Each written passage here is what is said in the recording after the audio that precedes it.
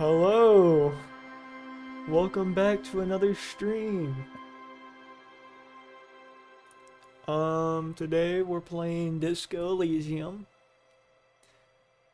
I already have played this game once. Not on stream though, but I have played this game once before.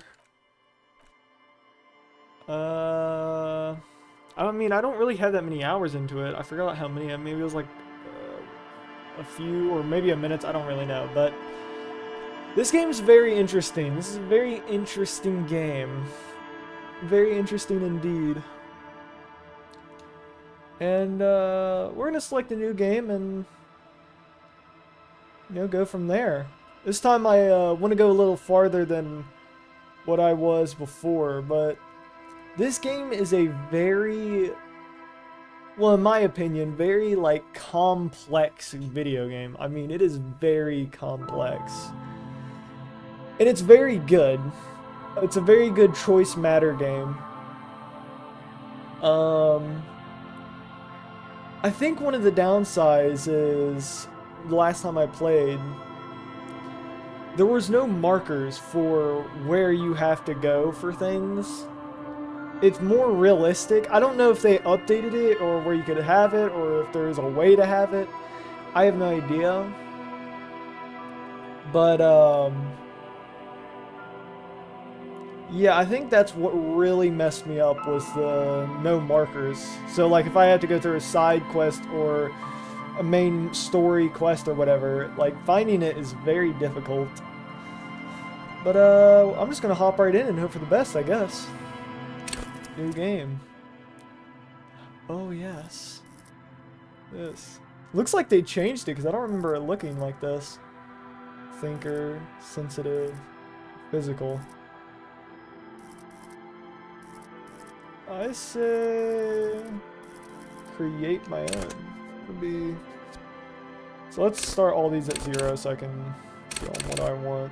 Or 1, I guess. I have to start at 1. Raw brain power, how smart you are. Sensitivity, how emotionally intelligent you are. How strong you are in your senses. How agile you are. Strength, emotional intelligence, brain power, and agileness. Well, I want to be a genius. We can be a weak genius.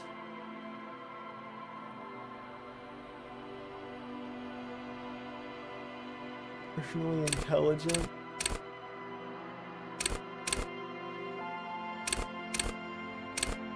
Okay.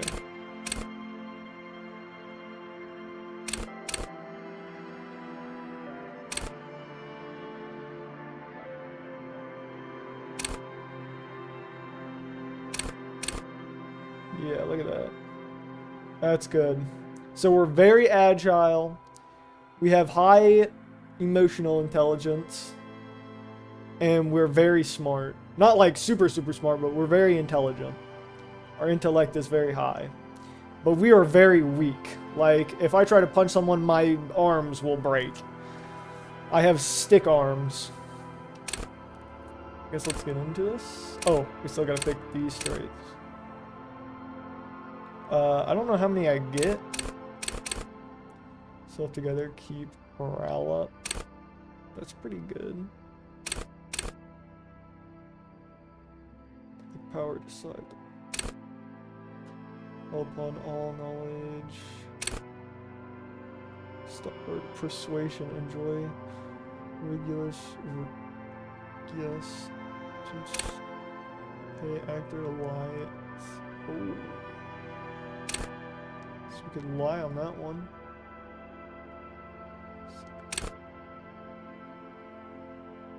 Scenes make laws. Wait.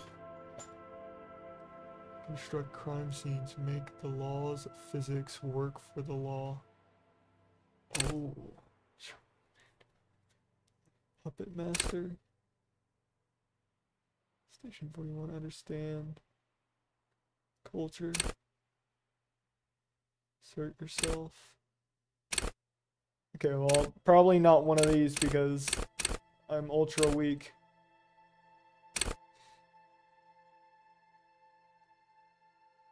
Ooh, poker face. So wait, how many do we get to pick? Select a signature. So maybe like one probably.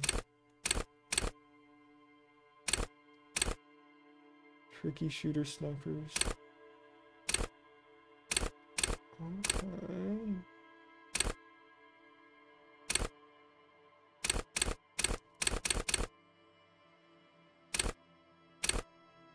I kind of like this one and this one.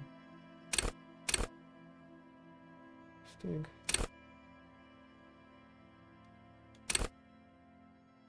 Stink.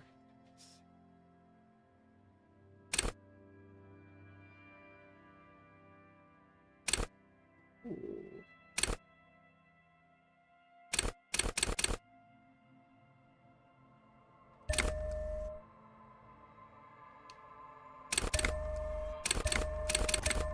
Okay, we can only pick one. You gotta be real into what the one you pick is.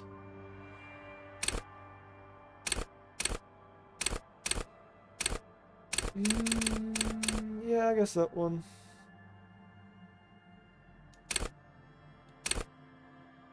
Alright. Let's get into it, boys. It's gonna be a very long dialogue of like black screen, I'm pretty sure, first.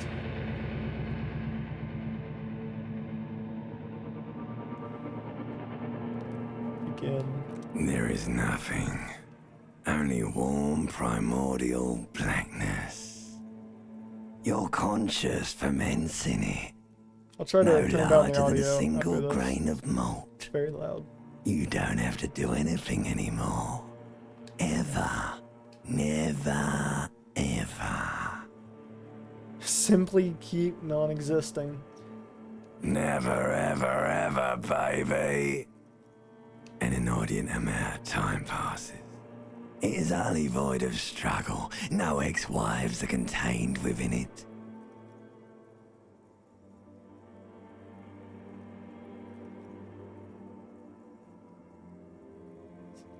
An awareness creeps up on you. A mass lies hidden in your dead angle, soaking in some lurid acidic source. It's bloated and shameful, a ball of meat surrounding you.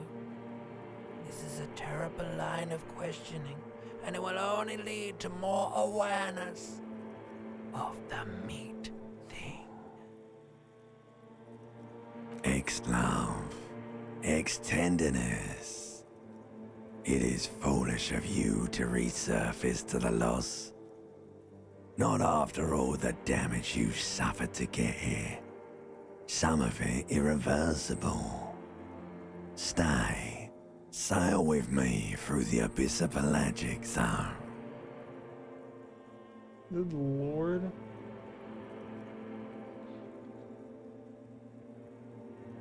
Plan Emperor. Wanting things from people.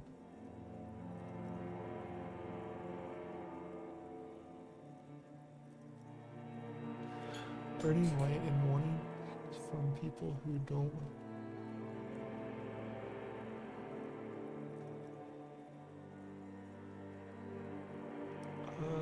Do you really?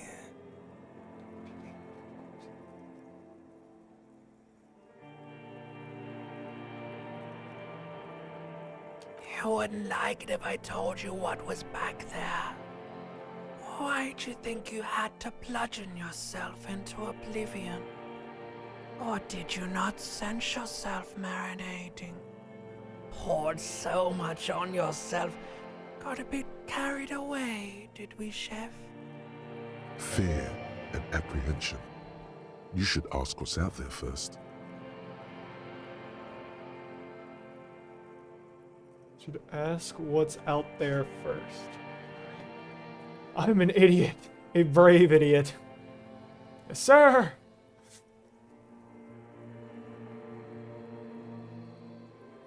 There's this giant ball there. An evil apes.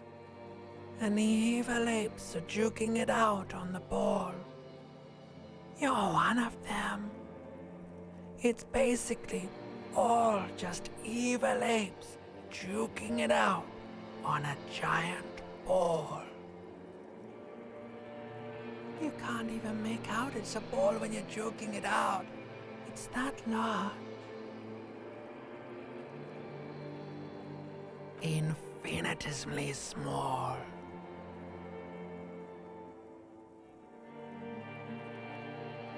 Vying for resources is just a stupid expression you picked up somewhere. The part of the presentation you want to take home with you is this. You have to beat the other evil apes in the face, or you lose.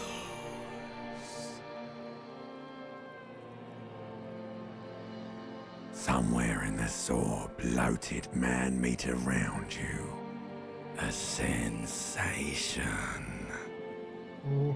Like a fly to the ointment, your conscience sticks to it. The limbed and headed machine of pain and undignified suffering is firing up again.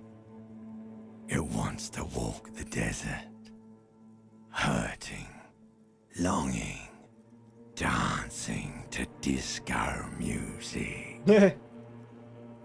You can take it. You're a champion. I am a champion. That's what I like to hear.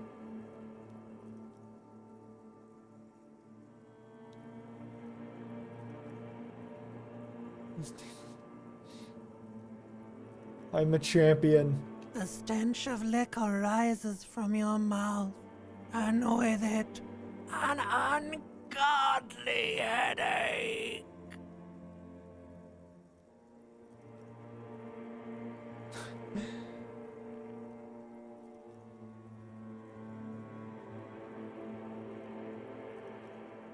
A fiery streak penetrates your skull, trying to force your eyes open. It's a sound, a clarion call from hell. Somehow, you know what it is. A caprice commando motor carriage. There we go. Oh, shoot.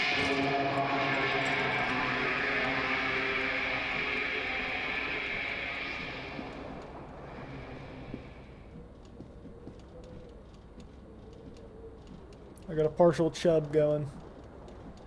That's alright.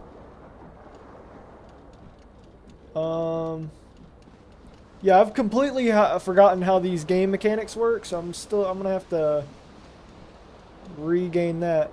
I need to turn that off so that doesn't show up every 3 seconds. Hold up. I want to see if I can turn that off, or at least if I know how. I don't want to see him keep just active every 3 seconds, just him and on. That should have been there.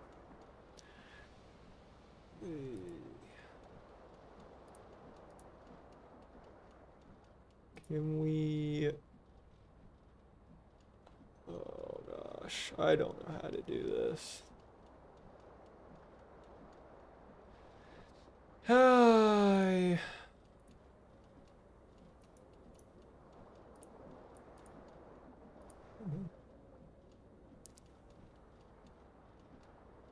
Yeah, I don't know. Gosh darn it. I have no idea how to mute that.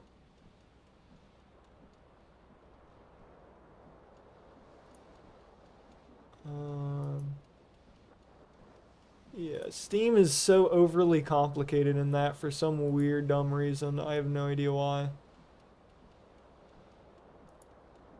It's like you have to go out like through 30 different things to get there. So yeah, I have no idea. We'll just hope he just stops spamming and hope for the best.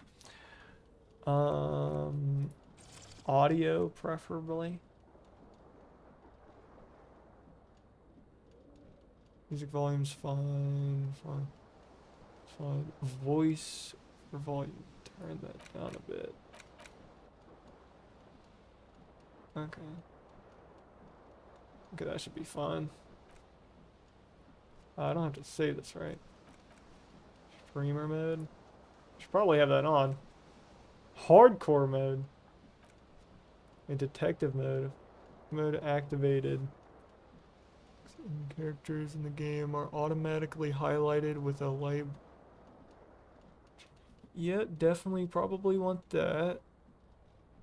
Kill agent. The destroyed agent gives you a new. And.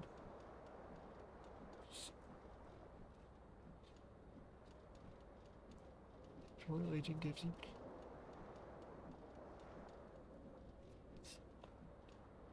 Some boundaries.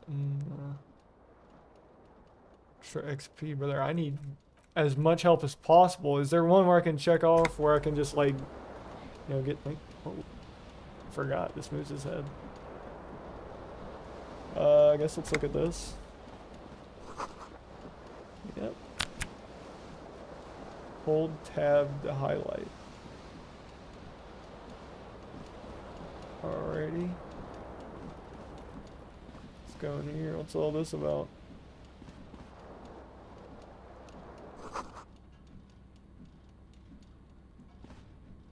Yeah. Okay, now we're wearing a t-shirt. Let's look in the mirror. A mirror hangs above a bent and broken sink. In a fierce discharge of masculine energy, someone has ripped half the faucet off. Hot water sprays from the base and steam covers the mirror. You cannot see yourself, just the outline of a man. Suddenly, you realize you have no memory of the face that awaits you there, underneath the soft vapor. Definitely As white you mirror. slowly reach your hand towards the surface of the mirror. Abort. You clearly have not thought this through. You won't like what you see there, and you will never unbecome it. Ah, malarkey. Behold. Yeah, buddy. Don't I look good? You have no idea who this thing is, do you? Superstar. I think I'm a superstar.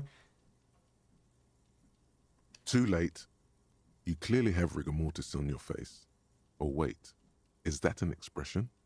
Are you trying to make an expression with that face? Why? Please stop. It's horrible. You're scaring yourself. Oh my God. You can't stop.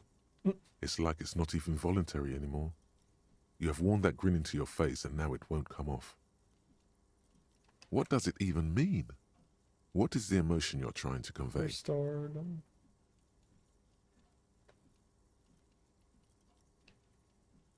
It's incredible.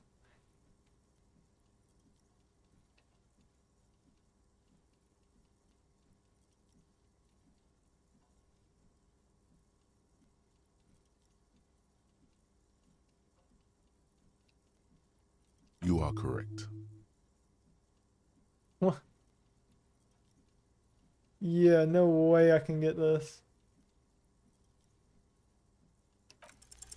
Like the rest of you, it comes from a bad place somewhere in the past. That's all you know. Yeah, for now. 3%. There's no way. It's too late. Like an image on film. The expression belongs to your primary motor cortex. So there is quick saving though. If I wanted to grind that out, like, yeah, no sir. It's a 3%. You know how hard that would. You know how many times I'd have to keep on doing that? Forever. Sadly, I'm gonna forever be smiling throughout the whole game. Can I zoom in a bit? Like, good lord. Okay, there we go.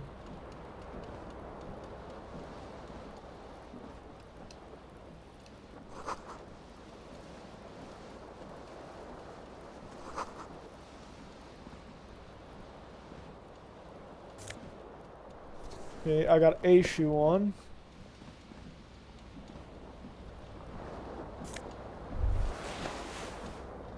You hear a jingle.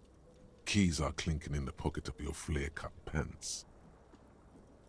It says whirling in rags on the aluminium keyring. There is a single key on the ring. The number 1 is etched on it. It should open the door. Well, I guess the people who made this game might be European. Or not European, just non-American. It's aluminum, brother. Okay, how do we get this to stop? This fan has 2 chain pull switches. One ends in a tiny fan, the other in a light bulb. Or has it been consigned there as punishment? You feel as though this creature is your friend and wants to reattach itself to your neck so that you may continue your adventures together in this strange world. Pull on the fan. The blades come squeaking to a halt. It should be easier to reach the tie now. I don't think we want to turn on the light bulb. So yeah, per thing though I cannot quick save, which is AIDS, but... You swoop up and catch the tie. Snap. It's released from the blade. Warning, warning, the necktie is no longer contained. What you have in your hand is a fantastically colorful tie with 4 or 5 different patterns. The knot reminds you of a noose. If it's your friend, why was it up there? Who ties their friend to a ceiling fan? Maybe this thing is dangerous somehow. An ominous, foreboding feeling fills you as you look at the tie. The switch must be broken because nothing happens. The air in the room is starting to feel like vaporized urine. Wonderful.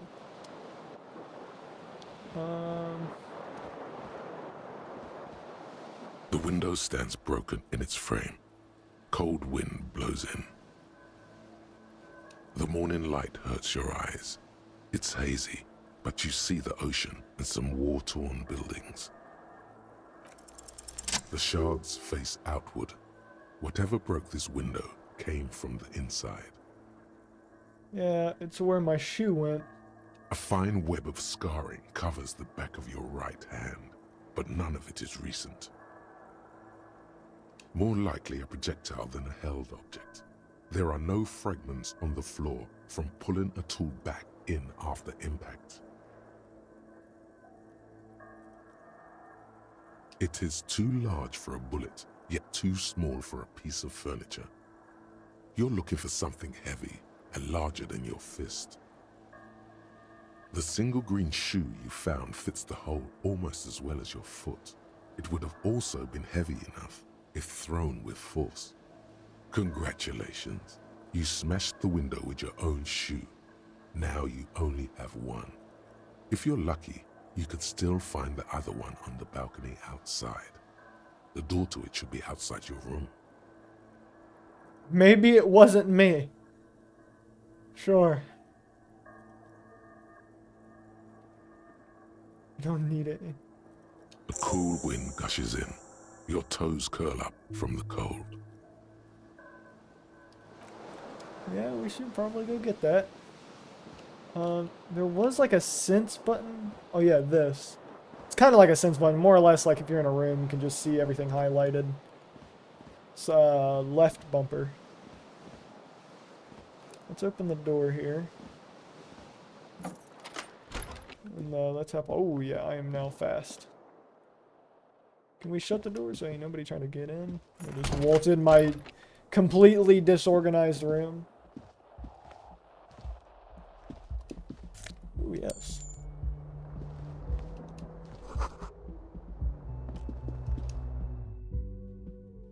Let's get out here on the balcony and grab my shoe. Definitely gonna need that. Smell the sea makes you dizzy. Overwhelming smell, most likely.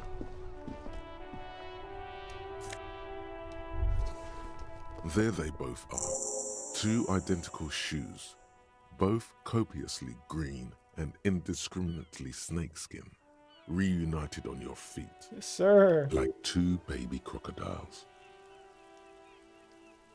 Good, they're balanced, comfy. Feels like the only good thing about you right now, truth be told. Sweet.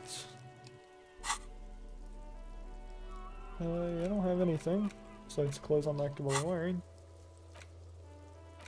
So yeah, you have a task and you have a map. Even when you do get the map, I don't think it shows you the markered location of where you need to go for that mission. Which sucks so greatly because finding stuff is difficult if you don't know where it is. Because this game is enormous.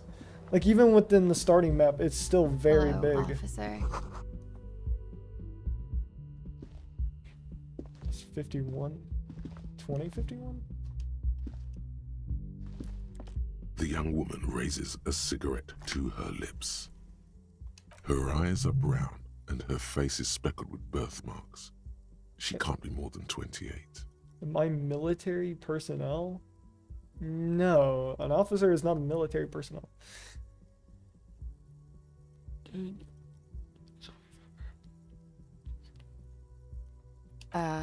No. There's only one solution to this. You're a businessman. No. Chief Executive Officer? Because you're a police officer, sir.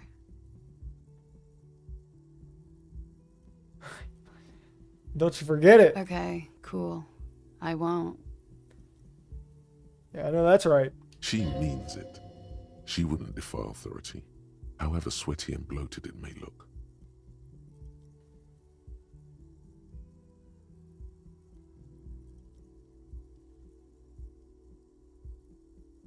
First, I have to ask, are you okay, sir?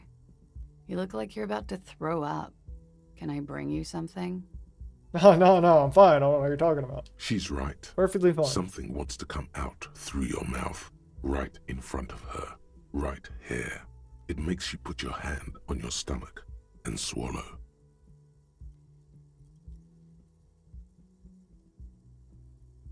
Sir, you've been here for 3 days. Christ. On official police business, no less.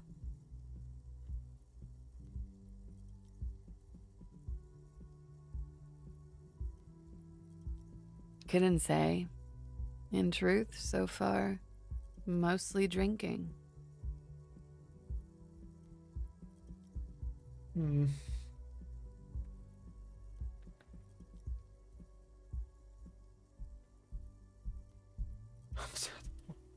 I can see that.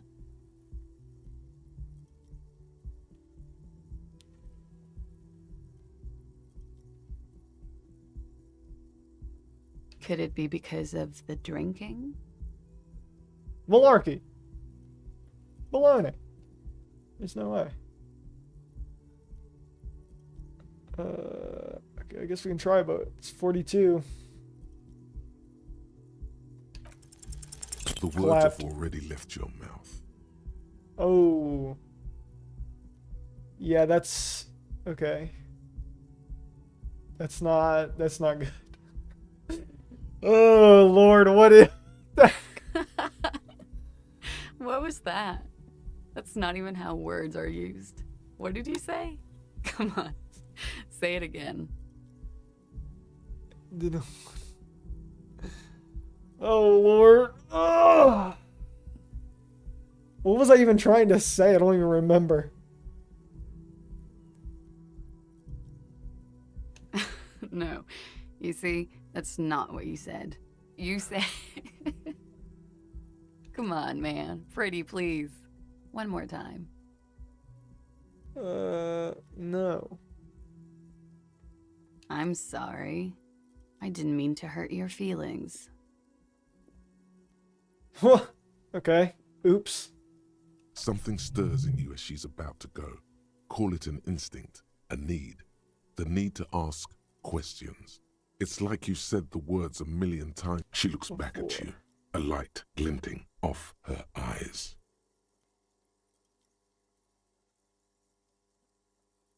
Yes? You're in a hostel, sir.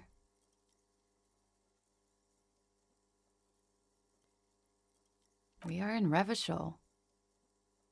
Revachol is the disgraced former capital of the world. divided into zones of control under foreign occupation. Half a century after a failed world revolution, she is central to our moment in time. You sure look like you're from Revachol. Revachol parties. Her accent suggests she is not from around here. She's from Aranier, another part of the world. It's 51. The current century? Centuries don't have numbers, they have names. And this is the current one. Civilization has existed for 8,000 years, sir.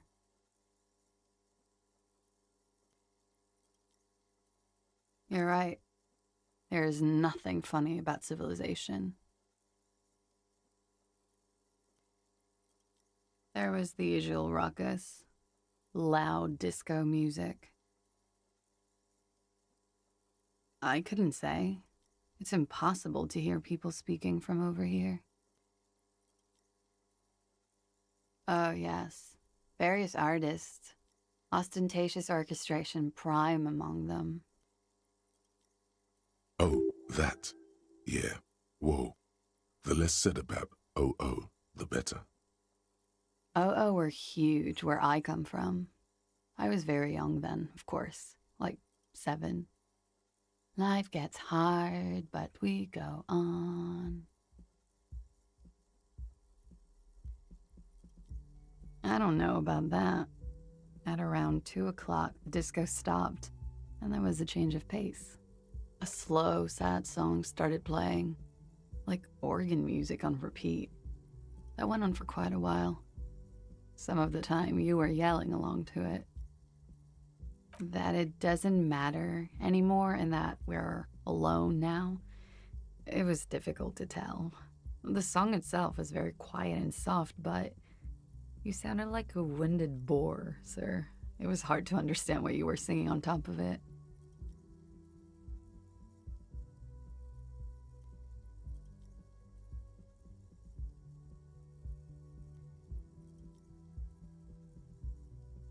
Then you started screaming and trashed the place.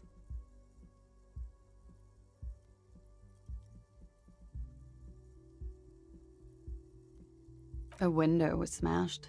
The tape player, probably. The song stopped. And furniture, too. A real destructathon. There was screaming.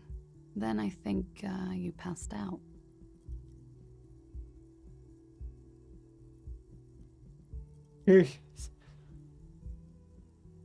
Tell me there was more. Good lord.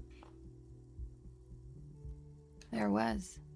I think you screamed that you didn't want to be this type of animal anymore. I may have misheard, but it was sort of memorable. I went out afterwards. Everything was quiet by then, around 4 or 5. And that was it. Glad to have been of assistance. Wonderful.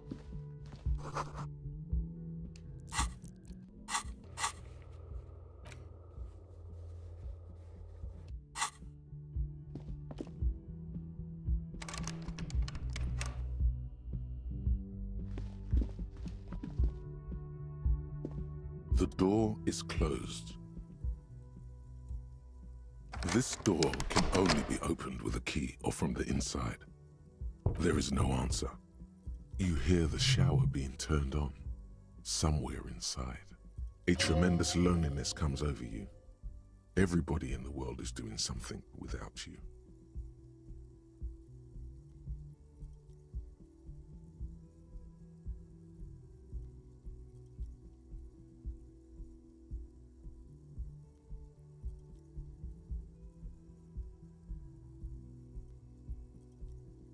The door is mute and indifferent. Your despair is a joke to it. Still Not again. no answer. I'm getting much harder. Still nothing. Okay, give up. Alrighty, I think I've gotten everything I could possibly do from here. Let's head downstairs. Oh, look at that. There's someone very important.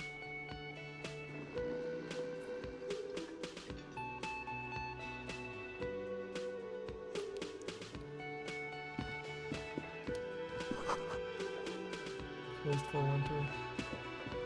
Why do you have summer doors?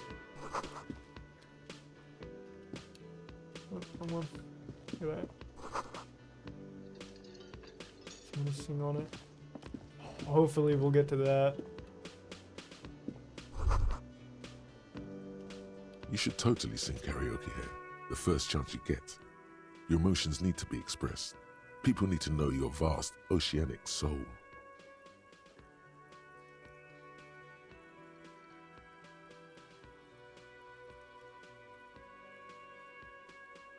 Utterly, and it needs to be heard through a PA system by other people.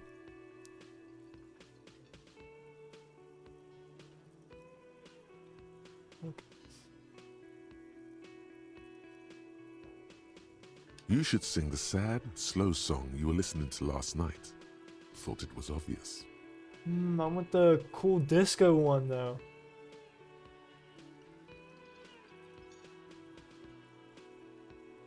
Serves Okay, them fine. right. Wipe that smirk off their face with your sad, tragic song. Who's laughing now? No one. You have to find out how the song goes first, though. Maybe a tape of something appropriate would help.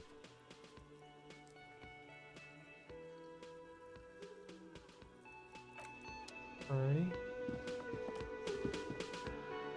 I'll talk to you in a sec.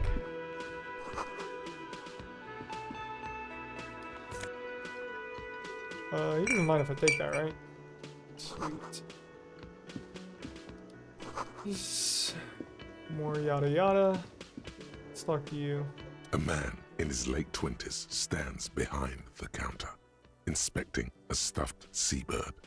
As you approach, he gives you a sideways glance, then looks down again. That was disdain in his eyes. Even now he's purposely ignoring you. A competent work of taxidermy.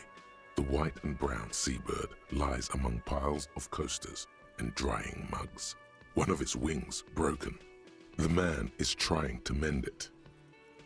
Looks like the bird was ripped off the shield that was used to mount it, most likely on a wall.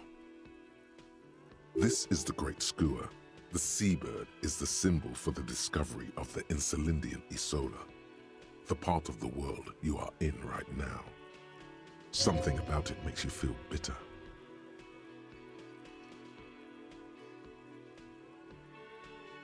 Look, your buddy is over there. Why don't you go and talk to him, okay? He pretends not to hear you, concentrating on the bird instead. Oh no, you're a hero. A real hero cop. Could the massive property damage upstairs have anything to do with this? And I'm also a hero. Am I? Or did you ride in, take the body down, solve the murder, and not trash my hostel room?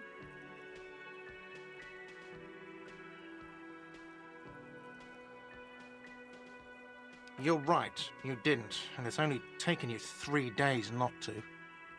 Hey, listen. I was knocked out, alright? Give me a chance here. No, I haven't seen you around. I'm not always here. No, I'm not the bartender. I'm the cafeteria manager. He's very animated all of a sudden. This seems like a touchy subject. Mm-hmm. No, He's very animated all of a sudden. I have 3 cafeterias to manage. 3. Sylvie tends the bar here, not me. I'm only standing in. She just, you know. His eyes dart from left to right. This man isn't lying, but he is hiding something. So now you're a cop. Oh, forget it.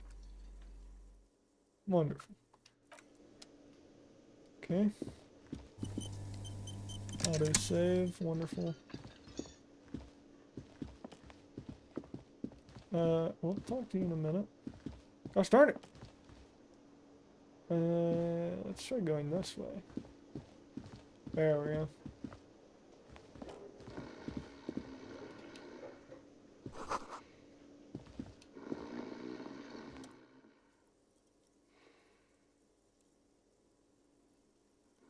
On the counter, rolled out of his open hand, Oh. you see a blister pack of headache medicine. The man does not mind. You probably need them more than he does. You've just picked up some magnesium. This item is stored in the bottom left corner of the screen above your character portrait. Use magnesium to heal your morale if you have morale damage. Start waking him up. You gently shake his shoulder, but nothing happens. This man could probably sleep soundly in a ship's engine room. Alright. Guess we'll leave him to that.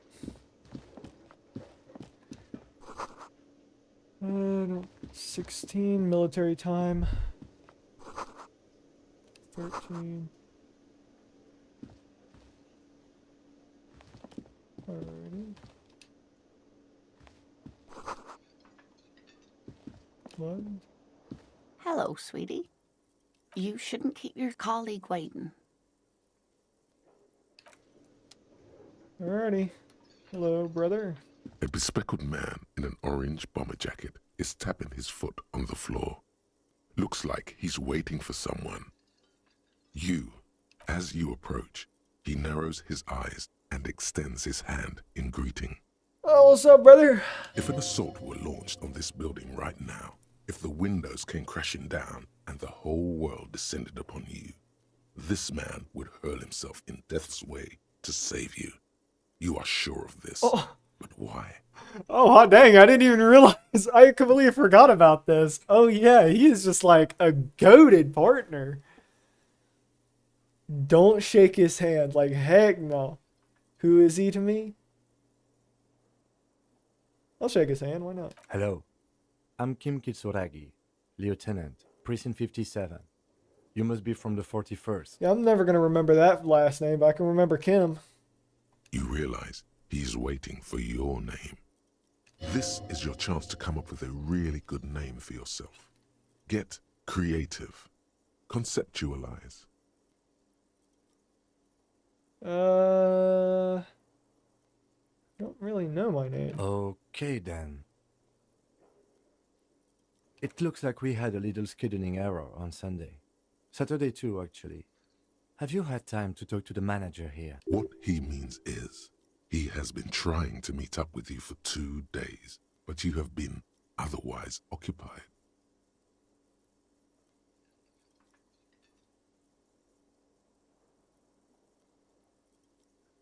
If you don't mind, we should talk to him again. Ask him for a rundown of the area. Now that I'm here as well. I understand the scene is out back, right? It also wouldn't hurt to assure him the police are finally here. In full force, I mean. Have you mapped out the initial interviews? No. Okay, we'll have time for that after we take a look at the coroner's case. Have you removed the dead body from the tree? You know. No. So, the body is still in the tree. Yeah. Yeah. This is the first time you detect a weariness in the lieutenant's voice. It is obvious he would have preferred for the body to no longer be in the tree. Where it has been hanging for 7 days straight. Oh. We should go there as soon as we are done talking to the owner.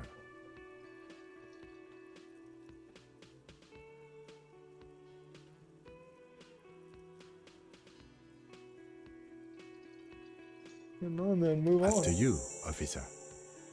Sir. If you're about to embark on an investigation, shouldn't you have a badge?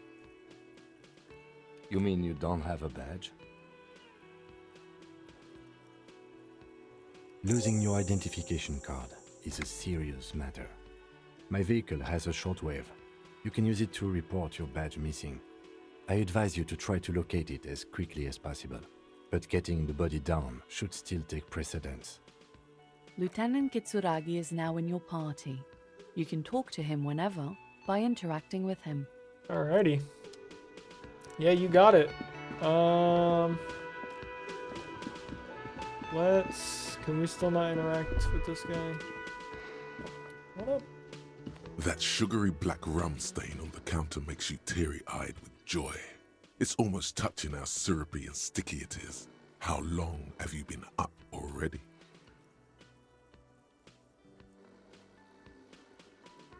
Drinker. Attaboy. It's coming back to him. You had your mesolimbic reward pathway worried there, not thinking about drinking all that time. It was like you weren't yourself.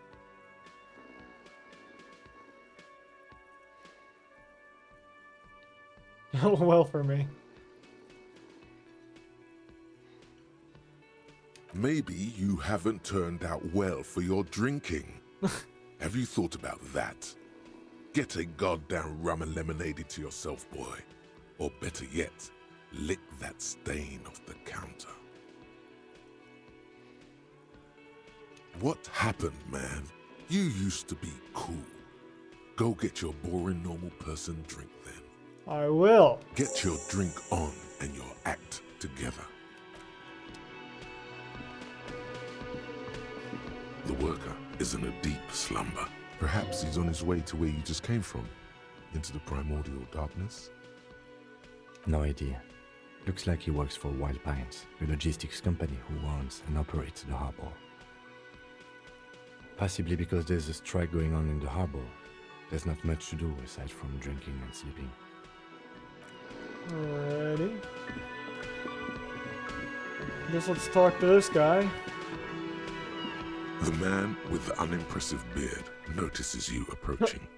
He drops the ledger he was holding and turns to the lieutenant. Mr. Gart, right? You run this place. Yes. I am Kim Kitsuragi from Precinct 57. This is an inter-district investigation, so joining me from Precinct 41... Can I have a drink?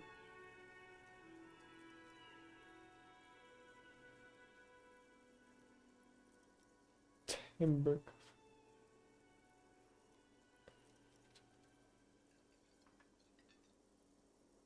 Fantastic.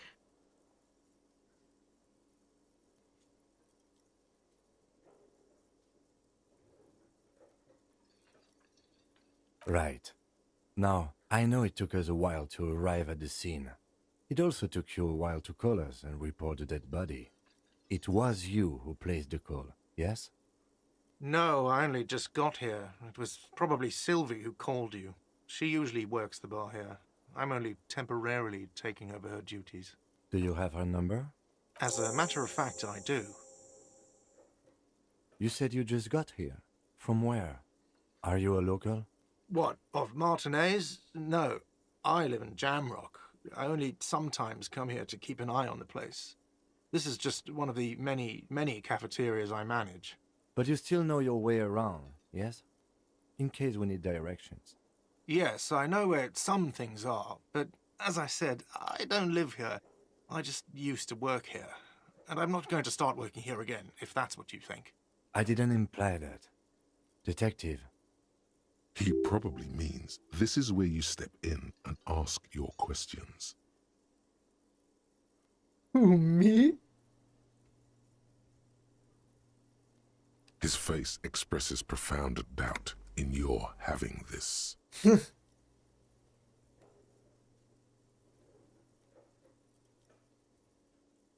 Haven't you asked me that already?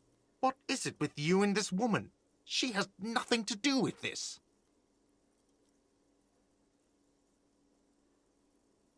Okay, you got me. She went away because of the dead body out back. And because I asked for her number. That's why Sylvie went away. I hope you appreciate that. Thank you.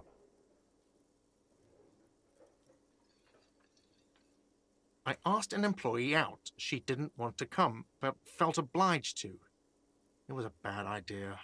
Now, what is so goddamn fascinating about that for you? It's got nothing to do with the lynching.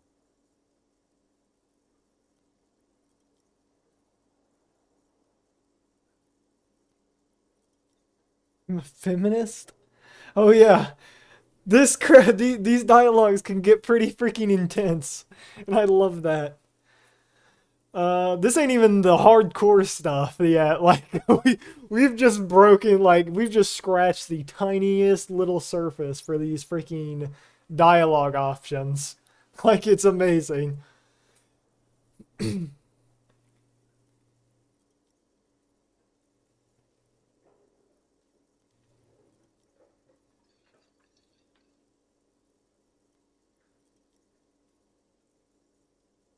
It has something to do with... Good for you. Was there something else? I'd like to get back to what I was doing. Behind this building, there's a courtyard. They hoisted him up on a tree there. That's easy. See that door there? First you exit through that. Then to your right, you should see a big hole in the fence. A really big one. You can get to the courtyard through there. No need for the keys. The hole is big enough for the Franco-Nigerian cavalry to fit through. Does he want you to feel guilty of making that hole? It's implied in his voice. I don't know who killed him. I'm not the police. That's your job. The lieutenant turns the page in the little notebook he's been scribbling in. Let's go. Not so fast. You owe me 130 real. I'm broke. No one is saying the multi-pattern necktie you found tied to the ceiling fan can talk. No one. It must be merely imagination. But... Let's bail!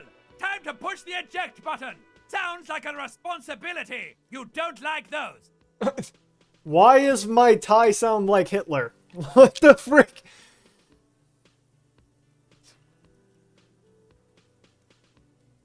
Don't owe. Crap. Oh. Unnoticed. Okay, that's definitely not gonna work. What's real? That's called the moolah. Oh, excuse me. You owe me 130 real.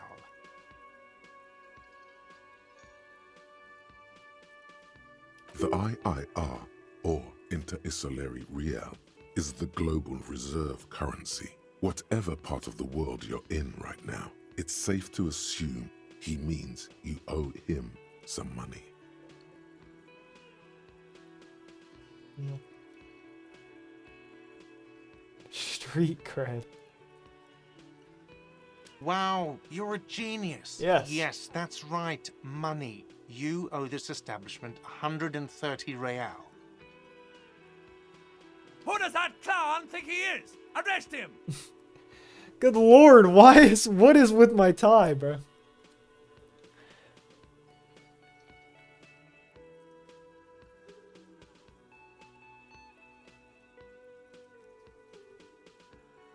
His money.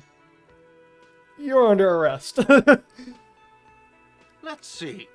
3 nights at a tariff of 20 real comes to 60 real. Then there's the window you annihilated. The hole in the window was the first thing I saw when I came to work. So don't try to tell me you didn't. That will be 40 real in damages. Huh. Another thing you've annihilated is half the bar. You've run a tab of 30 real. Actually more, but we'll round it down to 30 for your hard work maintaining the stability and order of Revachol. That's 60 plus 40 plus 30 equals 130 real. And yes, real is still money.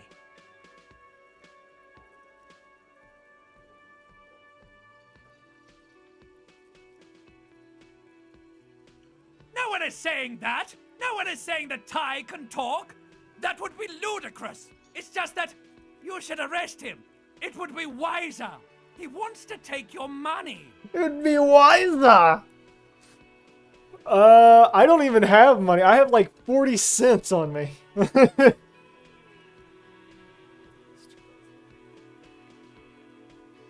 Highway, great. Serenade, give. Tug. I'm a cop. Take the tie off. Ah, no, no. The lieutenant looks at you tugging on your garish tie. He puts his hand on your shoulder. If you don't have the money, it's okay. None of us are in this for the wages. That's Cop 4. I haven't offered to pay because I don't have any money either. Oh lord, that's not good. What are you, a philosopher?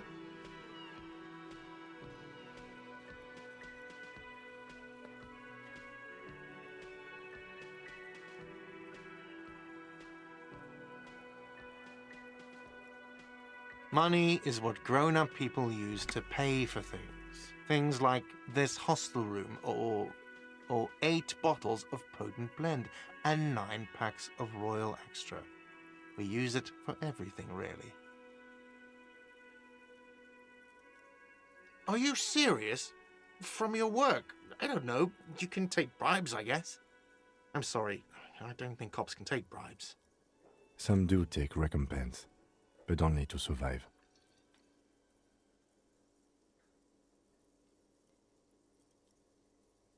Why do I need it? The coins you found, is this money?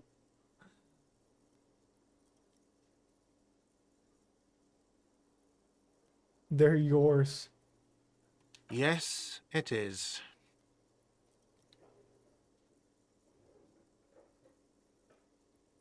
No, you see, that's 40 cents. Cents are a form of currency 100 times smaller than the real. I'm not even going to take this. Come back when you have 130 real. Yes.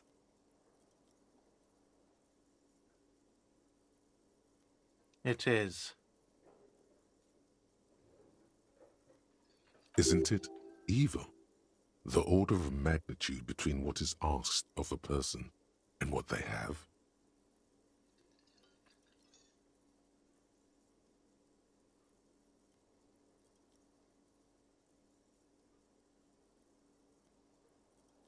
It does, doesn't it? There's a shuffle of nylon as Lieutenant Kitsuragi looks for something in the pockets of his orange bomber. I'm sorry, but he has to pay. I can't let him stay here any longer if he doesn't. If he doesn't have the money by tonight, then... Officer, maybe you are better off working this from home for now. You live in Jamrock, right? It's not that far away.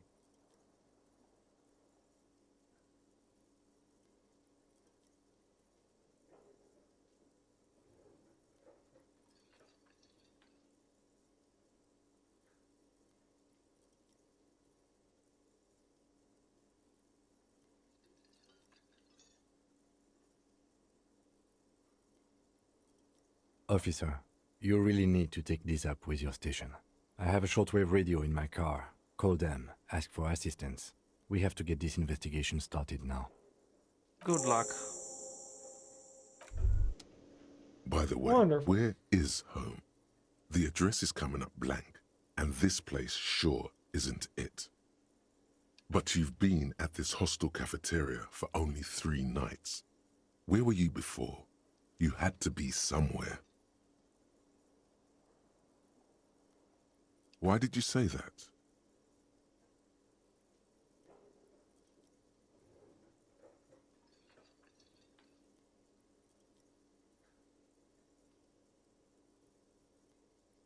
No. But isn't that an expression, not a place? A saying, up on Marvel Hill, a great high place, one that is impossible to climb back to. That doesn't sound like somewhere you can stay if you run out of money.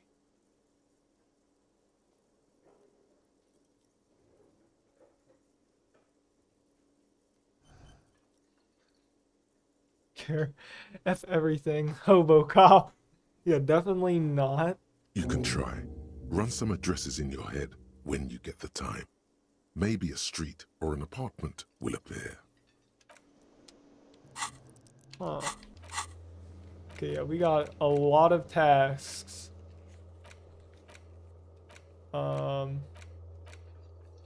And sadly, no, don't know where to go for them. That's fun though. Here's from home. Internalize it. Okay, well we're internalizing that. Oh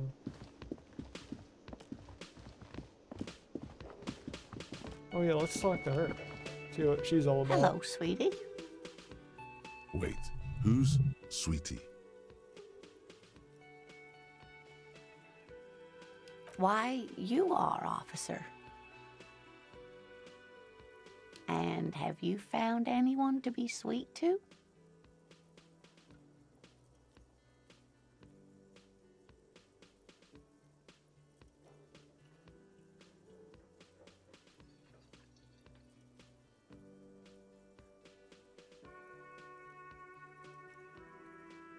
What?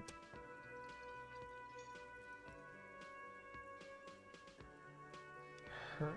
Oh. You rascal. I'm too old for you, and too married besides. Heck no, I didn't mean to rizz up the granny, bro. Holy. Your advances haven't thrown her off one bit. In another place and time, she would have probably welcomed your attention. You must forgive me. I'm getting so scatterbrained. I completely forgot to introduce myself. I'm Lena. My husband Morel and I are staying with our friend Gary just down the street, but I come here for tea when they're away.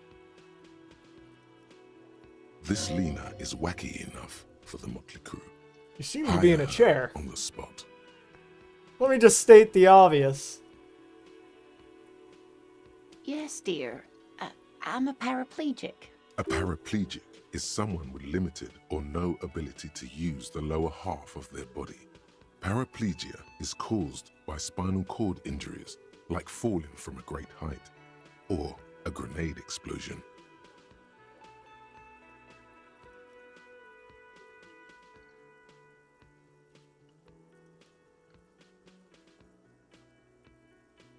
No, dear. I'm not quite that old, although I was injured in the line of duty.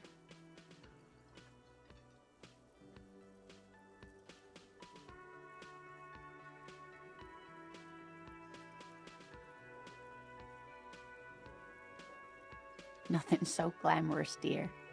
Though when I was young, I dreamt of planting the Revacholian flag on some figurative peak. I was a training and development manager at a rapidly expanding mail-order shoe company.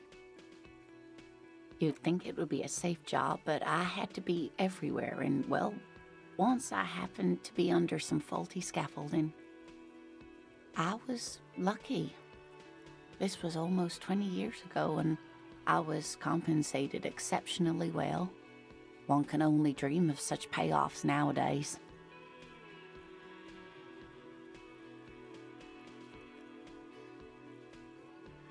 No problem. There is no bitterness in her voice. She accepted the curiosity her condition inspires a long time ago. Whatever do you mean?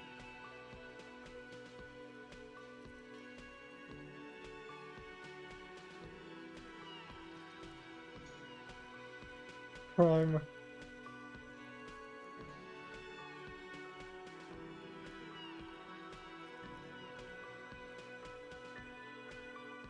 Ah, yes. Probably Roll With Me by the Fletchers. People often quote the Fletchers at me. Morel says it's my theme song. Okay.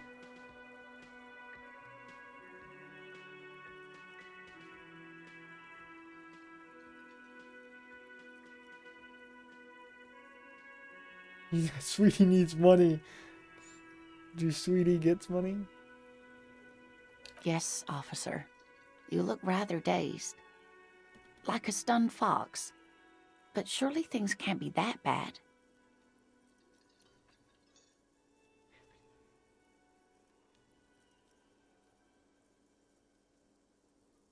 You know where we are, right?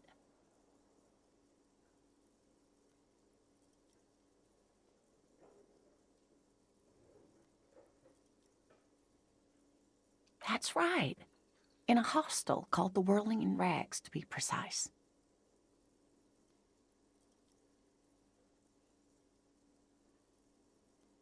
Yes, great. See? We're getting somewhere. What else you know about our city of splendor? Tattered as she may be. How would I even begin to tell you? Revachol is the most beautiful city in the world. We're fortunate to be here, you and I. I haven't seen very many other cities personally, but everyone says so. Revachol is a rare jewel. This city used to rule the world, though it has seen better days. Speaking of history, you know what year it is, yes?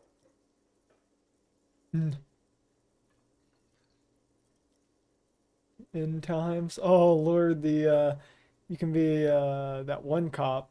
Forgot the name too, but like just yells out the end times.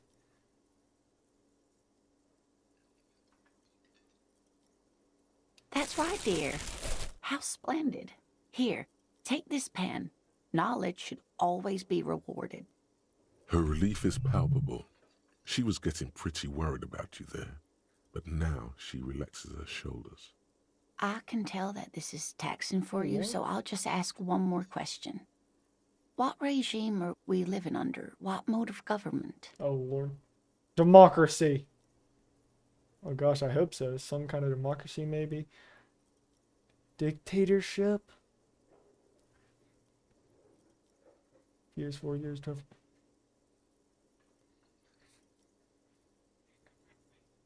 Machines. Cop regime. Some kind of democracy, maybe. Nope. Sadly not. Revachol is what's called a zone of control, under an alliance of foreign powers called the Coalition. We have no government of our own, and what democracy we have is market-driven. Interesting. Meaning, buying is voting.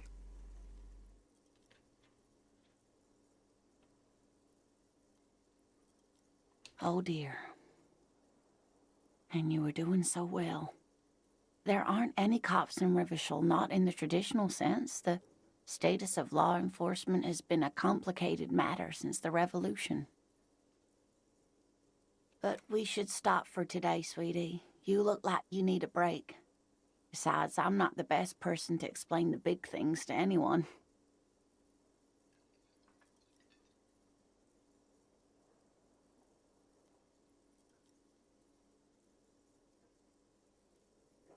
Someone more educated in sweeping matters.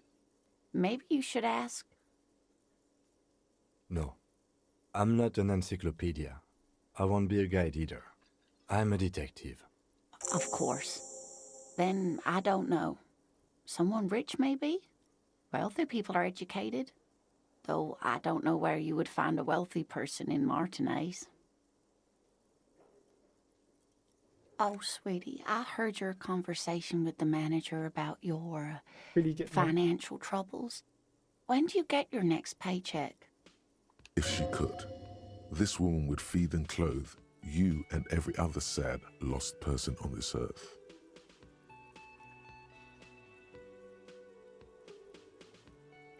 Tug on her heartstrings.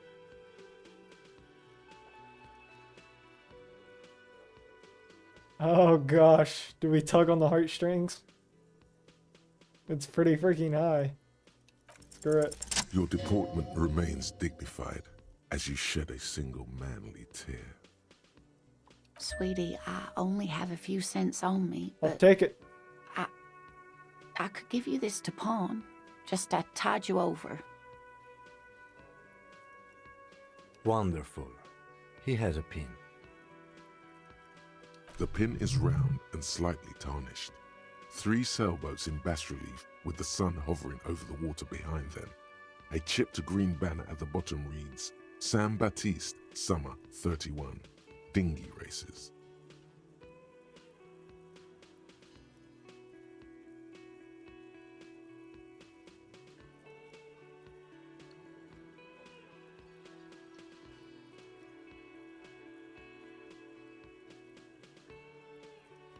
Oh, it's not an ancient family heirloom or anything, but I suppose it would be nice to get it back. I hope you're able to pawn that old trinket. Give her the pin. Of course, dear.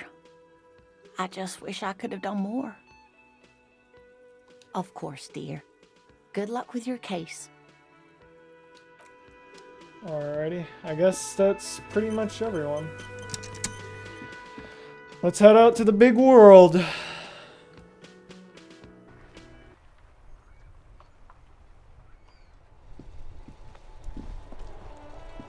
thought there was going to be an opening scene to that, but I guess not.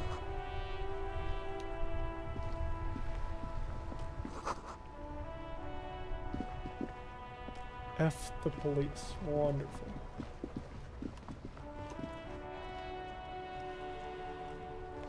The RCM in Martinez.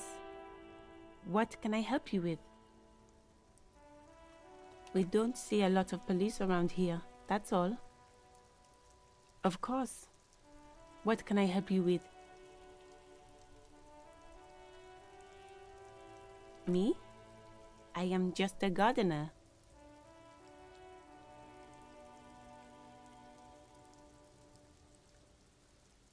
I am pleased to meet you too, officer. Excuse me? She's uncomfortable. Maybe you should drop this line of questioning. Oh, well, I didn't write it there. I'm just sitting here. Okay.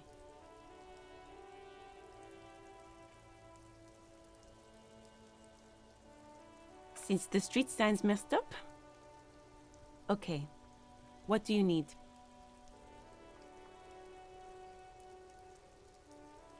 Okay. No problem. Of course. I won't hold you back. Her gloves. You get the feeling that you need them. You have a dead body to deal with after all. Sure, keep them. I have another pair. Wonderful. Slap them bad boys on. Bye bye bugs. Oh, there's the pin. Ha! Green 8 pin. What an amazing pin. 10 out of 10 pin right there. Okay, let's go here, I guess, and report our, missing Before you badge. stands a motor carriage. The bodywork is covered in blue and white livery, bearing the number 57. Oh, can I pause this for a second? I have to use the bathroom. I will be back.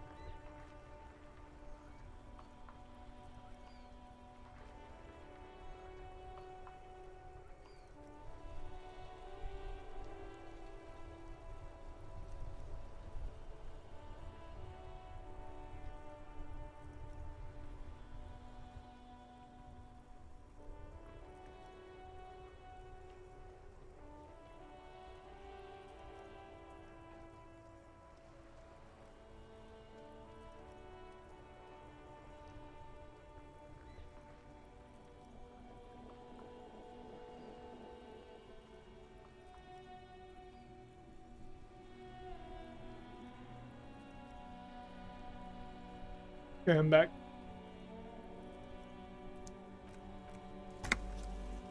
Alright. I'm back and I'm ready for more. Oh shoot. Was this like playing as I was even paused? It's not raining.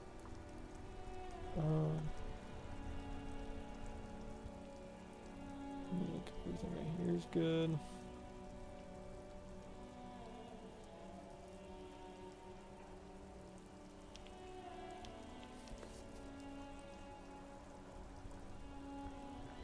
I think it's good.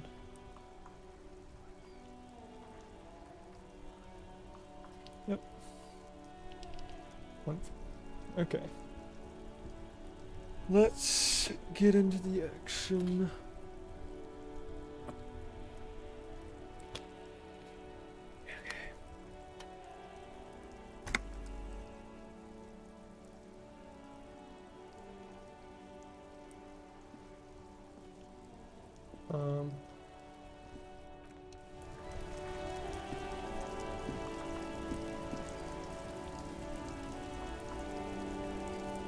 Uh-oh.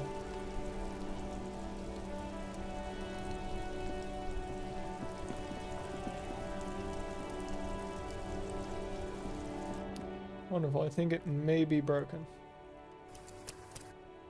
Let's try going back and seeing if it'll fix itself. There we go. I think it's good now. Wait, what's in my thing? Oh, yes, this stuff. Okay, let's get out of here. Usually when you head out here, it gives you like a little freaking like tour of the thing. I guess not.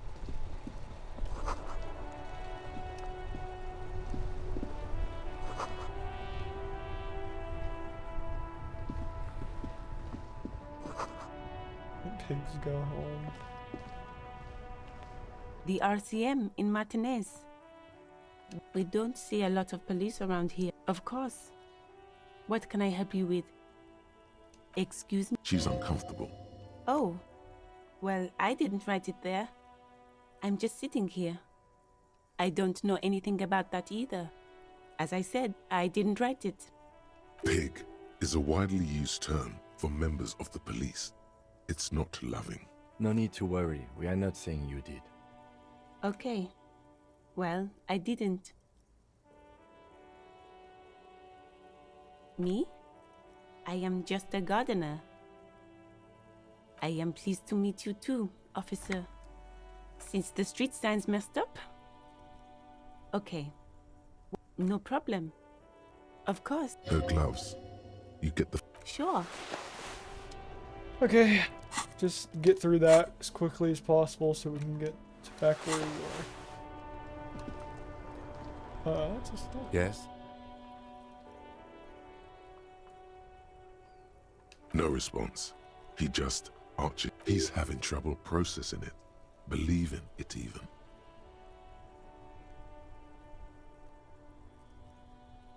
Have you tried concentrating on something other than your personal affairs? There is a sudden, harsh edge to his voice. Like he's tired of hearing about your personal affairs.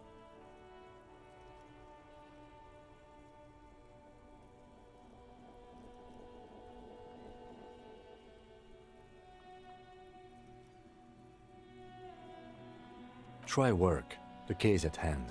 It can work miracles. Focus on other people's troubles, not your own. That is a relief. A moment passes. The lieutenant glances at the sports watch on his wrist. You seem to be following me. Yeah, what the frick? Why are you following me? Like, what? Me? I don't see how my life is pertinent to the investigation.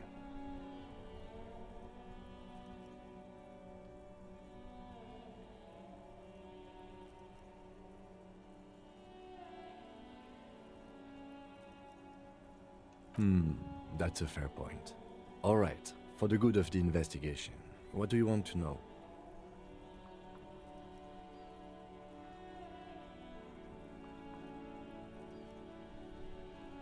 That's correct. You feel a slight urge to put the lieutenant down for this, but you can't quite muster enough testosterone. What? What?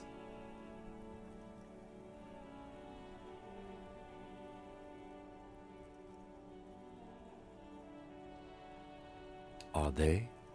They are mostly just cumbersome. You could use a good, normal peer yourself.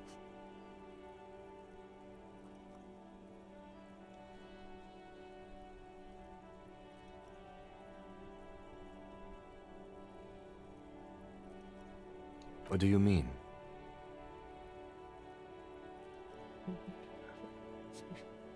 I have no idea what you're talking. The lieutenant's conceptualization skills must be rather rudimentary. The lieutenant is a police officer of the old school. His concerns are material and extrinsic. But this isn't an old school case.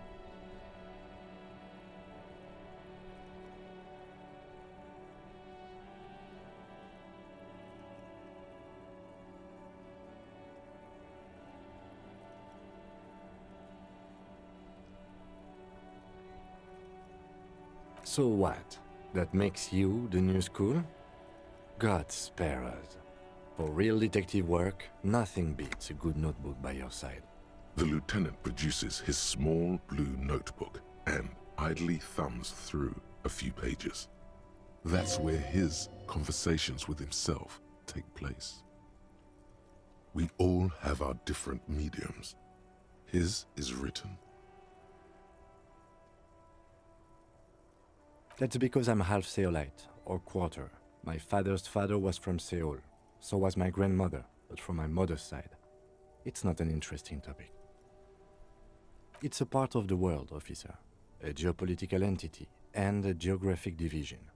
I told you it wouldn't be interesting. Seoul is a protectionist, isolationist, pan-Isolari state west of the Insulindian Isola. Actually, it's quite interesting. Some would even say mysterious.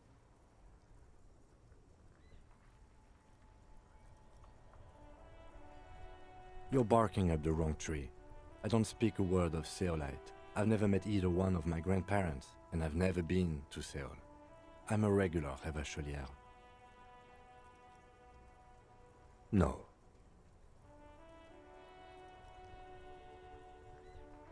Your brain sends the signal to your lips, but they refuse the order. Something is paralyzing them. You're pretty sure it has something to do with the lieutenant's eyebrow.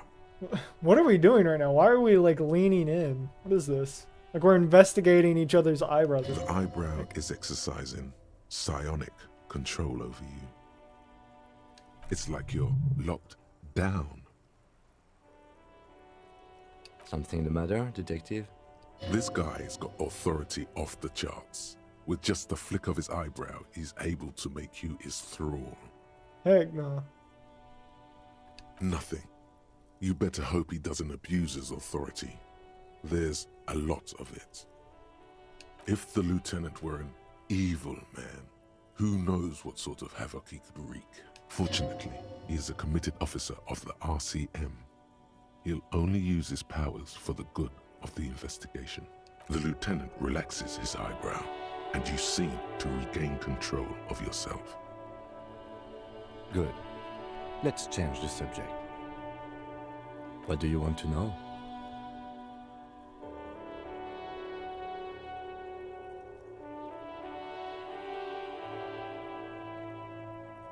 No, it's not a particularly mysterious case. The deceased is a security guard for a corporation involved in a labor dispute. It doesn't take a DeLorean polymath to put the pieces together. Lord, the music can hardly I hear. just don't see the case getting more mysterious than that.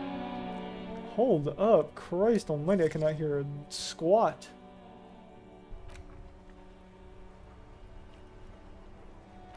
Like, keep music up, but like...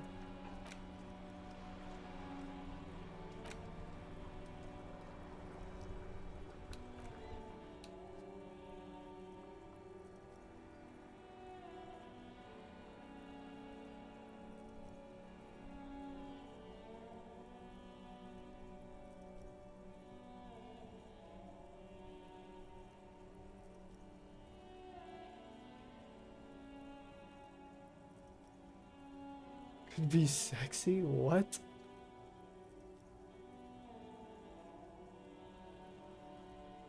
Then you are in luck, because we are in the midst of a major strike by the Dock Workers Union. Maybe more than that. The union clearly wants a piece, not just of the industrial harbor, but the Wild Pines Corporation itself. Is this a strike then? Or the first shots in a workers' coup? I expect the case itself to be less challenging than navigating these community matters.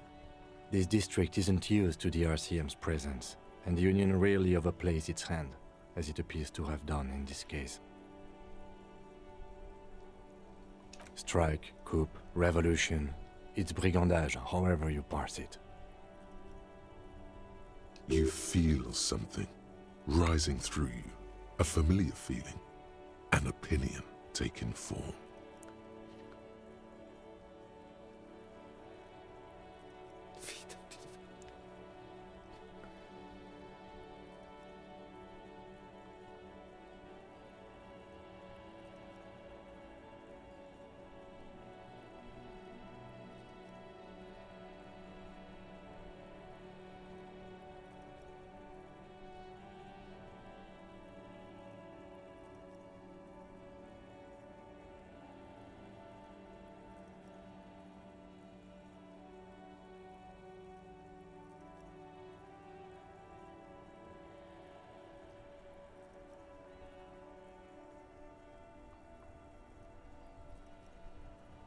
When I said we have to navigate community matters, I did not mean we have any say in them. I meant we should be careful. If we are not, the shit will blow right in our faces. From an imaginary fan. Now, was there anything else you wanted to know about the case?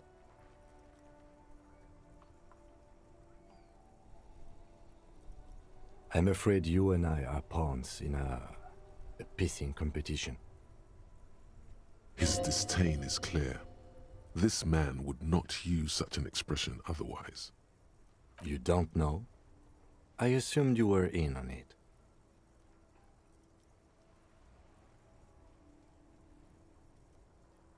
It's just stupidity. We shouldn't waste any more time on it. If you want my take, ask me after we've inspected the victim. Later. Was there anything else you wanted to know about the case?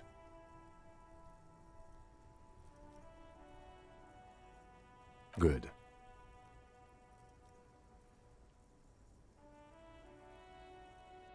Okay. Before you stands a motor carriage. The bodywork is covered in blue and white livery, bearing the number 57. Vapor emanates from the large engine on the back of the vehicle. It hasn't had time to cool off yet. This must be the infernal machine that tore you from oblivion. The Caprice Kinema motor carriage. In the cabin, you are welcomed by a set of steering levers, a radio microphone on a hook, a pull-out toolbox under the seat, and the soft glow of the fuel preheater gauge. As you tap on the gauge, the indicator pin jerks as if startled. It's in the large orange sector, indicating the engine is warm. Next to the gauge is a red switch labeled heat. There's no use pressing the heat button. It won't start without the ignition key. Translation. We're not going anywhere right now. Alternative translation. Don't even think you can drive my MC.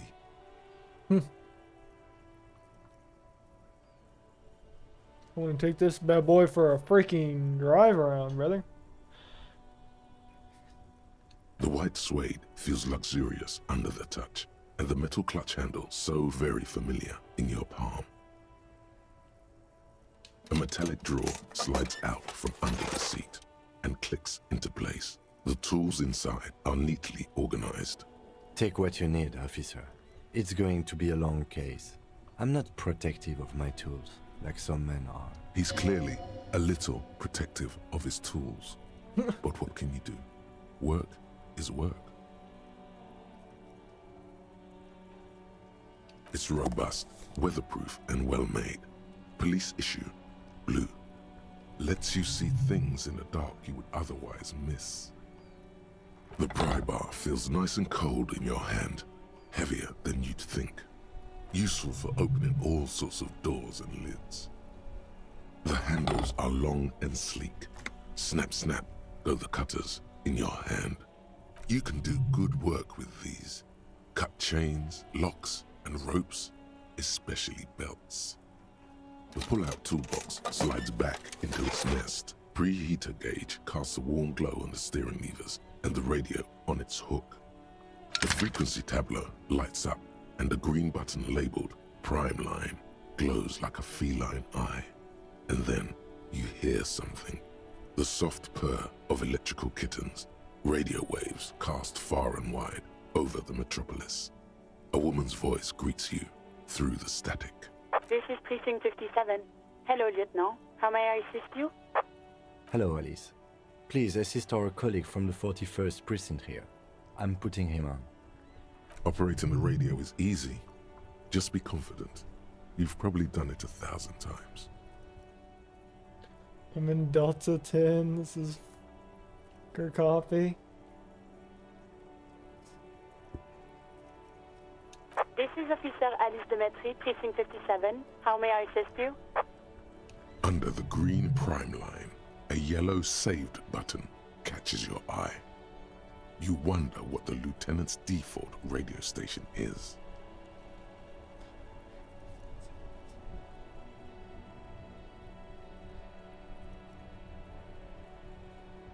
Press the button labeled saved.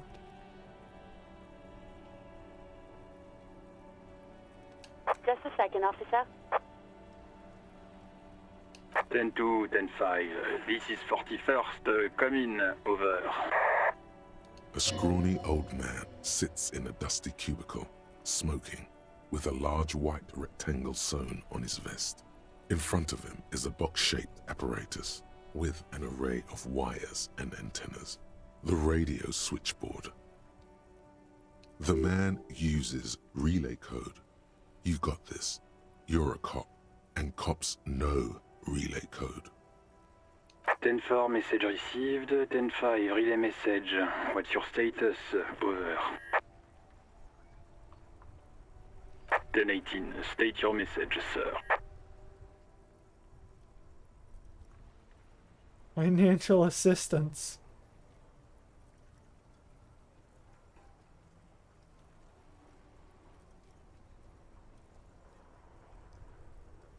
Ten-9, over. 10-4, message received. This is a very serious situation. I need to 10-22 the captain. Over. Is it him? What does he want? Says he lost his badge and needs to report it. He what? He lost his badge? Who lost his badge? Dick fucking Mullen. Who do you think? It's Officer Dick Mullen from the bestseller Dick Mullen and the Lost Identity. Dick Mullen is not your name. It's the name of a fictional detective who would not lose his badge. Defend yourself. Immediately. They're laughing at you. Alrighty.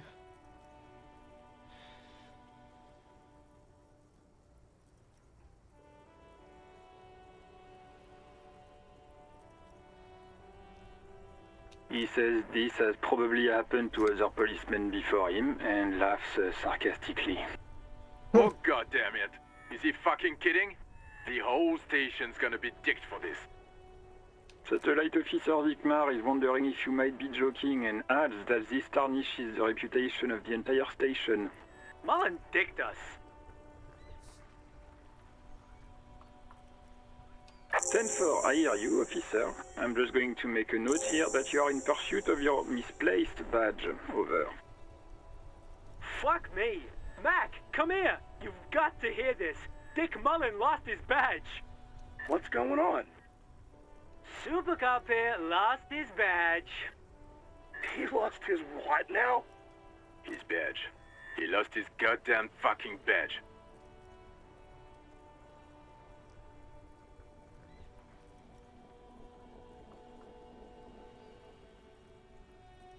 He asks you to please stop saying he lost his badge. Why? Did he find it? Sergeant Orson was wondering if you found your badge yet. You don't have a comeback. Sorry. It's hard to think like this. He's not replying. Looks like he's still looking for it.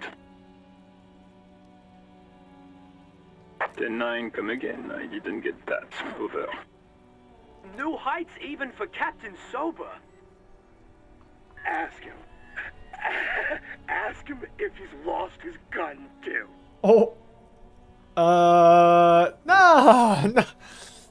No, I didn't lose that. What? Sergeant Orson wants to know if you lost your gun too. Over. Check your pockets. Check your... Holy fuck. You don't know where it is, do you?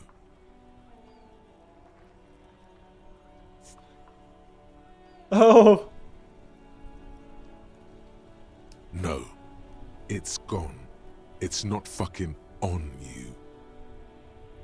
Don't sweat it, Bratan. You don't need a gun to have fun. We can still have fun. It's not all over. 10-9, come in, officer. Did you get my question? We were wondering about your gun. Oh, Lord. Can I not save it? Okay, 58%. Please, please be on my side. Lying Yes. over the phone, it's easy. Just say it like it's the truth. And then it becomes it. He says he didn't. Thank God for that. That would have been a nightmare. I don't even want to imagine the poor prick who has to relay that kind of news to the captain. Losing his badge is bad enough. Tell him to find it, and fast. We can't have some gangbanger running around with it. We're all glad to hear you've not lost your gun, officer. You need further assistance. Over. Listen, I've actually lost my gun too. Oh Lord, no. We'll figure a way to get it back. Don't worry. Chill assistance. Dire need of financial assistance. 10-4, I hear you. I don't have the authority to grant your request, but What does he want now? he's asking for money. He's asking for money. Is he fucking kidding? I don't think he is. Don't give that asshole anything. He's just gonna drink it all. Right, that's a negative on the additional funds, sir. Over.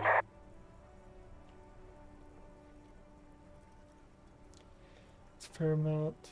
Spaceman.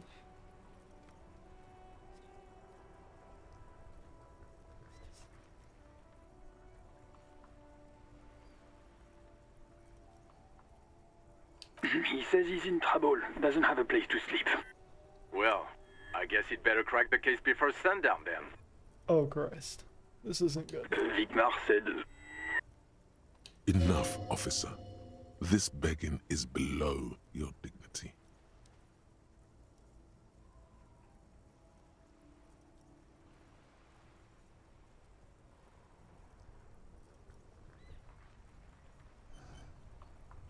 He says it's important to the case. He isn't getting a red cent. You can tell him that. Request denied, sir. Over. Anything else, sir? Over.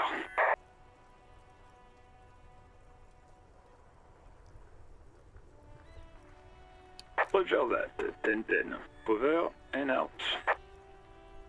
18 kilometers to the south, in the 41st Precinct's relay booth, a small crowd has gathered around Communication Officer Jules Oldboy Pidier, around a dozen cops.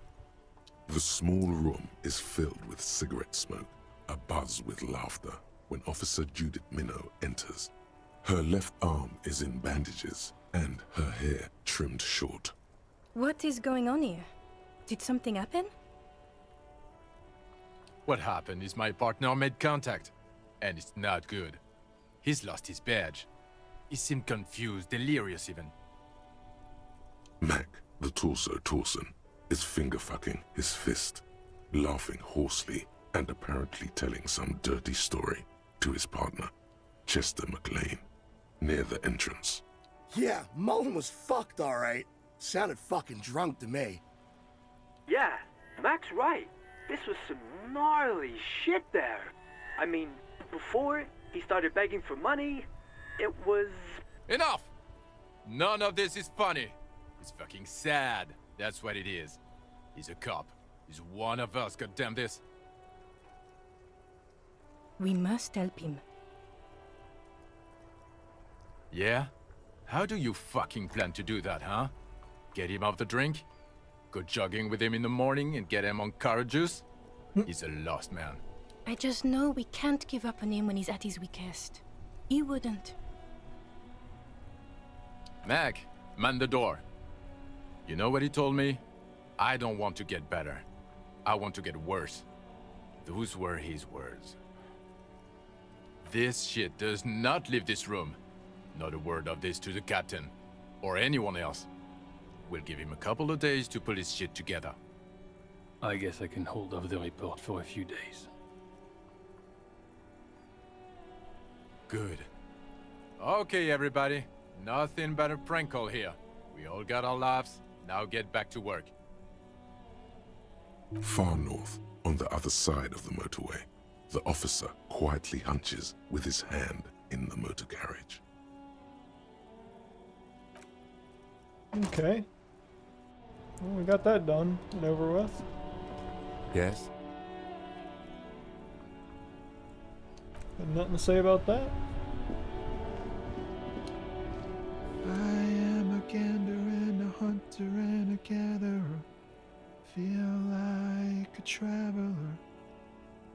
Actually, kind of goes hard. A simple little cadence. He seems to be making it up as he goes. From another planet. Hey there. It's the jam, my man. It's a traffic jam for the ages. Harbor gates up the street are shut tight. No explanation given. Workers on strike, scabs agitating, an all-around clusterfuck. Meanwhile, we're all stuck here in long-haul limbo for days upon days upon days. Upon days.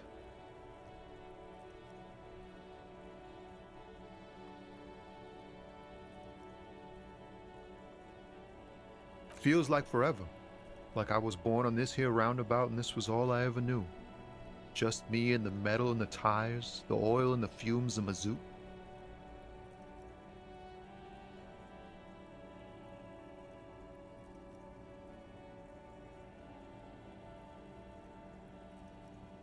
Yeah, imagine. It's been a whole week already. Behind the laugh, however, a touch of sorrow. So tell me, what do you need?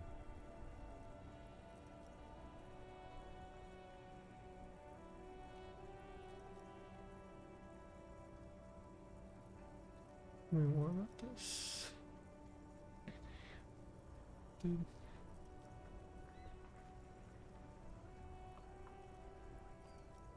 Oh, high-grade narcotics, illegal firearms, stuff like that.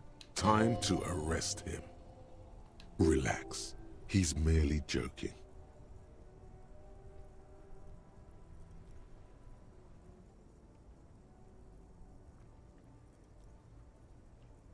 Ha! No, I'm joking, my man. Found runs a nice, clean business. This haul of cargo is mostly sporting goods. You know, tracksuits and that kind of thing. They usually get shipped to Grodd and the Occident. Though we've been making headway in the Il Moran market lately.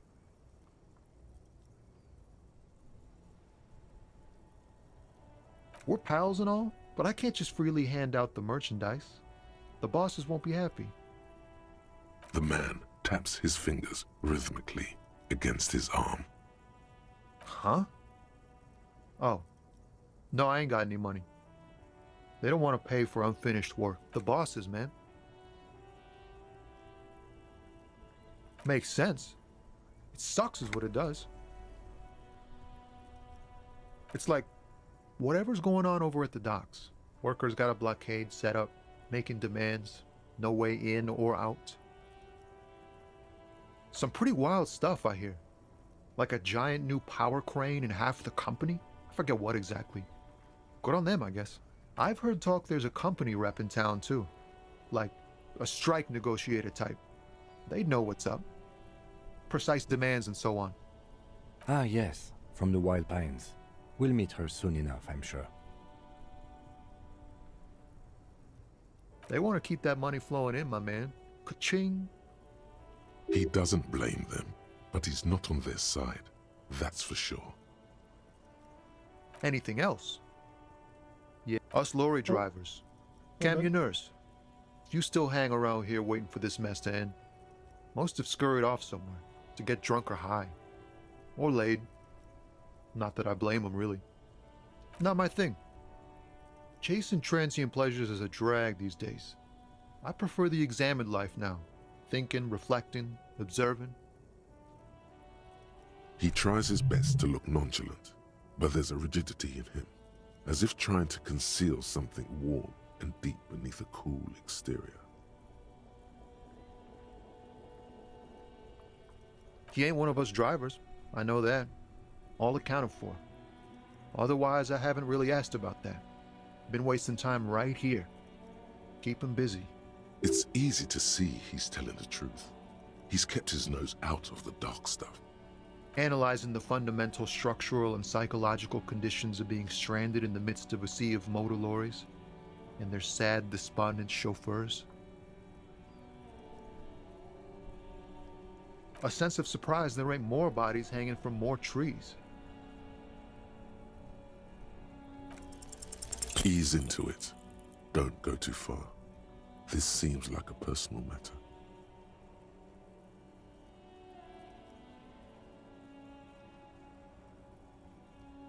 Man, nothing's troubling me. Just the usual Lorriman tropes and hopes, the road and the rhymes. This jam ain't helping either. That all the beans you got, Tommy? Damn, it really is hard to talk, man to man. Don't be a stranger.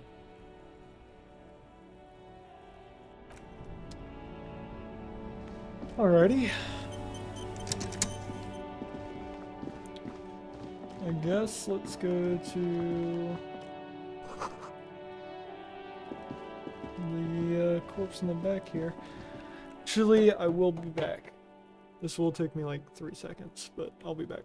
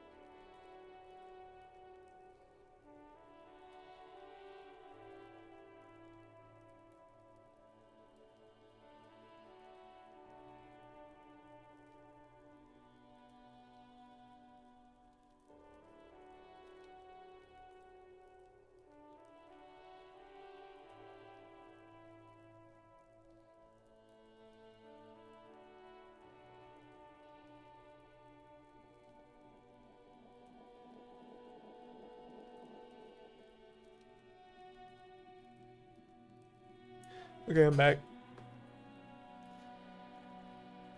Let's get back into it. Quick save. Alright. Here is the freaking wonderful part.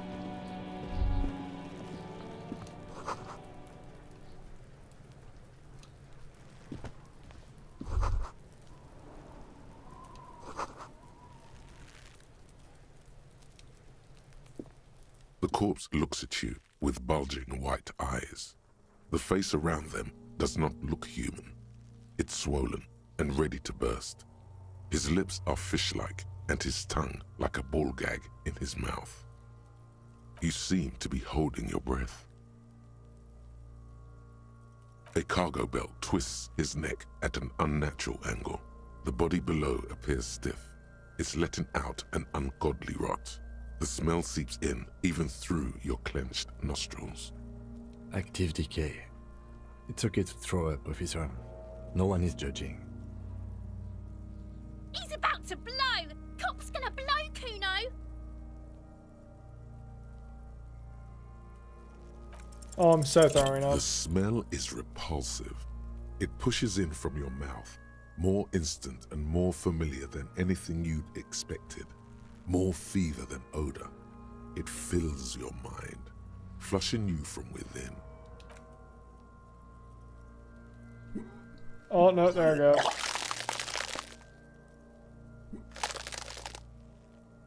Alrighty. Too late. It's impossible to keep in. Your body curls and pushes it out, burst by burst, until a pool of vomit lies under your feet and your throat stings from the stomach acid. It's okay. Happens to everyone. Keep it.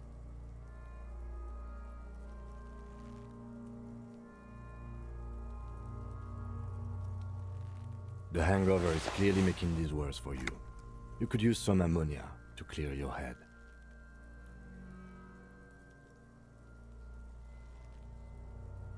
There is Frit nearby, east of the hostel. They usually have a small apothecary. If they don't... There's a greenhouse here, and a gardener with a wheelbarrow on the corner of the whirling in rags. If she works here, she might have something for the smell.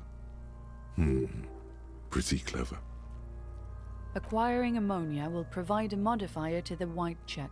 Modifiers make checks easier and allow you to retry them. Alright, wonderful.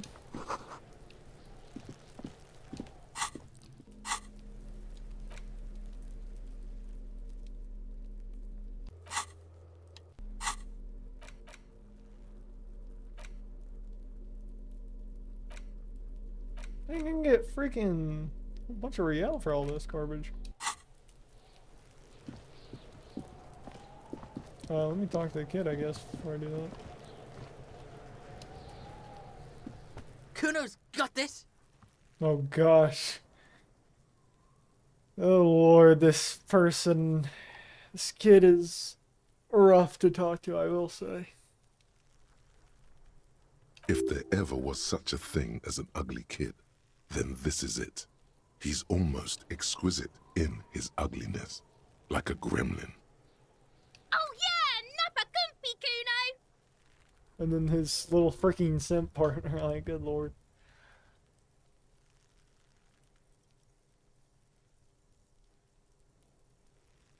Can't talk, pig. Shit's coming up strong. Throwing rocks. Shit coming up strong. That sounds good. Joyous. You should hang out with this kid and see what that juicy shit is all about. I mean drugs. The kid's on drugs. Oh. Yeah, Kuno! Ride the lightning, Kuno! Kuno's riding it, see? The rake, Kuno! You should throw the rake at him, Kuno! The fuck? Does Kuno know what a rake is? Kuno's not a gardener. We shouldn't do anything. I don't tempt such forces. You will see. The language these kids are using, pure unfettered id. There will be no reasoning with those creatures.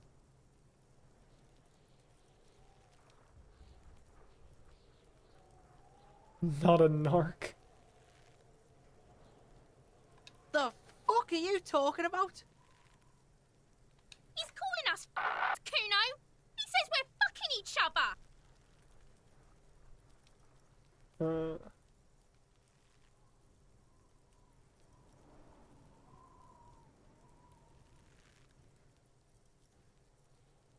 Alright, entertain the Kuno. Show me what you got. What you got there? What you got, huh? Show me what you got. Shitload pig. What's your question? Don't tell the pig shit, Kuno.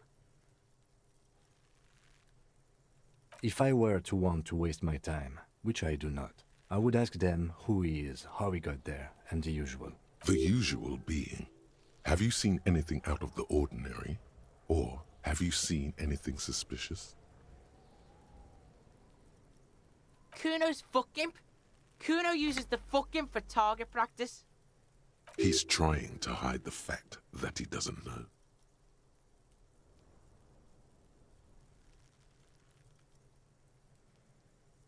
Kuno knows all kinds of shit. Kuno's not a snitch, that's all. Trying to make the Kuno sing into the popo phone.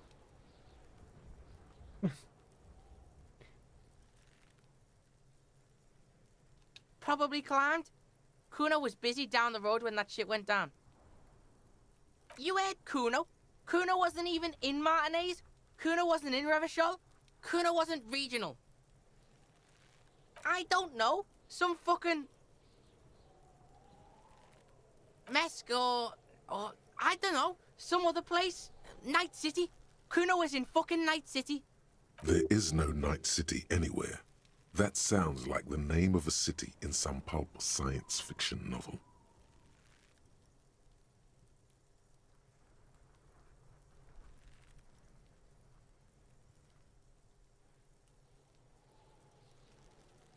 Kuno gives this info out on a need-to-know basis, and you don't need to know. Kuno didn't smoke the gimp, if that's what you meant. Thanks, Kuno. That's one name you can now cross off the list. Just a couple of pigs sniffing around in the dirt. That seems pretty fucking suspicious to Kuno. Yeah, you tell the faggoty, Kuno. Looks like you're a faggoty now, whatever that means. The suspicious question doesn't really work in antagonistic situations. You're testing Kuno's patience here? Get lost,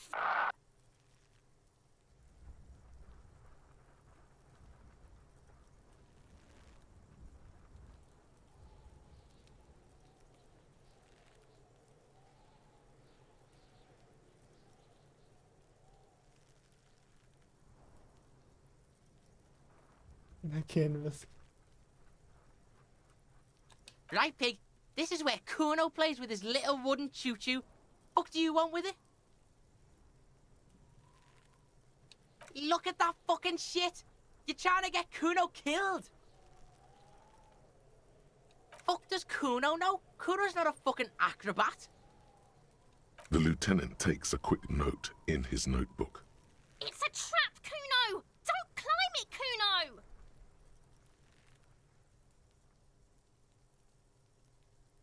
Dunno. Kiptas gardener used to work there. Kipt is a pejorative term used to describe people of South Seminese or Areopagite descent. It used to be a common first name among the Areopagites of Ilmara. Not so much anymore.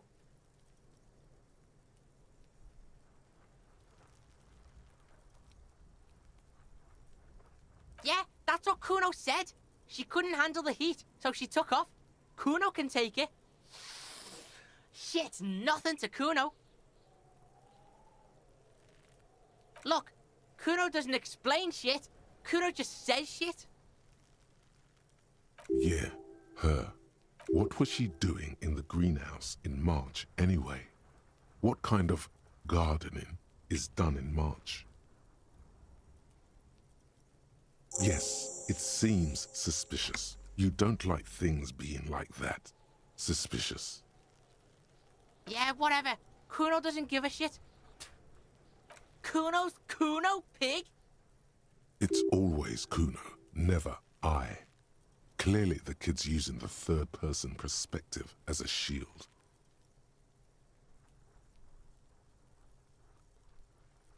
Kuno doesn't do that smart shit. Don't throw that book shit at Kuno. Kuno knows you're lying. Trying to get Kuno hooked on the book. The boy knows he has an addictive personality. Admirable insight for his age. Watch out, Kuno! He's trying to fiddle you! He's gonna put his hands on you! Help! Pig's got Kuno! Help! Rape! Help! He's got the Kuno, help!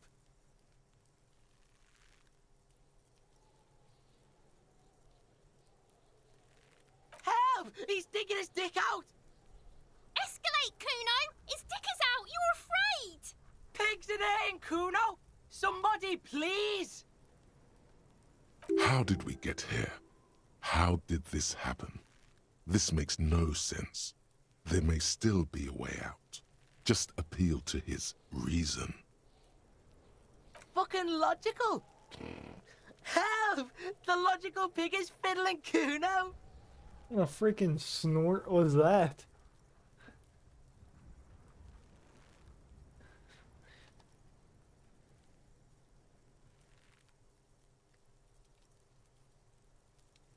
No! Get off Kuno, you sick fat fuck! The nearly psychopathic way they could slip in and out of the act implies you're not the first victim. No one? Kuno's doing this because he likes it, pig. This is where Kuno establishes dominance over you. Change your plan. You can't let that happen. It will make things harder down the line. You may end up missing crucial information. Help! The pig's gagging him! Kuno can't speak! Help! Misters, help! He's having the time of his life. Total ecstasy. Fuck the pig. He's flashing Kuno! He's showing his genitals! If you don't help Kuno now, it'll be too late! You put him up to this yourself when you decided to talk to him in the first place. Listen to your friend.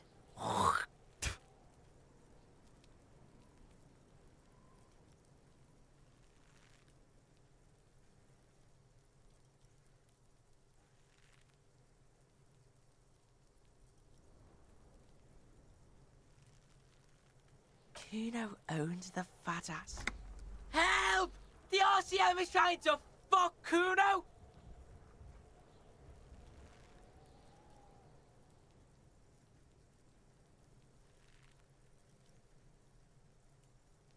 Look. For emphasis, a ghost is saying this. A shit-eating psychopathic ghost with an ace up his sleeve. I know you wanted to hit me. You got that I'm gonna fuck that Kuno up look that Kuno's dad gets. The murder look.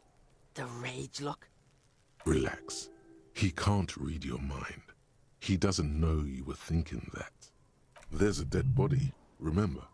That's what you were doing here. You're a cop on a case.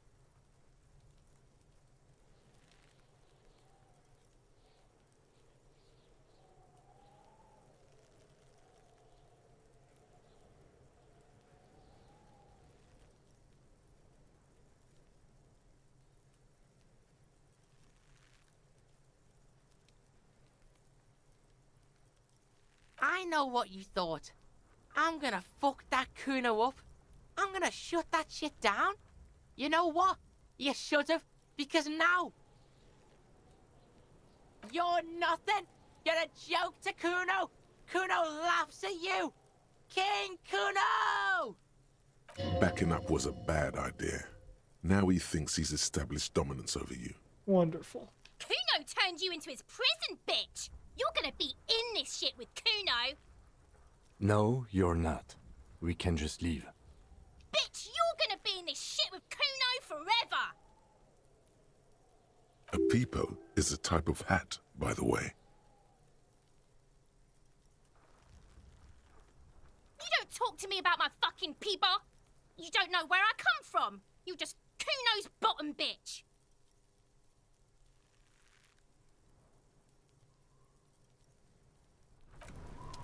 I think it's best we do that.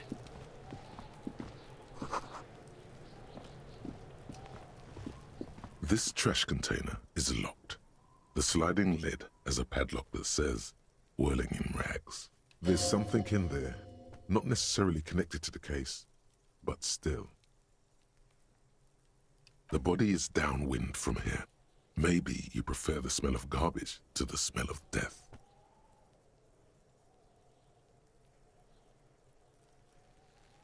Trash, food waste from the cafeteria. They lock these containers to keep the derelicts from flocking in. Could be evidence too.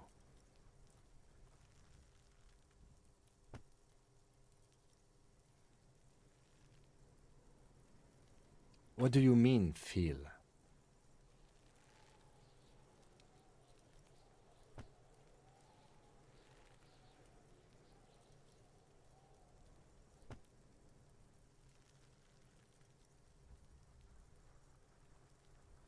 Mm-hmm.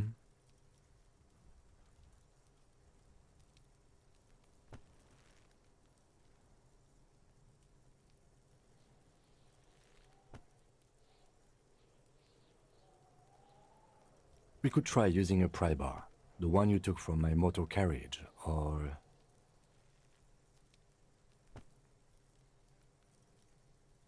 Or we could ask for a key from the manager of the Whirling in Rags. He probably has one.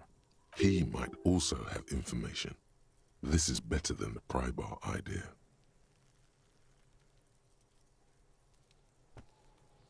Yeah, considering it's only a 3%. Oh, tool is not equipped. Alrighty.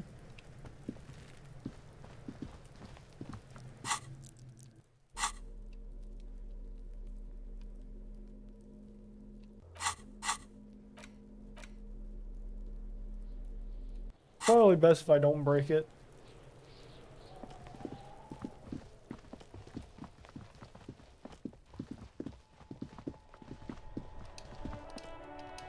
Let's get in here and get the key.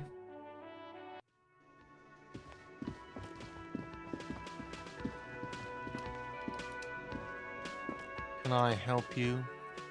Mine? No, it belongs to the Whirling in Rag. Thank you for clearing that up. Why do you keep the container locked? Why? To keep the hobos and drunks out. That's why. And the neighbors too. They put their trash there and they don't pay for the garbage company. I thought as much. And are you the only party with access to the trash container?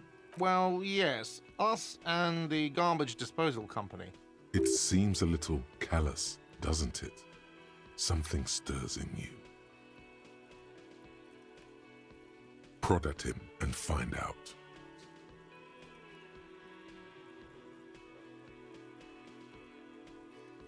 What do you need them for? It concerns the case. Please cooperate. Just bring them back once you're done, please.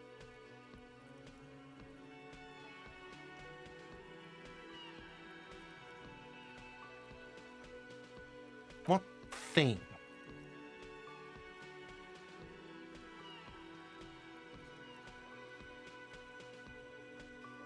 What are you, a cook now?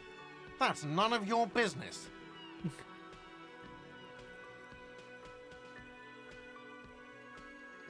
He wasn't pan-fried, he was lynched. What could the kitchen possibly have to do with... Fine, okay. The kitchen is closed until 1 p.m. because the cook is working. You can snoop around after that, if you must. What? By the way, you should come back to this thing-based questionnaire if you see anything interesting in the Whirling later.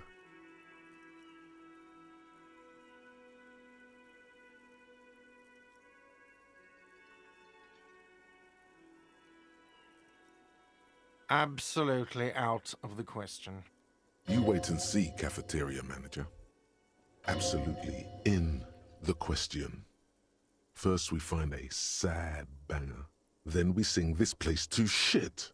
That's right. Your body is ready, sire. Alrighty. 1 p.m. I don't know why I can't use, like, just standard American time, but, sadly we gotta use the stupid military time, which kind of sucks. Hello again, officer. How are things? Sure, I'm done with it. Go easy on that stuff. It gave me a terrible headache. Well, this might be the last snow we get. At least I hope so. Snow has nutrients in it. Helps everything green up in the spring. At least that's what my grandma always told me. Yes, think about the cute grandma, not the weird snow.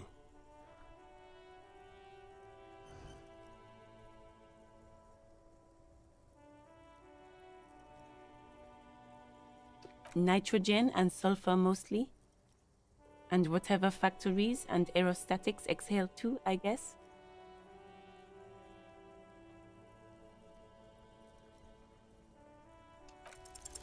Stop looking at her. Look around. What do you see? That's right. And the canal, the bookstore, the harbor gates. This is a great vantage point for keeping an eye on you.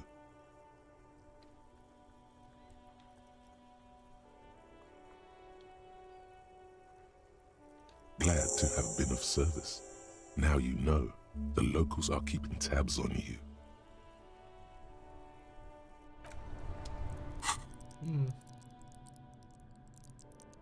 Gotta level up.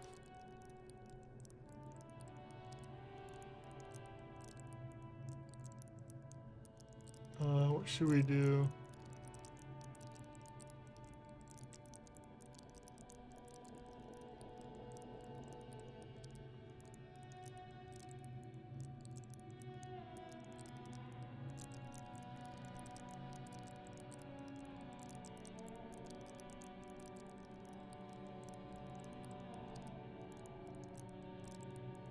Jump.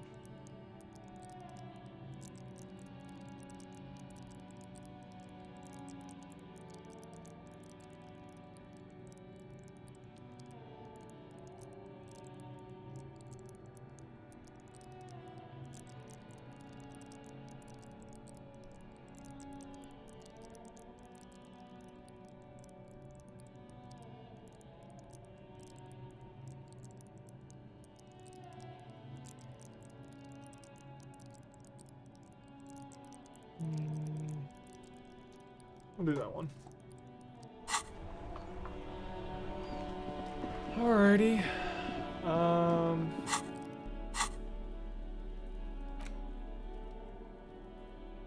Okay, we got that now. Whole bunch of tasks I need to do. And we're still looking at that or contemplating that or whatever.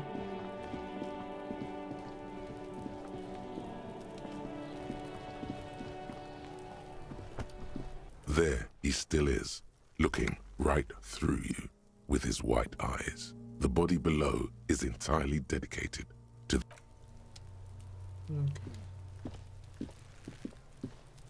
There are several footprints in the mud, left by work boots. Heavy workers' boots with reinforced toes and hobnails, all over the yard. Isn't this something an industrial worker would wear? Noted. Maybe more than 12. No, 8 pairs of boots have shuffled back and forth in the mud. 1. Standard work boot, steel reinforced toes, number 46. 2. Standard work boot, steel reinforced toes, number 44. 3. Hobnailed work boot, steel reinforced toes, number 43. 4. Standard work boot, number 45 or 46.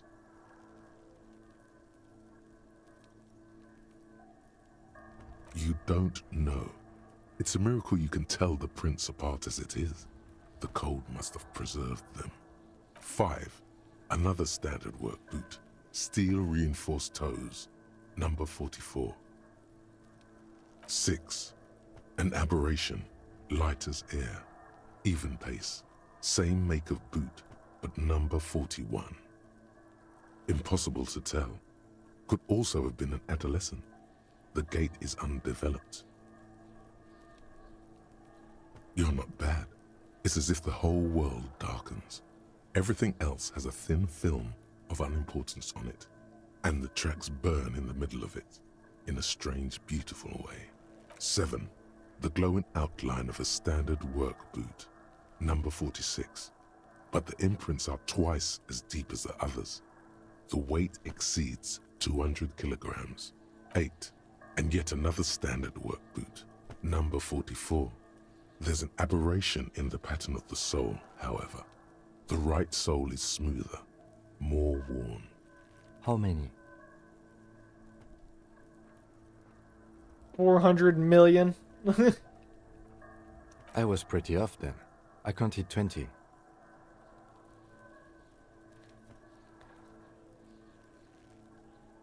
Way. I never got the hang of it. Hyperopia. Do you see anything out of the ordinary?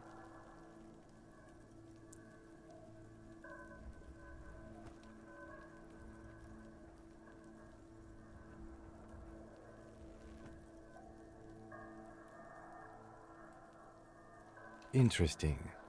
Let's name it the old soul. Someone operating a workbench with a pedal? Like a joiner at the harbor. Or maybe a drummer? He regrets it the moment he says it.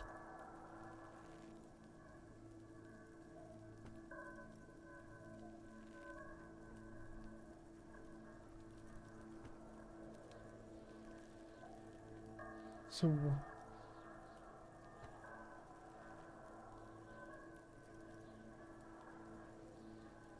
No, it's not. Forget I said it. We are not looking for a drummer. Perhaps it could be a driver. A driver would wear out the right shoe before the left. The accelerator is on the right.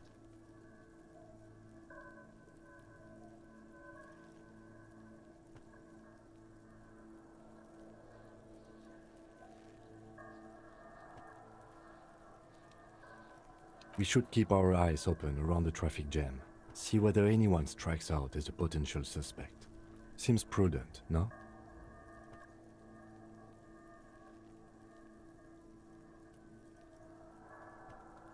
Mm-hmm. A woman or a kid?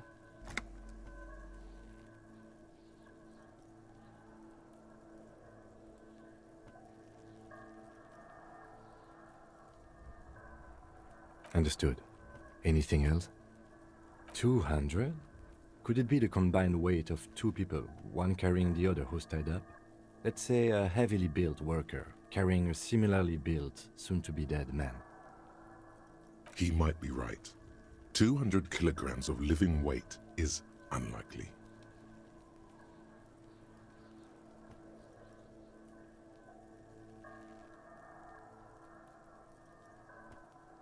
Possibly, yes. But why? Yes, they could have used a makeshift stretcher or just march him up to the gallows.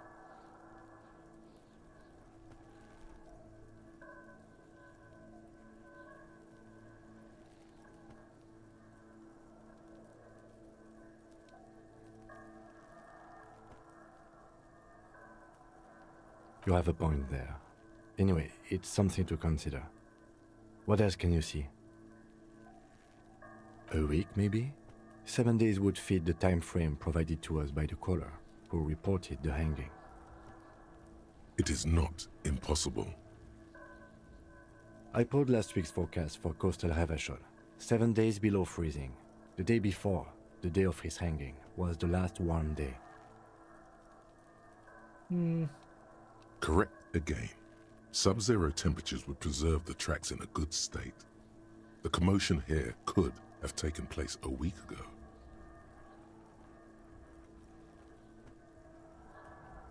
What do I think? a mob of people brought something heavy to the tree. One of them was carrying the victim. They shuffled around, especially under the tree.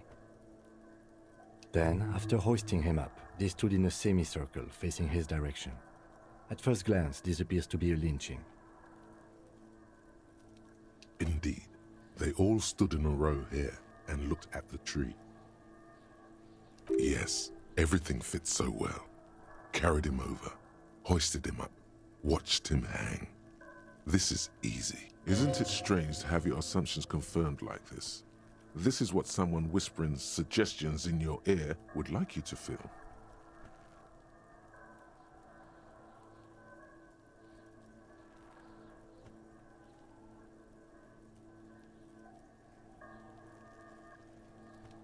The lieutenant is saying something, but you can't hear it. Suddenly, it seems like your tie is alive again, whispering, no, screaming into your ear. What? Withhold being content? What are you? Mild to moderately disabled? That doesn't feel like something you should do. Live a little. Everything on the damn crime scene fits like a glove. You should get shit-faced on this damn crime scene.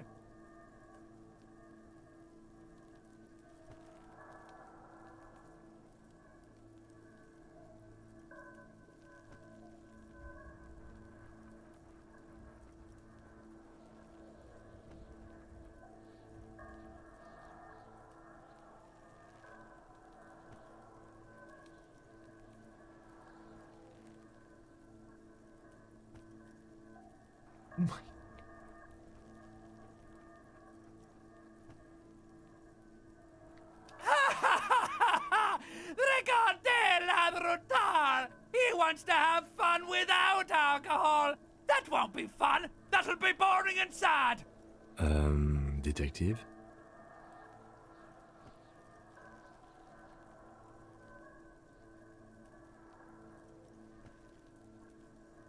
This yard, what?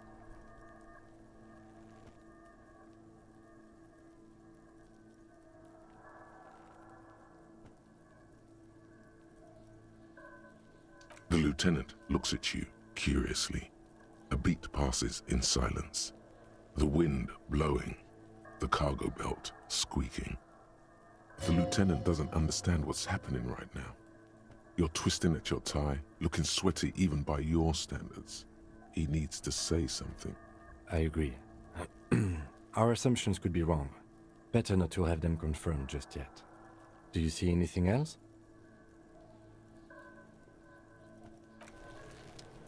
Alrighty. Oh my gosh, this bush.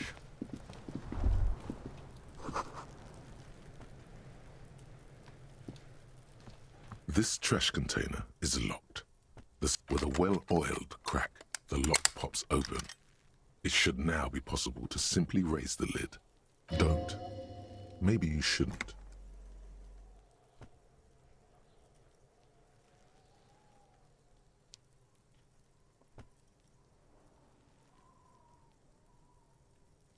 There is, but you won't like it. Sweat forms on your brow. Your hand is still on the lid. The smell of rotten food rises to greet you. You see soggy cartons, dirty rags, and organic waste. We're just in time. This hasn't been emptied for over a week. You see milk and egg rest with one broken egg in it. Some pasta wrapper.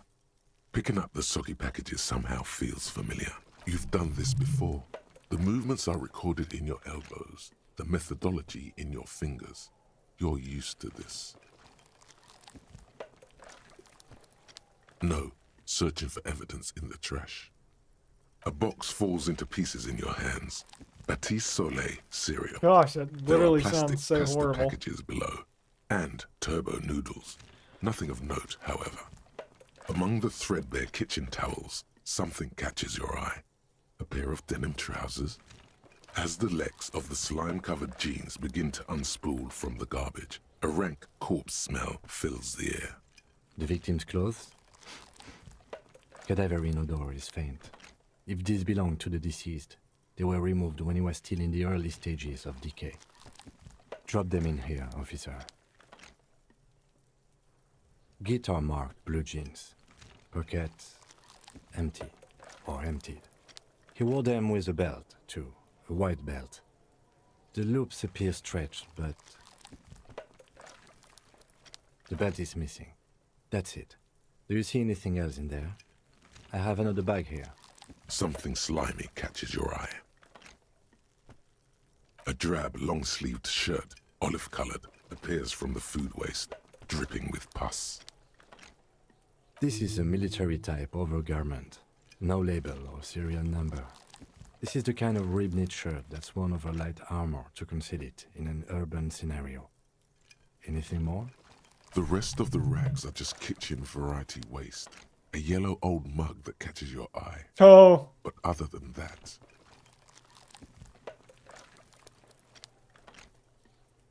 All right. We should go to Gart again and ask if he knows who put the clothes in the trash. It could be as simple as someone from the hostel cleaning the yard. Or that one. I'd advise against confronting that force.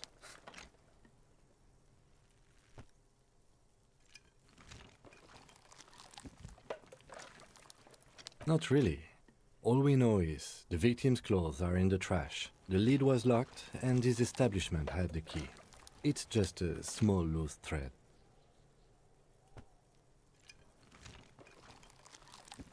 The lieutenant nods, then looks back into the trash container. It's just organic waste, cold and slimy on your hands. Apple and potato Hey, I'm peels wearing mostly. gloves. It's good. Unidentified sludge, and the occasional chicken bone thrown in for good measure. But hey, nothing. It's nothing. Nothing more to see here. What's this? A blue piece of plastic sticks out from the apple peels. It's shiny. Looks like the corner of something. Something larger. A clipboard.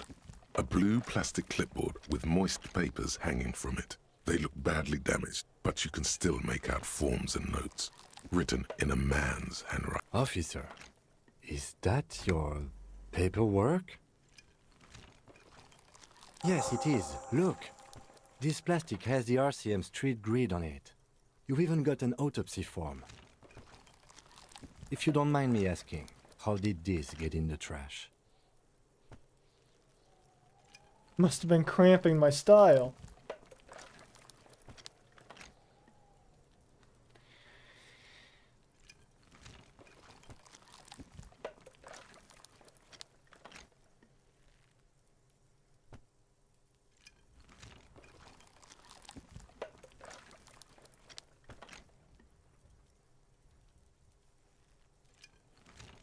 Must have been cramping my Officer, style. this is an official piece of paperwork.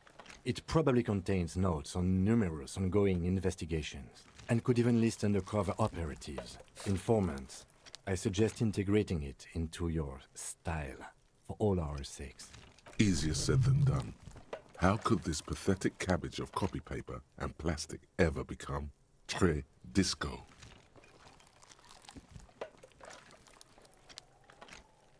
Take those. It would also not hurt to start taking notes on the case. Now, tell me what your eagle eyes see. Or are we finished? Some items, such as the ledger you found, are interactable. Go to your inventory and select the Interact tab to read your paperwork. You pick out a broken mug with an oddly racist depiction of the yellow man frolicking in saffron. Only in its social sensibility.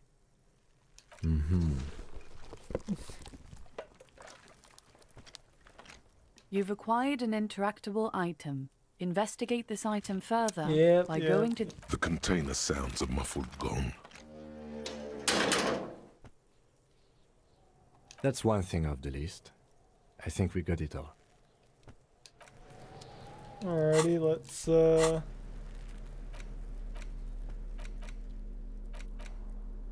It's interact. the ledger you found in the trash. A pitiful cabbage of white and yellow papers hanging from plastic board, barely held together by a metal clip. This sad display is made complete by the faint smell of urinal cleaner.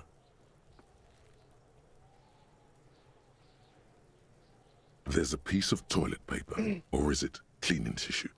No, it's toilet paper, desperately sticking to the back of the blue plastic clipboard. It's a metaphor for you. Below the pathetics, terror. Do not look into its blue heart. It's just toilet paper sticking to the back of the plastic clipboard. Leave it there, it's You can cool. take it off if you want.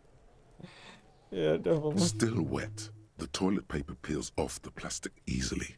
All you have to do is shake it off with your finger and voila! The ledger now looks marginally better. An aluminium block runs the width of the board, biting down on the paperwork. Its crocodile teeth are the only thing keeping the papers together. A regular pencil, the tip worn down to nothing, has been attached to the clip. The surface is interrupted by a silvery sticker. It's rectangular, sparkling with iridescence. You don't know how you didn't notice it before. What? That thing. It's a halogen watermark. We use it for adding information to RCM property.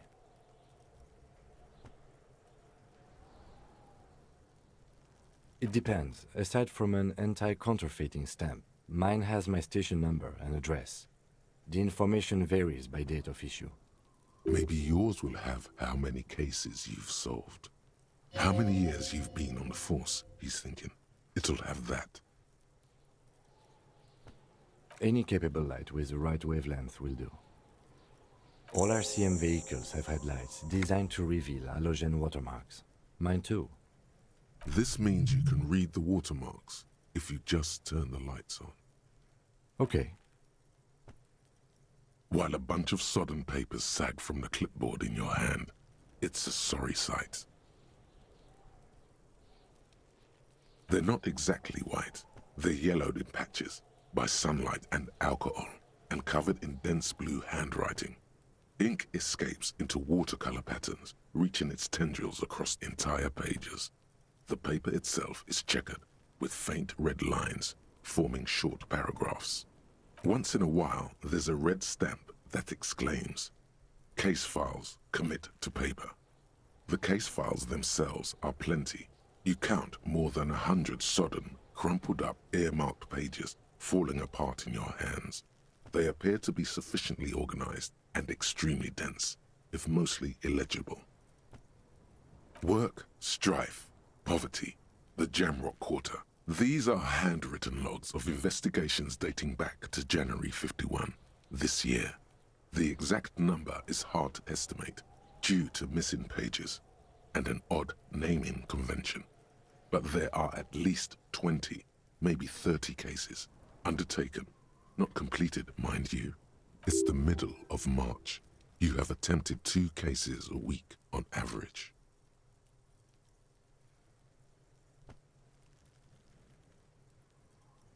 Huh? 2 complex cases to undertake is a lot, yes. You really have to push yourself. I would not suggest it, lest you start making mistakes.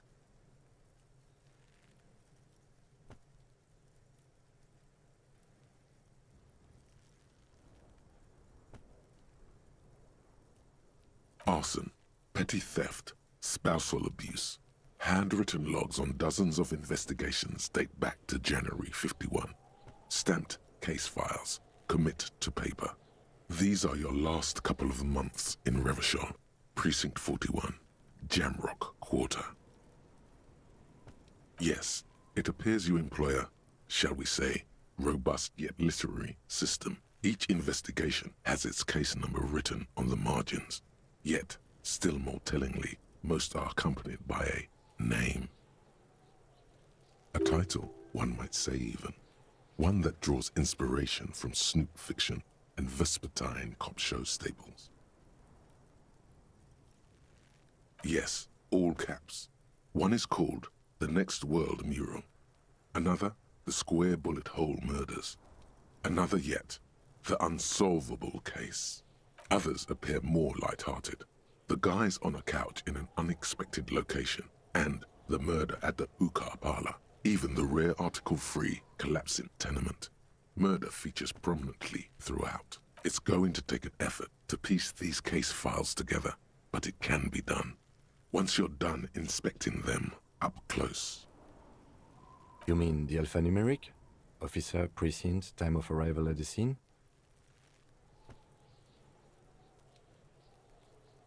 Oh, you mean the titular? Yes, well, so do I.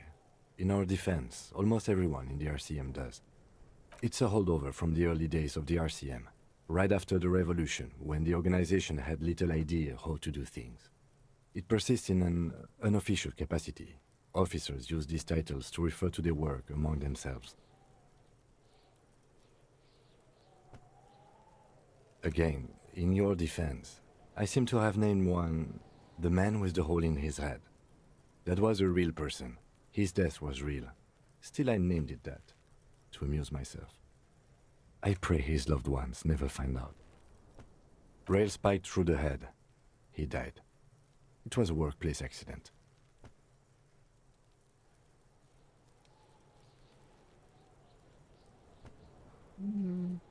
There is, for precisely one more. 15 pages near the end remain untouched by the damage. The checkered grid forms a structure of passages, breaking the case into subtasks to accomplish. Once all the tasks are accomplished, the case is complete. The tasks you've completed flow out of the kind green ape pen in a brash freehand similar to the rest of the letters. The wording comes easily. It's almost robotically simple. Inspect the victim's body. Interview the cafeteria manager.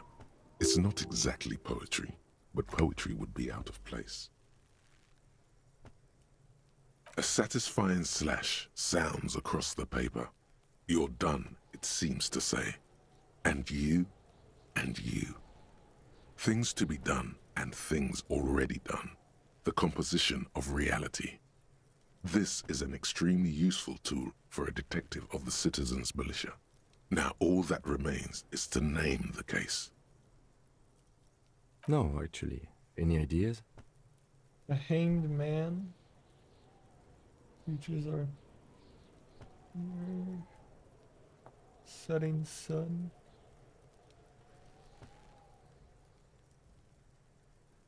The hanged man. Great. That's great. That's actually what I was thinking too. The Hanged Man. Good, strong name. We have a very good name for the case now. I'm going to start calling it the Hanged Man. It's good we sorted this out.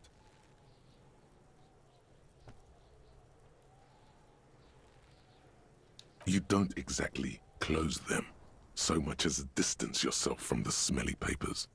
They're a little further from your nose now.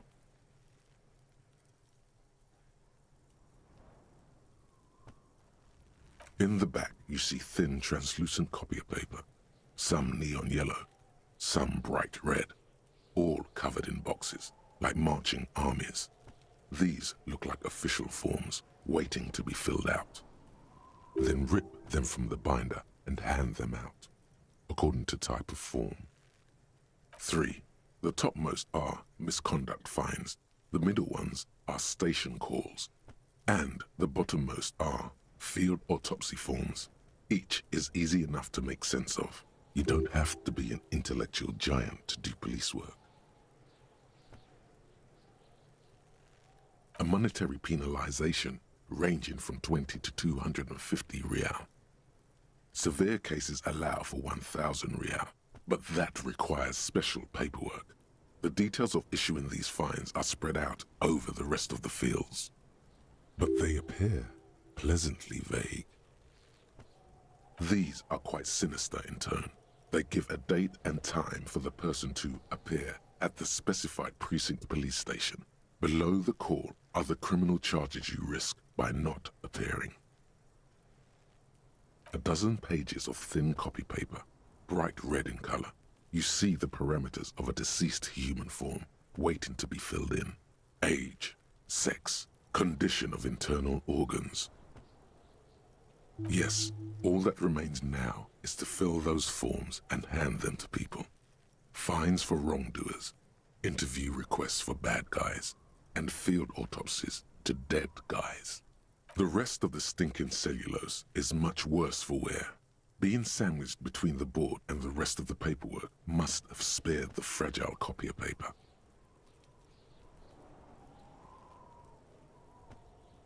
It's made of dark blue plastic, hard enough to beat someone to submission with. The edges are rounded, however. The U4 size board feels thick and heavy in your hand. Light shimmers on its wet surface. On the back you see the embossed letters, RCM. Blue. The blue heart. Don't look into it.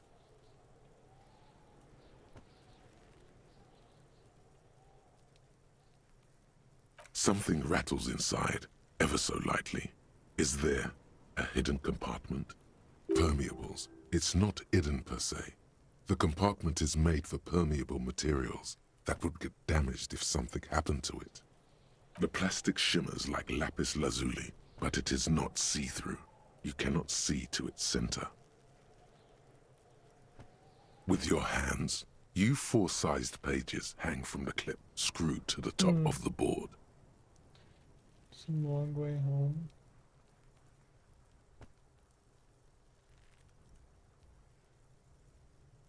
The acidic stench of rotting food is rubbed off on the cellulose. It now forms the base of the experience. This base surrounded by a faint air of spoiled meat, the stuff of death itself, and then sprinkled liberally with the citrus zest of toilet cleaner. It's proving to be harder than expected. You just don't have the intellectual rigor to patch the quilt back together. Try again later. The 78% and I still lost it. 58%, especially with the luck I have with that 78. No way.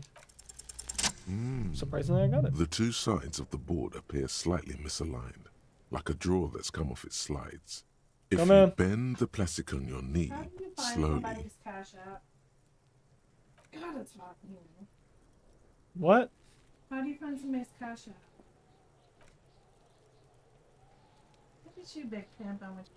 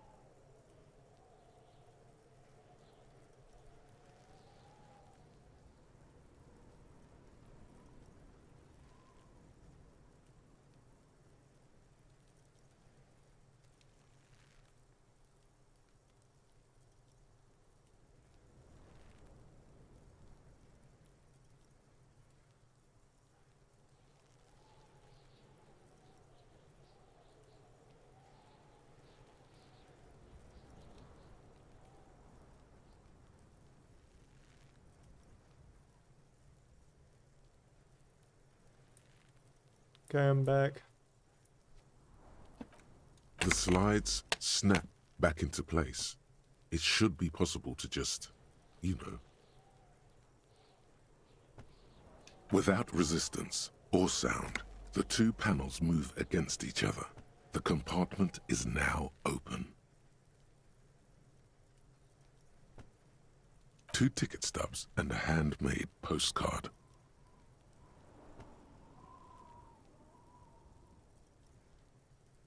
Two octopuses are smiling, reaching their tentacles toward each other in the colored pencil drawings. The tickets permit access to the zoo in Revachol East. The aquarium costs extra. These let you go there too. Thin wax paper has been glued to a piece of cardboard. Sounds like leaves rustling when you pick it up. You see violet flowers, floral patterns, patches of glue. It smells of chewing gum, apricot flavored. Oh, yes. A touch of cinnamon, the end of summer. You think the label says tutti frutti. Familiar handwriting lines the inside of the card, looped, round letters in a woman's hand. A young woman in her 20s. There is care, effort, and a smile, you think.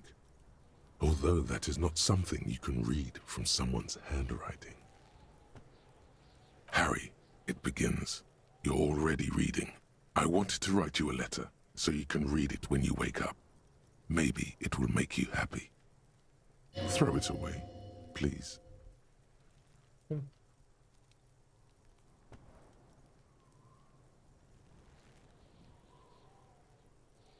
A merciful wind blows in from the bay of Revachol, dusting the ground at your feet and raising newspapers far away. You feel the card slipping into it.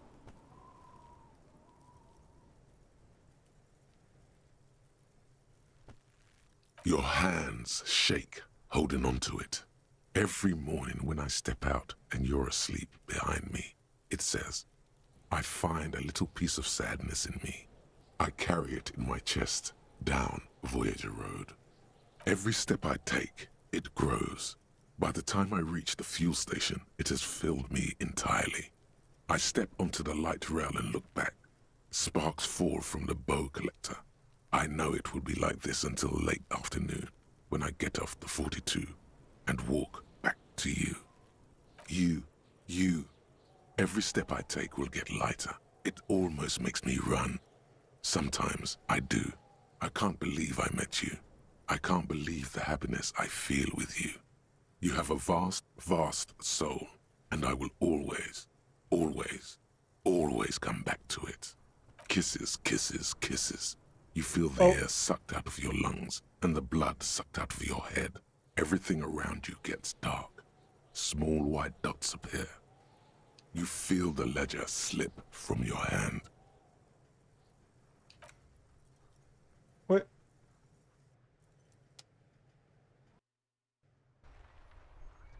What? Disco Elysium. What?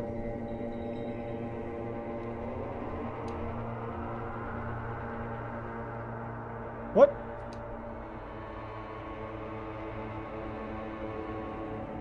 There is nothing.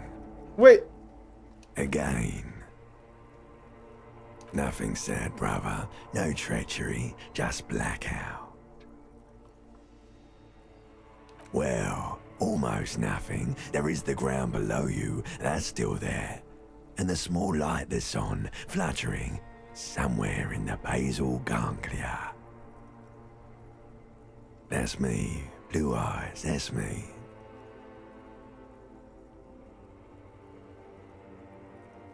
Who was what? He speaks of the sickening longing, the unwell emotion. Even in the darkness, he's grasping for it. Still trying to hold on to the great sorrows slipping in the water. Slimy. The cool when you're dead, brother. Here in the paleo-mammalian cortex, we call it the shadow. Because it's always there.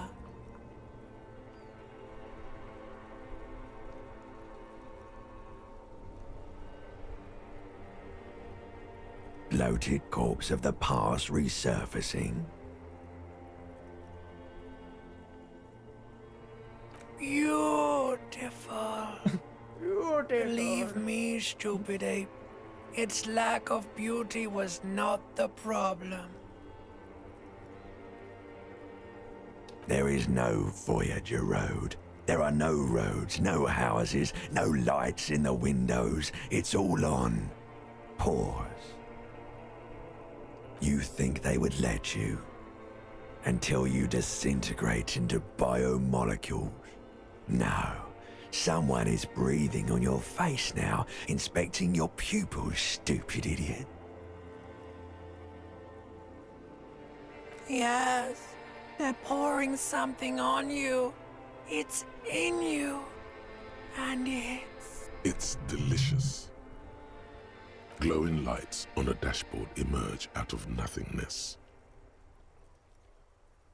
In the upholstered cabin of Lieutenant Kitsuragi's motor carriage, seated in the driver's basket, the air is thick with leatherworks and heavy fuel oil. Cold water runs down your chin. Drink. Water. The water is cold, silvery, the stuff of life itself as it pours down your parched throat. The pounding in your head recedes. The darkness parts. Drink. You haven't drunk water in 2 days. Did you know the human body is not made to survive on alcohol alone? You need a secondary form of hydration. With greedy gulps, you down half a liter of cold water. Some of it spills on the driver's seat. The lieutenant pays no heed to it. What happened?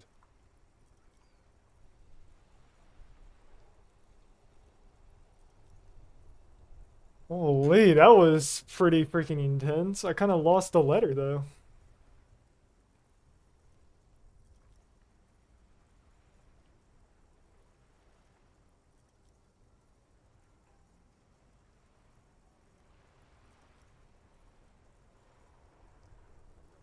That does sometimes happen.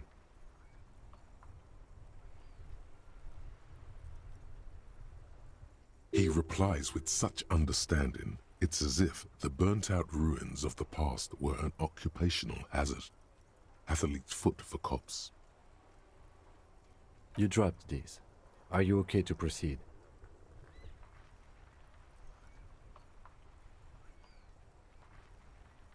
Oh, I think I got it back, though. Good. The Ledger of Failure and Hatred is a special item that can be used both as an interactable and a tool equipped in your held slot for skill bonuses. Find it under the Tools tab in your inventory. Alrighty.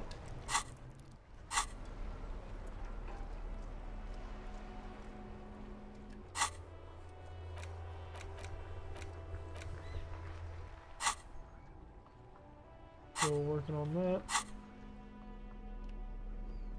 It's the ledger you found in the trash. A cabbage of papers hanging from the board, with the permeables drawn. Without resistance or sound, the two panels move against each other.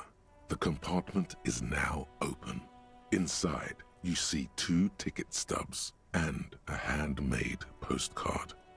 The words just crossed your mind somehow. Who do you think? It's slightly, ever so slightly, difficult to breathe once you've done so. The drawer is locked. Blue ink drips from the white pages in your hand. So wait, how do we put these in our hands again? Oh, equipped. Okay.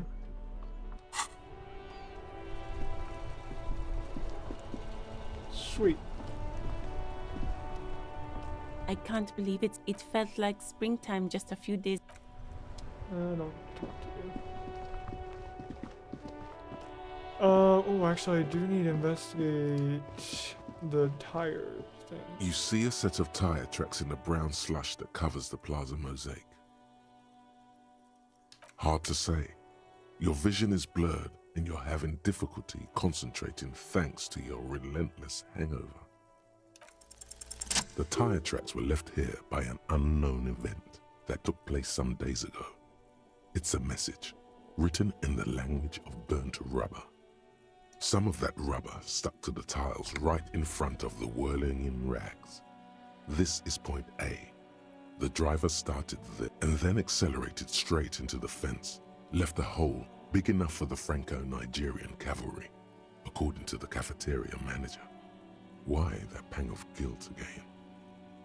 The driver proceeded to back out of the yard, barely stopping before hitting the adjacent building. Before heading south, must have been in a hurry.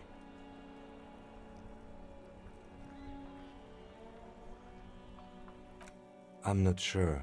There are plenty of traffic accidents waiting to happen in Martinez. With the jam right here on the roundabout, I would keep them separate. You could follow the track south. There seems to be a canal there. See where they went, if you find the time. You are correct. This is a rather motor carriage-friendly city. Somehow that makes you feel scared. You don't know why.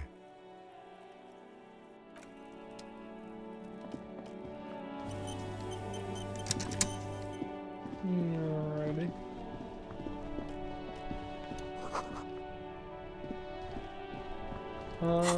Let's look it back here.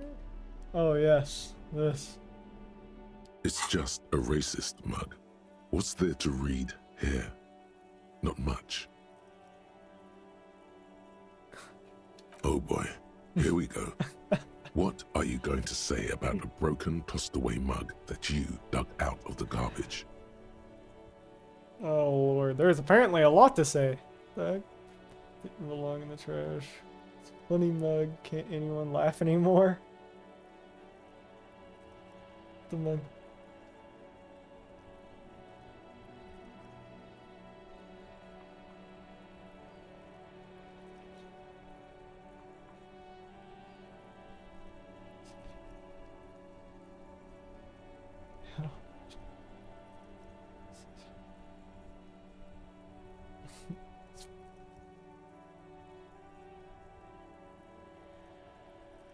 But it was in the trash.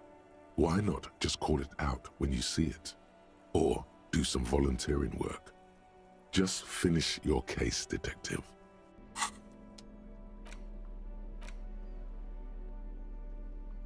my gosh, it looks like a freaking blunt. Alrighty. Oh yeah, let's talk to... We're over here, see if he has to say anything. Oh, look, the kitchen's open.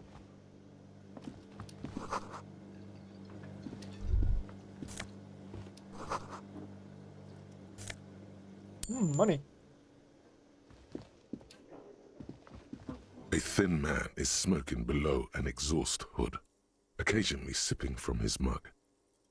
As you step in, he nods toward the table and says something in a completely foreign language. The only words you can make out are Garancy and Kubek. Okay, it's definitely not his name. Whatever you do, please don't call him Garancy Kubek. Please. It's not funny. Very funny. Mr. Coop. The man puts his cup down and replies something, his left hand drawing arcs in the air. He smiles and bangs his ladle against each of his pots in turn. It's almost like music, especially with the sounds of assorted dishes boiling and simmering on the stove. Okay, so I don't know how you got hired if you don't even speak English. That's wonderful. Can I help you? Thanks. I hope you found what you were looking for. How strange. I certainly didn't put them there.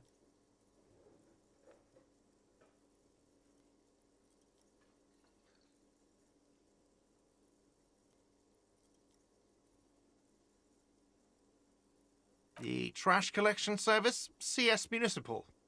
I don't see why they would put anything in the trash, though. Ah, the elusive CS Municipal. I doubt we'll be able to track down who was sent here last and when. This will have to be one of those little threats that solves itself down the road. Thank you anyway.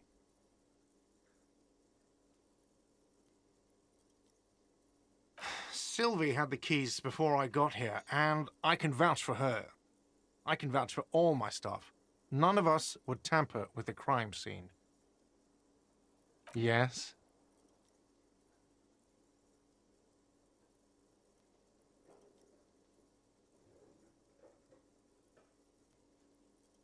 Another thing. Great. I love those. Yes, not the whole damn union, thank God. Just the nastiest and loudest faction. They come here in the evenings. Dumb, unruly types. Think they're big shit. But they're good customers. They place big orders and always pay on time. We should find out who this Lord faction is, occupying the booth. Loudness means talkative, and we need info. We don't. We have to wait. They'll show up sooner or later. Men get hungry, even striking men. If not today, then they'll be here tomorrow. There are these things called days. You sleep between them.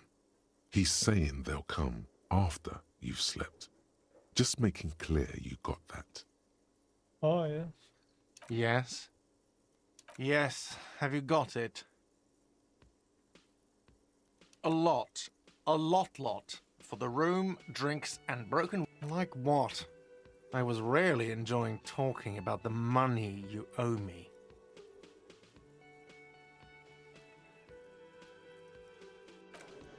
Hmm, 130 real. It's gonna be a hard one to cover. Got anything to now say? it's turning into a kind of a snow limbo, man. You have nothing to say.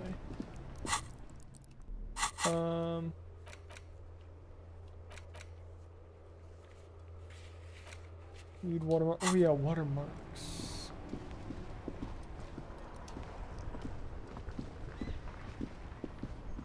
Inside, you see a set of steering levers. All right. Ready? I turn, you press start. It's next to the preheater. He's downplaying his excitement. The lieutenant is more than happy to show off his precious carriage. The dashboard lights up with orange glow. The rounds per minute gauge jumps, Christ. and the engine of the Caprice Canadian comes to life with a whiny growl. The lights unfold with a little click, casting electrical light onto the ground before the vehicle. There you go. I'll turn them off from the remote one. Yep, we're done. As you hold your ledger's clip under the headlamp, an iridescent hologram appears. A street grid and the veins of a great river. A familiar sensation washes over you. There she is. Revachol West. Around the borders of the watermark are dozens, no, hundreds of micro-perforations.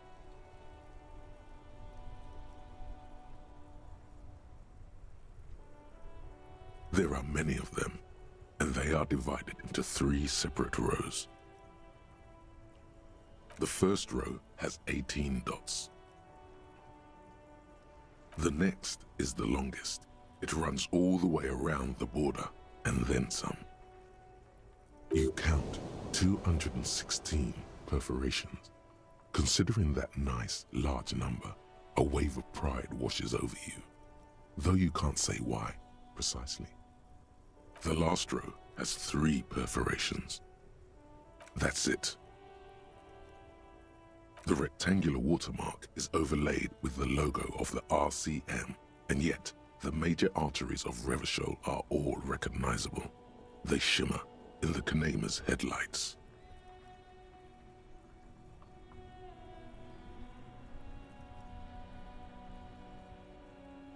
A rat brazenly darts past you and disappears amongst the stopped lorries. In the distance, a child somewhere shrieks. A woman reprimands her in a voice no quieter than the child's cry. Ah, Martinez. Let me see. Right here.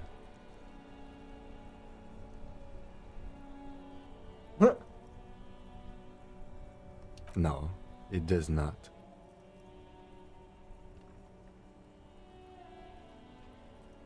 Those are perforations. They represent your record as an officer of the RCM. They are your statistics, as it were. I should have guessed you'd keep a record. Officers often do. Let's take a look. Alpha male officers who are proud of their numbers often do. It's meant. The first row represents your years of service. 18 years. Okay, not bad at all. What did you do before you volunteered?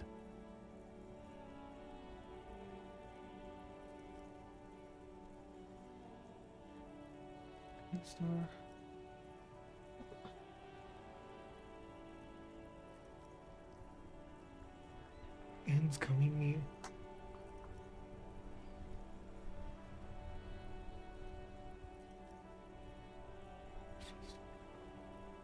All the time. I don't want to be the apologetic cop. Hang on. Fair point. Let's move on, shall we? This next row, the one that wraps all the way around, is your number of closed cases. Closed is good. It means finished. You've got, let's see, wow, more than 200. Exact.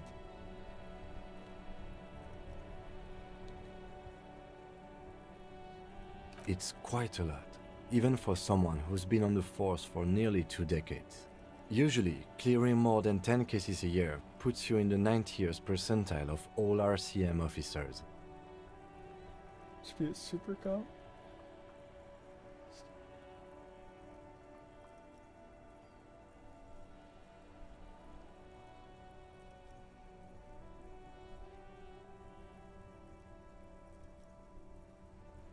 Right. Those are your confirmed kills. You've got precisely 3 perforations there. I was expecting a higher number, honestly.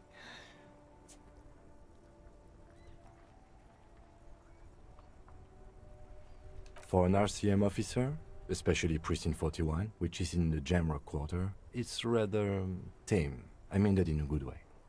There are certain officers who treat their kills like some kind of ghoulish game. If they do happen to solve a case, it's usually by accident.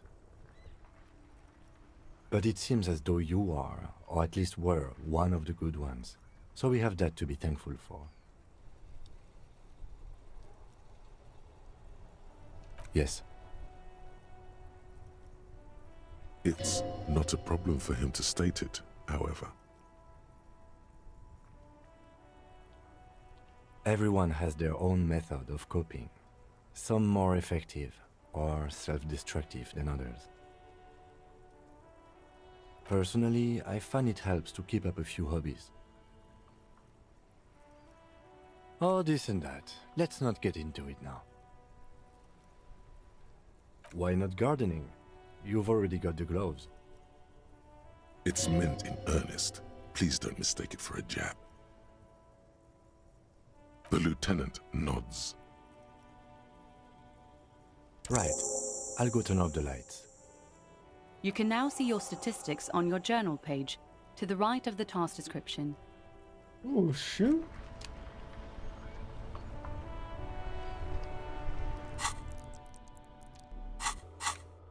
Statistics. The right of the journal page. Oh, let's see. Name unknown, rank unknown, officer profile, super cop 2. Oh lord. Apocalypse cop, sorry cop, boring cop. I don't want to be a boring cop. Communist, fascist. What? Moralist, good/bad cop. People killed 3, cases solved 216, years of service 18 years. I've solved 216 cases. I'm out here. Superstar cop. Apocalypse cop. Sorry cop, boring cop. Communist and fascist is crazy. Alrighty.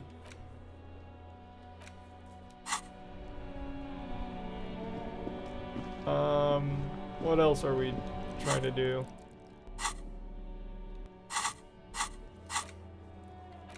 Inspect the victim's body. Yard.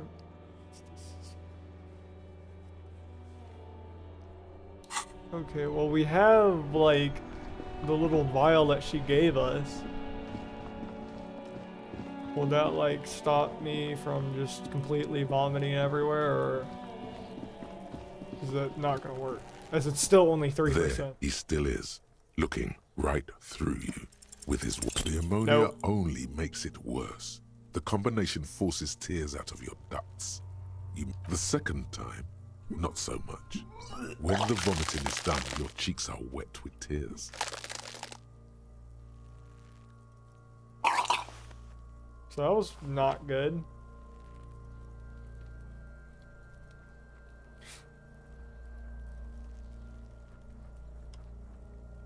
Are you okay, officer?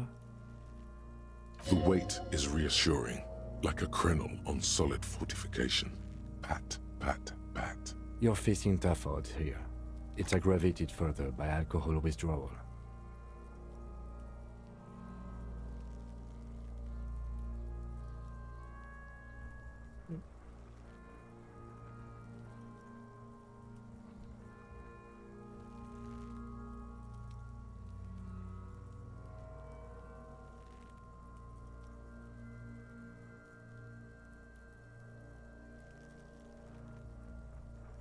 I've seen captains puke their guts out. It never gets easier. You never get used to the smell. Every Monday is cadaver day. Throw up, investigate. Throw up, initial autopsy. Throw up, bag it. Then drive to the station. Maybe throw up on the way there if you didn't bag the thing tight enough. I think I've lost my sense of smell. A white lie. Not being hungover helps too.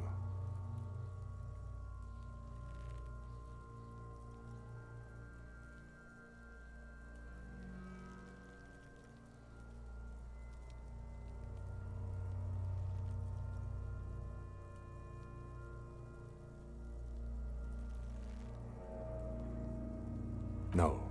This is a two-man assignment because it needs 2 officers to complete. I need your help. You need to get your shit together.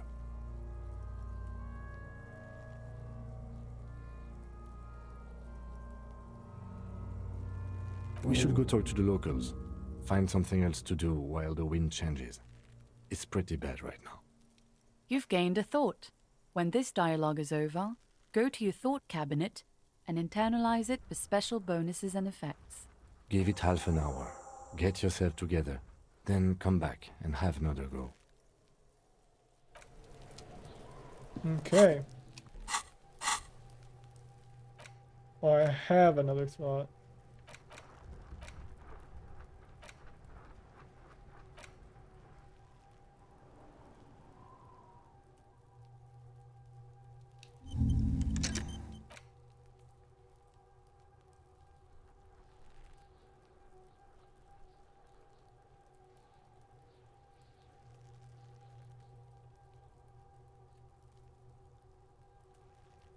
The hours. Yeah, these take freaking forever.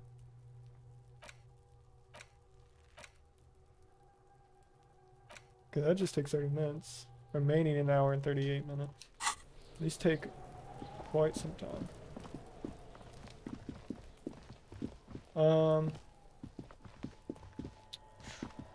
Where'd it go?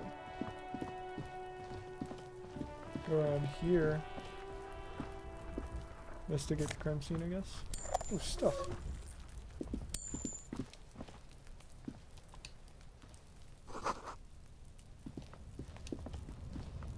An inconspicuous pile of the roofing material, Eternite. It's nothing. Someone just left some roofing material slanted against an old shack. Because there's a secret door hidden behind the panels of Eternite. That's why they're too orderly. There it is. You see a shabby little door. I don't know why that exploded on impact, like what? What is this then? A tool shed? Let's investigate. Oh, I got a level up. Sweet.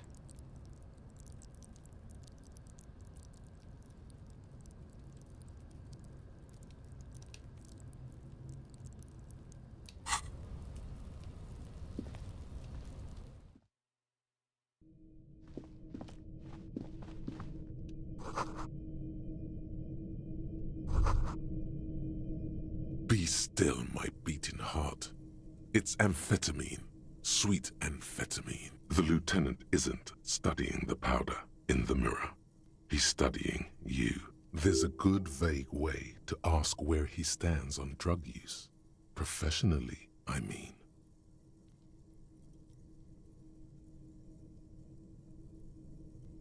Perhaps not. This is below our pay grade, detective. However, see that ladder there? It's probably another way into the industrial harbor, no? A secret path the local kids use.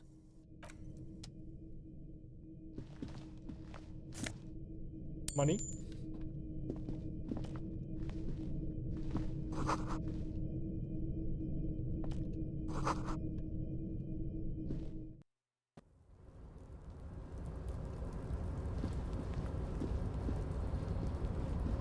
My jacket. The jacket actually looks so hard. Like, I want that.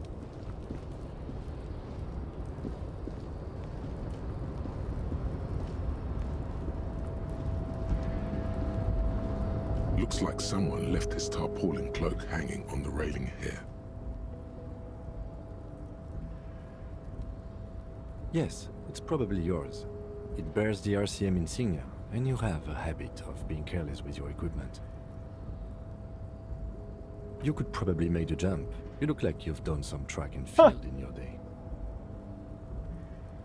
What the heck? The wind is aggressive up here. The lieutenant looks at the enormous crane towering in the distance. The look in his eyes is a mix of the engineer-like interest. That machine is a Kvalsund 1020 HK. Is it? Kvalsund makes a lot of heavy equipment, but this is phenomenal, even for them. But I digress. We were focusing on your cloak here. What are we doing? We're awfully close to breaking into the industrial harbor. They're bound to have information for us. I thought that was our intention. Or it could be that we are just exploring. He's thinking you've forgotten where you are again. The cloak? I do think it's yours, yes. As to whether you should go for it? Well, it doesn't seem too dangerous. 2-meter stops. Whenever you're ready to do it, I'll be right behind you. But apparently for The him, cloak 2 looks meters like is a a little bag of too goodies much. floating in the wind. Who knows what its pockets may hide?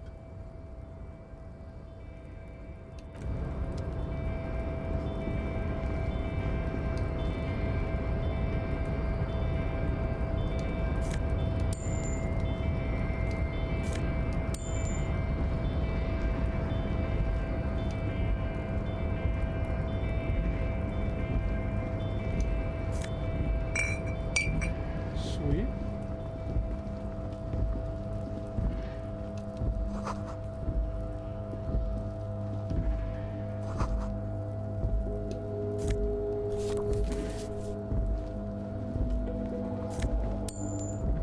No cash.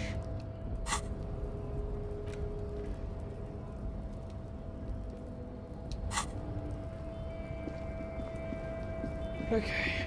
Well, we'll get to that second. Try to get that cloak much later on, because as of right now, I physically cannot make the jump.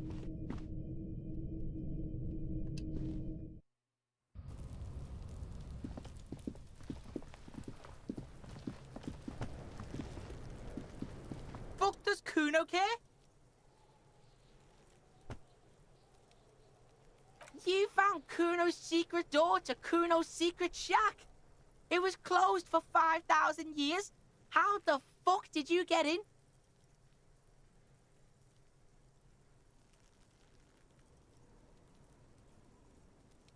And then what? You fucking there? You fucking Kuno's kingdom. He's trying to fuck at you again, Kuno. Oh, that? Kuno decapitates pigs. That's just a Kuno demo tape.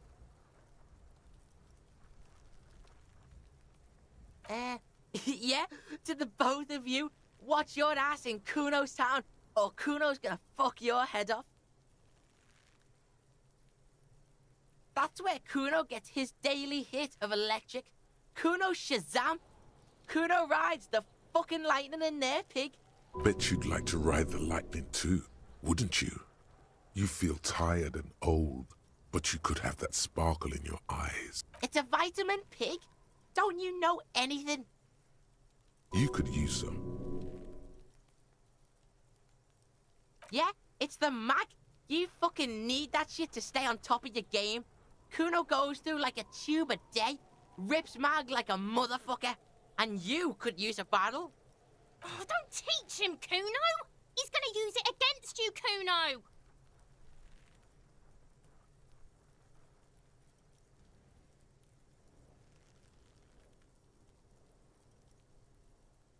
You're not getting this, pig. It completely takes away the hangover. It's like you didn't do anything. Like you stayed home playing with your choo-choo. Fuck you, pig. Don't do mag. You're gonna OD and you're gonna fucking die. Alright. Is it? You got pretty fucked. Kuno's surprised you've still got your head after all that. Don't sweat it, drunk pig. Kuno will keep your nasty secrets. Kuno's not snitching. He's saying you climbed up there. He probably saw you do it. Yet, that conclusively explains how the coke got up there. Of course you fucking can. How do you think Kuno made all the docky boys his gimps? Just gotta fly, pig.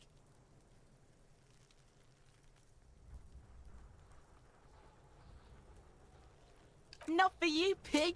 Kuno can't wait to see you get all scared and shit your pants. Kuno can't wait to see you shit your fat pants.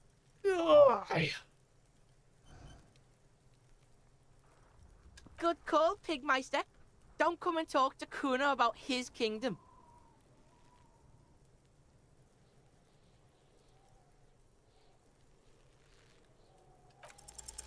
He's on your crime scene, bossing you around.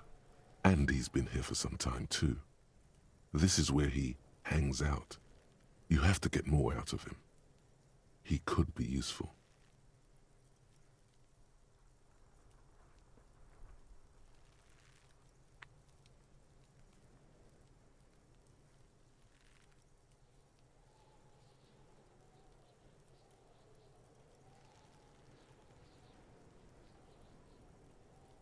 Get your snout out of Kuno's ass. Kuno knows how hard Kuno pushes it. Kuno pushes it hard level.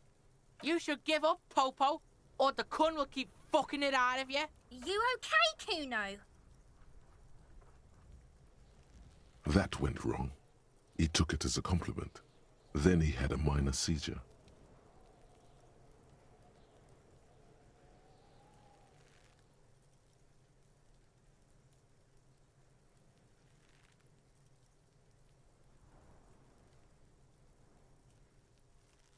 Kuno doesn't fucking care. Hear that?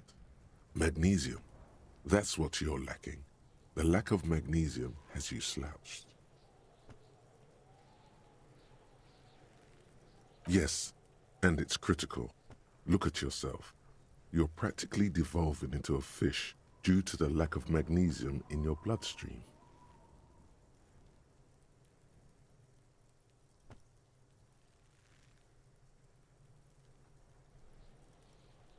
You need to get so magged up. You've probably had 2 heart attacks and a minor stroke already. And the only prescription is insane amounts of magnesium. No.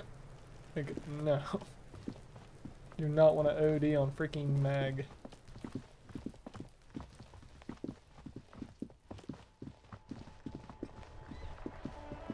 Alrighty, let's wander about a bit.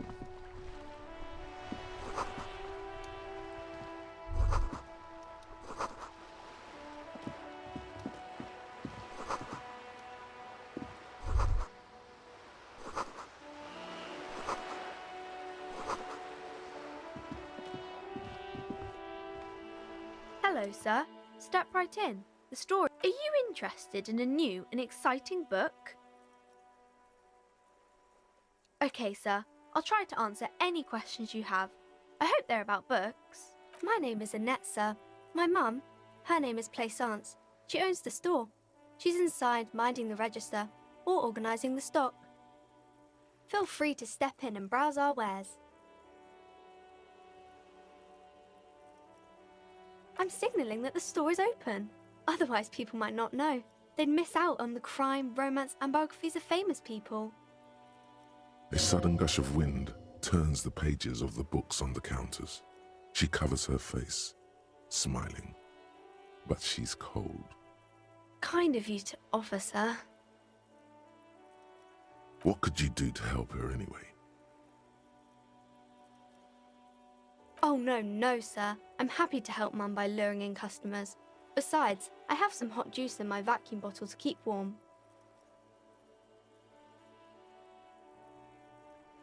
I do my studies at home at the moment. I have to help Mum keep this place running.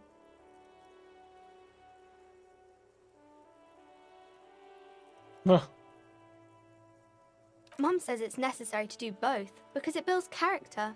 Mum says a proper worker is dutiful. That's how you get ahead in life. You succeed. There is stress and unease behind these words. She's reciting etiquette. Mum says it's peachy. She was a little afraid at first. There's talk about this house being cursed.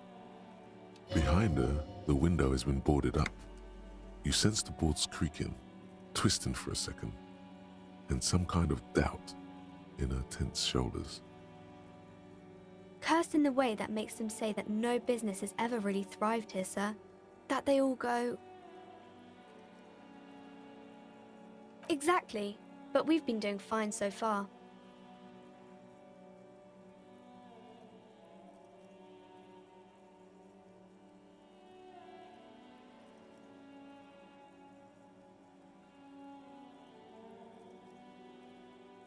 We can go into the bookstore and ask about the case, but I don't see much more to look into here. Yes. Please do also look at our wares inside. The postcards and board games are there, sir.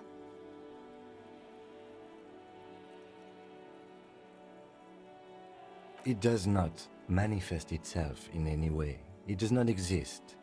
I liked it better when we were talking about whether it's appropriate to stand out in the freezing weather. Anything else you wanted to talk about, sir? Maybe I can tell you about some of our books instead.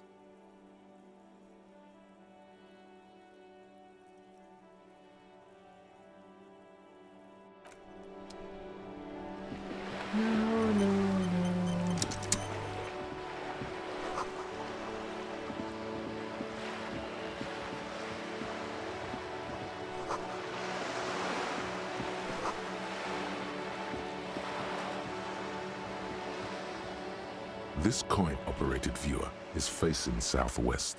Its coin slot is full of fossilized bubblegum, rendering the machine permanently inaccessible. A thick layer of graffito covers the lenses. You spell out the word Onuk written on the other side, with N and C scribbled backwards. That's Kuno on the lens. Under the graffito, a sea of blues and greys appear. Behind the water lies a coast studded with concrete and reeds. On it, a church on stilts, lanky weather-worn wooden planks, an X-shaped cross topping its tower. You know this to be the star of Pericarnassus, or the Cairo, the central symbol of the Pericarnassian church. A star, a great moral height to be strived towards. The church looks old and weather-worn. There are no lights in the windows. Around the large wooden building you see chunks of sea ice gathered on the beach, and a small tent set up on the ice. The metal feels cold and wet under your palm. It looks unhygienic. The metal feels cold and wet under your palm. It looks unhygienic. Probably some kids. A simple but clever solution to ruin in a coin-operated viewer. It took ingenuity.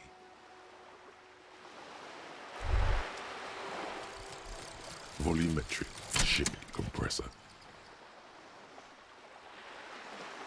Bizarre scientific news from Revachol West today, where a police officer's shit has been observed at a pressure of around 495 gigadecimals.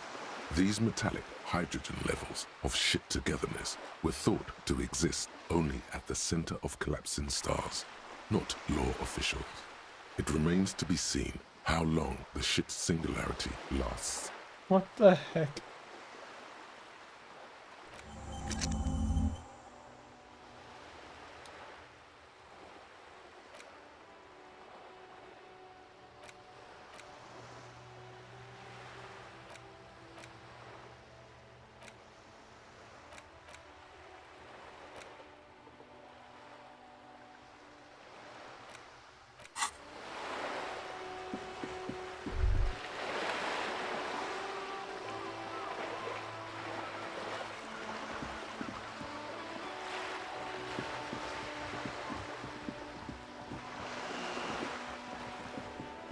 I need to go in here for a heavy ball though for another thing.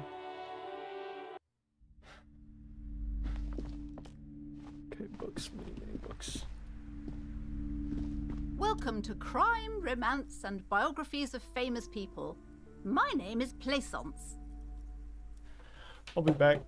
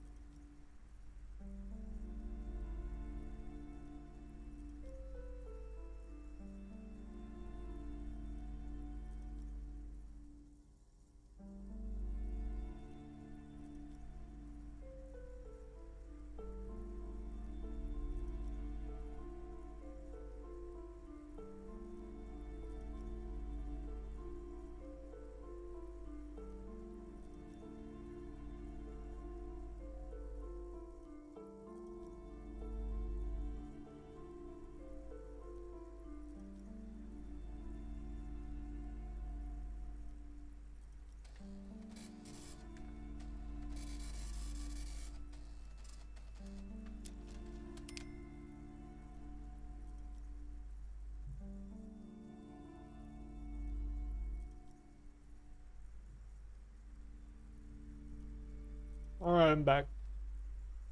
Be welcome, and please take responsibility for the energy you bring into this space. That's it.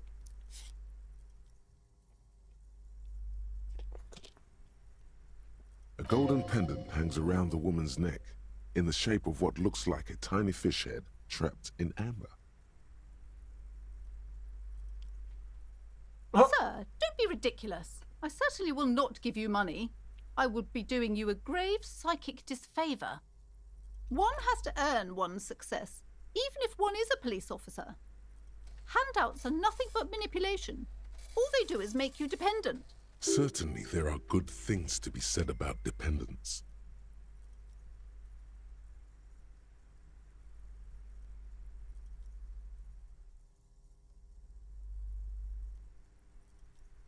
Now, hey there. Sounds like someone isn't taking responsibility for the energy they bring into this space. Fighting enemy. My philosophy is everyone just getting along.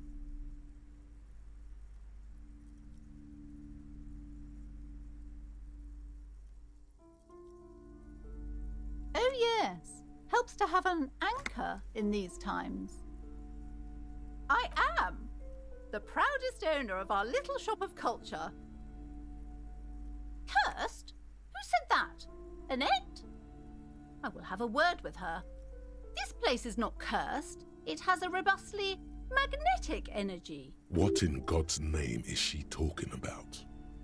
Doesn't feel like it's thriving. Feels ghostly.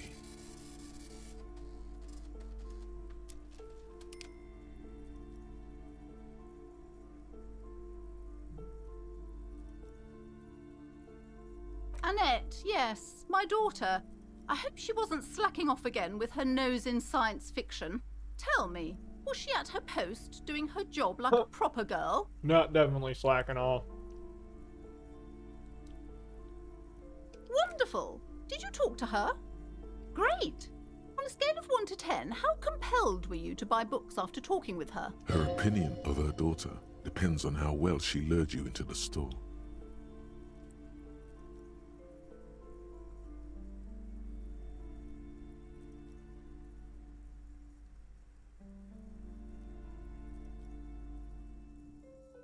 Come now, it's not personal. It's about proper sales practices and market research. I expect an answer. My precious, her dedication brings joy to my heart. If you have children, I hope they turn out as great as my Annette.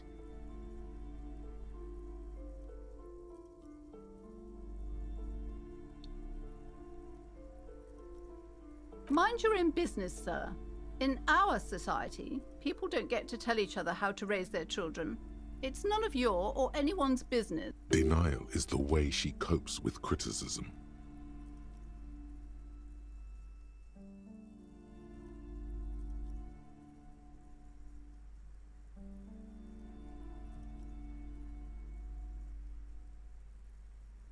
You must be kidding. There's nothing like that happening. Good, sir. What does a young child do with money anyway? No, I save it for her, as a fund. She's securing her financial future out there. Such criminal behavior would not happen in more developed countries.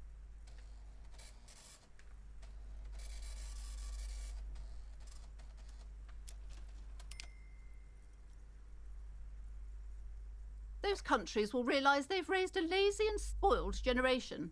Are we done with the jokes now? Yes, we've had quite enough fun here. Right. The woman before you scans the store, her shoulders rigid and tense. Yep. It's a whole lot of books and stuff. Ooh, there's a box right there, though. I'll check that out.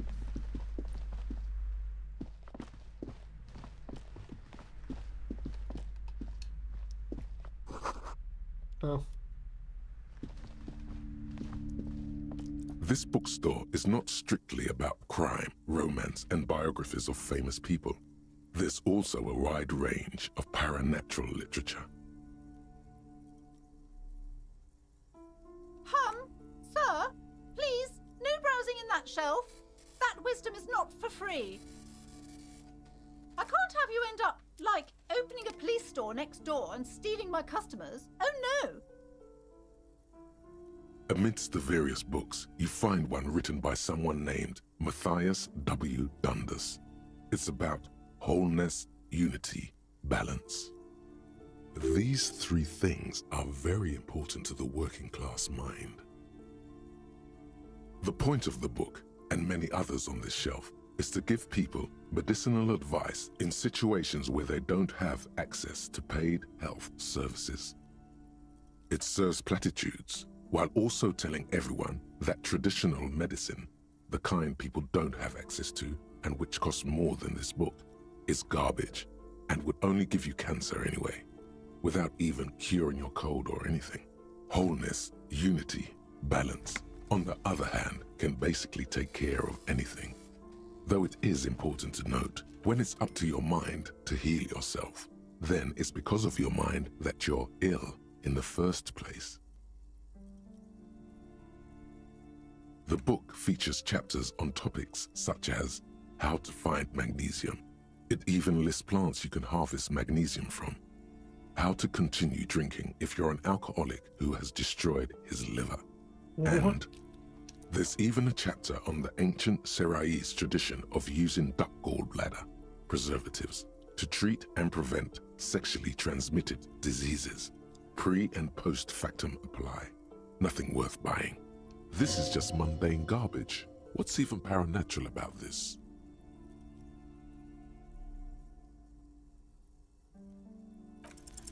The throbbing in your head increases with every passing moment you gaze at this shelf.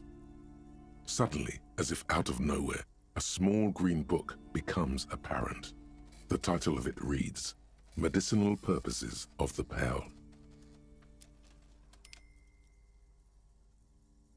The book contains descriptions of various pseudoscientific therapies, alternative medicines, and folk remedies involving the pearl, also known as le territoire.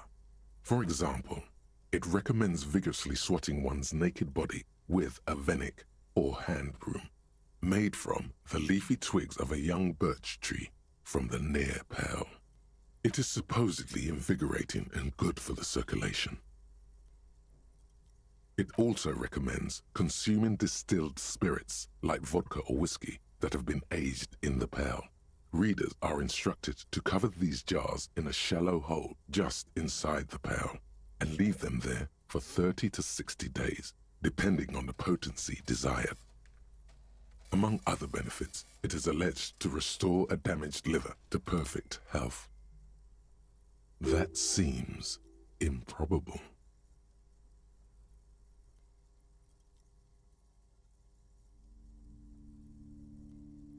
Is it any more improbable than anything else that human beings put their faith in?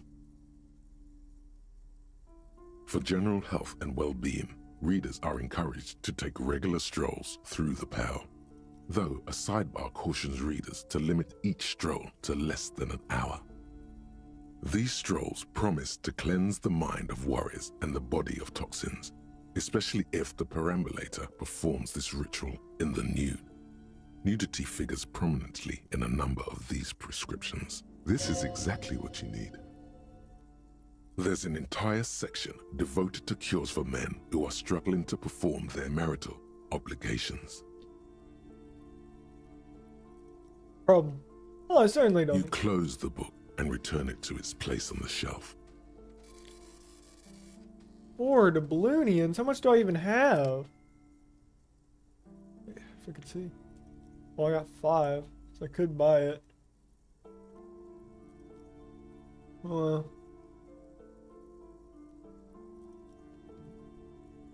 leave it for now.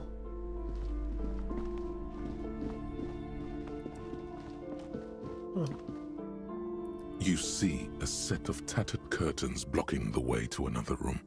A strange cage-like trinket dangles from the curtains. Excuse me, officer. The back room is strictly for employees only. Nothing. Why aren't you browsing the books?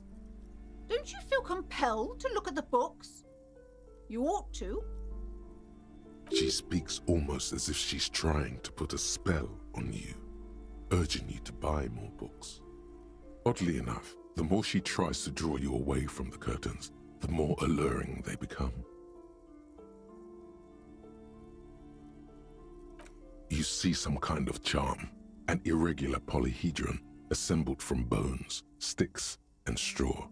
Inside, a disturbing fish head with empty eye sockets stares at you. This is a traditional Seminese ward, meant to provide protection against ill luck, bad dreams, curses, and other supernatural scourges.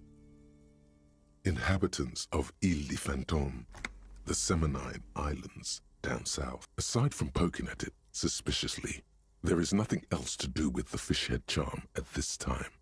The curtains remain shut before you. Just as you're about to pull apart the curtains, the petrified voice of the shop owner cries out once more. Sir, don't touch that. I told you it's off limits for the customers. Parapsychologically speaking, we're done if you decide to open them. I won't be held responsible for the consequences. It's too dangerous. She looks away, mumbling. Why is everyone always messing with the curtains? Why can't they just buy books like normal people?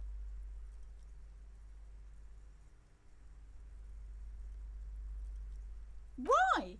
It's not like anyone was killed there.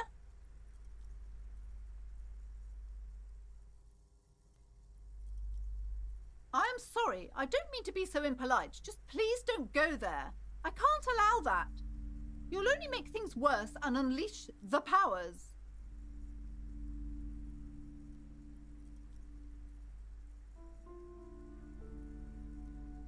No, it's just a storeroom for the employees, I told you.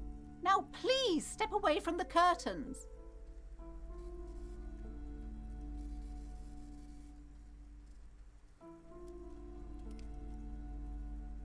You do? My God, even more reasons not to mess with the curtains. Just step away, dear sir. No! Please just talk to me, officer. Come here and let's talk this through before you decide to do anything extreme. Talking is always good. Go see what she has to say. There is something mysterious about the curtains. Be careful. The curtains, tattered with age and covered in dust, hang before you, as if taunting you.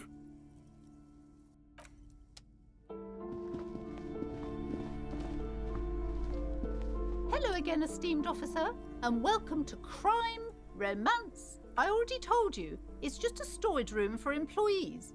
I don't understand why it's so important to you. Just let it go, officer. Go buy some goddamn books. You're supposed to be drawn to the books. She recites it like it's a poem, or like she's playing a role she's grown tired of. She's so tense, it's a miracle she hasn't snapped in half yet. A spell? As if. This place doesn't need any spells or hoodoo mumbo-jumbo. This place has wonderful energy. Okay, fine. It's because this place is cursed. Just like Annette said, they don't call it the doomed commercial area for nothing. Are you happy now, officer? Happy that you've ruined everything? The curse is so much worse than you could imagine. It's a disease, eating at the very foundation.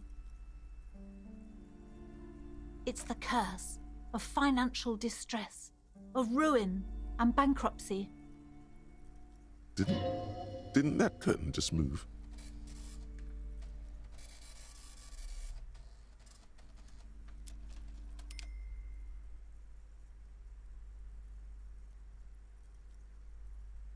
It's not just that, officer. We're dealing with something supernatural here. It's the cacodemons feeding off bad business practices and disappointing income statements. There's something wrong with this building, I can tell you. Ever since I arrived, I've sensed an eerie, lingering presence, as if I was unwanted here. Sounds familiar.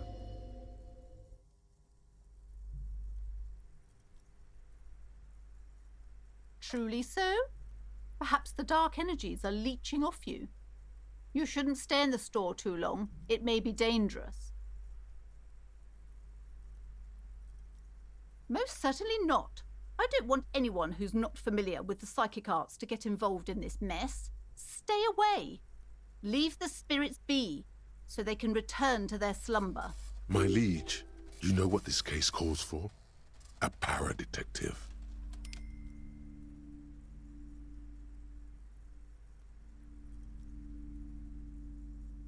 Tarantino is. Okay, but please, only a few questions. You wouldn't want to disturb the spirits.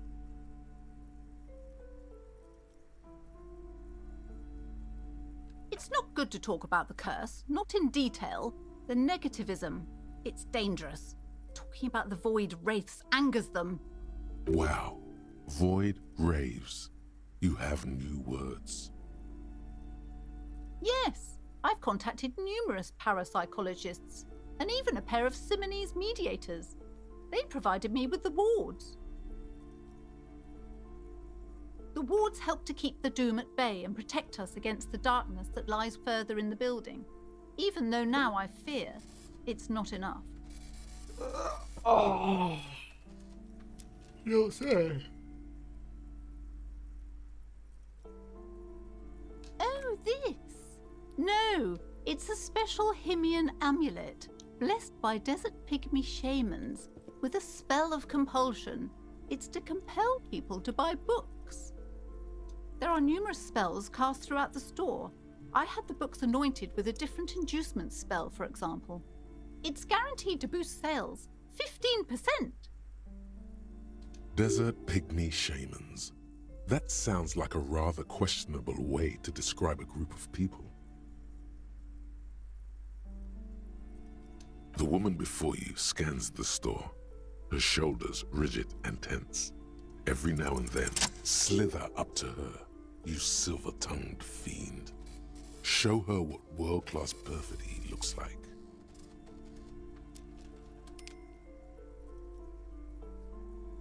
Are you sure? Don't think I haven't seen charlatans before.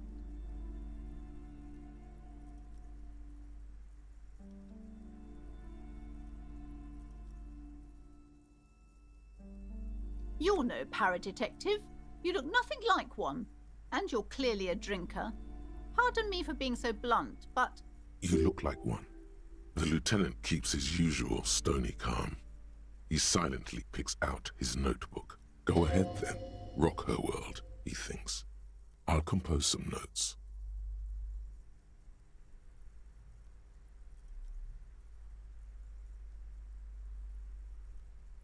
How do you know all this? Here we go. Oh gosh, bro.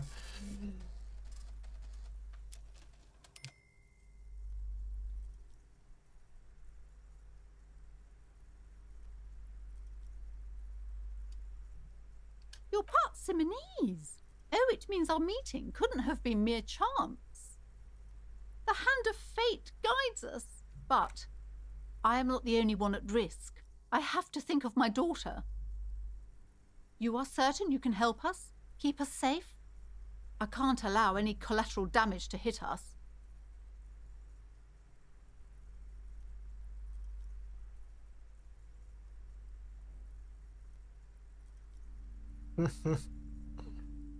If you promise, good officer, then you might be our last hope. Do you swear it? Thank you, sir. There's one more thing I haven't told you about yet.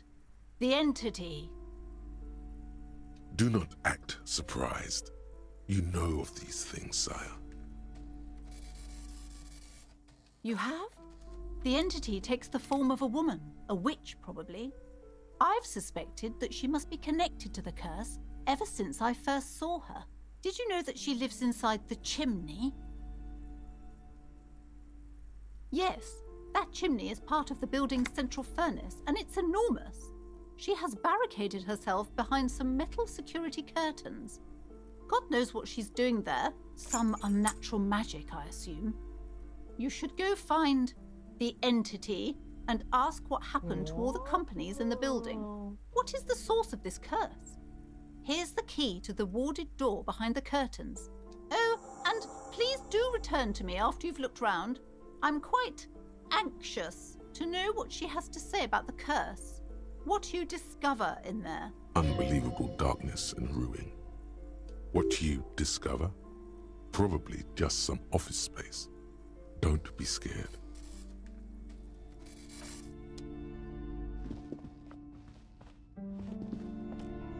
Yes? Excuse me? You're cramping my style. Oh my gosh, everything's just cramping my style. Like, beat it, you're cramping my style. You have a distinctive way of walking. If I were to walk in front of you, we would surely collide. A moment passes. Yep.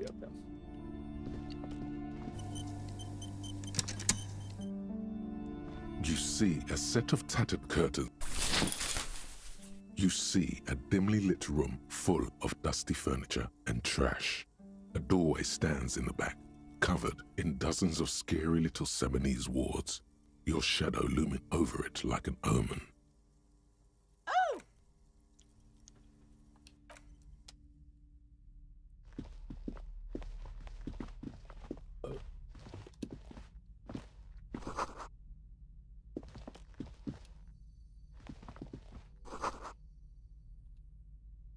A heavy door with a missing handle stands before you, covered in dozens, if not hundreds, of Seminese trinkets and charms. It appears to be locked.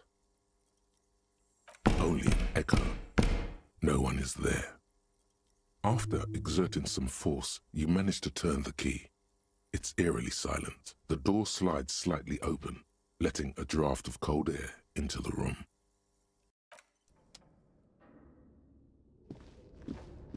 Okay, there's a ball in here that I need to grab. What is this place?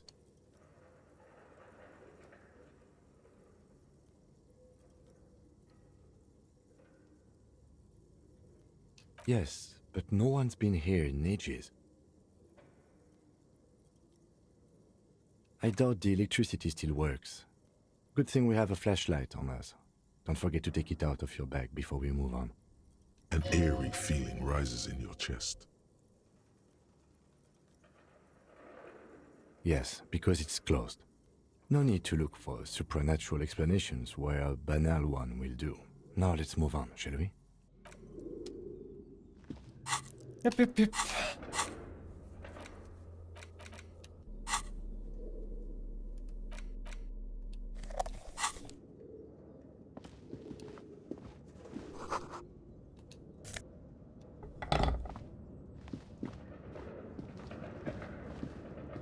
A barbell lies on the floor. The color has worn off its weight plates. It's 60 kilograms. Your triceps hum at the sight of these weights. Show the world what kind of beast it's dealing with. Lift them. There are no collars on the barbell. This is a safety hazard. Why does it feel so familiar? Huh.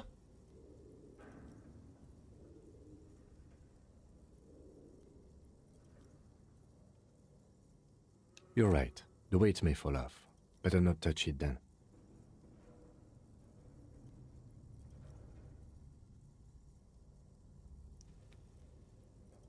It would be a violation of EPIS safety regulations if the gym was still operating, but it isn't.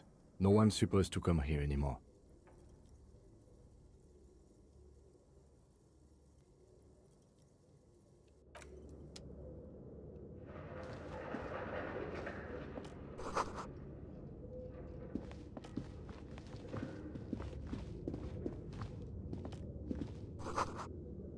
Yeah, this place is very spooky.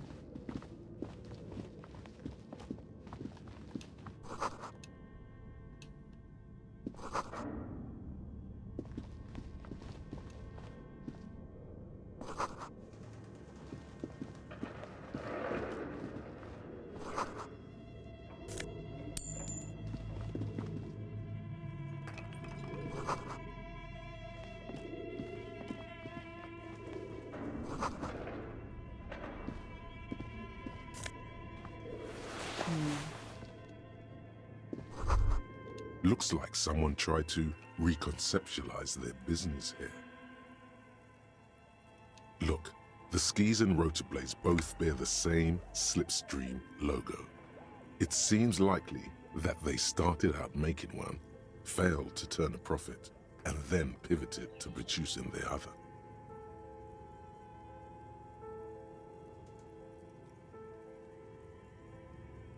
That's a good question.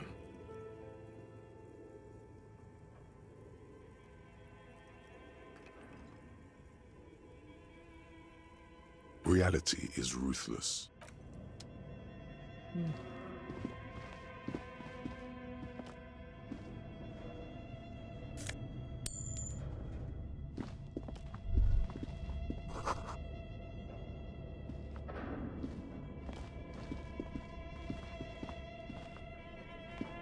Your flashlight slides over an old green chalkboard covered in scribbles, sketches, and schemes like some ancient cave mural. Some of the writing has faded with age, but you can still make out sections here and there. Photos and drawings have been pinned to the board. These lithe, pointy-eared creatures appear to be different types of welkins. You make out autumnal candle welkins casting wax-based magic. Translucent welkins with organs shining under their skin, and even ether welkins hailing from the vast emptiness of sidereal space.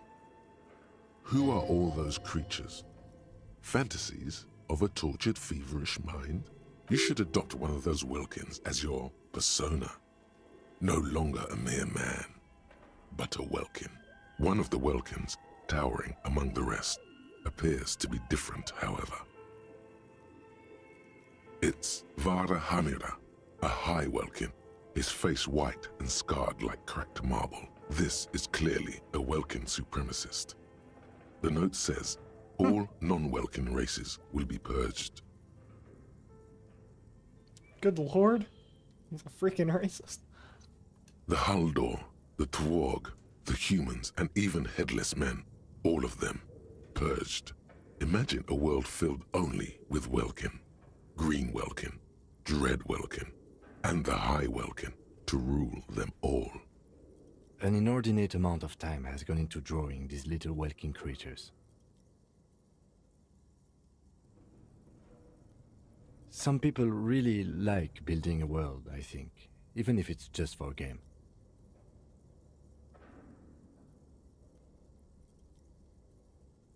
This looks like concept art for a project. It's not really real.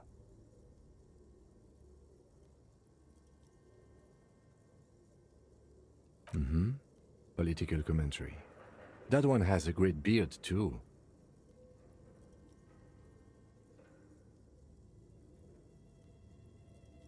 Just look at those details. So much effort. And for what? All gone.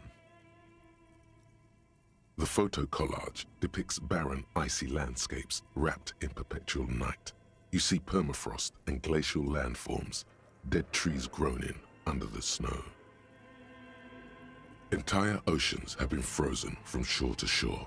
There are pictures of settlements on dried up riverbeds, abandoned in a storm.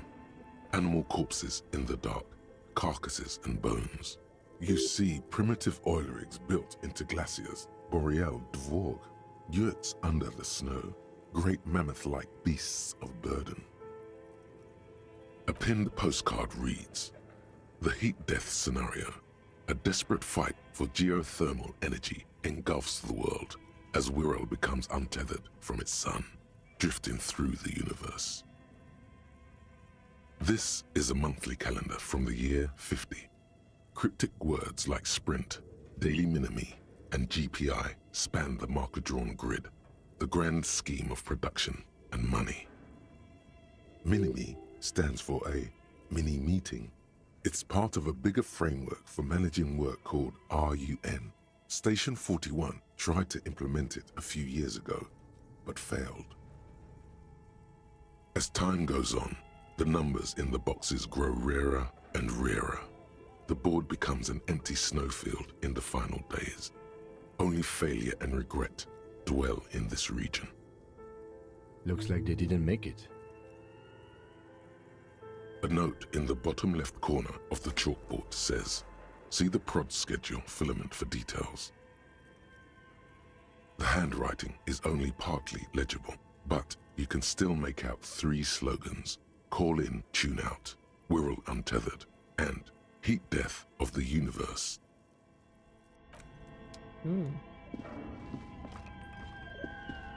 This old fireplace is covered in lines drawn in blue and red marker, the mesh spreading over the stone like blood vessels on alabaster skin. It looks ghostly and strangely ancient. A diagram for summoning some time-forgotten being. The symbols seem very esoteric. The whole thing resembles Kadran mosaic tiles. Very pedantic. History classes, students with their textbooks open, studying the roots of our civilization. Those aquarelle blue tiles looked beautiful in the sun. Radio frequencies, it seems. UKV 123.6, UKV 123.7, UKV 123.9. Some written notes, too. Sparse and cryptic. Unclear. It looks like a cardiovascular system split into veins and capillaries. Very advanced. You think so?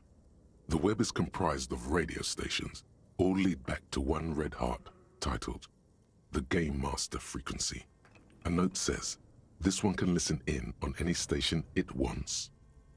They must have had massive airwidth. These things don't come cheap. Someone very important. The leader of a massive on-air game built by these people. A conductor for the hundreds of story threads that pass through the Game Master's frequency. Whoever decides to call in to a call-in station, it looks like. All of this is gone, left unrealized. There's no way a little basement studio working here could pull anything like this off. My God, it's as if the less money they had, the more ambitious their project became. Exactly. This schedule, I know doom when I see it. The company was running out of funding. Nothing. It's just lines on marble. An echo from times long gone. No one has used the fireplace in ages.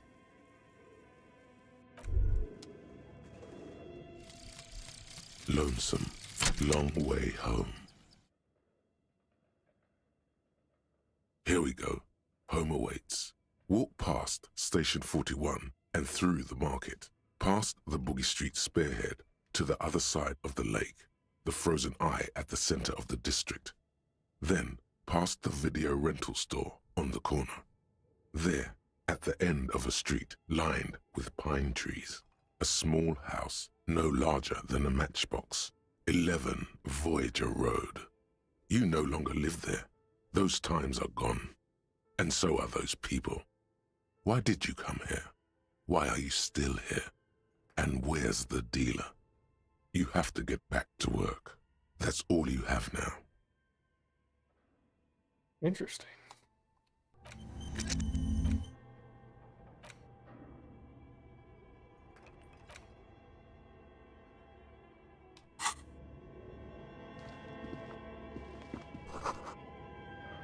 Oops.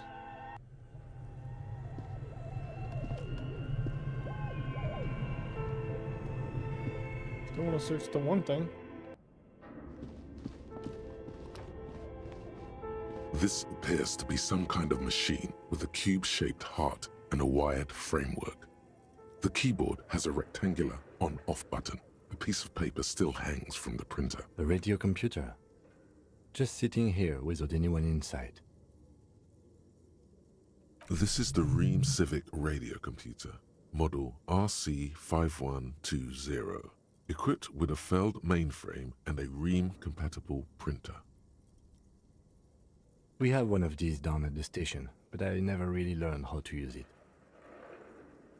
The machine lights up like some prehistoric animal stirring from its slumber, revealing fluorescent play and print keys on the keyboard. The hatch on the machine's central compartment is wide open. It's empty like a beehive without its brood. Some cables have been left dangling, disconnected. The filament you have would fit perfectly inside the compartment. Nothing happens. Something's missing. There's no tape in the player.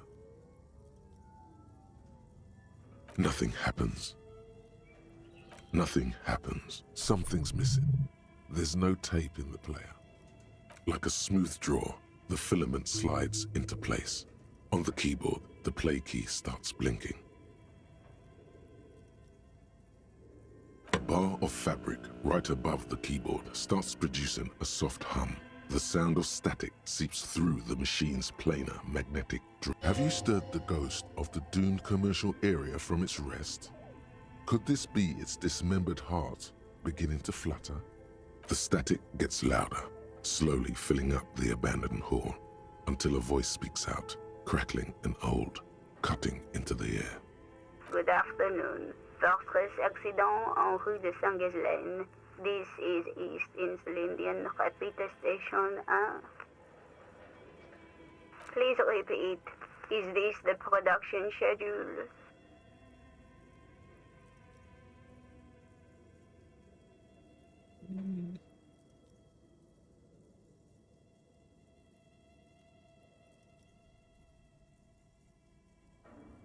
Yes, I am alive. I am 74 years old and my name is Yvonne. Now please repeat. Is this the production schedule? She repeats passwords. Programming people are all paranoid.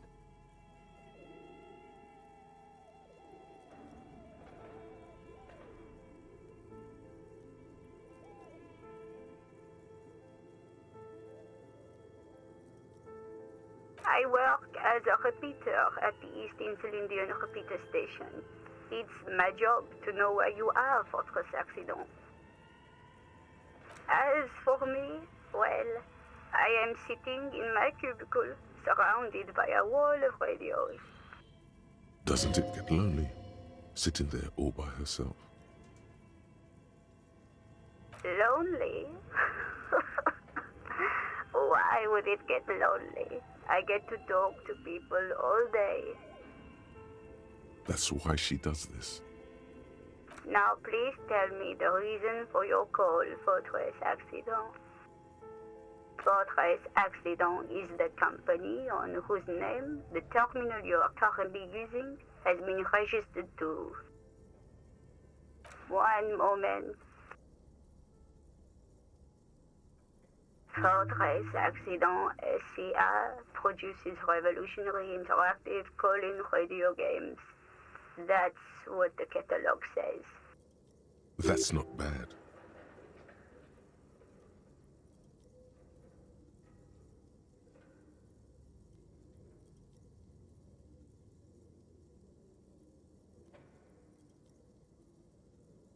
Any other questions? The filament you have inserted into the reader.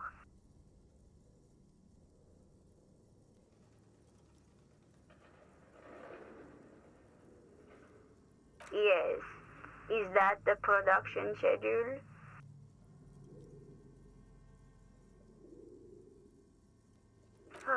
If you are unsure, could you please take a look? Open the hatch on the compartment. Don't touch the wires. A current is running through it, but the core is safe. There's a filament inside. I need to know what it's called. Good. Please repeat the password. Password? Of course it would have a password. That's why there's a human administrator involved.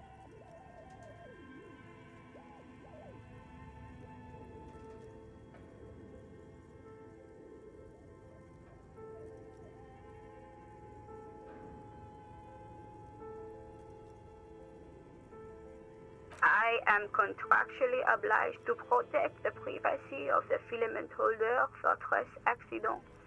Without filing a warrant with Lintel, I cannot give you access to this filament. I'm afraid we are not doing that, unless we want to wait for a month. Now, can you please repeat the password?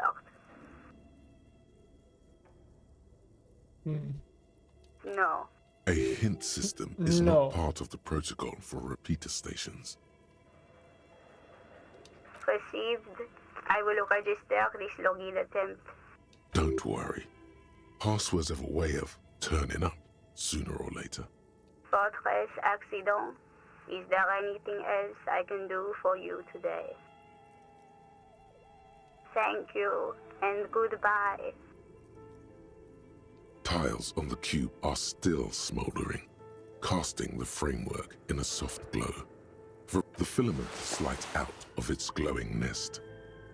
We need a password. Okay. What do you think is going on with that computer, chalkboard, and fireplace?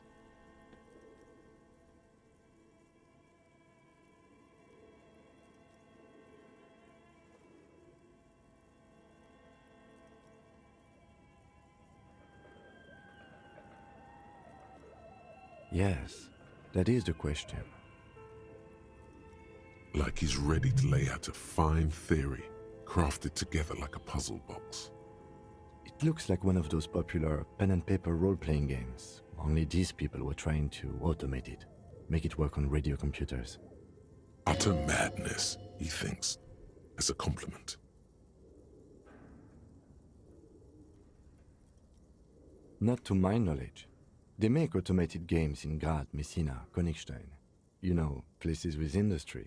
Not in Revachol West, among the ruins. But I don't think anyone has attempted to create an inter-isolary game before.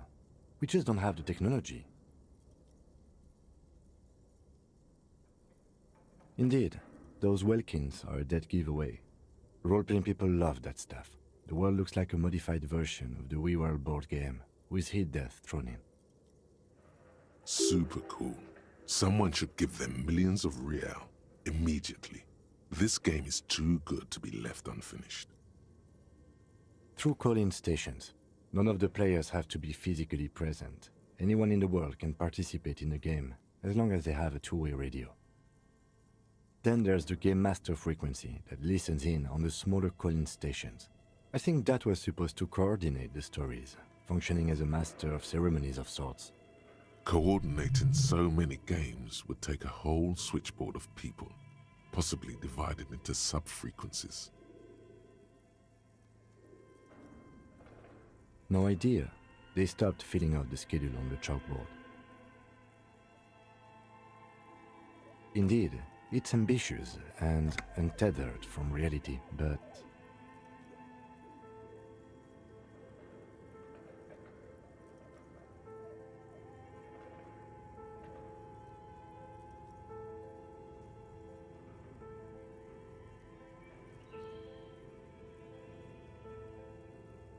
It's too late for that, I'm afraid. Okay, let's keep moving.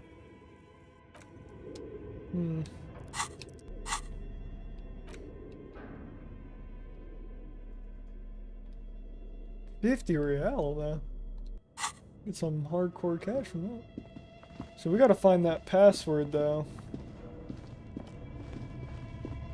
Gotta be somewhere.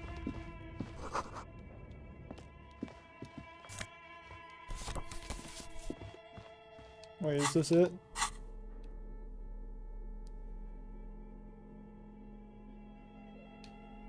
I have no idea. An iron safety curtain curves before your eyes, folded like a bellows. It covers half the room, blocking the way into a colossal industrial chimney. This must be where the entity lives. What an odd thing to do. Nothing happens. Still nothing. Oh, ow. Those curtains prove to be surprisingly sturdy. Your fist hurts now. If this is really an entrance to the chimney, then there must be a furnace somewhere as well. Maybe there's another way to get in. Can you please try to refrain from attacking random things?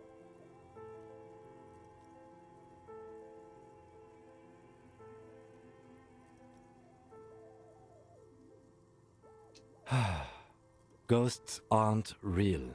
Didn't your parents tell you that? In any case, there's no way we can get in right now. Let's investigate further. Alright. Can't believe you can just die from that. Like, oh, that's... Is there anything in here? Like, what? Okay, maybe there's something down there, the password. Because I know I've done this thing before, but I have no idea where or what to do to go. Take all that.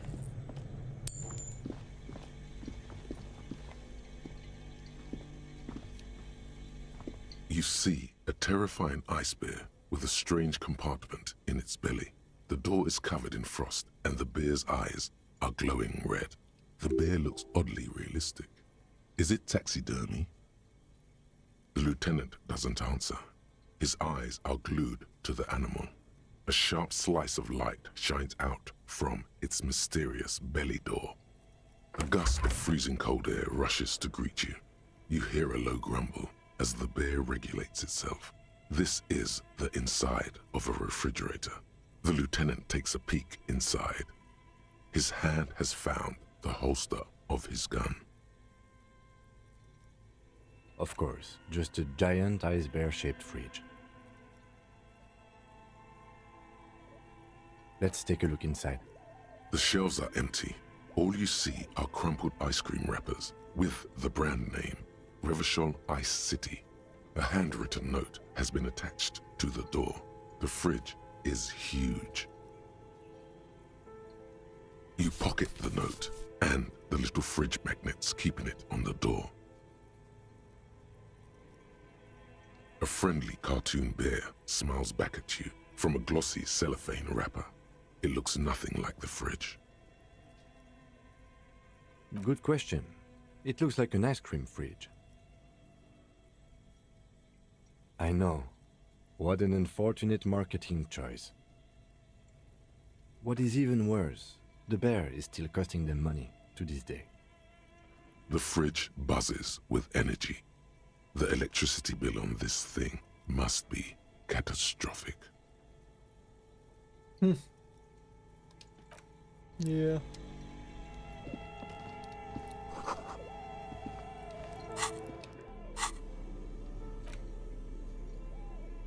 The note is written with a blue pencil on a piece of lined office paper.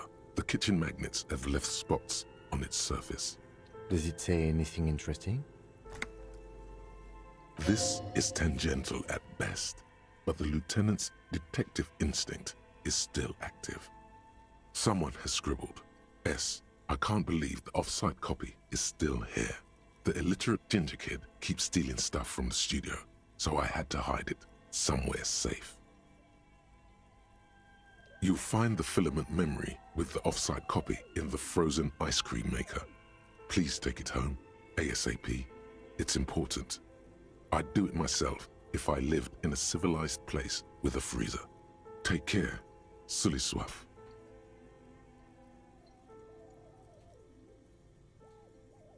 Looks like someone from that radio game company upstairs.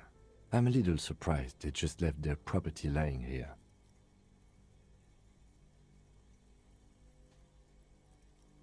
That's a plausible hypothesis. It belongs inside a radio computer, storing its memory. It's like a tape. You listen to disco tapes, right? It's like one of your disco tapes, only for a computer. It's like the production schedule you found. Only this one's an off-site copy. Really? You don't have a single guess? Oh, I'm sure that child would love to get his hands on a filament memory. Even if he doesn't know what to do with it, he'd probably try to pawn it for speed, based on our encounter.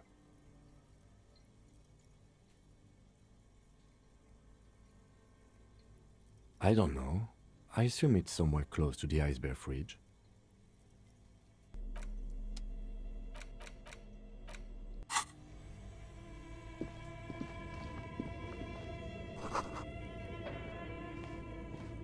thick layer of coal dust covers the furnace, coloring it pitch black. Looks like this furnace has a face, and it's a face of agony. Looks like it. Looks like an old central furnace used to heat the building. It's connected to the chimney. No one has used it in ages. No signs of any recent fire. Only dead rats. It's dark and grimy here. In the darkness you can hear chatter. It's coming from above. A voice or several voices talking to each other. Near the smoke chamber, upstairs. What are you doing?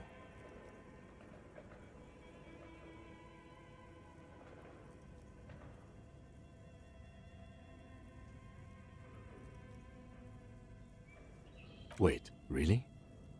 Maybe it's coming from behind those safety curtains we saw upstairs.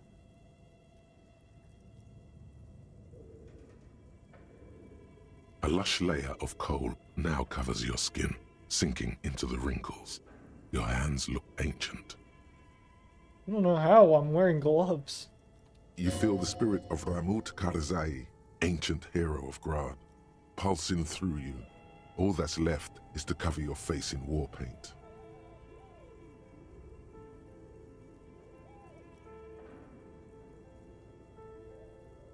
Three dangerous stripes appear onto your cheeks, telling stories of your wild soul. What are you doing?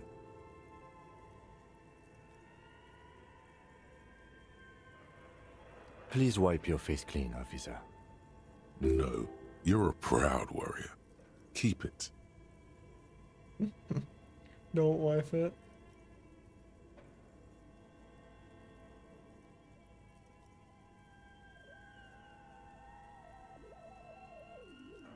Should I keep it on there? Oh, shoot! What's the farthest it goes? Bro, all the way back there? Now I'm curious. Gosh freaking darn it, I hate these quick saves in this one. Because I want to see.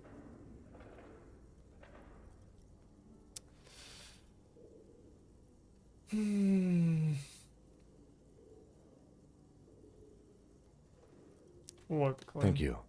So, where were we?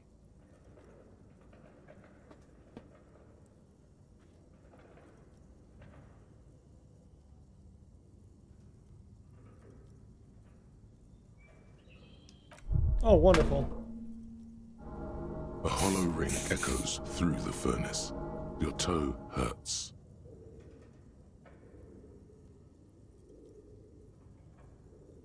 You're right. The rooms do look like they're connected. But malignant entities don't exist. At least not the supernatural kind. Always has to be the skeptic, this man. You muster all your strength and yell. Your dehydrated, hungover throat can produce little more than a dry croak. A lifetime of smoking and drinking will do that to you. The chatter from the chimney continues on as before. You seem to have made no impression on whatever's up there. Then again, maybe it's worth actually trying something up there. Maybe you should let your voice rest, officer. Try. Yeah.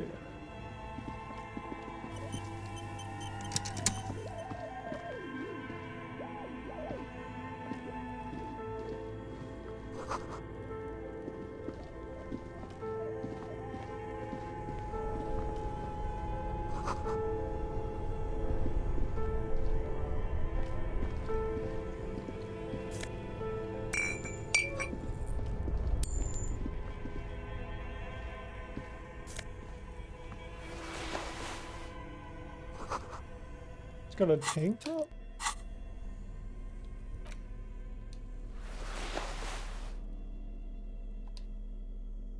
Nah, definitely like that one better.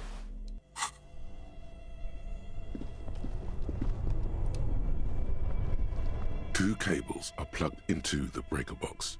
The red one leads to the ice bear fridge, and the black one to the ice cream maker nearby.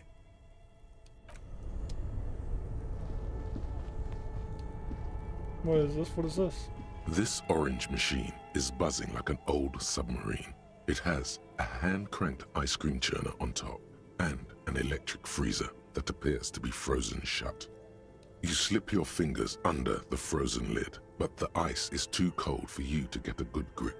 A pry bar would come in handy here. No, this is going to need something else. Some kind of super pry bar. Don't even try to open it with a regular pry bar. You're just wasting your time. If you want to try again, then you need to have the pry bar in your hand, detective. Equip the pry bar by going to the Tools tab in your inventory. From there, you can equip it to a held slot. Or I think I could just... Here, actually, let's try turning the crank. This orange turning the crank feels oddly satisfying, like stirring your childhood dreams. In the distance, you hear water dripping. It's all gone now. You'll never become a poet or an entrepreneur.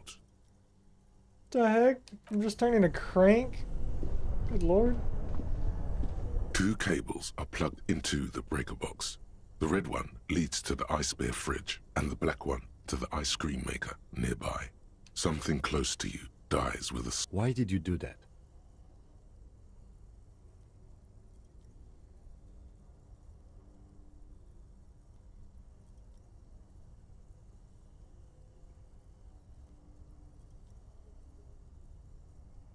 What?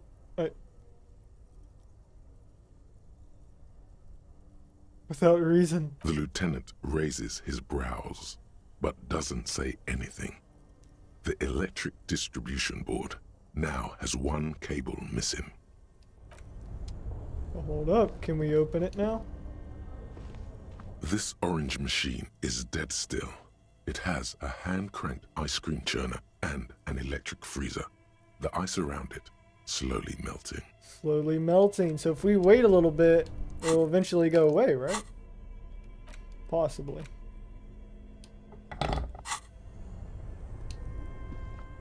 This orange machine Oh is my dead lord. still. It has a hand-cranked ice cream churner. Yeah, leave it. There's no way.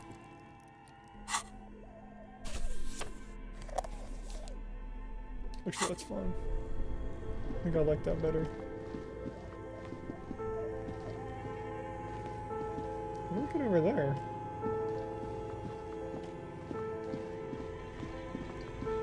Oh, definitely can't go anywhere that way.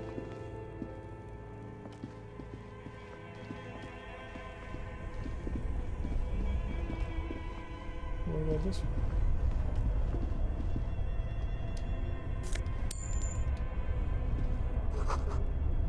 Wonderful. Diddly squat. And then what's here then? Oh, that just leads outside.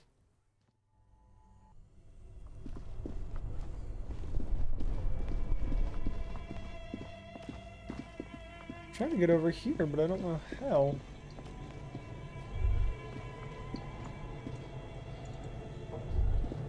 The heck?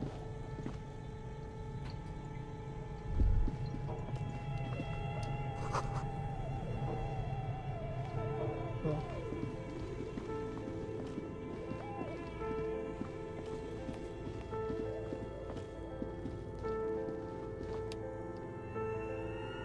How do I get over there?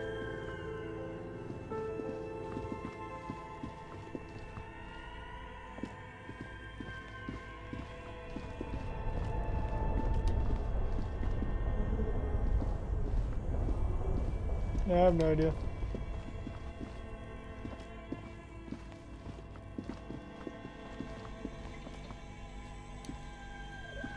The bear's eyes are still glowing red.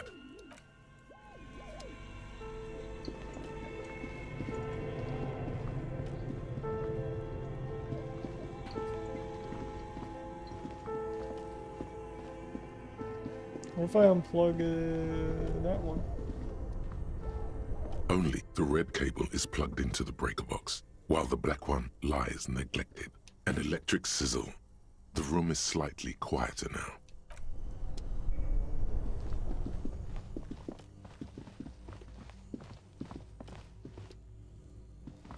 The bear's eyes are dead and empty. Ice inside the fridge slowly melting. The power has been cut off.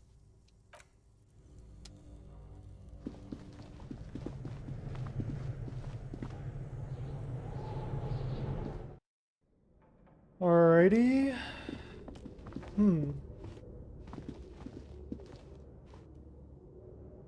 Had we gotten the password yet, or?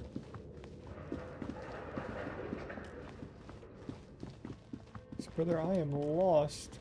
As before, an iron safety curtain curves before you. This is directly above the central furnace in the cellar. The voices probably came from it. Again, your voice becomes a raspy croak mid-sentence. A sudden bout of self-pity comes over you. Sire, may we suggest something? Think of the yelling into the furnace as a grand performance. Use your chest voice, not your head voice. Sing from the diaphragm. Alright. Let me quick save so I can actually have some save that's close. Like, good lord. The auto-saving is not great. So we didn't get... password.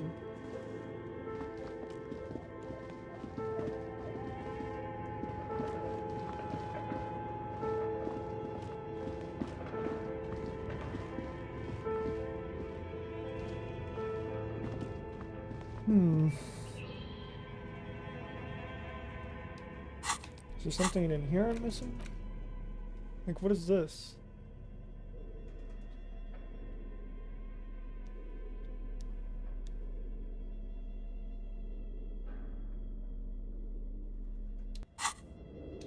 Let's try. Tiles on the cube are still small. Like a smooth draw, the filament slides into the speaker comes. Good afternoon. Please repeat.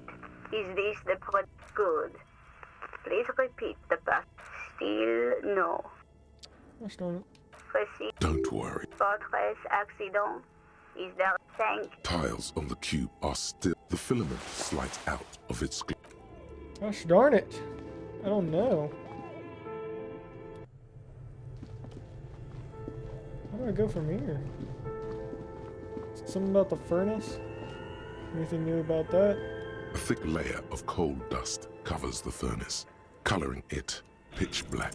Another pathetic yelp sounds off into the vast darkness of the chimney. You're a little embarrassed you produced it. Even with a 58, my luck is freaking AIDS. My luck is non-existent, I tell you.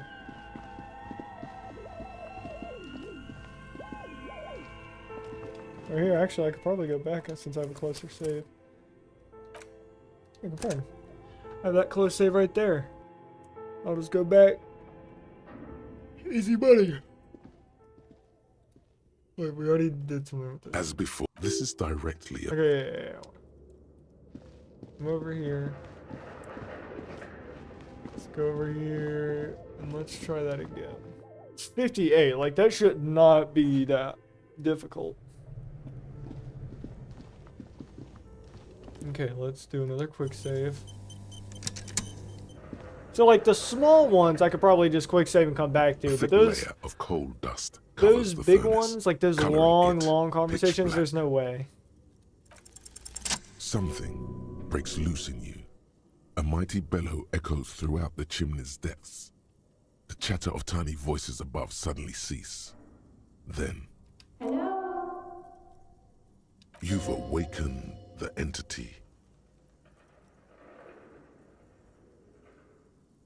Hello? Did you say anything? I can't hear you. Please come upstairs. There's a safety curtain on the second floor. I'll open it. You hear a low rumble upstairs. The sound of a curtain being pulled aside. After you, officer. Wait. I don't know how to get to this other side right here. Unless he knows.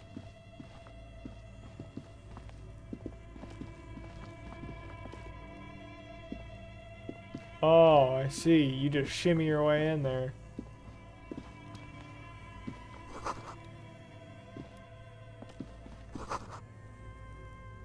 A few bricks have fallen off, revealing a compartment behind the wall. It's too dark to see in. There is, yes. And there also appears to be something inside the hole. Interesting. Do you want to take a look? Your hand reaches deep into darkness and spiderwebs. Rummaging around, you find rusty rifles hidden away. Most of them are rusty and inoperable, like the rest, but one catches your eye. A bolt-action model with a fine wood stock, in better cosmetic order than the others. That's a rare sight. Seems to no longer be functional, but still a beautiful thing in its own way.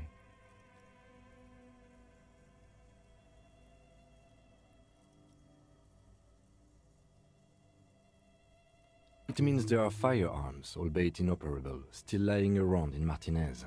It's an interesting coincidence, I would say. Might come in useful in the future. He likes this find. Seems like an old bunker from the revolutionary period. Look at all those rifles. Must be an old weapons cache.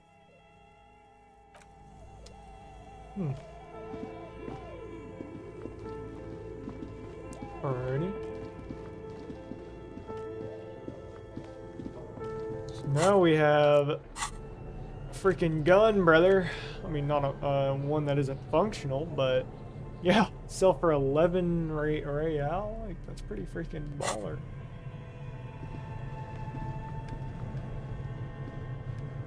Oh, strength.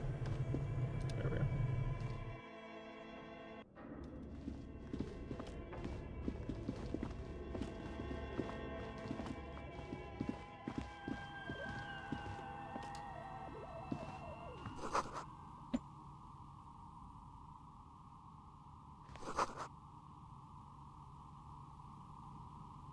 Hello, I'm Nia. Did you try knocking on my window? I must have missed you. I've been listening to my Milius. So what kind of die are you looking for? Could this be the malicious entity? Perhaps it's wise to go along with this masquerade for now. She's got a direct view to the backyard. You should interrogate her about the lynching.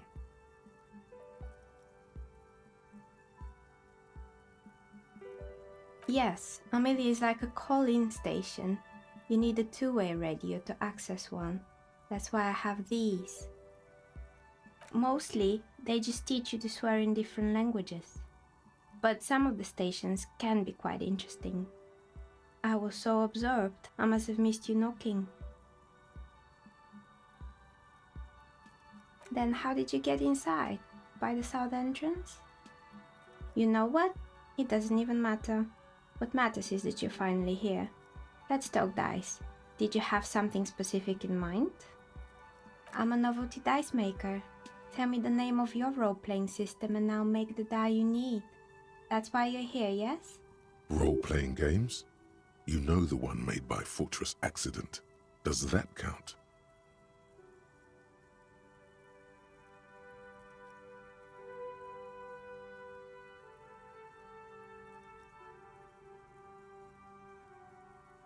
Answers? How strange. These days people only come to me for dice and role-playing games. I'm not sure how helpful I'll be, but go ahead and ask. It almost looks as if the stones and dice are a natural part of the room, growing out of the shells like stalagmites. No falsehoods are present. She's a novelty dice maker and doesn't have anything to hide. Ask what you need. How did I become one? It was a business decision. I was a regular jeweler at first, but that's an unfocused field with too much competition. Some of my friends were role players. They asked me to make some polyhedral dice out of cobalt. That was my first order. I grew it from there. Not especially. I like working with rare materials and a steady pay. And role players as customers? They're nice people. Some of those nice people have big bucks to spend on novelty items. She's thankful for the security they provide her.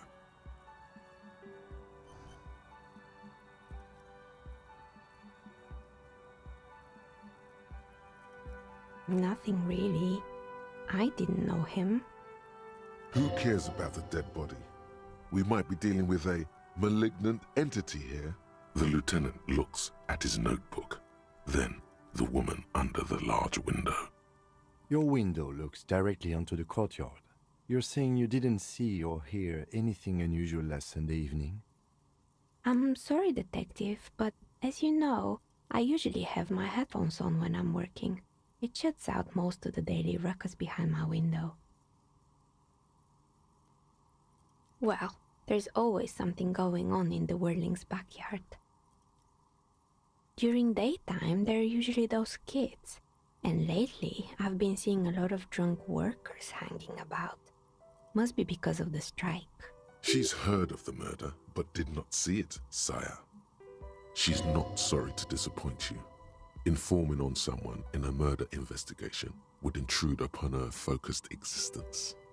But I never saw anyone during that fateful Sunday night, I'm afraid. I might have, but in this case, all I would have seen is my own reflection staring back from the darkness. It's light here, but dark in the yard at night. It's really hard to make anything out in the yard when it's dark outside. Besides, I rarely get up to look out the window when I'm in the zone.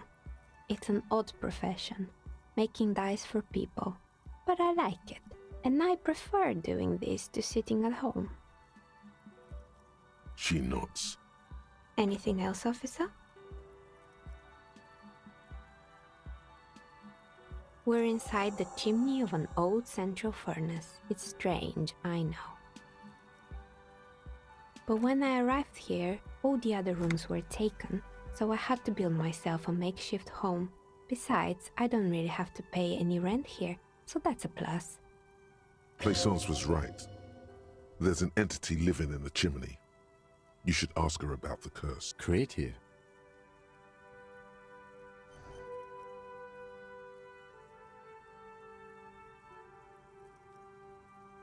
I've heard the stories, but I don't think those stories are true.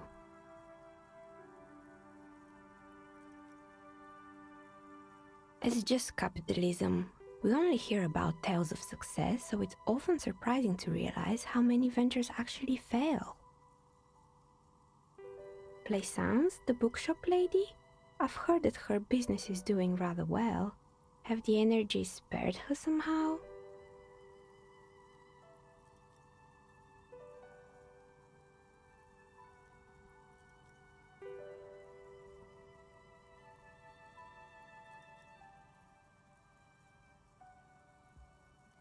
Oh, right.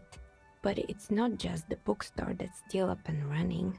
What about the Whirling in rags? Some people say it's part of the building complex.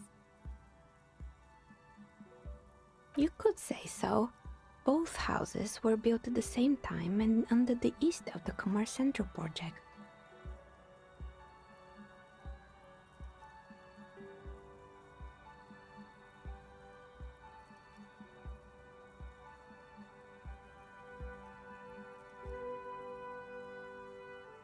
And then there is me. I've been here for 14 years, selling novelty dice to role-playing enthusiasts. Not exactly a million-real business idea, yet somehow I've survived despite the talk of malicious energies. Maybe it's just because she's so talented that she's been able to woo the curse. Oh my gosh, there's an eyelash in my eyeball. Hold on, I'll be back.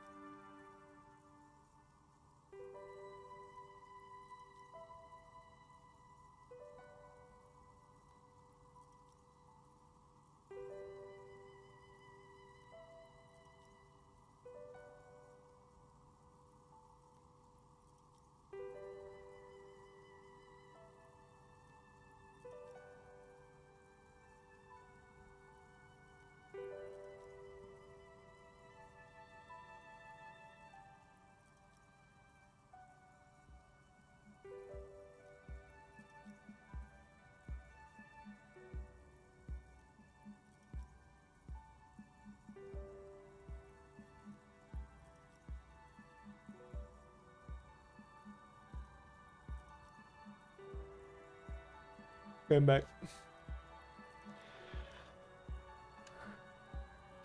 Oh, shoot. Get on me. What happened?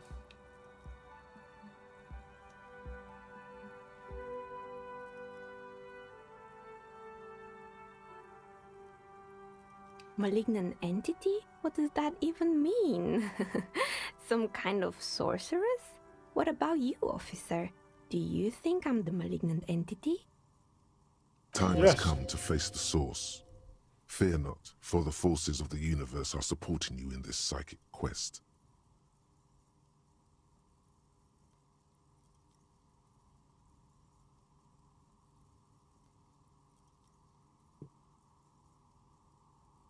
Exactly. Truth is always so disappointingly mundane and boring.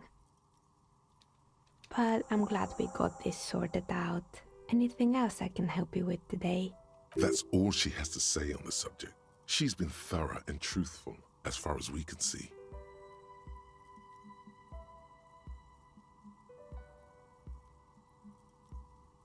More or less. Are you interested in anyone specific? Oh, quite a lot of them spring to mind.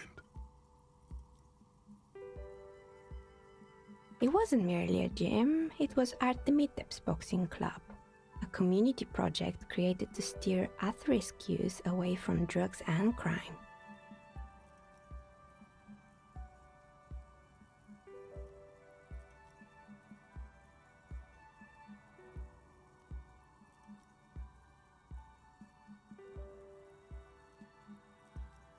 It didn't. If anything, it made the youth situation in Martinez even worse. At some point, someone started a rumor that the punching bag downstairs was full of amphetamines. It's not really full of that. No one would store their drugs like that. Eventually, the coalition took away the funding and the club went bankrupt. This was a few years ago. It's gotten much more peaceful around the plaza ever since.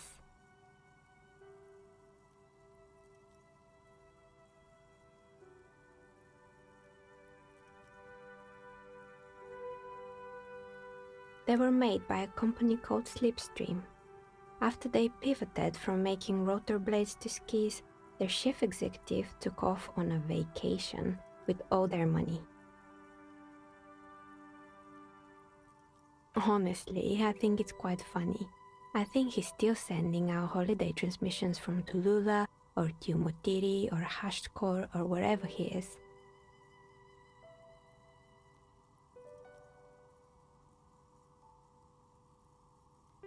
Sure, it's illegal, but it's not exactly anything extraordinary in business. Besides, Slipstream is history now. All their remaining assets got seized by the bailiffs in 47. I have no idea why those skis and blades are still lying around. They were just props. Why return them? Maybe you could make a sword out of one. No, wait, forget it. It would take too long. Fortress Accident, the radio game studio. She liked them. They were an interesting bunch. We talked about role-playing systems every now and then. Once, I even saw two of them get into fisticuffs over Wirral. They certainly took their work very seriously, even if they seemed to be chronically liberal with their schedules. The usual, they ran out of money and couldn't get the project done on time. Well, I did hear them talking at times. They seemed to believe they were historical individuals on some grand quest. She sounds almost mocking when she says that.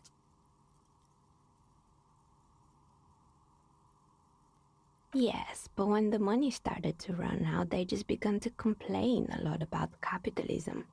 You know, how the markets are rigged to keep out new businesses and so on. In the end, they just didn't get it done. They didn't have enough willpower to produce something truly historic, and to show up to work on time.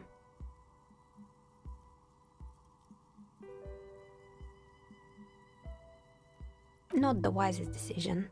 You would have lost all your savings.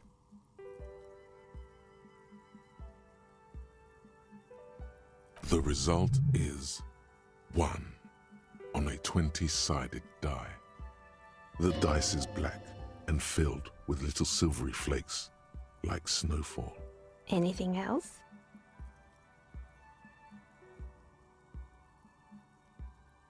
Oh boy, the fabled Revachol ICT. You're in for a treat here.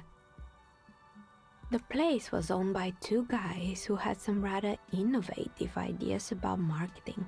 The bear was one of them. Now ask me about their other ideas. Indeed, what were the other ideas?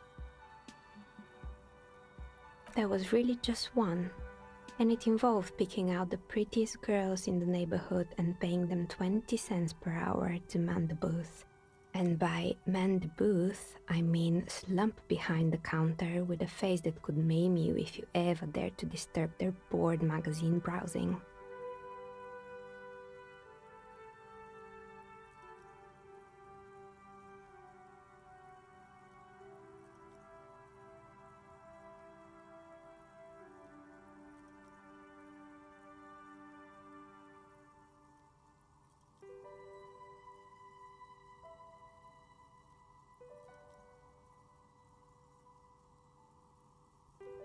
It didn't. Occasionally the girls had their friends over, which doubled the amount of hairspray, skin problems and mood swings behind the counter. And they already had the bear. The bear. Of course not. The bear was terrifying. No one wants ice cream guarded by a hostile apex predator. To make matters worse, the fridge didn't work too well either, and half the ice cream came out malformed and partially melted. Eventually, Revachol ICT lost the price war to its rival, Glacé 5000. Glacé 5000 sold caramel sundaes for only 5 cents a piece, out of regular fridges.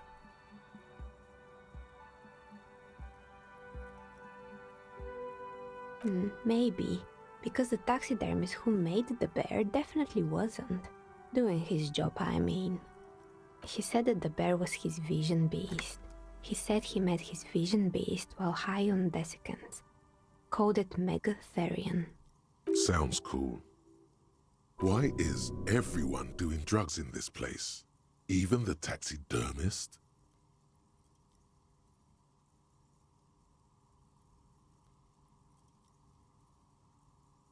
Megatherion, a mega wild beast. It's an imaginary beast that guides you through life. By telling you to do more drugs, mostly. The horrific necktie tightens around your neck, strangely excited. But it doesn't feel particularly fun this time around. Very good. You shouldn't do them. You're a police officer after all. Anyway, now you know the story of the fallen ice cream empire. Anything else? Another failed business, perhaps? I've been here for a long time. There used to be a fashion atelier here, but I have forgotten the head designer's name. They were doing well for a couple of years, until the insect rights activists came. The atelier produced a certain collection that used chitin among the materials. Apparently chitin is made in the Occident, where it's extracted from beetle wings. And you know how all kinds of political movements are big in the Occident. The activists shut down the biggest chitin supplier, which of course caused the price to skyrocket. And, naturally, all the most fashionable tastemakers refused to be seen in chitin from then on. The atelier went bankrupt before they could finish the collection.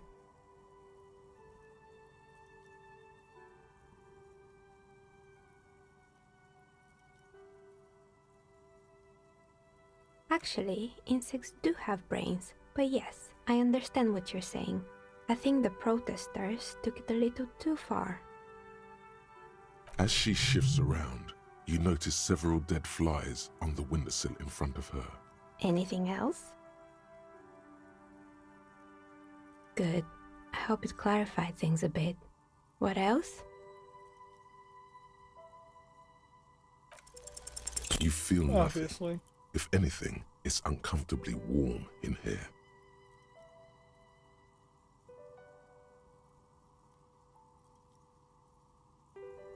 Excuse me, what are you doing? Officer!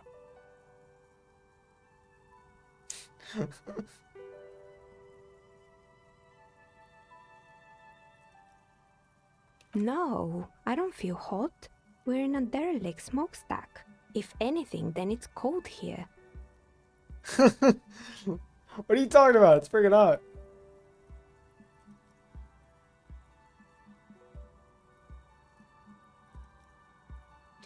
Undressing in a stranger's place of business? Yes, it was an unbelievably bad idea. Miss, I apologize for my colleague's behavior. He's still recovering from an unusual medical episode. I don't even know what. I thought he was like gonna take his like coat off or something. I didn't know he was gonna just freaking pants himself. That doesn't really excuse it, does it? Okay, whatever. My bad. Good day to you. Let's go to this weird, creepy freaking building that she decides to live in because it's perfectly normal.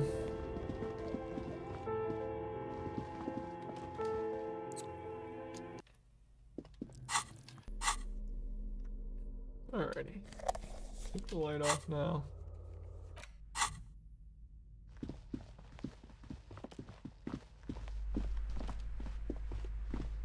You're alive and well.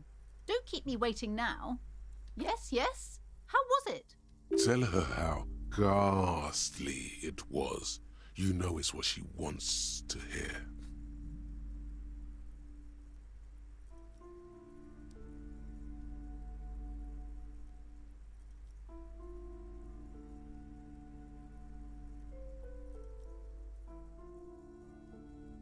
I knew it. Oh, such horrors that have been thrust upon us. But what else did you find? Did anything survive? No, of course not. Have you located the entity?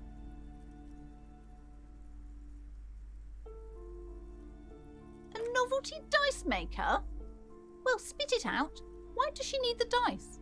For some kind of sorcery? Sometimes they use the ankle bones of sheep.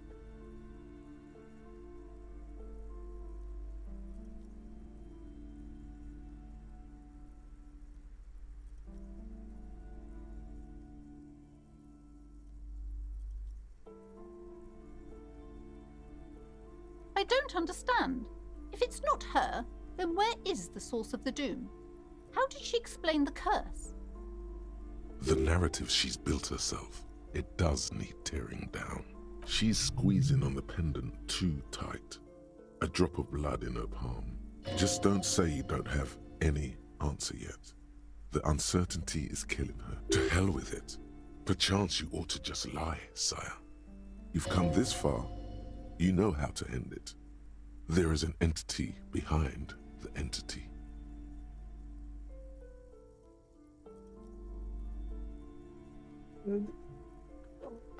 Army system. Oh Lord. Did we lie to her? I want to be truthful though. Be like, it's quite literally deadly squat. Ain't even nothing bad happening. So that'd be bad for the kid. Wait, what? The entire economic system is cursed? This is a lot for her to pass.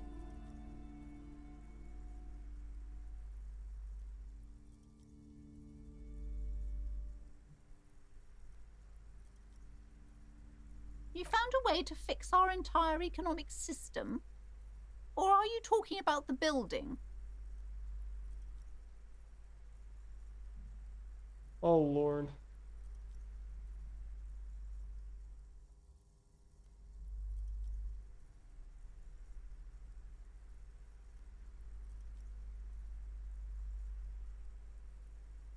Of course. I trust my Seminole's wards and charms kept you safe while you perform the ancient rites. All that matters is that the energies are retreating, I can already feel the curse lifting. It will be a long time until we're fully free of it, of course, but still. Thank you, officer. Truly, you've brought a better psycho-emanation to this humble bookstore, and that's no small achievement. She so badly wants this to be over. She would have believed anything. It will only last a day or two, a week tops. Then her mood will sour and she will feel the curse again. All right then. All's well that ends well. Oh, Should we Lord. return to our ordinary lives? I guess. She's gonna refill the curse again. That's such an L.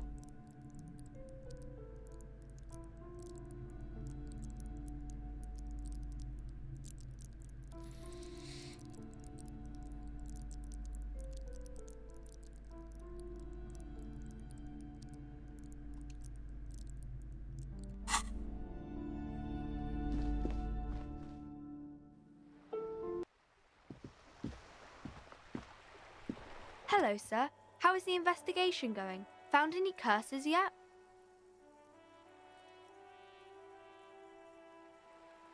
Oh, that's great! I hope exciting adventures lie ahead. And maybe you can help Mother become less afraid.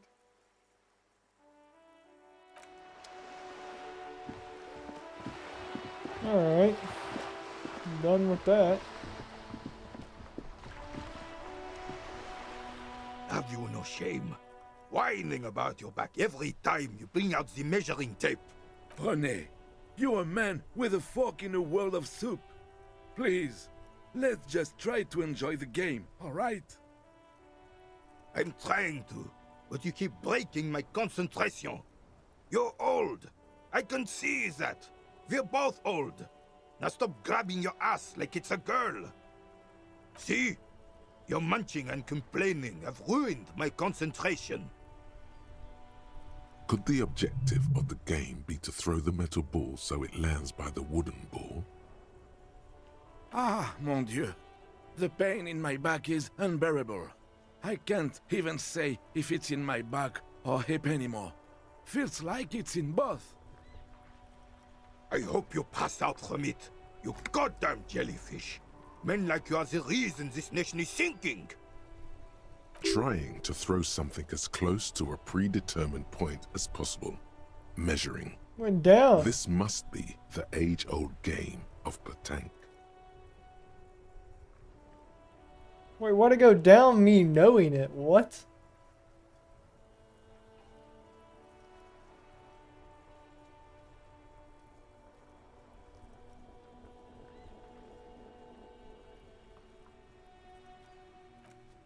Oh my gosh, how far back did it go? Oh no, wait, that's an autosave. Sweet, so it just comes back right there. Okay. That's not too far. I don't understand how me not knowing... Oh, what? How does me not knowing make it do better? Like, that doesn't make no sense.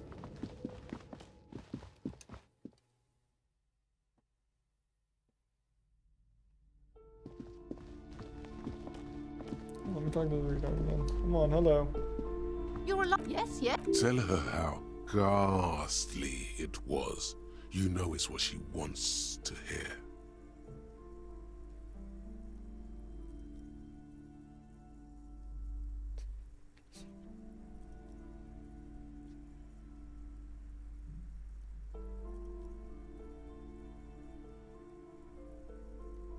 But what else did you find? Did anything survive? No, of course not. Have you located a novelty dice maker? Well, spit it out. Why does she need the dice? I don't understand. If it's not her, then where is the source of the doom? How did she explain the curse? The narrative she's built herself. It does. She's squeezing on the pen. Just don't say you don't have any answer yet. The uncertainty is killing her. To hell with it. Perchance you ought to just... You've come this far. You know how to end it. There is an entity behind the entity.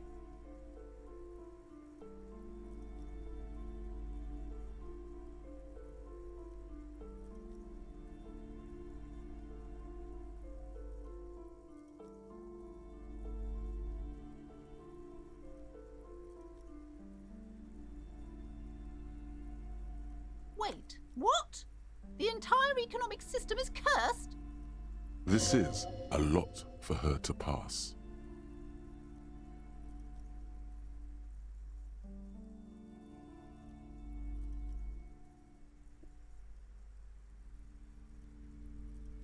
You found a way to fix our entire economic system? Or are you talking about the building? Oh.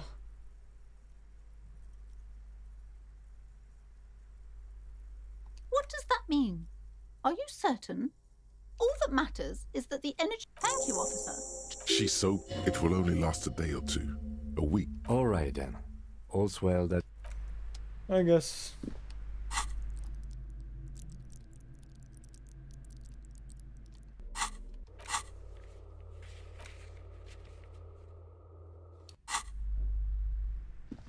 Oh, let me unequip that. Bullets.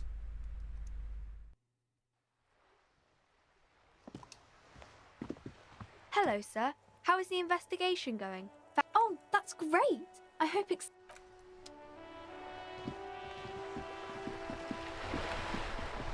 Okay, let's quick save. And then we can do it. Have you no shame? René, I'm trying to, but you keep breaking my concentration. Acting without You're hesitation old. just I can immediately see makes me that. good for some We're reason. both Like, old. what? Now stop grabbing your ass like it's a girl. Freaking hoorah!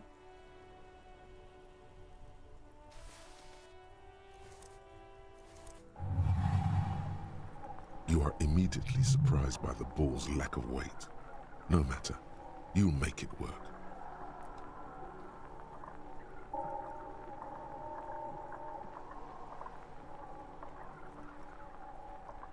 The cold metal ball is surprisingly smooth against your neck. It has a pattern on it. Probably a spot. Already your muscles are... A chilly breeze ruffles your hair as you stand there, feet firmly planted. All sounds, smells, even the wind, everything fades until the only thing left is the union of man and ball. An embodiment of pure motion, a fine-tuned locomotor running at maximum efficiency. Some would still say you're a cop, but I guess we're beyond that now.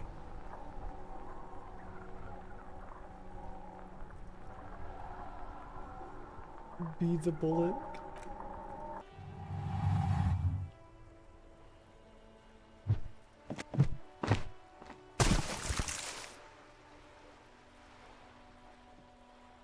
Merde!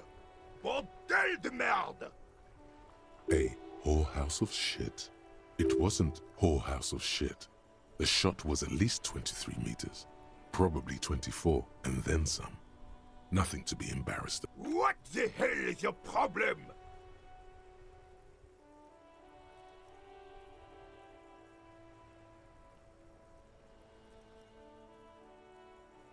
I don't care if you are a cop. You do not just ruin someone's game. It's so goddamn disrespectful. You vandalized our game, son.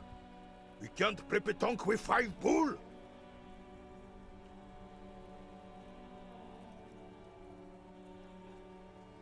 No, no you don't. Our pétanque game is ruined. We want our bull back. Take it easy, René. This is just a misunderstanding, isn't it, officer? No harm done. Of course there's harm done, you orange slug. You owe us a goddamn bull.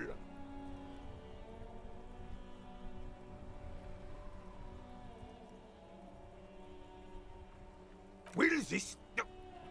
No, it will goddamn not. Thank you, officer. This is really something. Honestly, I think it's better than our old bull, even. Mon Dieu. All right, fine. What do you want, officer? Yes, why did you come here? It's unlikely they know anything about the murder. Just talk. It'll smooth things over. Old people like attention.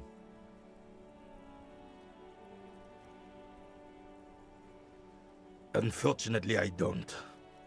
Unlike most of the locals, I have no qualms about assisting law enforcement, but this affair has passed me by completely. In Martinez, the union is the law, so can you really blame them? Cop is a pejorative term. I don't have a problem with policemen. On the contrary, I admire the effort to bring order to our streets. He doesn't know about the crime. Your time is better spent discussing politics.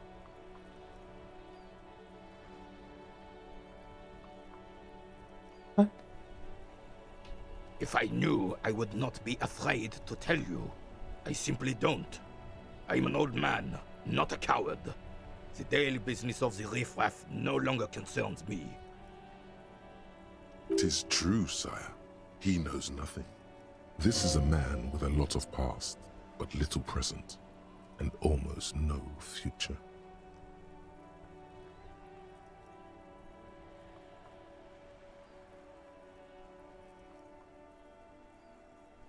Yes.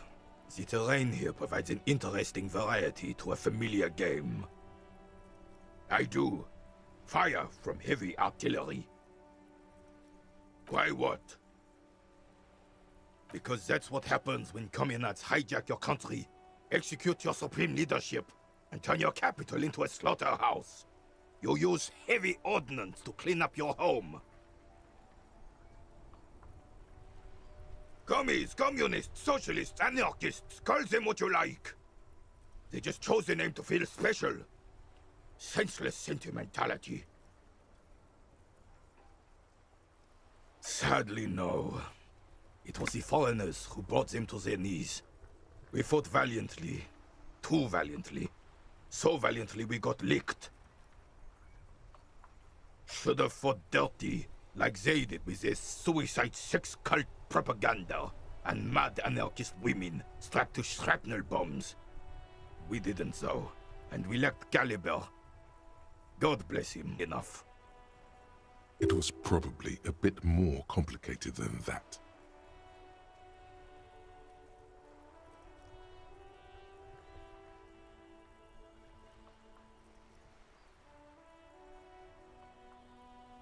Look around.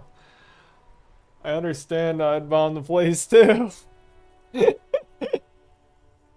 not that bad looking. Looks pretty good.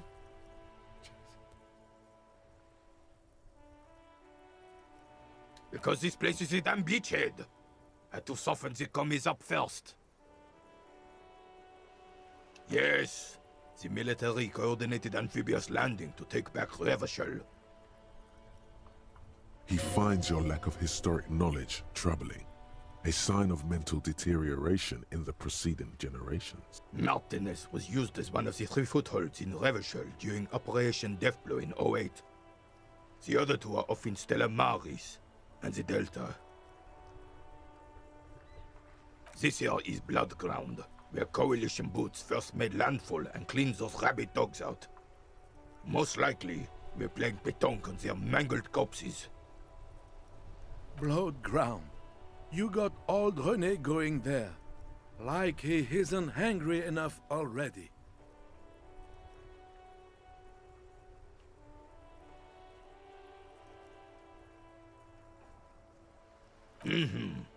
Don't get me wrong, officer. I hate those foreign dogs, but the enemy of my enemy and all that. They're the lesser evil.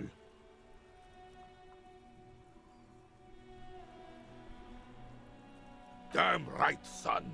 They laid the fire of hell on the city before they stormed it. And it worked, too.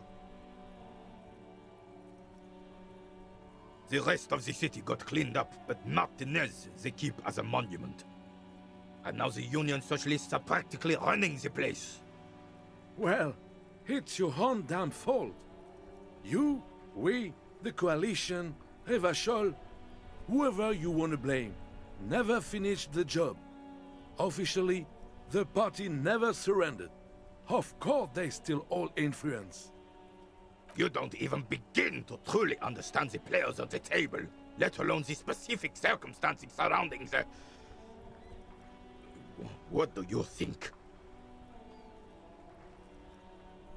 Thinking men have opinions on these things. Present one.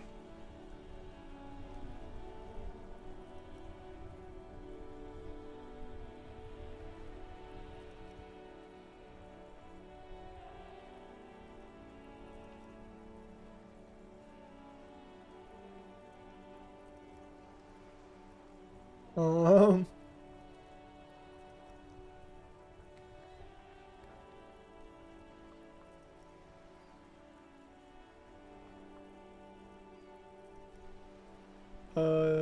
Preposterous!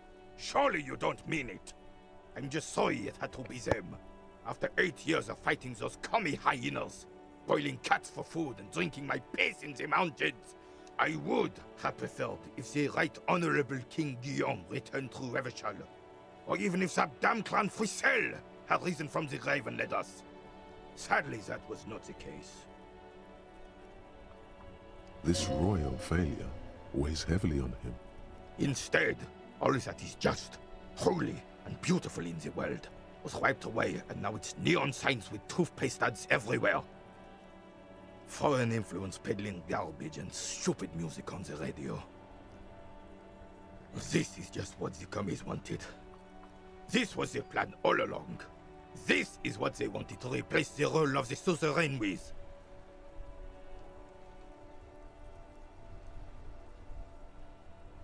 Damn Frissel. He was a king we couldn't protect. The Carabineers failed him, and the crown. He died in the hands of the Hyperlay, in a very public execution. He slouches as he says that. It makes him smaller, admitting they left the king to the mob. A true king in both blood and mind led Revachol before Frissel. He would have been better, but the damn commies drove him into exile. Some manner of self-deceit is present in his thinking. Sounds like this Guillaume abandoned him, and he doesn't want to admit it. The suzerain is the king! Has everyone forgotten already? They forgotten already. Soon, they will forget everything. Him too. Then he chooses anger over melancholy. It's no use talking to you. You were still in Daddy's balls when it happened. When we took our last stand against the filth and rode the cavalry straight into gunfire.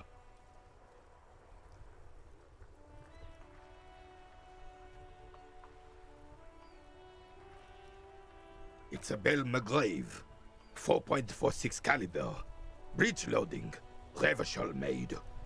Good weapon, accurate and reliable. This one's inoperable. The bolt spring is missing and the mechanism is jammed shut. Still a beauty. Where did you find her? I'm not surprised. There are probably lots of forgotten wartime weapons lying around here.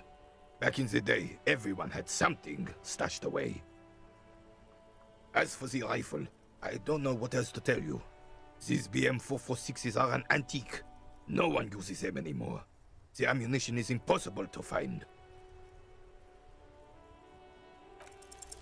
All you observe is a veteran refusing to let go of the past and his old uniform. This is not uncommon.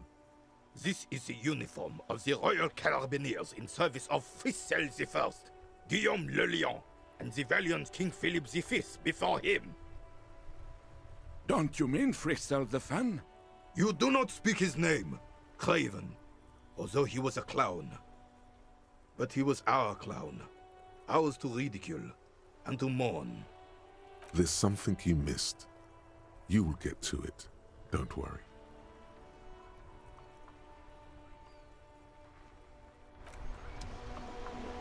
Interesting.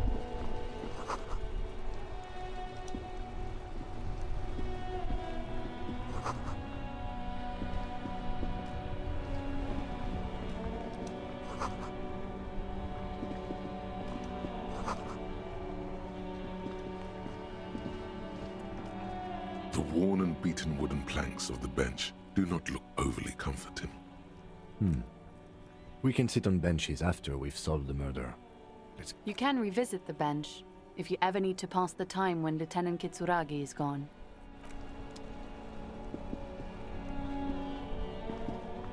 Why can't I go this way? Okay. There we go.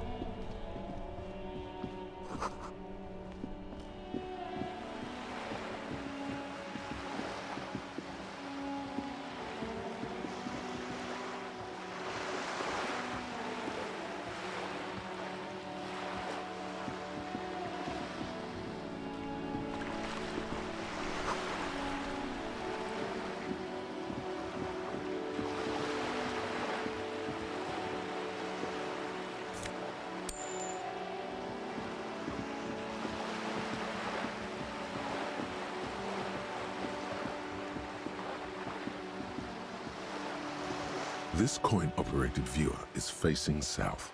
The instruction manual says to insert 25 centimes and pull the handle while looking inside. Then use the focus knob to zoom in if necessary. Why place a tourist attraction in the middle of such poverty? There was a revitalization project in 49. A design studio tried restoring Martinez to its pre-war glory. It didn't stick. They got as far as the street lamps and the statue on that intersection. Then something went sour. I suspect that something was Everard Clare, the union leader. He muscled them out. It's how it usually goes around here.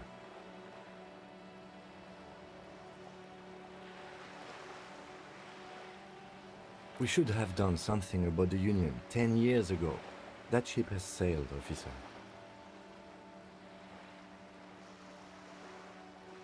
Your money disappears into the coin slot.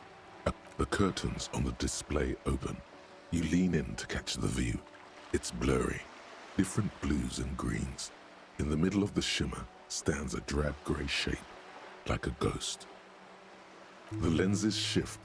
The ghost sharpens into an islet in the bay. In the ruins, a man-made structure is visible, a half-sunken sea fort, its concrete almost reconquered by nature. It looks as if it was abandoned quite some time ago. Nothing but a rotten tooth remains of the anti-aircraft tower. A lonely birch tree grows out of it, its leaves ripped from it by the winter wind.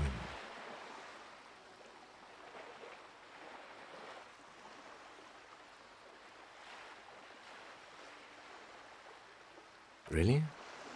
I don't have the eyesight to make it out. The little brave birch tree seems to wave back in the wind.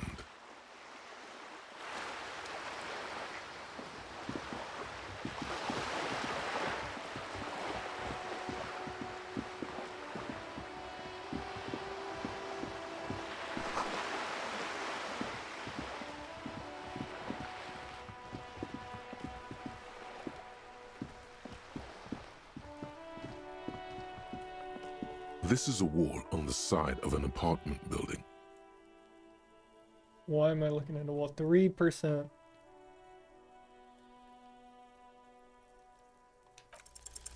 You have no clue.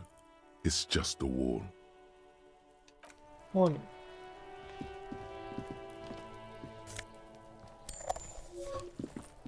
Oh, yo, I'm behind her now. Are you trying to sneak up on me? Come to slit my throat in my sleep? Logic error. She is not sleeping right now. Pigs come to take me out, trying to snuff me out.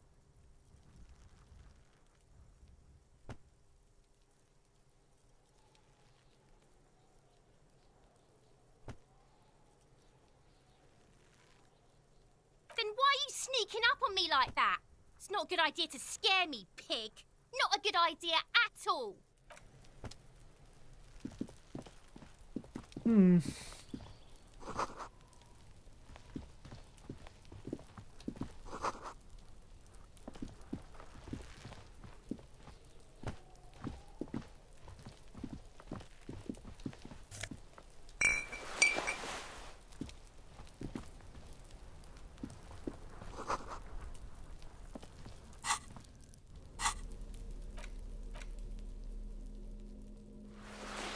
I look like a homeless person.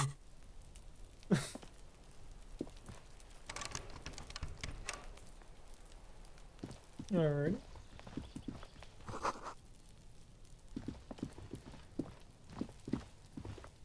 There must be another way into the building. What the frick was that? Hey, what's that noise down there? What the frick?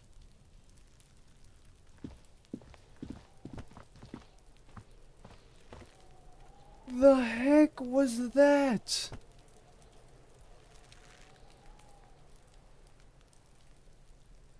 Oh my lord, that scared the freak out of me. What the heck was that? Oh my gosh, that was so loud. Hold up.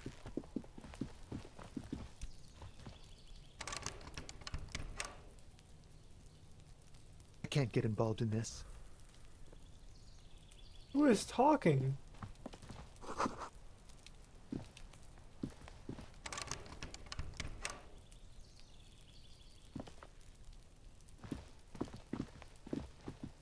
What the freak was that? Oh my gosh. That was straight up horrifying.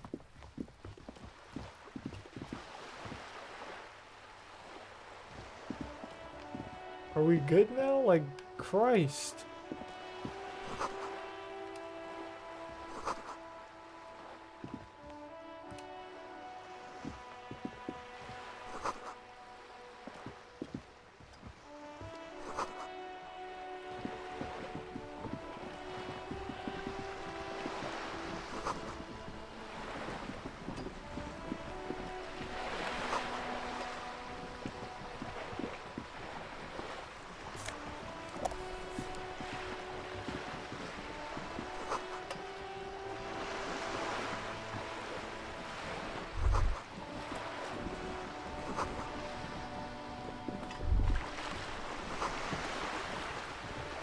A striking woman leans against the cabin top of her sailing boat, smiling as you approach.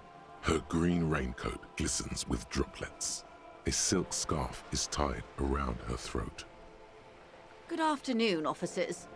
I'm Joyce. Joyce L. Messier. I represent the board of Wild Pines, the owners of the harbour. You gentlemen must be from the RCM. Dayton, my maiden name.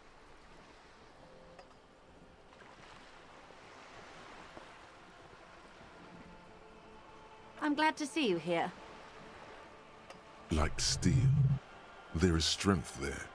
If she wanted, she could sink her nails deep into your I was dispatched to handle a strike, not a lynching. Anything I can do to assist the RCM in this matter, I will, gladly. That is good to hear, madame. My colleague will take the lead on this interview. I should let you know that he is recovering from an unusual medical episode. Very unusual. But I can assure you of his ultimate competency. There's a trace of irony in his voice. Mischief, even. The lieutenant is hatching some scheme. It happens quicker than a shooting star. But did the lieutenant just wink at you? How interesting. I wish you a swift recovery. In the meanwhile, you have my full cooperation, and the full cooperation of the Wild Pines group. It's hard to get a read on her precise disposition, but she appears helpful. Why, yes I am. Of course there are. We're on an archipelago. How else are you supposed to get around?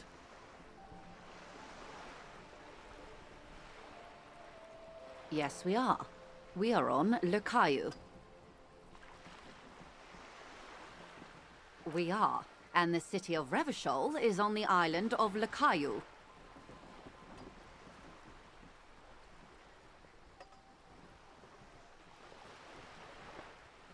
I haven't seen anyone else drive a souped-up Capri Kenema motor carriage either.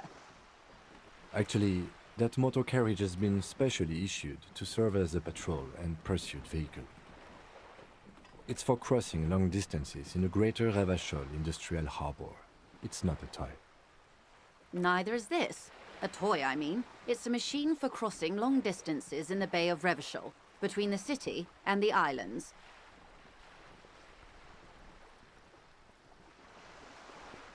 The boat? No. It is called Cor de Leyte 19, because that's the type of sloop it is. The word "it" feels strange. Such a beautiful boat deserves a proper name.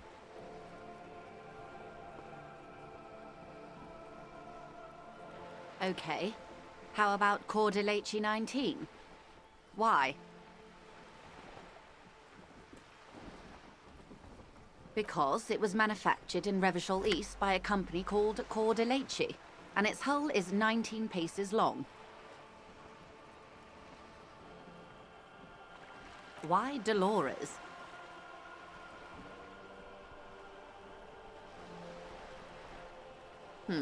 Well, it means nothing to me.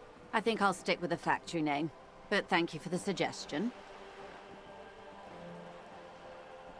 It's a pleasure craft. A 19 pacer. It also happens to be rated for Category 1 racing. Though these days I mainly use it for business. My sloop? I like it a lot. It's the eel's hips, baby. I'm enjoying this part of the interview. It has so little to do with the murder we're investigating. I really do, the lieutenant thinks. Is she thrown off yet? He's looking at the woman, assessing her. Officer, I assure you I'm a highly qualified pleasure craft operator. The crowns of her teeth are porcelain, white as the boat's hull as she smiles. Her nonchalance might be related to something called the Wayfarer Act, a law that says she doesn't need a license. Sly Fox, you're not aggressive enough to harass her further on this.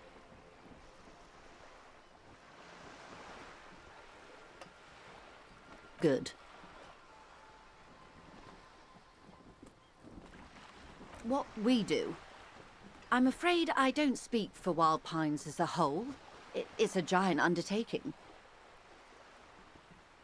The Pines' core competency is logistics. Container shipping, freight, that sort of thing. See those airships there, blinking?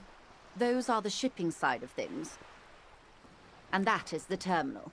Another subdivision deals with energy, oil and gas exploration, offshore platforms. The Wild Pines Group is one of the original Revacholian Indo-tribes. Companies awarded royal monopolies by the king, the suzerain himself, centuries ago. The king is long gone, but several of the Indo-tribes remain. Saint-Baptiste, Elysium, an unknown entity known as Brightest Star. Why, thank you. I'm not at liberty to discuss the company balance sheet, but I can tell you that last year, the company booked more than 20 billion real in revenue. A billion?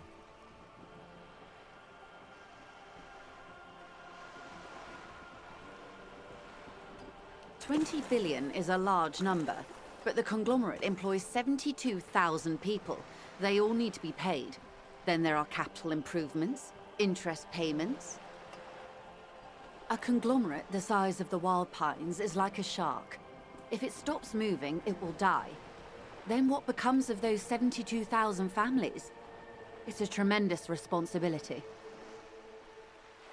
They started as an exploration and cargo fleet conducting trade between the Samaran and Insulindian Isolas 250 years ago, when pine ships explored the South Seminese and charted Lomantang on behalf of the suzerain. Centuries of care, deliberation, and madness have gone into this endeavor. Vessels pass through the great unrest to re-emerge with apricots in tow. The logic of the system is totalizing. It's taken everything from its employees to build it. You know more than you let on. Certainly it helped, but most of the original Indo tribes have failed or been absorbed. To survive, Wild Pines had to grow and adapt. No suzerain did that. You mean aside from being the terminal's legal owners, who are responsible for moving 8% of the world's cargo?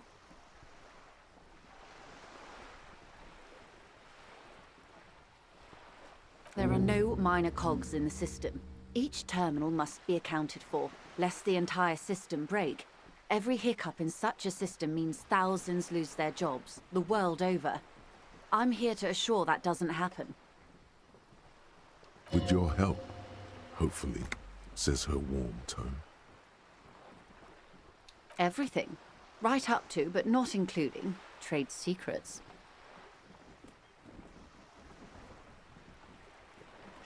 First, you'd have to repeal the Emergencies Act of Trade in Aliments. That gives me the right to silence. It's quite the octopus.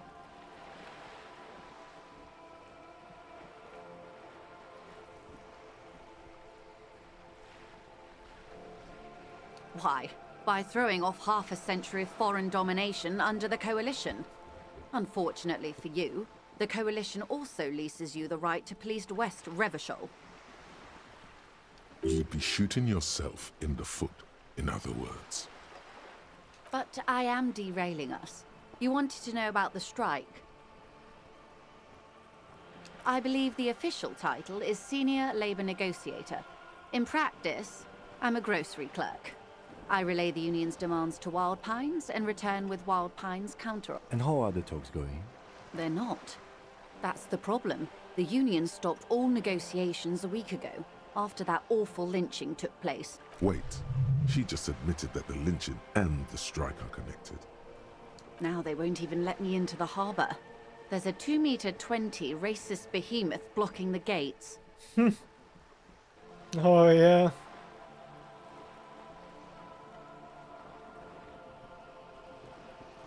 Yes, I believe there is a connection, but that's a subject for later. She's resolute in this, yet you sense that she wants to tell you. You'll have to earn her trust first.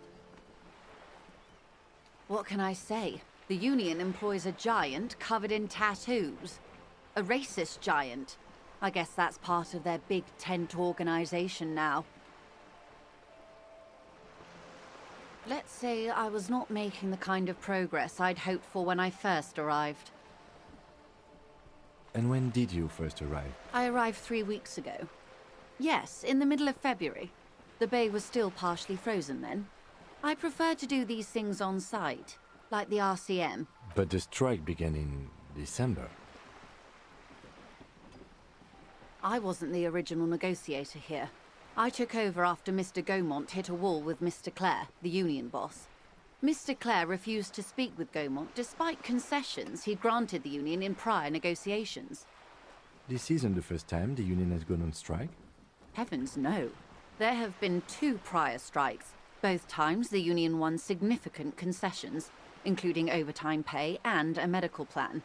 This time their demands are more, I guess you could say, aggressive. Overtime pay in a, what did it say, a medical plan? That's pretty freaking baller. Like, what are they asking for more, man? Just hurting themselves at this point.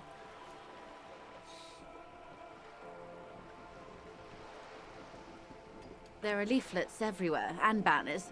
What did they say again? Oh yes. Every worker, a member of the board. Most of the workers probably don't know what that means.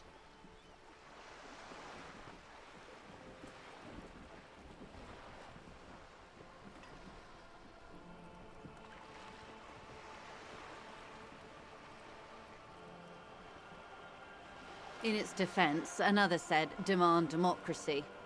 Pretty tame stuff compared to every worker, a member of the board.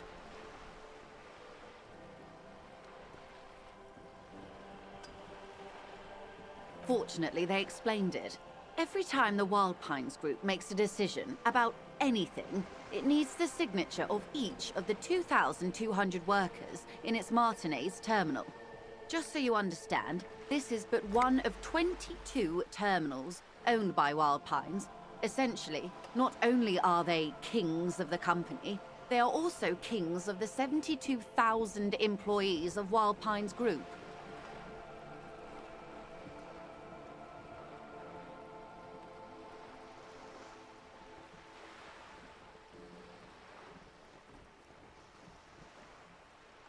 That may well be. It's not up to me to decide who is king, but as negotiations go, it's not a swell start. I'm not sure. Naturally, I assume that was just their opening position, a hard-nosed tactic with a side of mockery.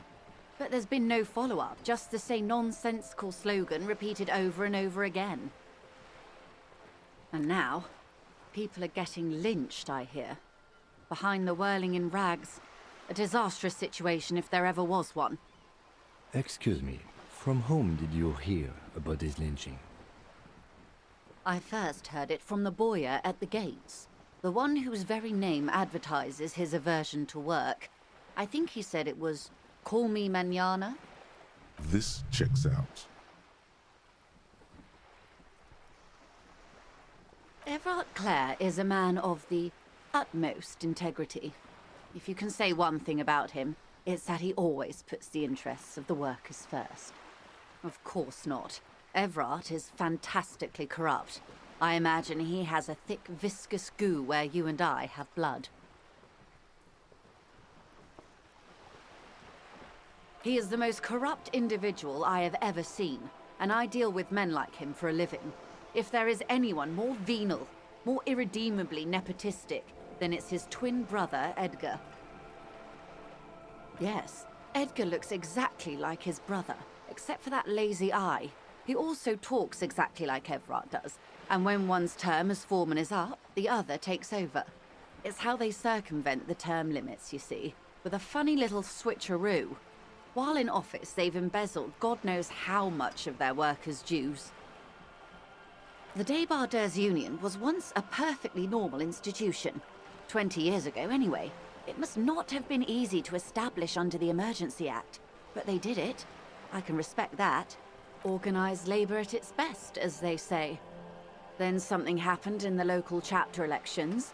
The brothers Clare came and transformed it into a... how do you say? A mob. The Débardeurs are a crime syndicate. Sad as it may be, I suspect we'll be forced to cooperate with them. Refreshingly honest, officer. The company has tried appeasing in the past, but I'm afraid our concessions have only emboldened Everard and his brother. And your opinion, Detective, if I may ask? I'm a curious and talkative person, you see. Would you say the Débardeurs Union is...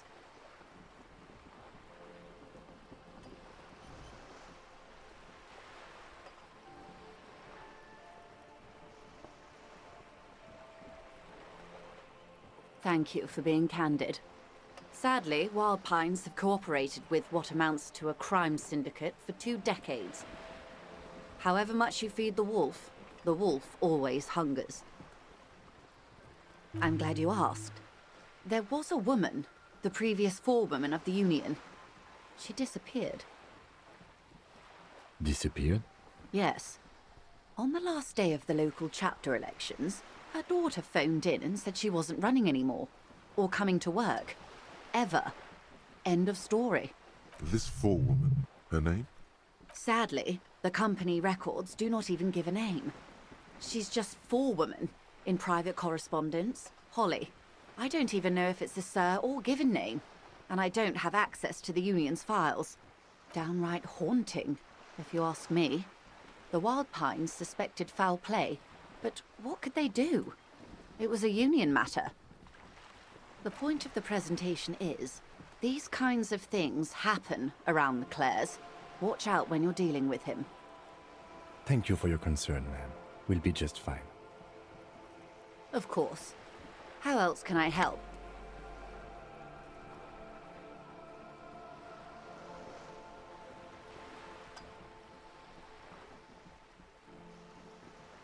Can I have some money? Is what you want to say, but it isn't that easy, is it? Look at that lady. Take a gander. Squint your eyes, bub.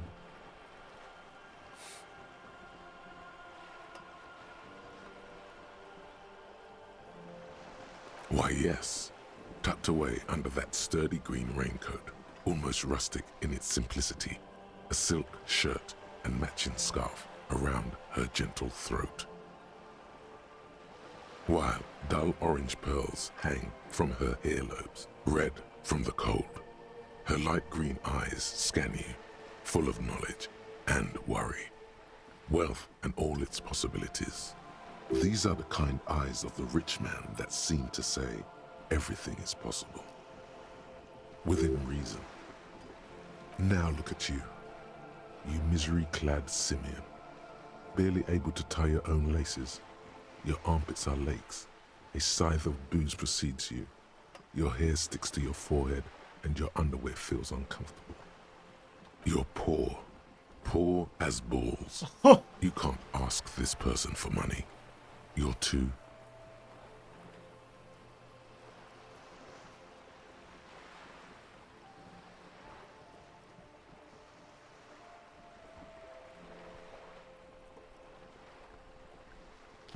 Duh.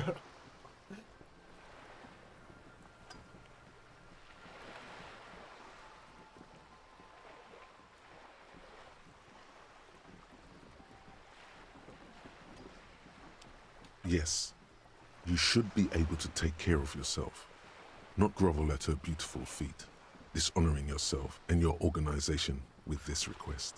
As I was saying, if there's any way I may be of assistance, please don't hesitate to ask. Can I have some money? 72%, that's kind of ham. Of course, Detective. Alright, good day.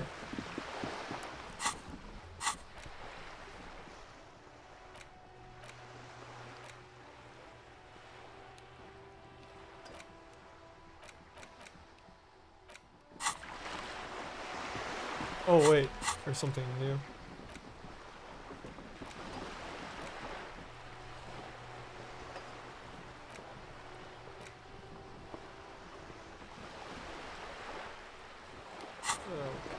No, I guess I don't know. Yeah, you better. A sturdy metal door guards the southwest entrance to the apartment building. It's locked. The door rattles against the door rattles again. But this time, you hear an elderly woman's voice. Stop banging on the door. Oh. I'm not letting any more strangers inside. Ha! The police? Everyone knows the police don't come round here.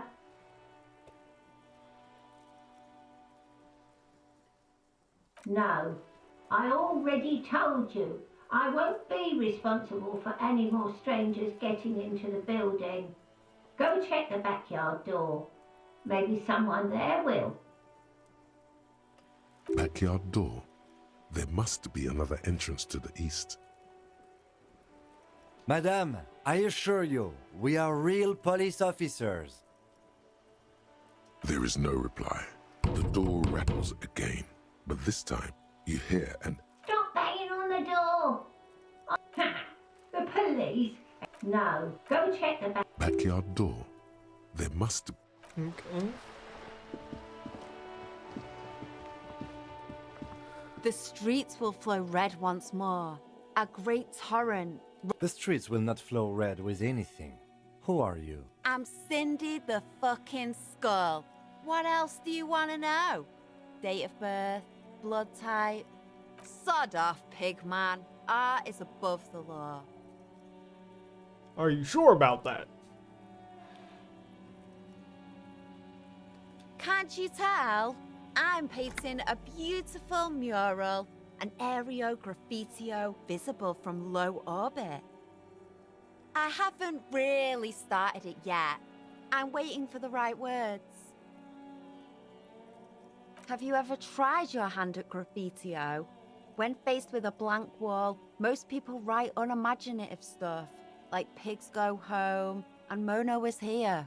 We rarely see pigs round here, though. Just union cats. And my name's not Mona, so... She wants it to be something true and total.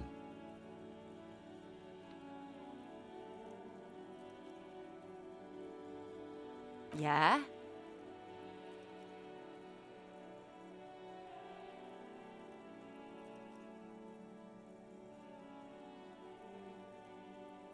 Let's be realistic. What are you going to do? Climb up there? You heard your partner, Piggy.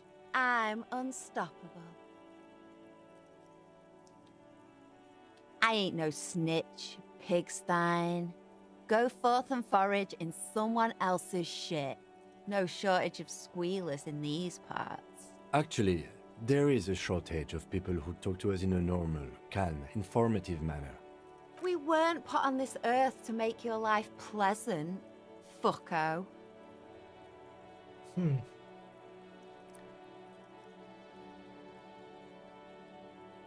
The lieutenant is desperately searching for another handkerchief.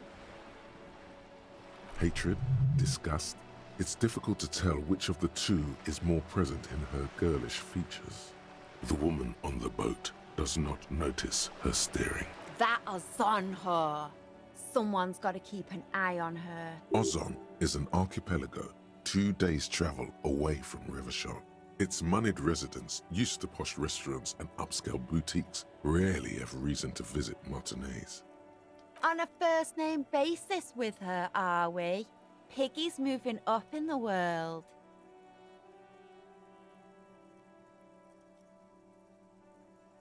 Have you got a crush on her? Aching for an opportunity to defend her honor? Watch your back, Ungulate. Wonderful. Well, it appears I can't go this way. And that's freaking horrifying, Bill. What is this thing on the top right corner I'm seeing?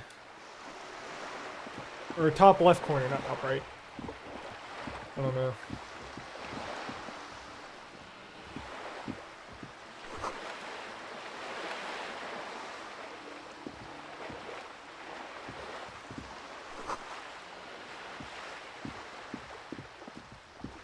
Alright, I guess let's go to the strike area.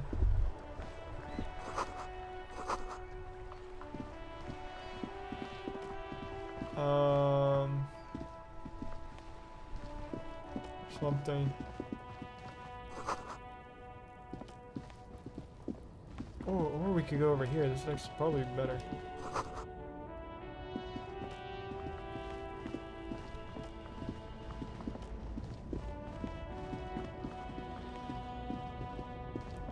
Look at that.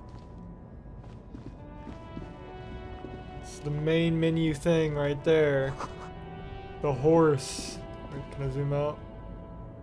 Oh, I can't see it though. An old monument stands Oh, there we go. in the middle of the traffic island, pointing toward the sea. It looks as if it's been reassembled piece by piece, secured and mounted in the air with the aid of numerous ropes and rods. It is the horse, but the guy is different. Like, we're usually on top of the guy. Like, if you look at the main thing, we're on top. A silver plaque on the statue's pedestal reads, "I am Philip III, the Squanderer, the greatest of the Philippian kings of Revachol, son of Philip II, the opulent, father of Philip IV, the insane."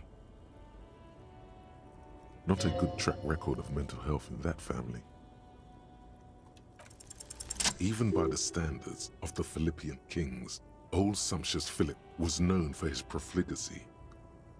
Well, he blew through the whole national treasury, starting the decline of one of the penultimate century's greatest superpowers, the suzerain of Revachol. His own maladministration foreshadowed the fall of the monarchy. During the anti-centennial revolution, an end to his family line and the monarchy on the Insulindian Isola. Stories have it that he had his bedroom converted into a treasure chamber, where he stored unfathomable wealth. Krugerrands, bars of gold, ornate weaponry, armor, and various chalices. He called it the Sol Aurum. It was obscene. There were whispers he slept on a huge pile of gold-dipped feathers, like some obese dragon, instead of a bed, like a normal person. The man certainly knew how to live. To sleep. Stir style.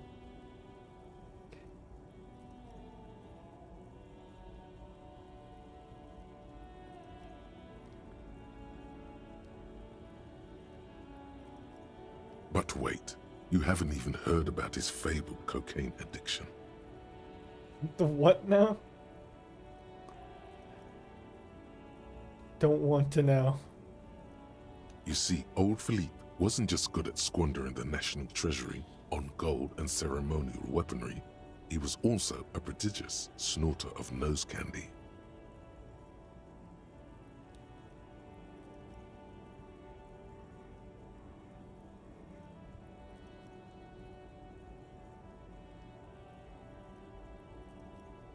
Beneath the cold waters of the Insulindian Bay, thrown there by the revolutionaries after they cleaned out the royal mausoleum.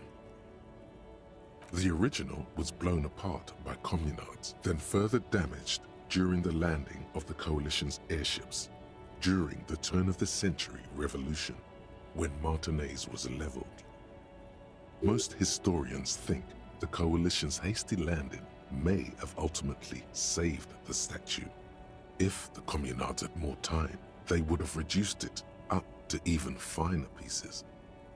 Some years ago, a group of liberal, artistically inclined individuals, designers mostly, thought it would be ironic to restore the statue of the most wasteful ruler of Revachol in the poorest part of the city. The statue is supposed to capture the moment it was blown apart, like an instant frozen in time, a rare butterfly trapped in amber, floating on a sea of shit. People in Martinez tend to disagree, as do many prominent art critics and thought leaders with more nuanced social awareness than the young ironists. Philip III, the Squanderer, however, with his bronze face up in the air, doesn't seem concerned about what the hoi polloi think of him in death. Wow, you work hard. Oh yes, you hustle. You're a provider. It's tough out there, but you keep it real and provide.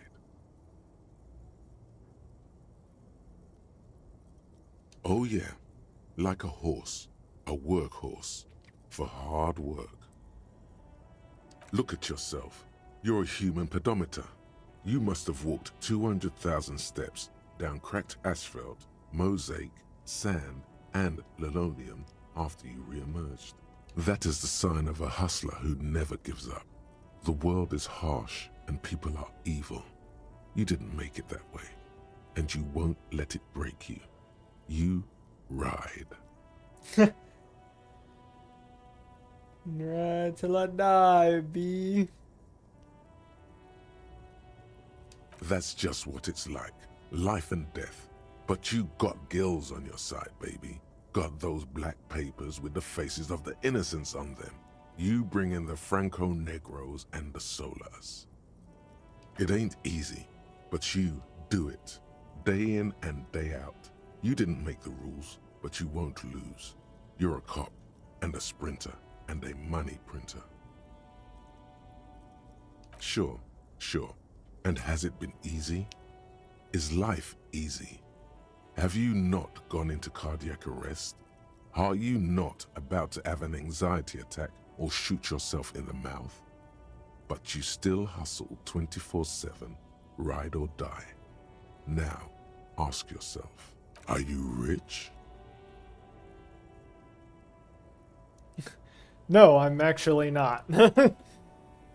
Well, it depends on what kind of rich you're talking about. Rich with life, then yes. But rich with real? No, I'm quite not poor. I am very much poor.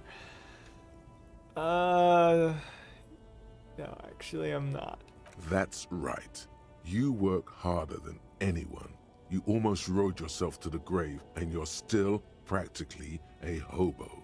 Why is that?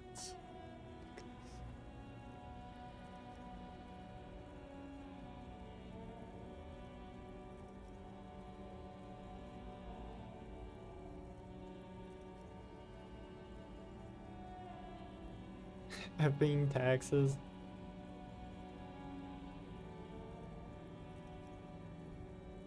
Because of the taxes, G-Man's got his jam-covered sticky fingers in your pocket, stealing from you every time you buy, sell, walk, talk, fart, so much as sneeze.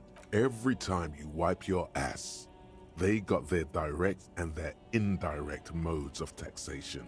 Sales tax, excise duty, extraction tax, alimony, one tax that doesn't even have a name. Plus there's the stuff people in other countries pay for that makes them ask for more money from you. Here, total tax duties add up to 98% of all your money.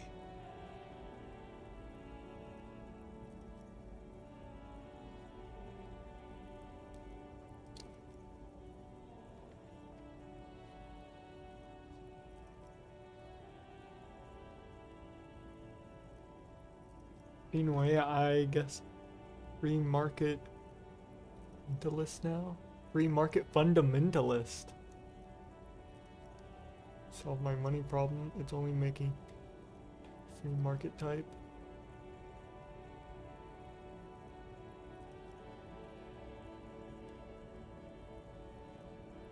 What are you not sure about?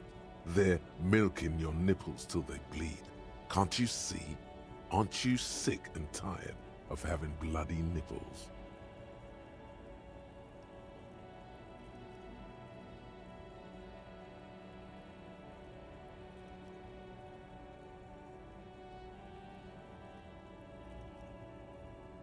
What are you, a racist? Don't be a racist. Be a cool immigrant, ultra-liberal free market advocate. Ride or die. Keep it street.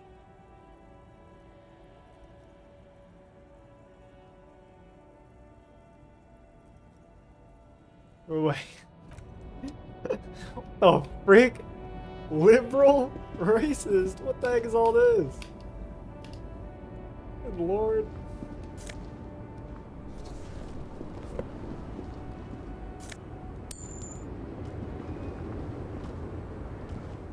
The small, wrinkled woman does not greet you. She nods along to something on her radio.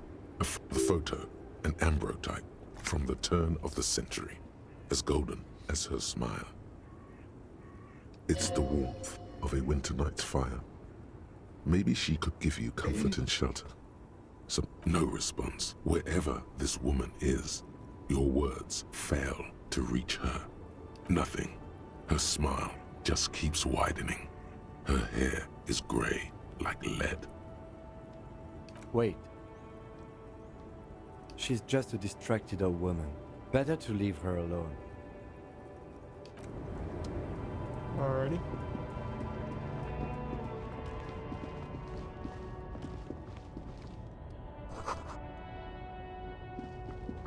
Okay.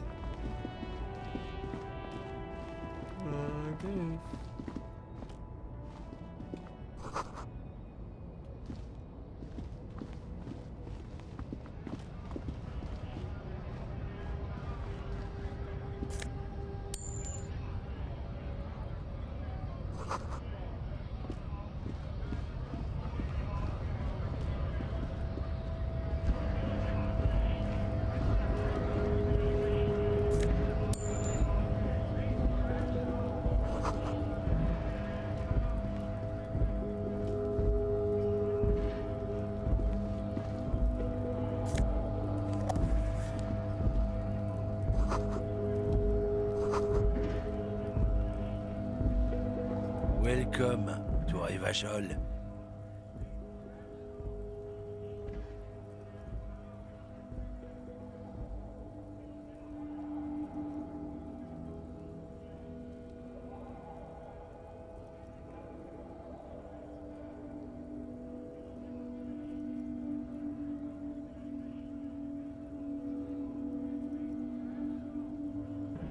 Don't you welcome to Revachol me.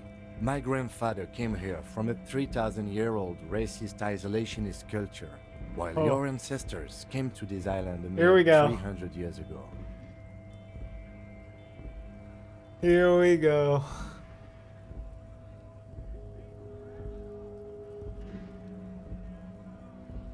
Every school of thought and government has failed in the city, but I love it nonetheless.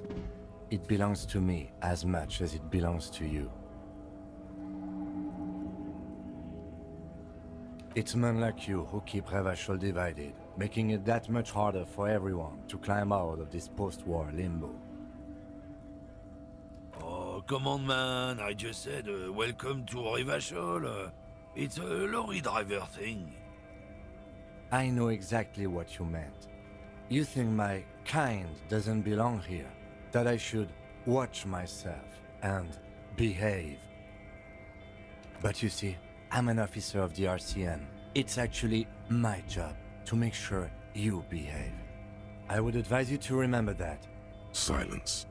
The air between them becomes tense. Your partner needs backup. Now's your moment to shine. in it.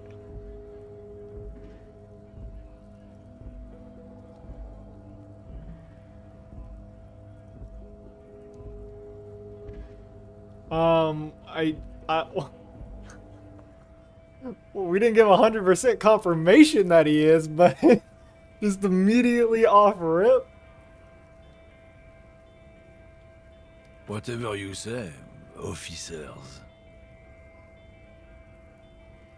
So, is it? Oh Lord, it probably is. Screw it, let's ask him. Oh man, that's great. Look at that guy go. Haven't seen anything that funny in a while. God damn. Thanks for that, but no, it's not mine. He doesn't live in Martinez. It's about biological determinism, natural law, the sorting of the races. Not the most popular topic nowadays, with the coalition in charge and all. You might want to change the topic. That is, bury your head under the sand like common sheep.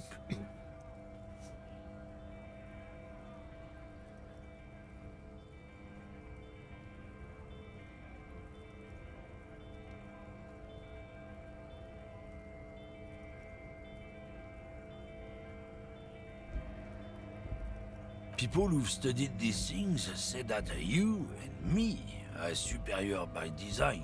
So, naturally, we Occidentals should be in charge. Obviously, you can see the merits in that.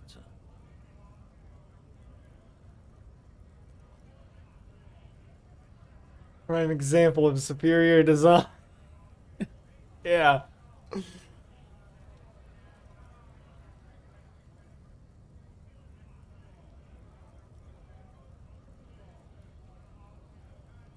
So, lately we Occidentals have experienced an unfortunate downturn when members of the superior race cease to believe in their innate superiority. They stop competing for Christ. resources. Racist lorry driver. I didn't even notice that.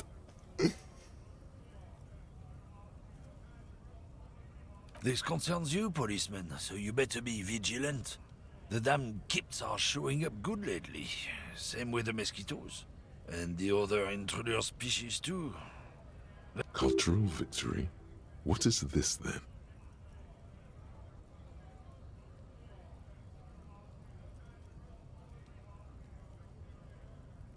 It's what the kips of Boogie Street are going for, right under our noses. And the others too, on the radio.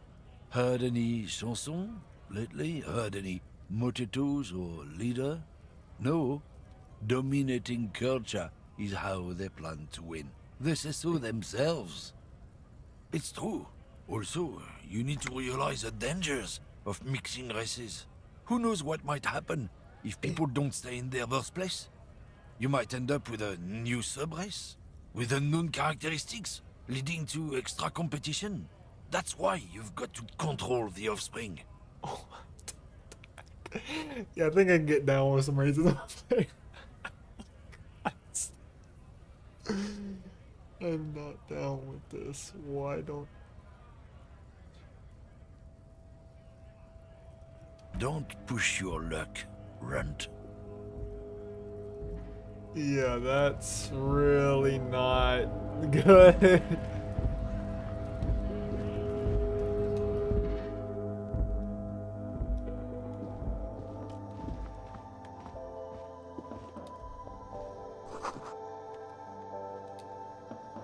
The tear machine stands in the corner. A sign says, 1 bottle equals 10 cents. Hmm? Oh, that's the tear machine. It's a machine for tear. You know, you find tear outside, like bottles or whatever, and put it in the machine, then it gives you money. You need a bag, I guess. We used to have some, but we gave them all out, so... Feel free to use it if you find a bag, though. Alright.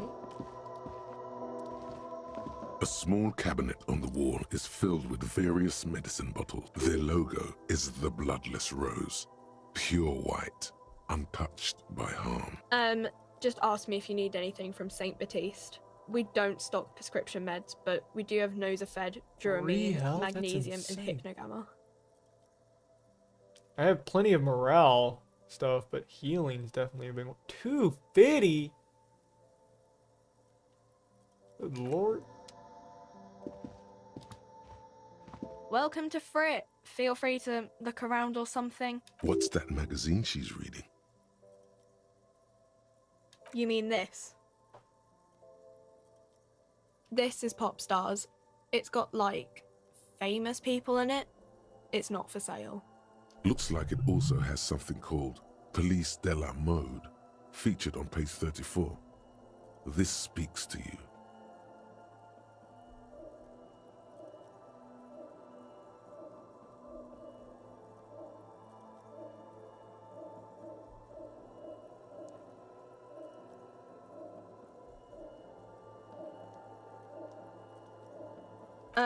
It's where they rate different outfits famous people wear.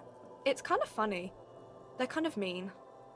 It's about who's the most stylish.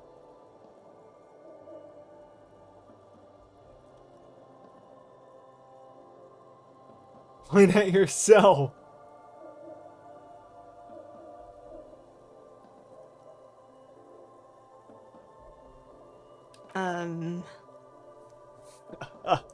Yeah, does he look like this? A freaking 20 out of 10, brother.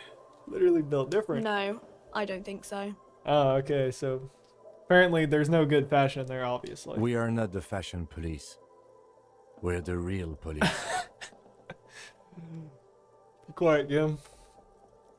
Obviously the fashion. Okay. I'm not really supposed to be chatting to anyone, but...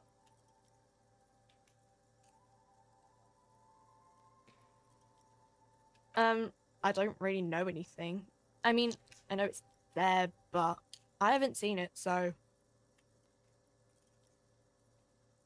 I don't know. No need to worry. It's just standard procedure for us to ask around. If you hear anything, let us know, okay? Okay. Not really. No. I didn't know him at all. I don't know, really long. Uh-huh.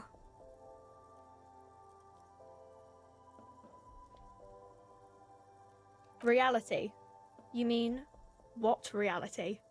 Economic reality, or...? She is like a student unexpectedly called upon by a teacher. Can she answer the classroom question? No, I mean physical reality.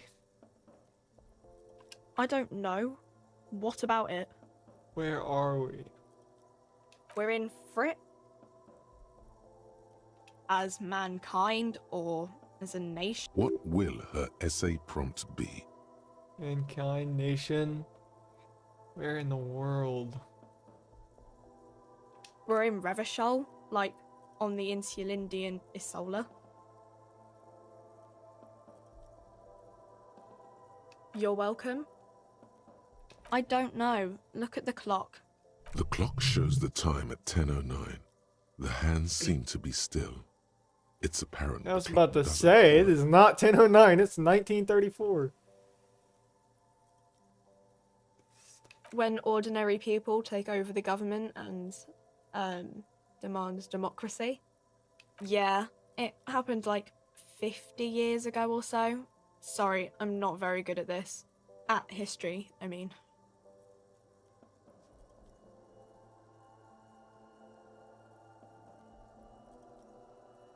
Our government?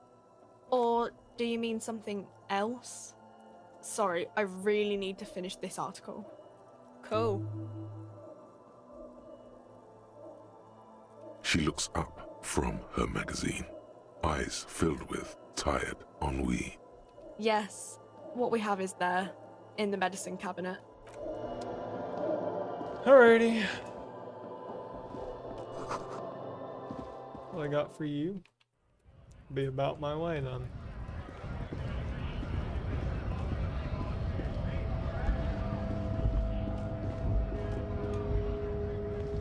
A lorry stuck in the traffic jam. The windows are clear.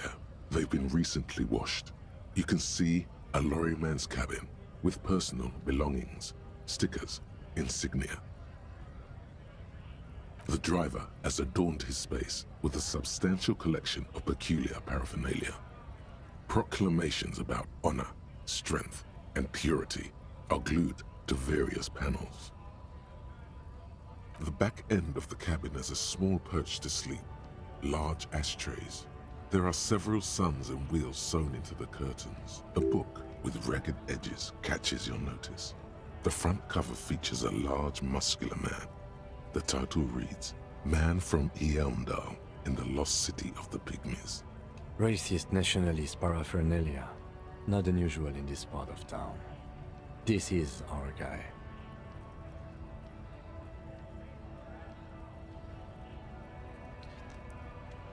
Lori belongs to the tough guy? Likely, yes.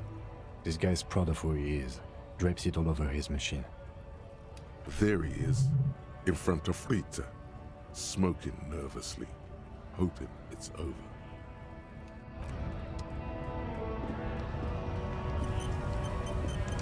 Autosave. Physical endurance. Work it. Oh, okay. That could be good when we do the jumpy thing. Yeah, my endurance or my strength or my physical stuff is clapped. Hello, big dude. Bastards! We have a right to work! Hold up and stay frosty, everyone. Cops are here. You here to fuck with us? Beat the honest worker down. We're here to fight for a cause. Stripes usually have problems with people who have causes. Good. We're fighting for a cause here. Right to work! Right to work! Besides, we're not that different. It helps if people see us talking, cops and strikebreakers together. Shows authorities are on our side. Builds confidence. Rights of people, rights of workers, to have gainful employment, to make a salary, and feed their families.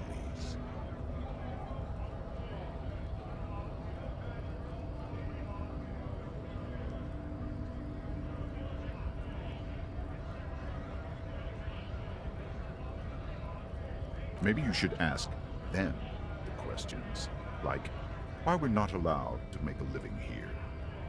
Shame on you! We have families to feed, you piece of shit. Why are you calling me that? I didn't even do anything. So do we, Scott.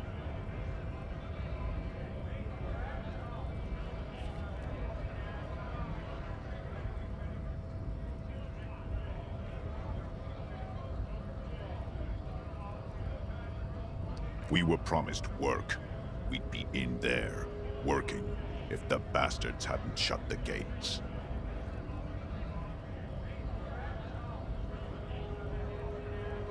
The physically impressive man tower has turned his attention back to the gates. He ignores your presence. Have fun. Union shits are on full strike. Don't think they're going to let you through the gates. I'm trying to meet their fat boss.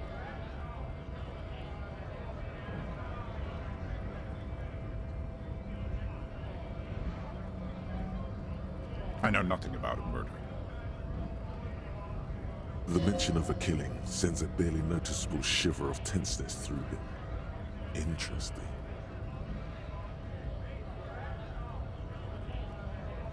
Wouldn't put it past these harbor bugs. They'd do anything to stay alive. Right to work! It's shameful, cops doing nothing. You should bring backup. Open up the gates for us. Blockading gainful employment for workers is a crime.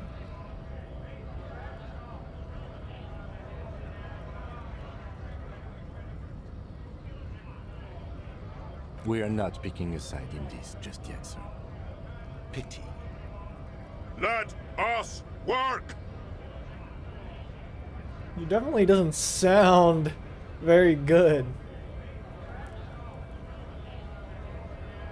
Honest men and women with rights to work, to be useful, not toys for corporate interests.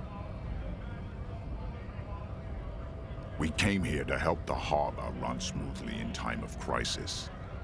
If union fucks don't want work, they ought to let in those who do want work. I have a question. Why do all these men follow your leadership? You think they follow because I'm big and loud? No. They follow the rules of the market, the rules of the economy, because they were given a job to do!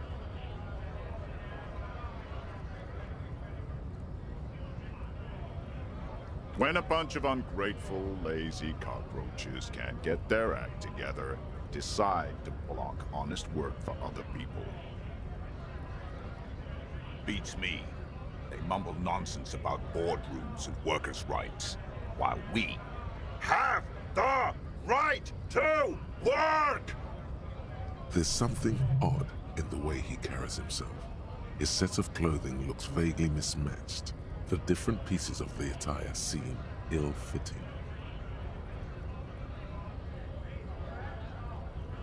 His shirt is far too small and an unpleasantly tight fit, while the overalls, held up by a belt, seem to fit a man with much more corpulence.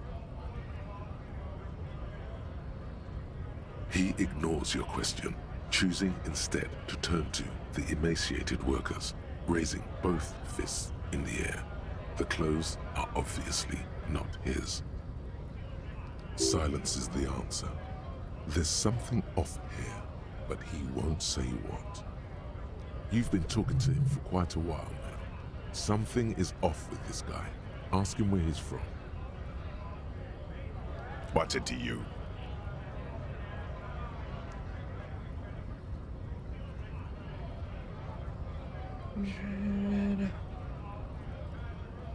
Am I a suspect? Done no crimes. I only fight for the rights of people. Every once in a while, it's like you can see glimpses of another guy under the guise of this fighter for jobs. He seems a more brutal, cunning, and suspicious person. Just a hunch. Or you just might be paranoid.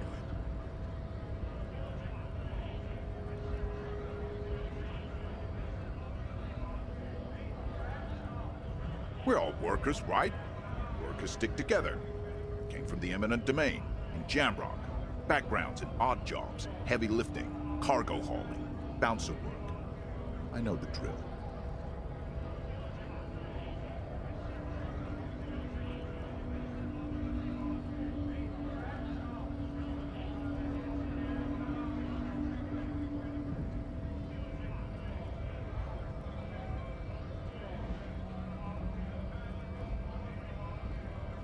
Really drink, but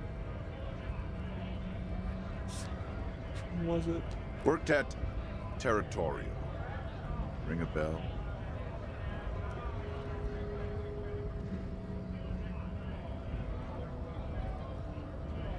Uh-huh. It was a long time ago.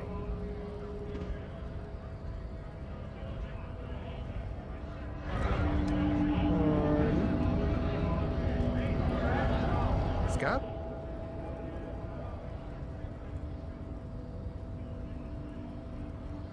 A kind of a worm, content with mere survival. They come, they want to do our job for shittier pay, screwing over both themselves and us. Everybody loses. Beats me. Somewhere in the ground, I think. Gotta be bloody stupid, freaking evil to Scab. Or I guess scared, maybe. But scared of what? Of who? Personally, I'd rather beg than scam. If the gentleman shouting on the street came begging, Maybe they'd have gotten something.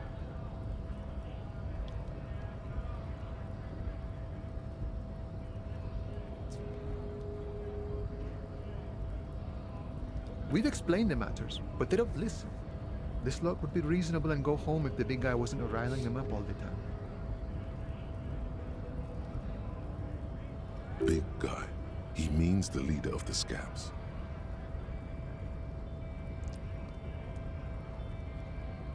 Right to work. There you go. I was just messing with you. No one's ever seen a cop scab. Imagine, you cops going on a strike, but then another cop comes in and says, let us cop for less money. Speaking of, what brings the RCM here, to the Wild North? Come to see the strife?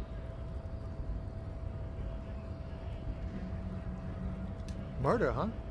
That sounds like a lot of hard work. You'd never see me investigating a murder. Actually, very fun and easy. You're right.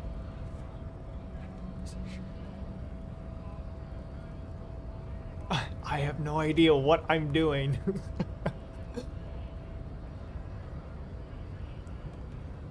Of course, Policia.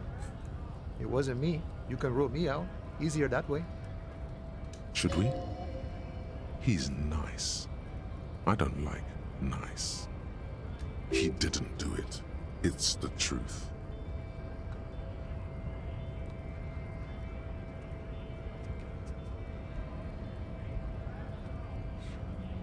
Can you give me some of it?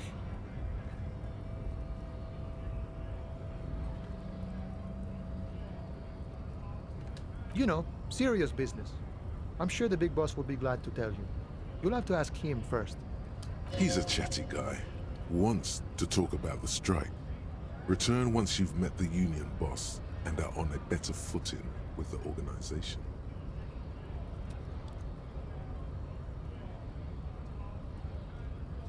My friend, I respect the right to roam. The open range awaits. I don't operate in that capacity. I'm not a granter of passage. The passage grants itself. If it's all so simple, why don't the strikebreakers just go up the stairs? Aye. Walk right past Measurehead and go in. Yeah, the 2.5 meter tall Semini supremacist there. Walk right past him, then press the button to unlock the door, then go past him again, and you enter the arbor through the office. Está.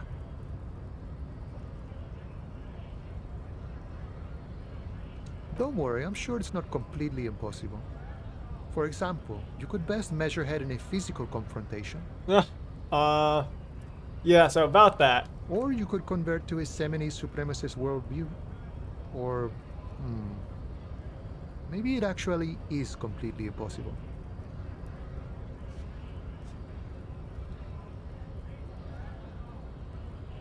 Not yet, no. He's incredibly strong. I mean, I bet that one guy right there with all the workers can pile on him. I mean, there's only a few of them and a lot more of them. I mean, they're outnumbered.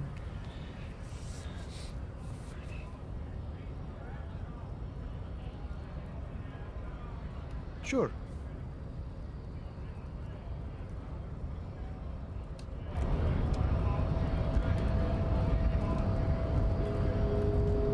Come on, run to it. Ah, come on. Ah! Oh my gosh, he's like physically stuck in the air. Oh no, don't talk to him.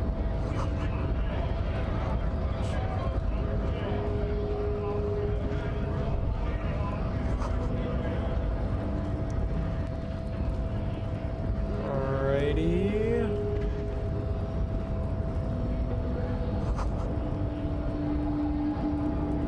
Straight, press the button.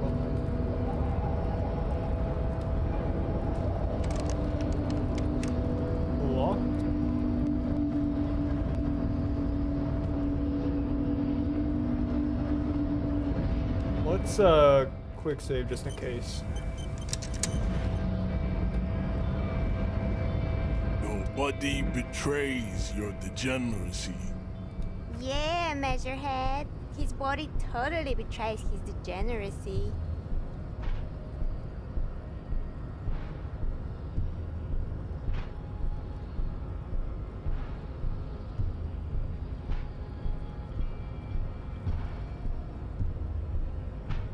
That is precisely the negligence that has led you to succumb to Al-Ghul. You reek of it. An invisible sword of Al-Ghul emerges from your throat. You cannot see it, but others can.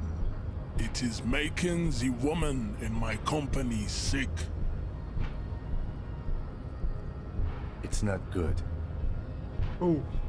It's like a rat crawled into your stomach, got drunk and drowned. Oh, my bad.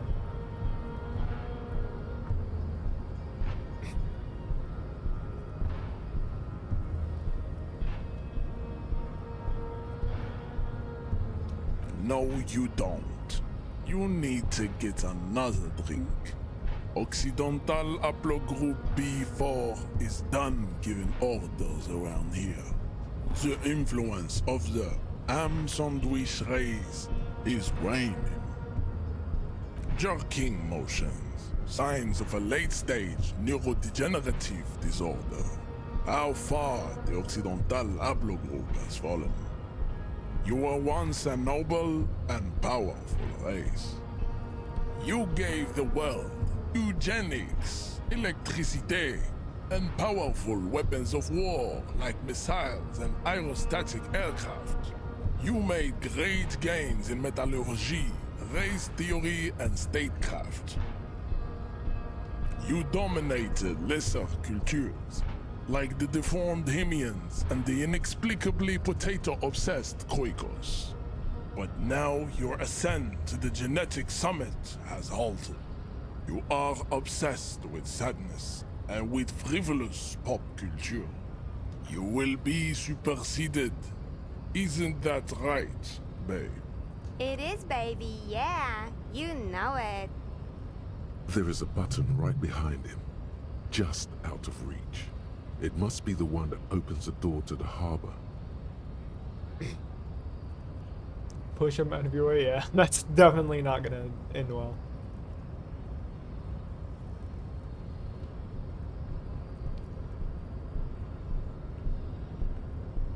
It is my task to keep the degenerate drunks from entering the harbor.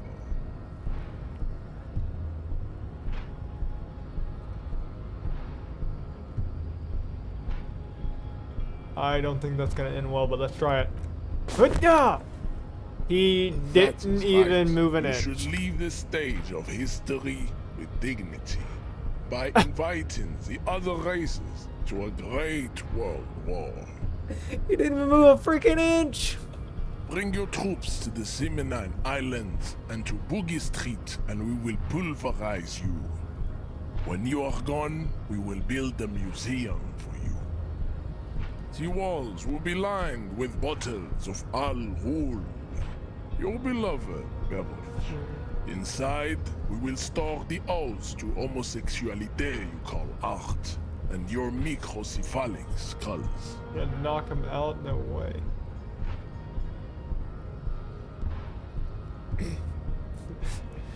Know anything about this mug? Show him the mug, bro.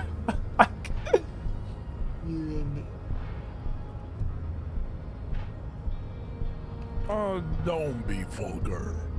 White or not has got little to do with this. The race enigma runs much deeper than that.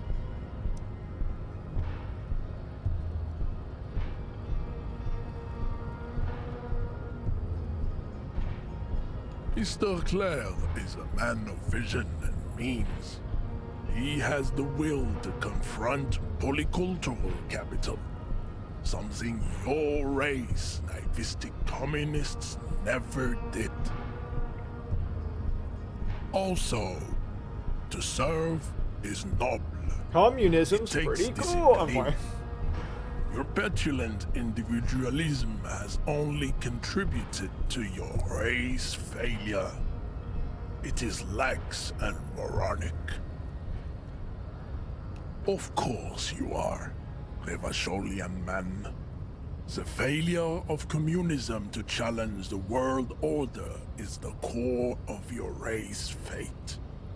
All around you, the fruits of its defeat. Individualism, rock and roll music, sexually transmitted disease, above all, rampant multinational finance still reigning large. Tell me, where have you gotten your love of pathetic communism from? Degenerate youth culture? Rock and roll music?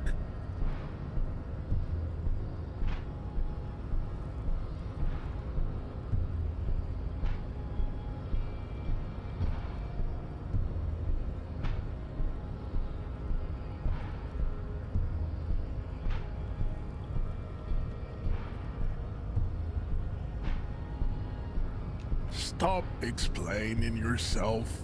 No one cares about your beliefs. The conversation has moved on.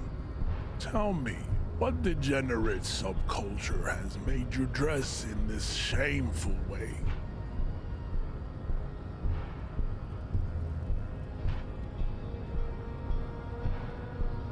Like what?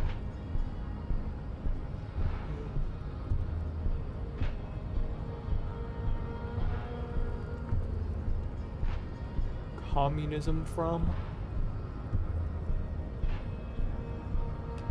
Of course it does. You are a degenerate individualist and a rock and roll rebel. A pawn of international finance, just like the rest of your ham-colored race. I am not surprised you enjoy it so much.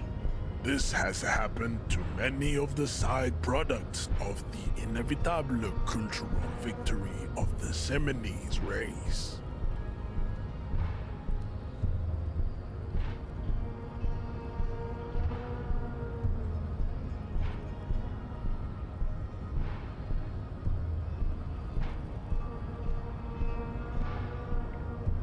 What you need is to come to terms with extinction and never getting into this harbor.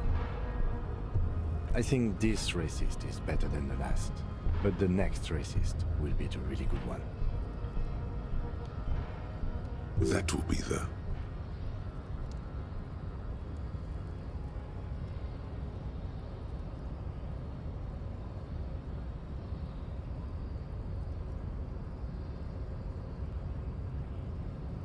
He will grant us 3 wishes.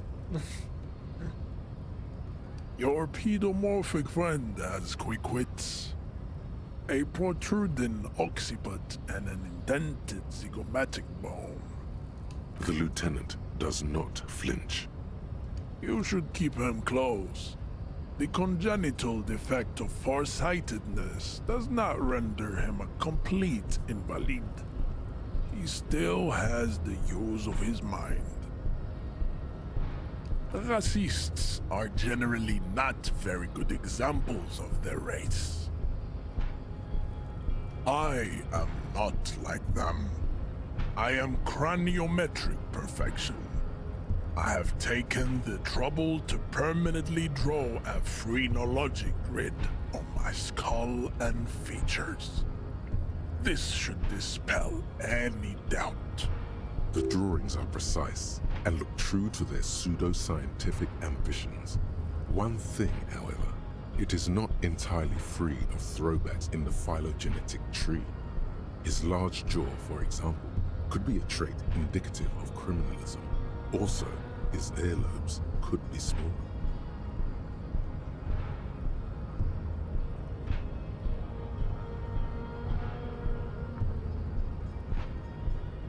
That atavistic stigmata makes pussy say yes, plenty. Babe, thanks. But I got this. You have him off guard now. He's preoccupied with his situation with his woman. That still does not help me. It's an 8%.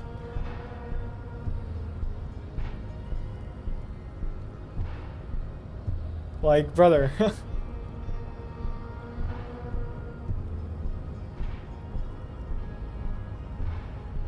He does not so much as glance at the object.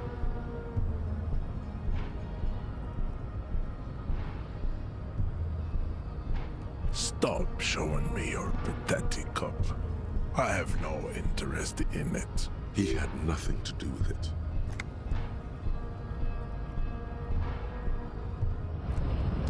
Wonderful.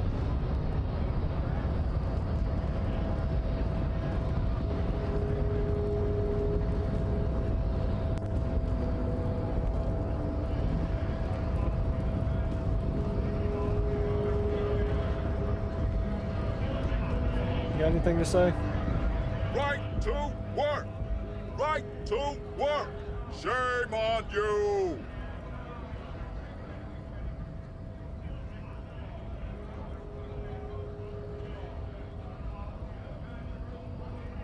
Not before you get in there and get your ass whooped.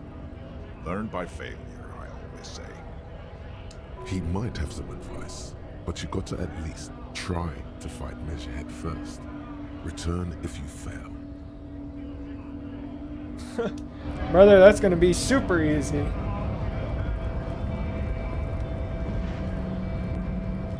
I'm gonna try to knock him out. My freaking arm's gonna snap in half. I'm gonna be like, oh, oops. Your race descent has only worsened since the last Ah! show. You have really let yourself go. Yeah. How did this happen?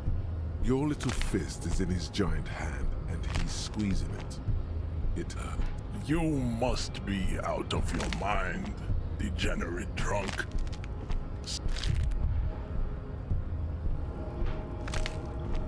Your fist cracks in his hand like a ripe apple.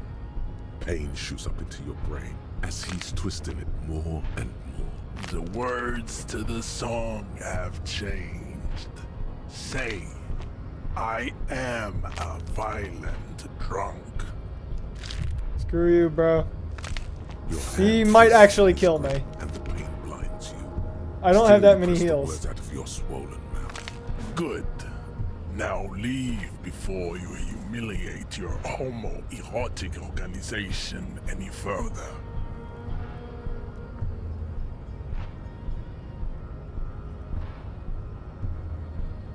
I still said it anyways. Wonderful. I'd appreciate it if you didn't force us into situations where I may have to shoot random civilians, because that won't get us anywhere.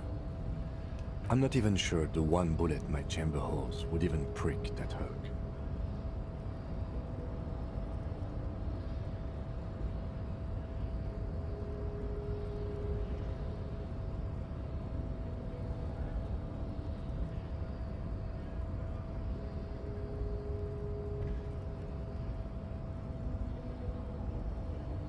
And you're just going to let him manipulate you like that?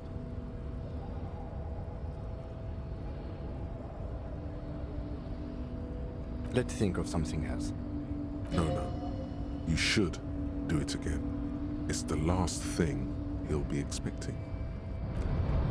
X, I go to this one guy, get taught some karate of some freaking ninjutsu moves, and start clapping him up. Probably doesn't know any of that because he's not, well, I mean, look at him. He's very not well, bendable or whatever the word is. He's very big. I mean, really all you got to do is just punch. Nice aggression with the native. Don't let the chief fool you next time. You don't need to be that up in his face. Leave yourself space to move. Not bad advice, actually. This might do the trick. Let's talk about our right to work.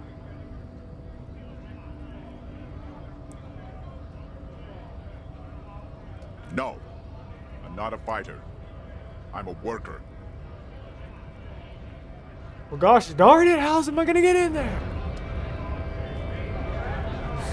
I have no heals, bro. And I need emergency heals just in case, so I need to buy these. A small cabinet on the wall is filled with various... Okay, here. I hope Saint I Batiste want makes you feel that, better or but something. that is $2.50.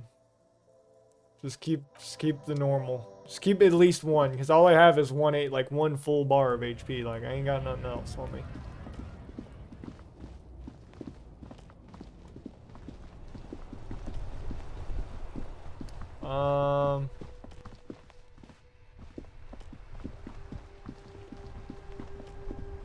Didn't you say you were gonna give me, like, I remember last time you gave me, like, hubcaps or something. What do you want to know? Maybe you can tell me, do you want me to brief you? There's no reason to wing anything. 3 days ago, during that time, the victim had been stripped of his belongings. The caller did not identify him, but used the word a security guard. They didn't. There's a strong prejudice against involving the RCM in what's seen as union matters. The dock workers union is, just to be clear, we are police officers. It's our job to find the killer. That's the case. Uncover and arrest. You mean like a brief? Do you want me to brief you again? 3 days during that time, Oh my gosh. the victim had been stripped of his belongings. The caller did not identify him.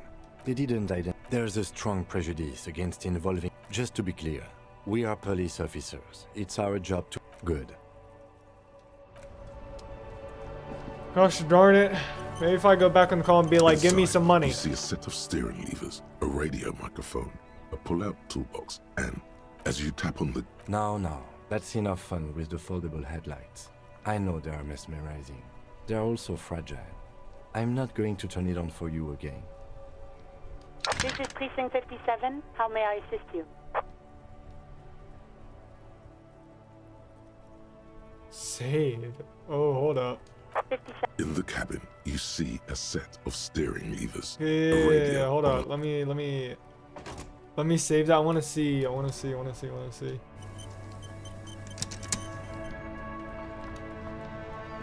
Open that bad boy up. Inside, you see a set of steering levers, a radio microphone. This is Precinct 57. How may I assist you? As always, it's DJ Mesh and Felicio, and you're listening to Street Freaks FM, bringing you the hottest, the nastiest, the most vulgar. Right away, the lieutenant reaches into the cabin and turns off the radio. He's not looking at you as he says, Someone must have been messing with the radio, or maybe it picked up a random frequency. You wanted a prime line, right? He's still avoiding your gaze, and his ears glow red. Radio.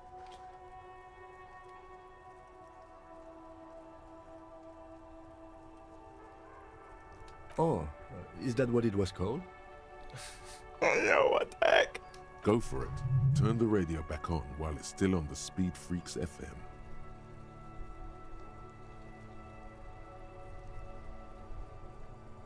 Souped up motor carriage for one bad mama's boy. For the heavier foot and the freakier. God damn it. Look, it helps me to stay alert on long nights, okay? It's a method. I'm not some kind of speed freak or...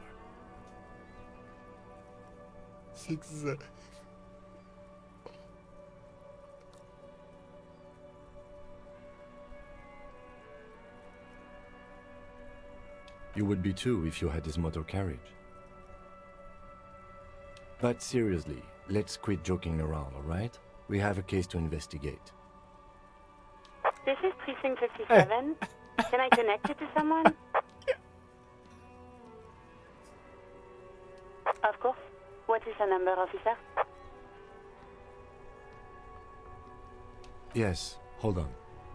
Her number is 004. Yep. Received. Hold on, officer.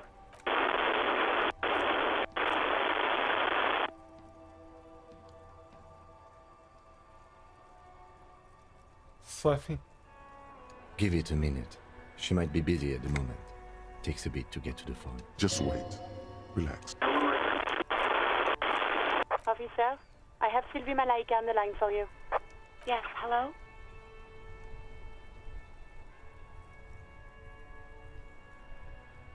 Oh, right. Hello, officer. What can I do for you? You can hear resentment in her tone. She's not thrilled to be talking to you again. Wait.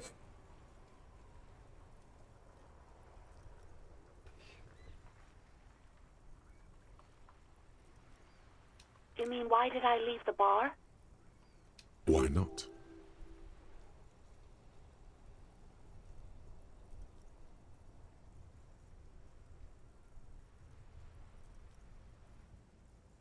What? No, why would you even think that? Please, don't bring Gar into this. It's none of your business. I already said I don't want to talk about this. You're messing everything up again. No, not me.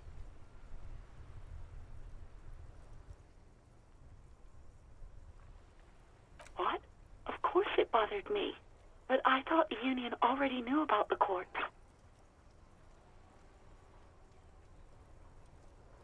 No one calls the police. The Union would get angry. You know, what the Union says goes. People listen to them and they take care of their own, which is like everyone here. Legally, no. In reality, yes. Martinez is de facto policed by the Dock Workers Union.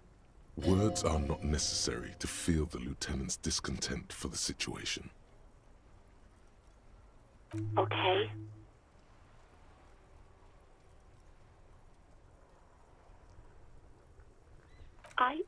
I didn't want to get in trouble with the others. Push her further. Show her the error of her. No, don't push her. It sounds as if she's about to cry.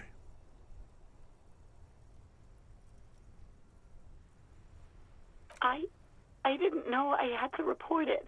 I thought someone would take him down eventually. Yes, I know. It's just... Was there anything else? No, sorry. I don't.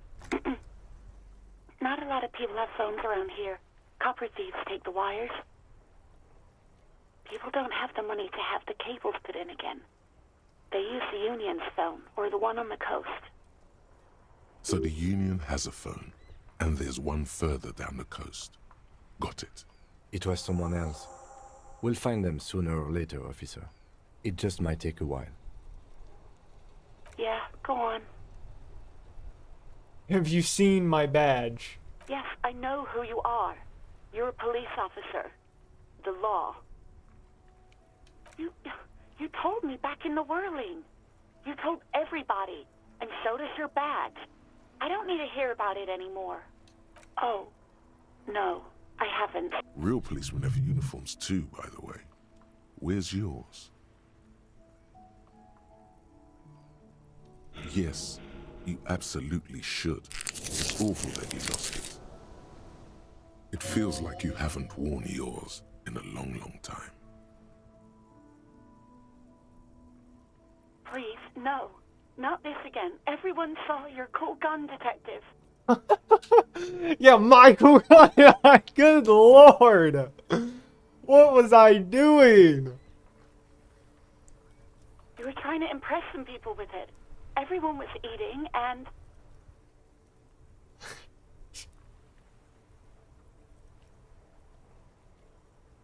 You were waving it around in everyone's face, begging them to describe it. You said it calms you, and then you started making suicide jokes. It got pretty graphic. What?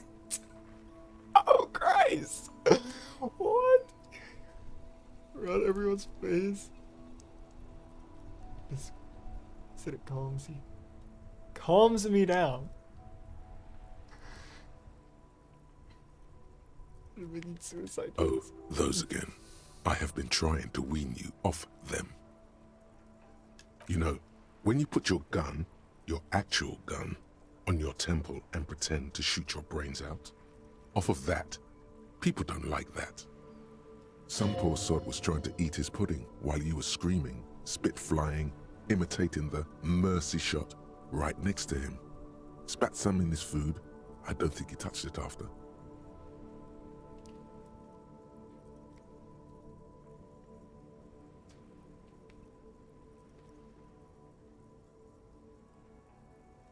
There is silence on the other end of the line.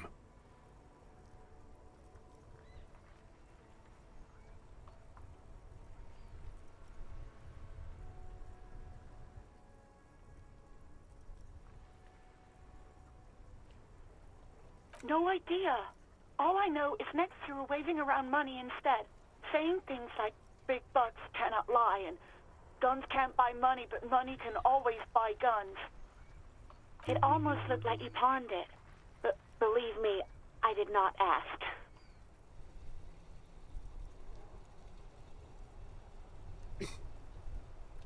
Uniform? I never saw you in any uniform. You had your things on. The disco things. Like the crap I'm wearing right now. Well,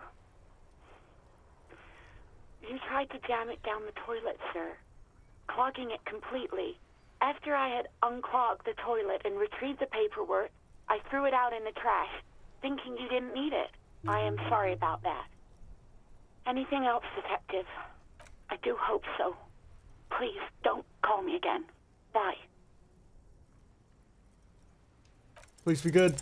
No. What? She doesn't have a problem with you. It must be someone else she's angry about. Some other guy. Like Gart. Trust me, you wouldn't want to be the guy here. You know how it is. Yak, yak, nag, nag. No. You're the guy.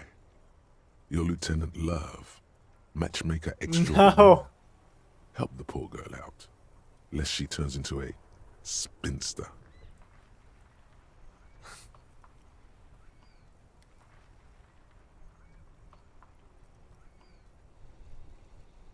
Not a spinster, my God. You have to intervene on behalf of the... Think you can do that, Lieutenant Love? No.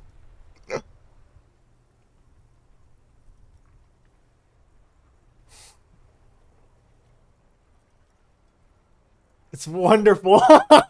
That's good, bro. You're just a gimp. What?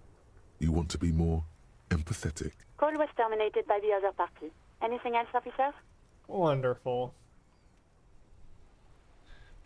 Just a moment. 10-4, come in, officer. Over.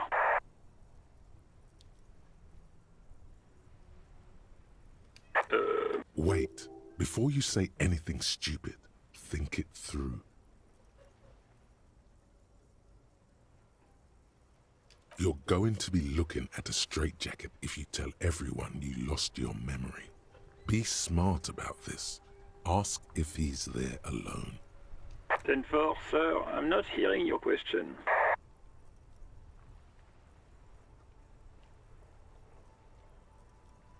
That's a negative, sir. I got a 10-12.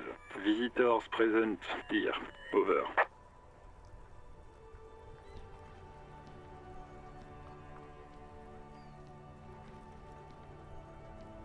What? What is it? He's still on the line? He wants to verify the information on his badge. But of course, it says Dick Mullins, High General of the Revacholian Cavalry Force. Tell him to stop wasting time. What do you need, sir? Over.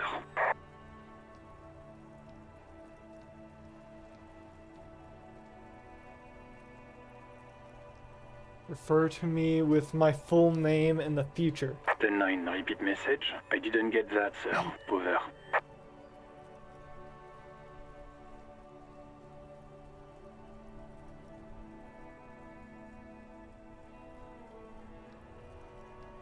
Sir, I will not have you talk to me in this manner. Over. I just said say my name. What? What is it? What can he possibly still want from us? He seems intoxicated and keeps asking me to call him by his name. Mullen's drunk and emotionally aggressive. That's new. Wrap it up. Don't indulge in his drunken antics. What? That doesn't even make any sense.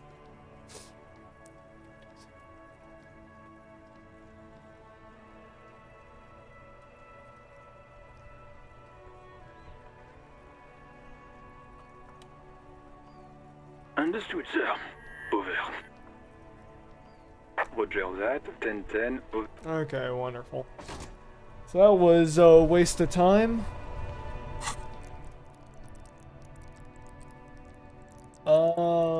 Maybe I should level up my physical ability.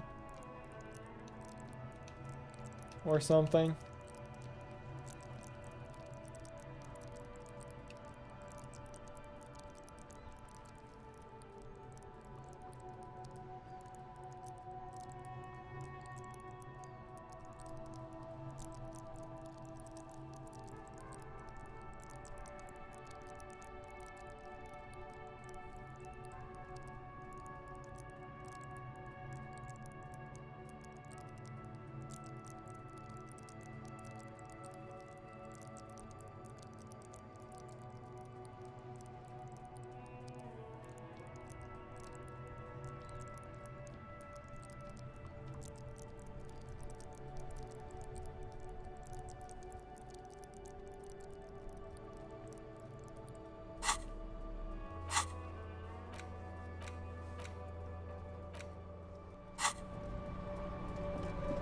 Alright,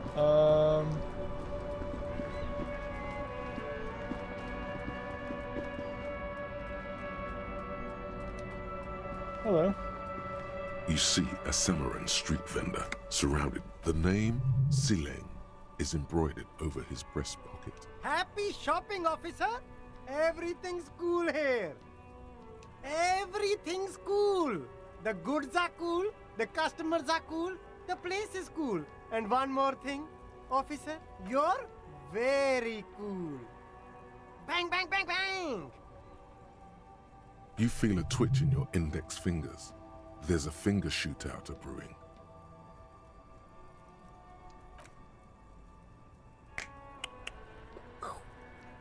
Don't shoot, officer! Have we got an arrest here or just a shakedown? Good one, officer! You're a funny guy! Now what can I do for you? Give me your money. I need money.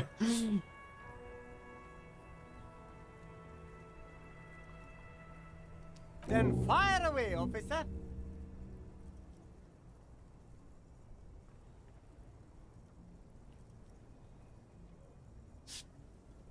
Money.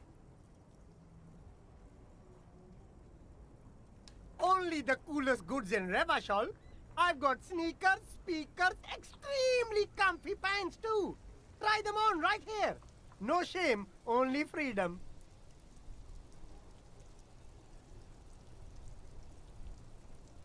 No need for discounts at ceilings, officer. Everything's already on sale. Anything you want, 50% off. But did he first mark them up 100%, just so that he could put them on sale? Yeah. Yes, it's a business secret. Let him keep it.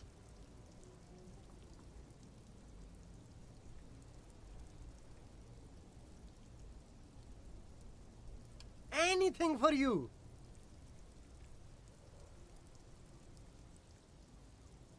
Me?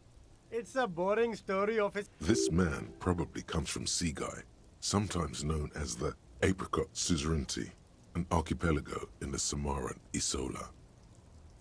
Very sharp, officer. I'm Serais, from the Seaguy province of the Serais Empire. The Apricot Suzerainty, you know?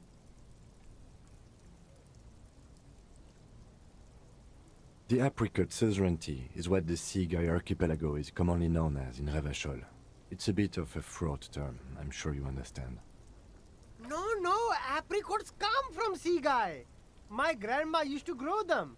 But Seaguy is a shithole. That's why I came to Revachol. Speaking of, why not support an independent local entrepreneur? I send half my profits back to my grandma in Seaguy. Well, if it's for his grandma, you should buy a lot of things. Oh. Privileged grandma. Gosh darn it.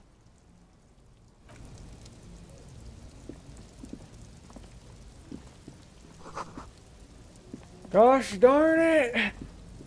There's a pile of cheap sunglasses in a small box. a variety of You like sunglasses, officer? I've got the latest. Abort. These are hideous. What's more, they don't even fit your face. You can feel them pinching your nose and chafing against your brow. Damn, officer! You look like a mega secret spy. Very secret. They're practically made for you. I'll let you have them for 2 real and 50 cents. It's going to be very difficult for anyone to take you seriously with these things on your face. No, you are definitely not buying those.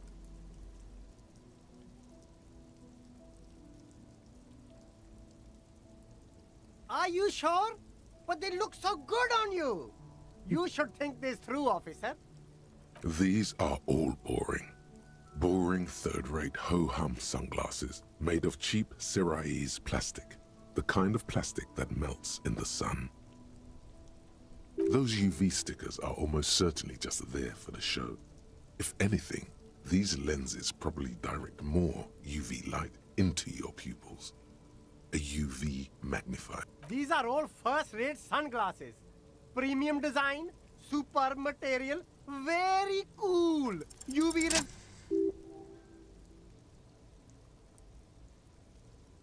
Oh, very interesting choice, officer.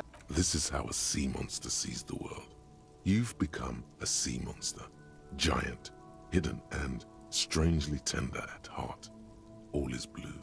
Yes, but they also make your soul quiver like jello. So deep. Wow, officer. You look so cool. And they can be yours for a mere 3 real. My regular customers have passed them all up because they've got no taste.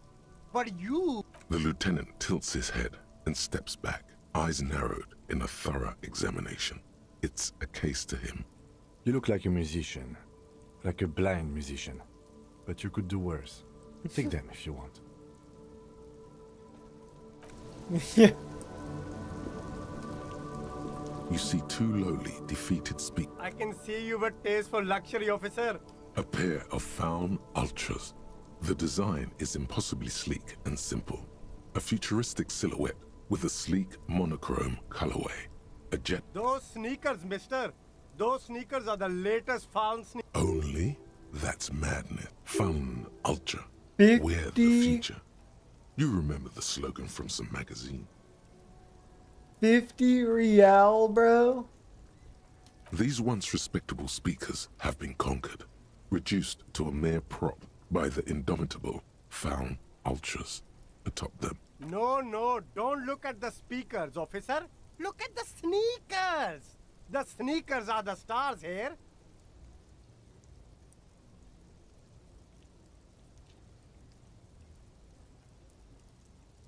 No, don't pity them, officer. These are old Samaran garbage. Don't even look at them. Check out these super cool, fun Ultras instead. Samaran trash. That sounds like they're from the Samaran People's Republic, produced under the dictatorship of the proletariat.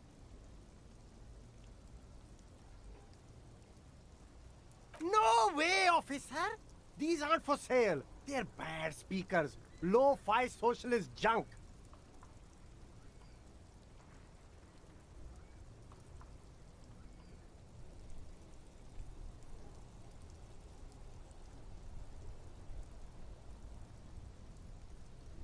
Well, if you want them...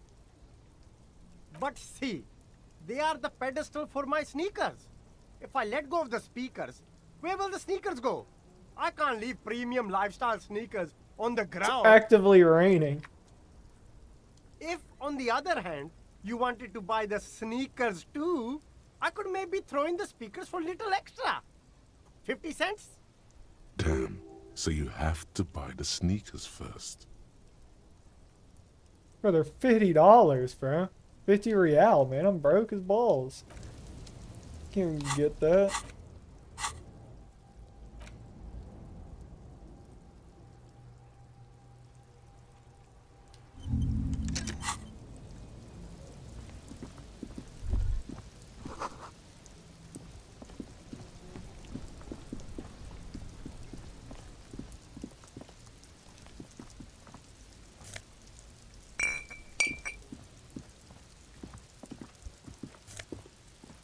Gloves.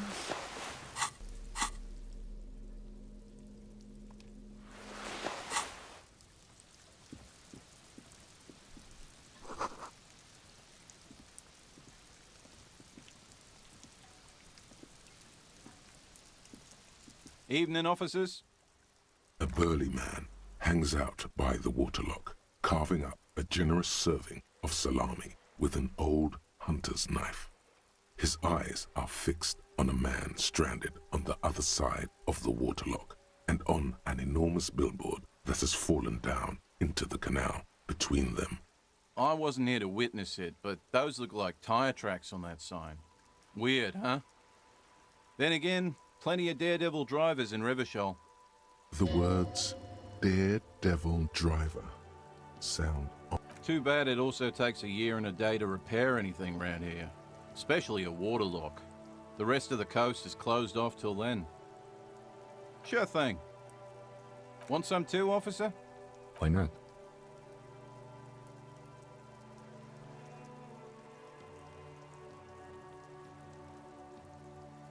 Well, there's the fishing village, an abandoned fish market, a bizarro church. Not much use to the congregation, though. There always seems to be something wrong with it. Yeah, not really much else. Just bombed out ruins. A couple of indicator lights are missing from this control panel. Loose wires dangle from the now vacant holes. In the middle is a lever. Beneath it, a small metal plaque. This panel usually closes the waterlock, turning it into a bridge that lets you cross the canal. But there's a crashed salmon and butter sign in the way. Pulling the lever probably won't do anything.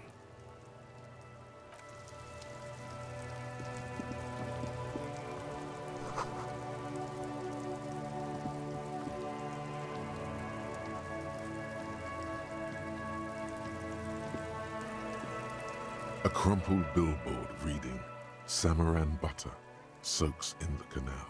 Two ugly lines mar the bright countenance of the blonde boy depicted.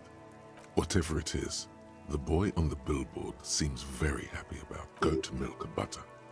The Samaran terrain makes it easier to raise goats than cows, and the local goat farmers produce high-quality meat and dairy staples that add variety to other nations' diets. It's an acquired taste. Hold on. Quick save just in case.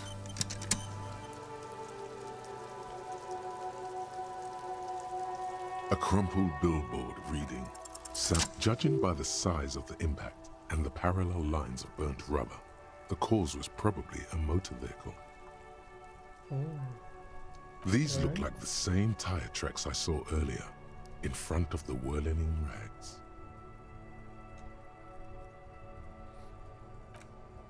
Side slip marks indicated that the vehicle was traveling up the crater at 35 kilometers an hour. The black marks on the roof indicate that the vehicle vaulted from the crater to the roof of the shack. The panel served as a takeoff ramp.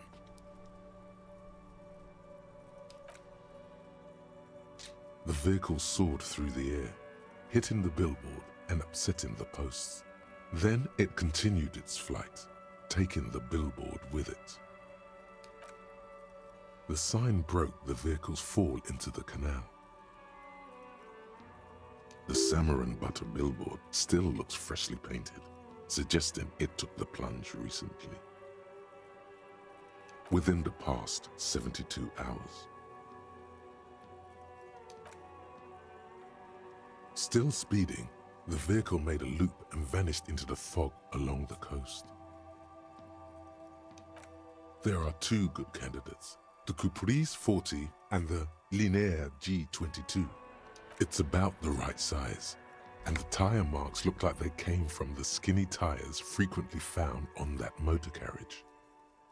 The Caprice 40 is a very popular model, with bank clerks, topping pie delivery drivers, secondary school teachers, cops, strippers dressed as cops, undressed strippers.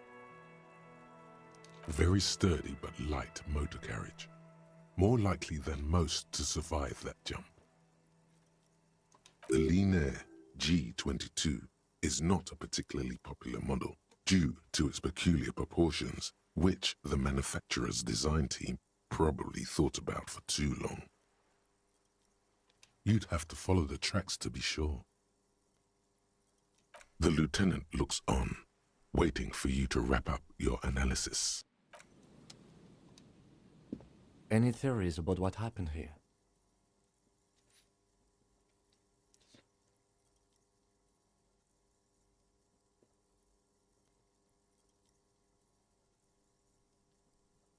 What kind of car do you think it was? That's quite likely, from what I can tell.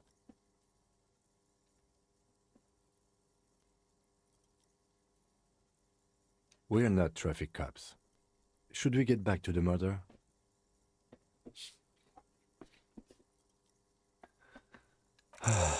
If we must. Definitely, it's against the I'm law. not expecting him to get far with this, the lieutenant consoles himself.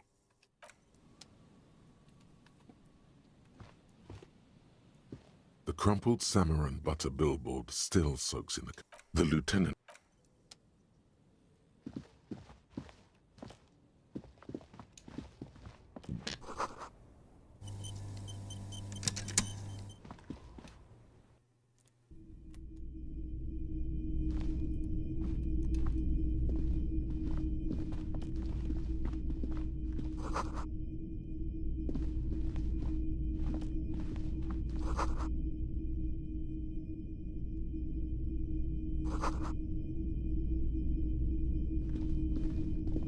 A typical Martinez streetlight sits among assorted floor and table lamps.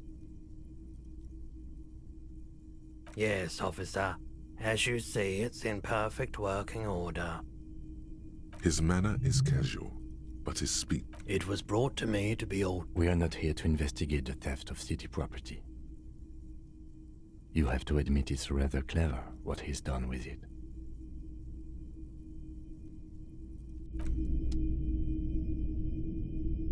It's pretty illegal, though. You see rows of toy soldiers guarding the Try to find something pretty and cool here. Then use it to win her back. Yes. Buy something nice. A figurine. This sounds off. You shouldn't trust this guy.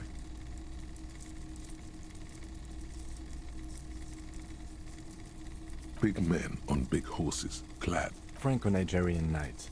I used to be very serious about these guys. A long, long time ago. They're not all blue. These figurines also wear gold coats and caps, complemented by orange trousers. They are variously posed. This is what the loyalists looked like, yes, at first. Then they wised up and got camouflaged. Which ones? Ah, royalist soldiers from the time of the Revolution.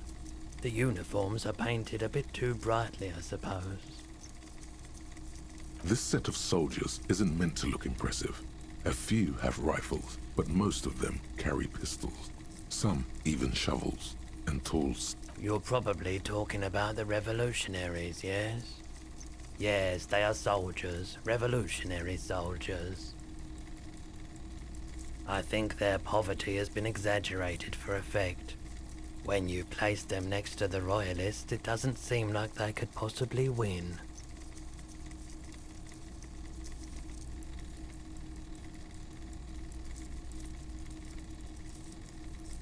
Maybe. He seems to have his own take on the conflict played out in perpetuity. But why? What's this? A headless man riding a horse? A headless man wearing futuristic tracksuit trousers that say found. Oh, that's the Headless Phone Rider. The Headless Phone Rider. It's an urban legend. About a man who rides the streets of Revachol sporting a thorn tracksuit. As you see, he's missing his head. 50 cents. Bargain price. I'll throw in the tiny cap too. I think he's looking for it, or something. That part of the story has many interpretations. Did I mention that this figurine is supposed to be lucky? Always carry it with you. That was a very smooth salesman's grin that almost comes off as earnest. You should learn from him. Hey. Psst. Yes, you. Word on the street is you're ready to start building communism again. What?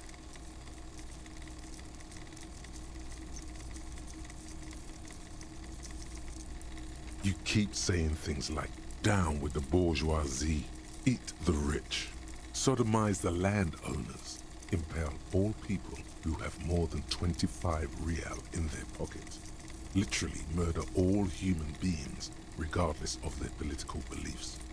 That, okay, not in so many words, but don't deny it. You're about to rip off that mask of social democracy and reveal the monstrous seven-eyed lamb of global communism that will devour and masticate mankind. No. Everyone can see that. So tell me, do you have any questions before we fire up the big communism builder? Or do we get right down to it?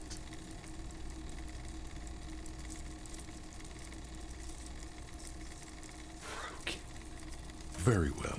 I guess no one will build communism then. Tell the working man it's over, unless anyone has objection. No objections.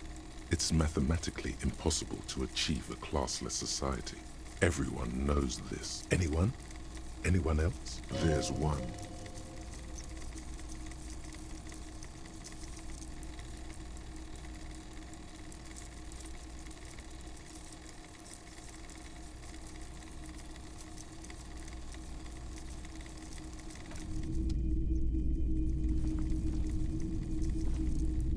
Alrighty. The boomboxes on the shelf look well-loved and well-traveled. Chipped, dented, they stare at you with the unblinking eyes of their tape reels. One especially catches your eye. Deep gold and amber plastic with a big old handle on top. A classic boombox that says, Stereo 8 approved. This is you. Golden orange.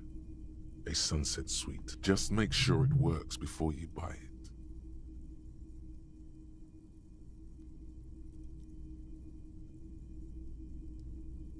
If police work means playing tapes, sure. You can use it for that. Or any other time you... Like a beach party. With sand and sun and seagulls dancing on the breeze. Theoretically, yes. But we don't have time right now. It's generally murder investigation first, then beach party. I don't like beaches. They accumulate too many photons. It's always chaos out there. But live your life, man. You can use it at a beach party if you want. It's not often that I see officers from the RCM in my pawn shop. What can I do for you? His courtesy is not insincere, but he prefers being alone with his projector. Just watching them. Wait, oh gosh, darn it. Oh, that leads me back all the way here. Okay, hopefully he still wants to chat afterwards.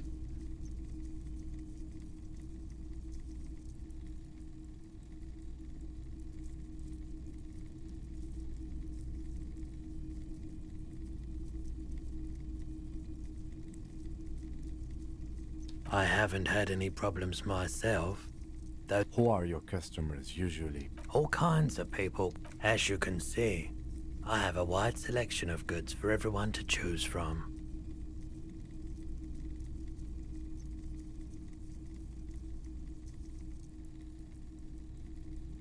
It keeps me entertained.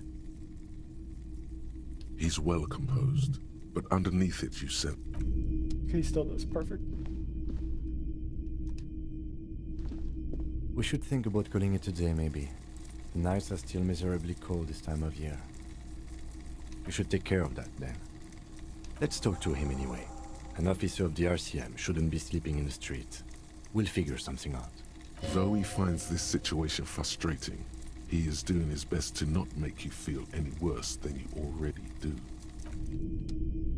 Okay, if you say so. I mean, I don't really know what you want me to do. I only have 16 real, man. I'm not like pimping out here.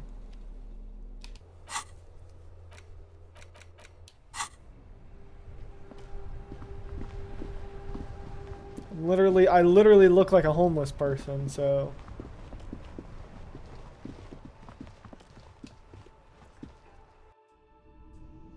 Oh man, what the heck?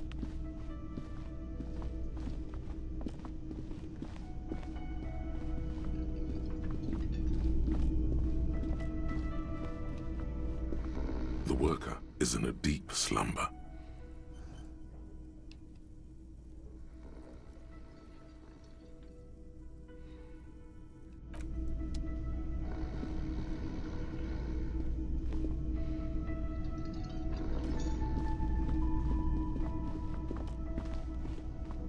Can I help you? Yes, have you got it? Does that arrangement include you paying me what we already agreed you owe me?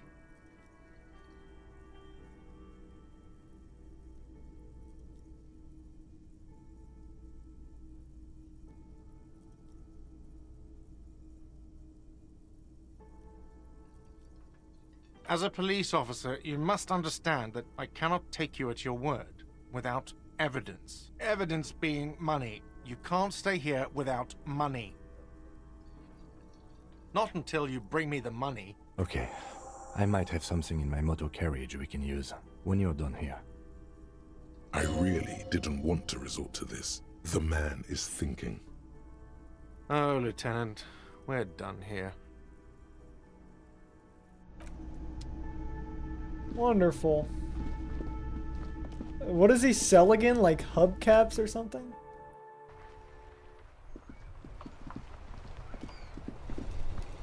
Oops. Yes? I didn't mean to talk to you. Inside, you see a set of steering levers, a radio. I have something here we could sell. We can... Transport enclosure. Regular people just call it the cage. The cage at the back of the motor carriage looks rather uncomfortable. 4 shiny hubcaps are stacked against the seat. Their silver edges sparkle in the dark. I confiscated these 4 a little while back. We can take them to the pawn shop down by the Martinez Canal. There are spinner hubcaps, frivolous things you put on your wheels. When the wheels come to a stop, the caps keep on spinning. There's no real use for them, it's just for vanity. A vanity he wouldn't mind.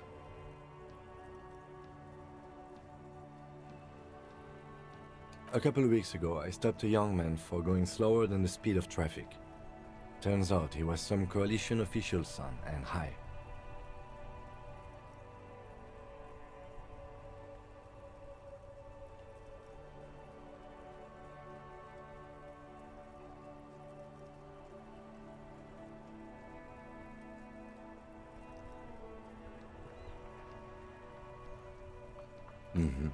I took them and arrested him for driving under the influence.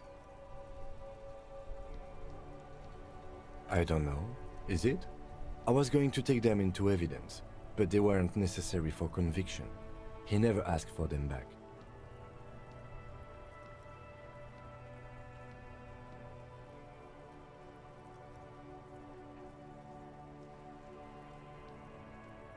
No, that would be silly. I don't know why I kept them. Yes, It doesn't outrageously matter. cool. I couldn't put them on this MC anyway. A cup with spinners. That would be outrageous.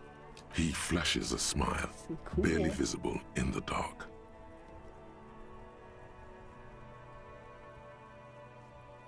As I said, they're useless anyway. I should have remembered I have these earlier.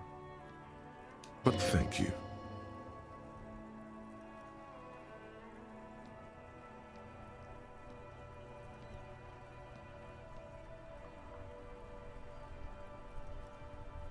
The lieutenant nods as you take the spinners. Alrighty. At least we won't have to go straight up hobo cop.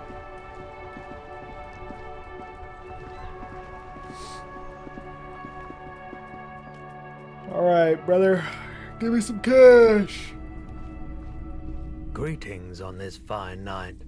What brings you here?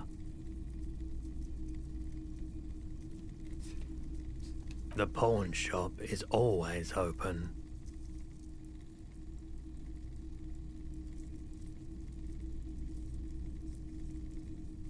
Go away. Quick save. Greetings on this fine night. Feeling warm Easy and money. enthralled by the movement of light, while the mind continues to race forward. Lucky bastard. He's probably on Pyrrolidon. It's tough to come by on the street. A drug developed by the military to treat and prevent radiation sickness. It has psychedelic side effects, and it makes your eyes turn yellow.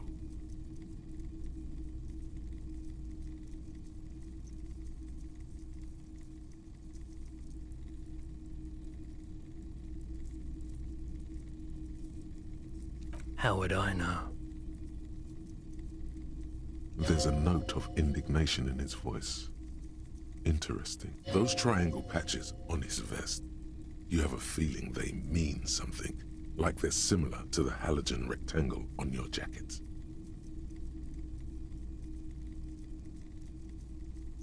I was with the Emergency Relief Brigade. You know, after the People's Pile disaster. Had to take Pyrrolidon for radiation sickness. That's what you were hinting at just now, wasn't it? A bad idea. Some poor leftist built a particle decay generator in hopes of bringing affordable electricity to underserved communities. It malfunctioned. Radioactive waste everywhere. Probably some of it in you, too.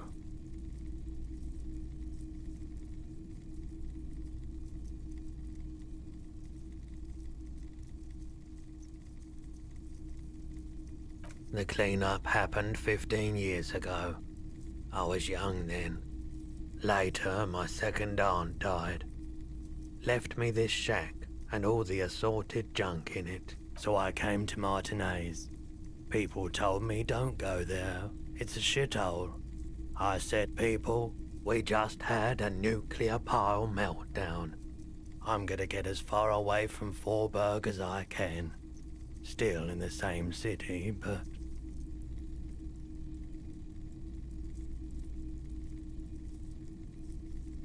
We were an all-volunteer force, self-organized, tried to help the fire brigades contain the spill. I lived by the river since I was a small boy. The Esperance didn't have the art to let it all go to shit without trying to do something to help out. There wasn't much the volunteer force could do, however. We wasted years in the river mud, years getting sick. There's a reason why everyone's tried to forget any of it ever happened, and why no one has tried to repair or replace the pile. So much disappointment, and early deaths, cancer mostly. And we knew all that was coming even as we were cleaning up as best we could. No one's, everyone's. So much bitterness. A bunch of poor people built themselves a primitive nuclear reactor, hoping for the best. What do you think is going to happen? I like the theory more than the story. Outward movement, not vortices. Yeah, you gotta get in on those vortices, my man.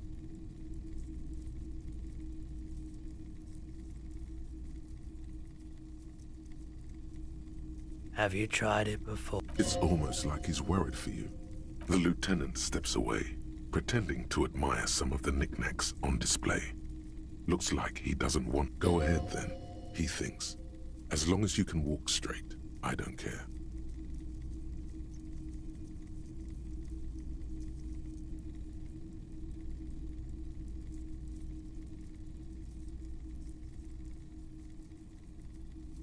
Every day.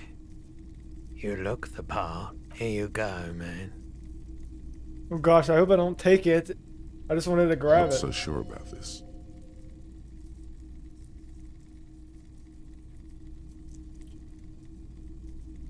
I respect your decision, officer. What else can I help you with? Yes, we'd like to sell these hubcaps. But I did get Roy it from him. takes the hubcaps from the lieutenant and inspects them. The spinners appear iridescent in the dancing light of his pawn shop. Yes, these are very, very good. Did you defraud some foreign prince for them? Jump-a-mesque banger? No matter. I'll give you 200 real. No one was defrauded or jumped, I assure you. Of course, I meant no offense. 200 real for you, officer. Delightful doing business with you. Do come again. Thank you. Here's the 130 real you need for your bill. Do not waste it. The windfall is a small consolation. Anything else you're thinking of selling? I'm not purchasing any more clothing at the moment. And especially that tie. It swallows photons around it.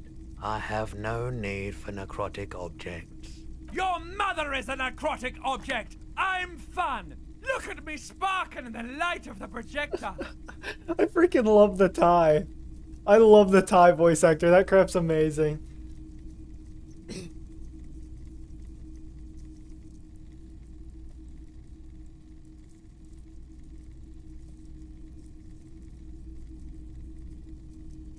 Anything else you're thinking of selling?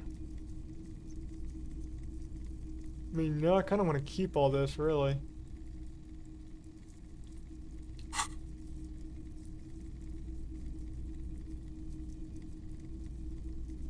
Another time, perhaps. Someone else came here earlier today asking the same question. I promptly sold her the gun you pawned a couple days back. This is a pawn shop, and it did feel as if you've met before. Oh God. The lieutenant shifts from one foot to another, alert.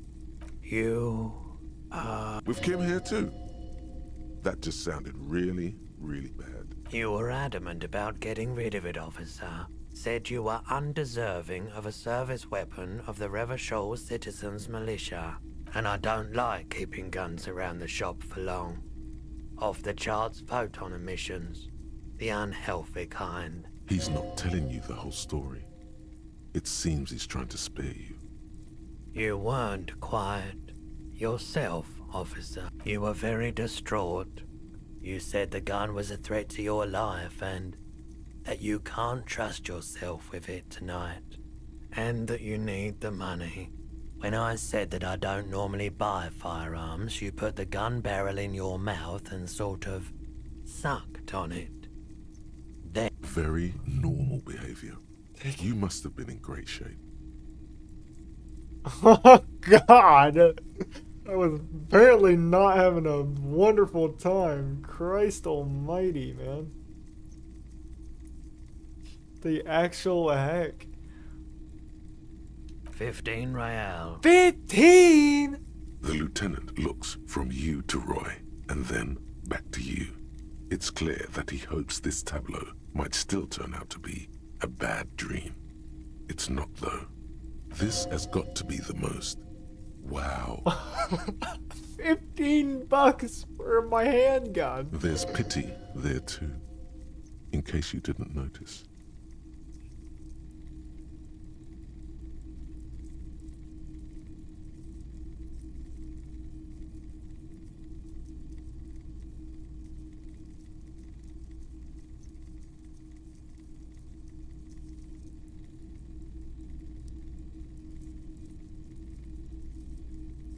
No apologies necessary, officer.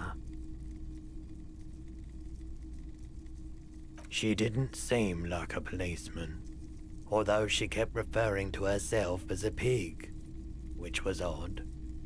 I found her interest in the gun a bit obsessive, but I was just happy to get rid of it. and of her. Truth be told, she was terrifying. Right, so let me get this right. You sold your sidearm, issued by the citizens' militia, and now a civilian is running around the streets of Martinez with it? Miraculously, his face does not reveal what's happening inside. Oh, Christ.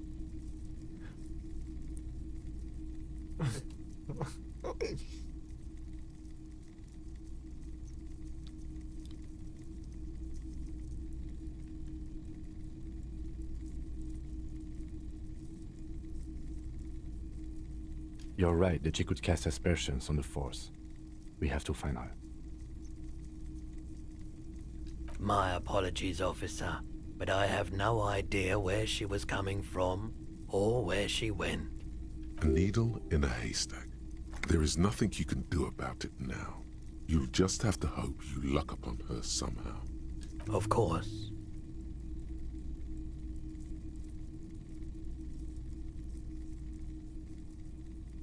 Traffic? I'm sorry, officer, but I don't drive.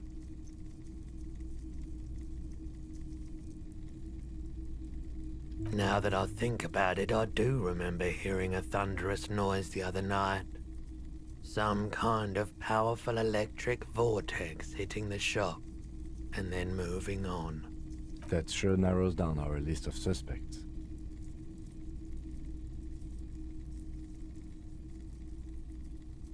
Yeah, it was pretty wild.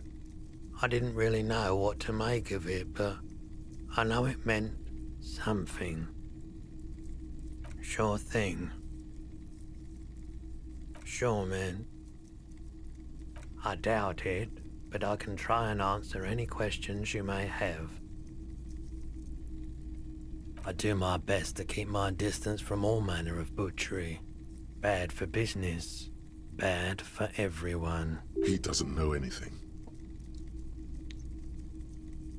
The pawnbroker's gaze is already fixed on the dancing colors.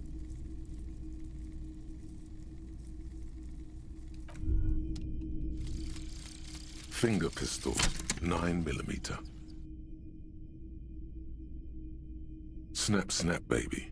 Turns out guns aren't that much for protecting as they are for attacking people. If you want to protect people, really work for them, you have to whip out your signature dual 9mm Villiers finger pistols. Who needs real guns anyway? That conversation you just had? It would have gone better had you snapped those bad boys at them. Note, 9mm dual finger pistols do not count for an actual weapon in a gunfight. Obviously. Like what?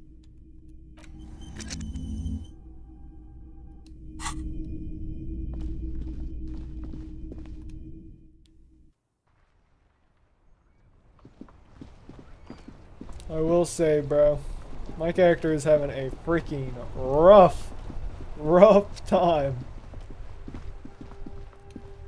We're gonna make it better though. We're gonna get that gun back. We're gonna get his cloak back. It's gonna be good. I now have the money, so we can pay him back. It's gonna be all Can I help good. you? Yes. Have you got it? Well?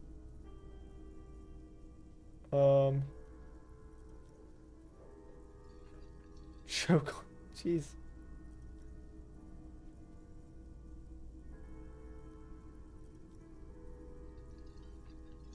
Great. Thank you, officer. That's all I wanted. Payment for services rendered. If you continue to stay here, I just ask that you please pay your nightly bill in advance starting tomorrow. He's not sorry about his behavior for your sake. Now that you have money, he really wants to make sure you're not angry with him. Oh, Chris, I barely have money. I got 16 I'll real. unlock the electronic lock to your room. All the doors lock automatically at 9 p.m.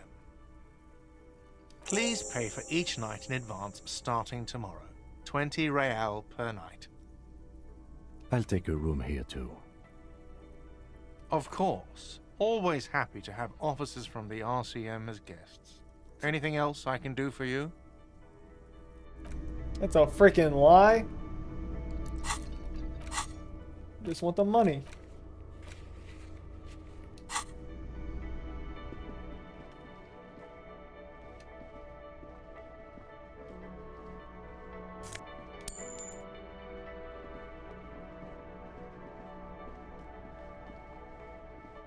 You see a heavy you immediately feel drawn to the color. Blue is for mystery. The cobalt blue surface feels rough to touch. The stainless steel door is flush with its frame on every side. It leads to a side building, adjacent to this one. The door does not budge.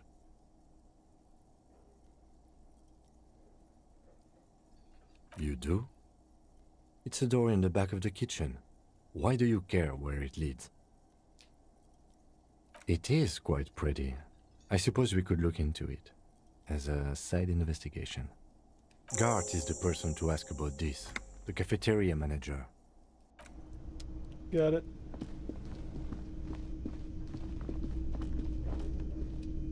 Get the disco light. Can I help you?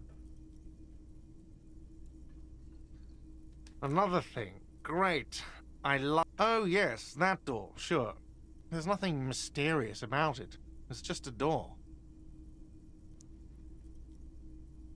No, I don't have a key. I don't know how to get there.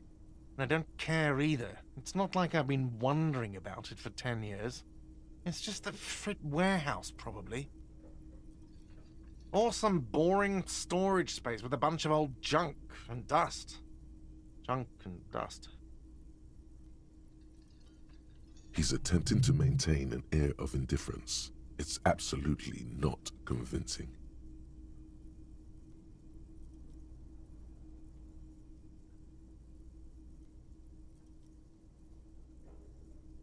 Fine, okay, a little.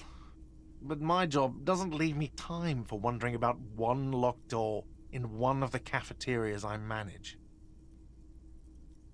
So, I haven't opened it. I have cleaned the whole place 100 times over, though, after the animals.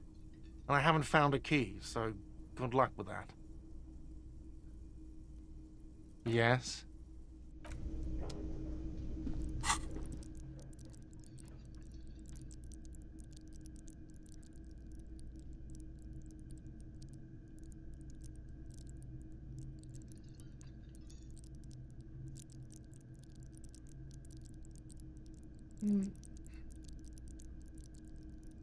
Click power.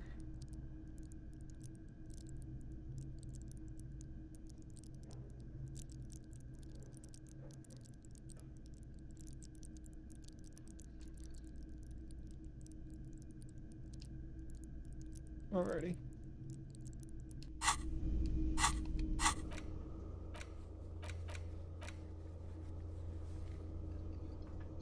$20 real. Yeah, I don't have 20 real.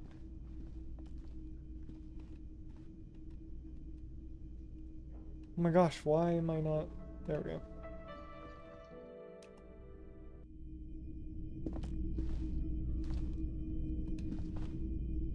The door is closed.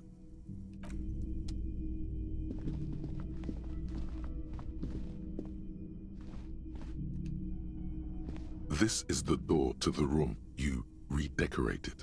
Just a moment. We should talk about our progress on the investigation. Alrighty. The air outside is brisk. The lieutenant is silent for a moment. He listens to the traffic hum. Now then, we should talk about the investigation. But I also feel you're a bit hazy on the RCM.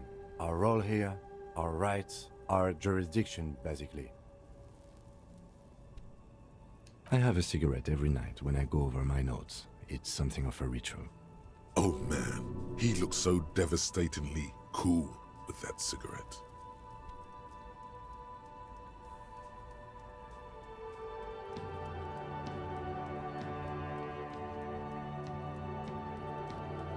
You mean this? This isn't cool. It's an unnecessary trial of will and unhealthy. Keeping the habit within the parameters he's given himself takes a lot of focus. It would be easier to simply quit. Yet, were he to quit, he would lose the cool factor. This man relishes his cool quite a bit, below it all. Yes, it's been a long and eventful day. Well, You were so hungover that you couldn't keep it down when we approached the hanged man, so we didn't even inspect the body. Oh yeah, true. But we performed a thorough search of the premises of the crime scene. That's great. Though you really dropped the ball on inspecting the body, he doesn't want you to feel too discouraged. I look forward to that. As for the interviews, we weren't able to find the union leader, Everard Clare, much less interview him. So that's on the to-do list for tomorrow. We talked to Joyce Messier, but didn't get any information from her. I have a feeling Joyce knows how dangerous the situation really is. We have to get her to talk to us. Wait.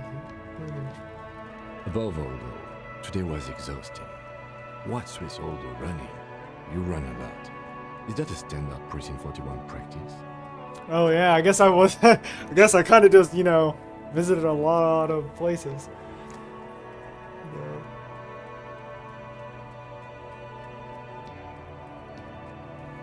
It's impressive, especially for a man your age, and in those hills. Nice shoes, by the way. I like the green. Goes with the orange.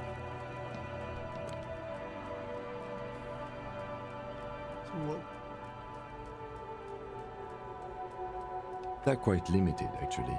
The power officers of the Revachol Citizens Militia exercise most frequently is imposing fines of up to 1,000 real for offenses, in accordance with an interdepartmental schedule.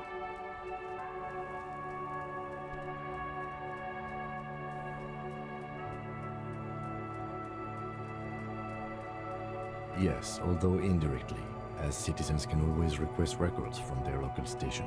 Officers of the RCM have been known to take bribes of less than the prescribed fine amount. It undermines trust in the RCM. The RCM's primary role is to ensure safety. We are not really supposed to play any part in the economic structure of Revachol. We can arrest people, of course, but rather than bringing someone in directly, it's preferable to serve a station cold sleep. It prevents confusion and overcrowding.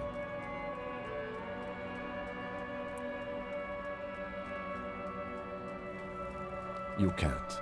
Those who don't show up become fugitives, though, and have fewer legal rights when they are eventually caught. It's about power projection. Thus far, they seem to mostly show up.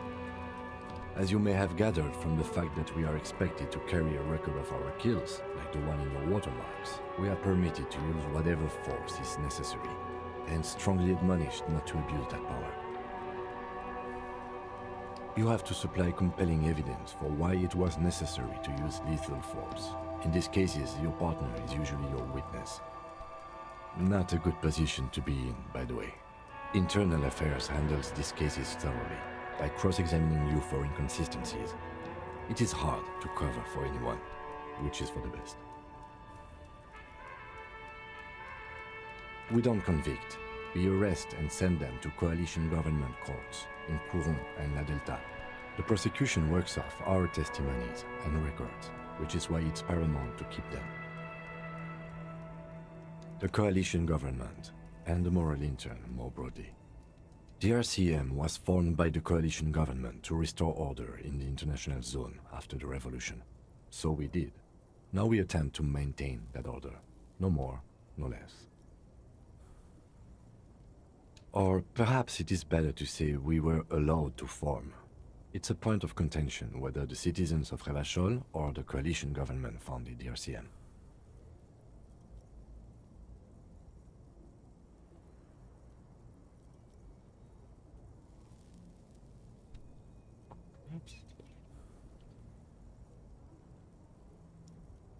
Be sentimental if you like. Either way, the Moralinton leases us the right to keep the peace in this city, and they will take it away if we misuse it. The Moralist International are the world's largest political organization. You know who they are. They have been running this place after the revolution failed.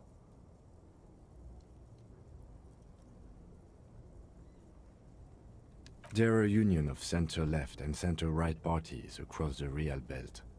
Our coalition government is just one of its many projects.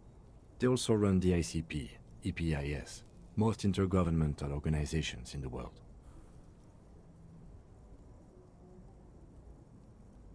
Interesting question. It's a blue forget-me-not. Their motto is love, compassion, self-discipline. I think you can gauge what they want you to think of them from that. Something kind and usual. Something almost self-explanatory. Something ominous. What do they believe in? They are Dolorians. They believe they continue the humanist project set forth by Her Innocence Dolores Day 4 centuries ago. Others say they are just technocrats. A historic figure? The author of the modern age? You will have to look elsewhere for opinions. The subject of humanism is too abstract for me. The moral intern are a fact.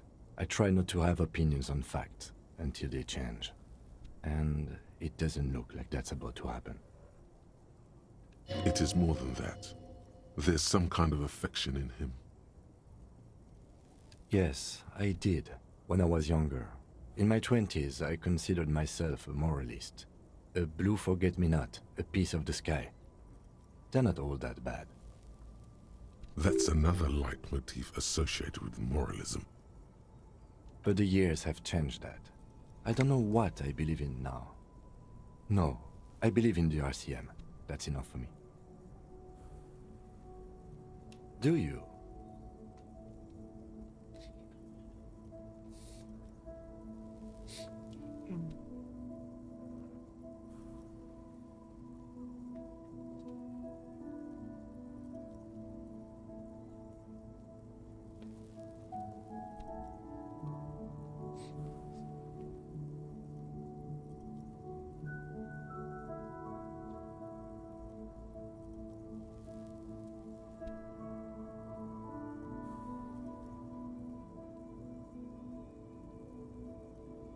Men are turning into women. What? Even though that was that. Sick.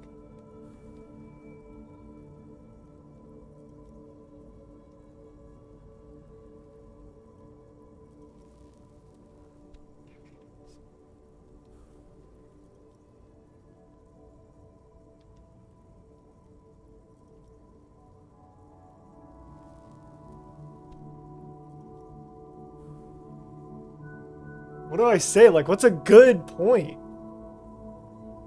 In fact, we would need them even if you didn't think that way. We are in what is called the twilight of international law. The laws we claim to enforce come from the MI. Without them, we are simply vigilantes.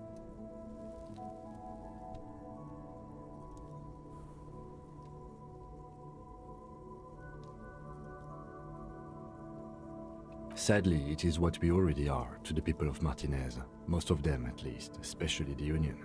Vigilantes. I expect our job here to prove quite challenging. The dying lights of the city shimmer below. Slowly, like luminous clouds, they pass on his lenses. The lieutenant looks at his slim cigarette, contemplating the next drag. This soldier is the highlight of the day for me, he thinks. This little stick right here. An aerostatic passes overhead, the whiskers of its floodlights on the ground below. Kitsuraga's glasses light up as he looks to the sky.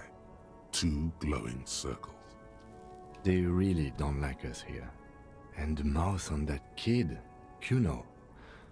It's different in land, in Jamrock and the GRIH. It's our fault for leaving this place to the dogs, to the Union, to the company, not daring to come here more often.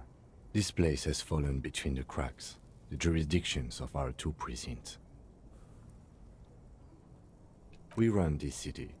West of the river is RCM land. It's incredibly hard. Human beings are... But we are in control, and it's worth it. The organization works, our systems work. If they didn't, the city would disintegrate.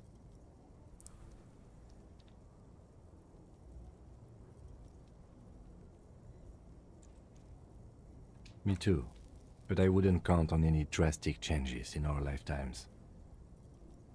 Yeah, it's getting very cold now. Let's go.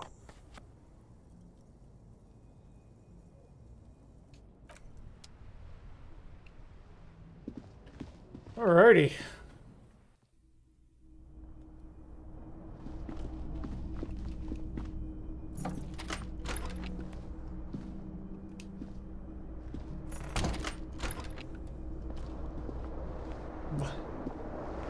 guess I'll sleep on this. Can I come back to this? A mirror hangs on the bathroom wall. In it, your face, adorned with the expression.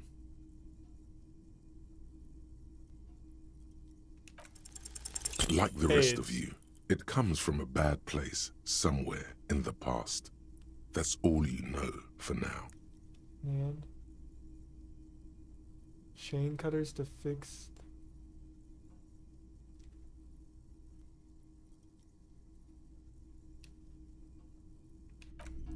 Chain cutters. Oops.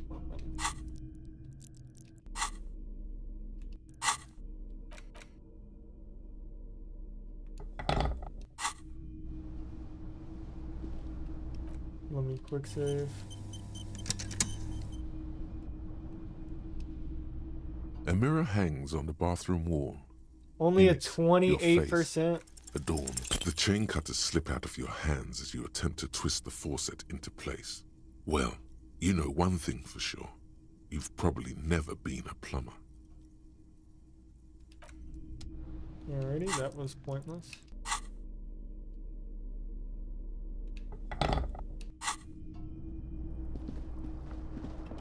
The bed is cold and not particularly inviting, but it's yours.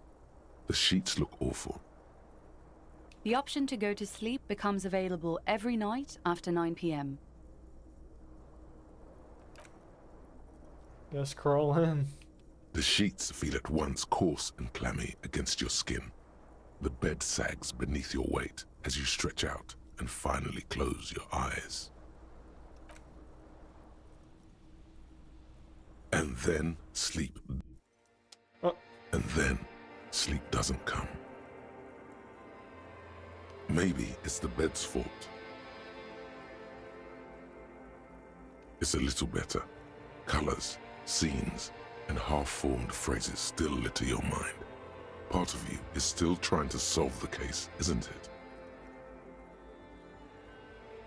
Something to do with, what was it that the lieutenant said? Union? And it's gone again. Your thoughts lost between the slowing brain waves. Your breathing steadies. A great silence washes over you until your eyelids twitch in your sleep and images start forming.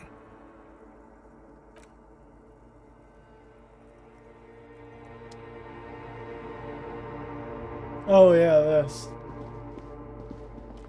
What the heck? Oh, I've seen this already. Oh, that's me. Forgot that was me though. Do you remember the scent of your childhood?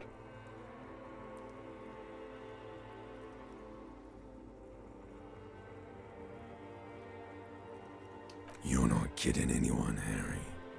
You don't remember Harry. shit. Is that my name? Tell me. Do you remember your wife's hand on your face?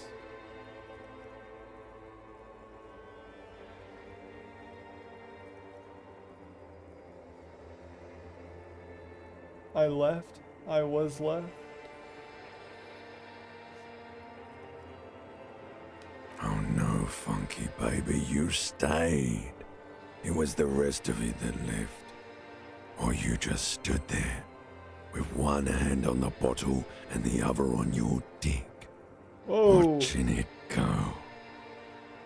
Tell me, where are your friends? Human beings have friends, Harry boy. Where the hell are yours?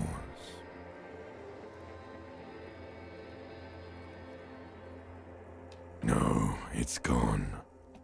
3 times gone and never coming back. You failed. You failed me. You failed Elysium. Whoa! Everything. The Pale and the Islas. On the surface. The outer magnetosphere. Burning, furious truth. 8,000 years of written history You really dropped the ball, Harry. 4.6 billion people. And you failed every single one of them. You really fucked up. You're not coming back from shit, thrashing around in that high conductivity state of yours, bumping into things and acting like a clown. Who are you kidding? You're trying to what? I can't hear you. This is just a word dream now.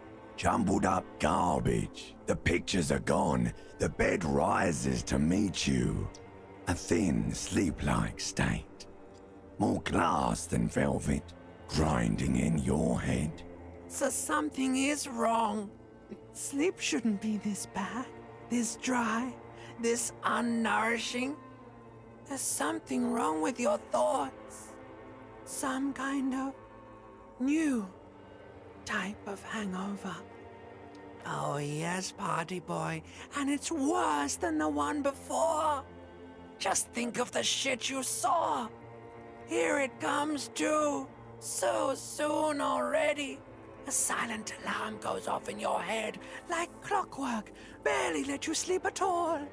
Time to get those clothes on, Harry.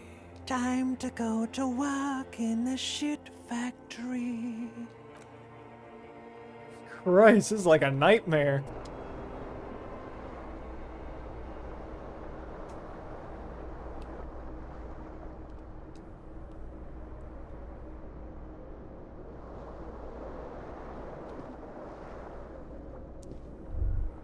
Good going, buddy.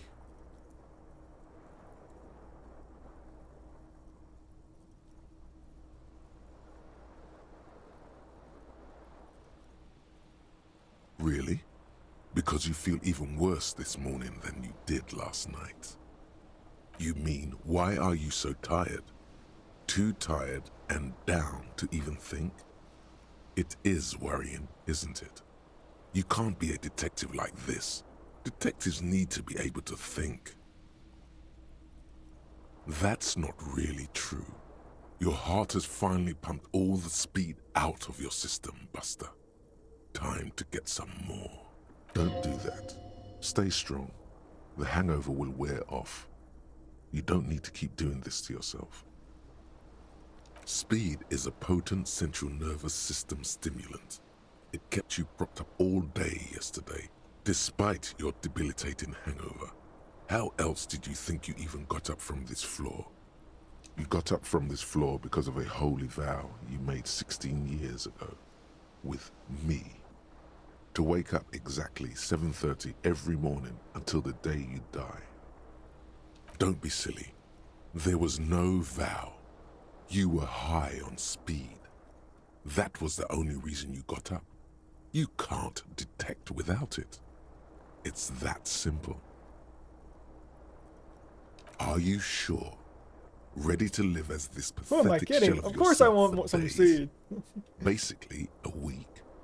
Let's be honest, 2 weeks. Maybe 3. You won't make it. Half the town will be dead by then. You will be fired. Suit yourself, slow, sad shell man. See how you do without your spark. I will.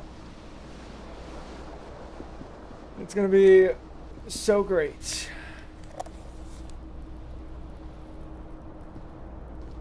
I didn't even look at this. What is this? Apparently somewhere I can't go.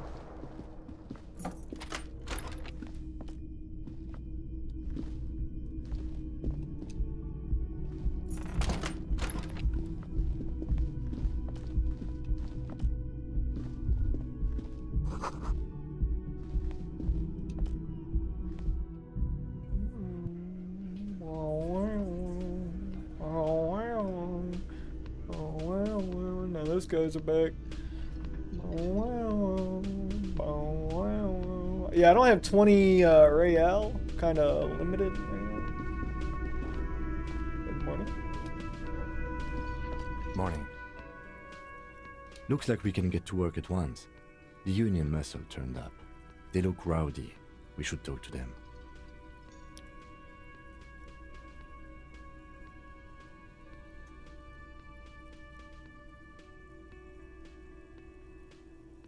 I completely forgot. Sorry, I had a rough night's sleep. It's them by the looks of it. Loud and nasty, just like the manager said. One loose thread less to worry about, and one big problem to replace it. I mean ungovernable. Martinez isn't exactly enthusiastic about the RCM being here. They prefer to be policed by the Union. These men here. Men who drink beer for breakfast? There's talk of an armed wing of the Union called the Hardy Boys, who are responsible for state policing. I think it's them.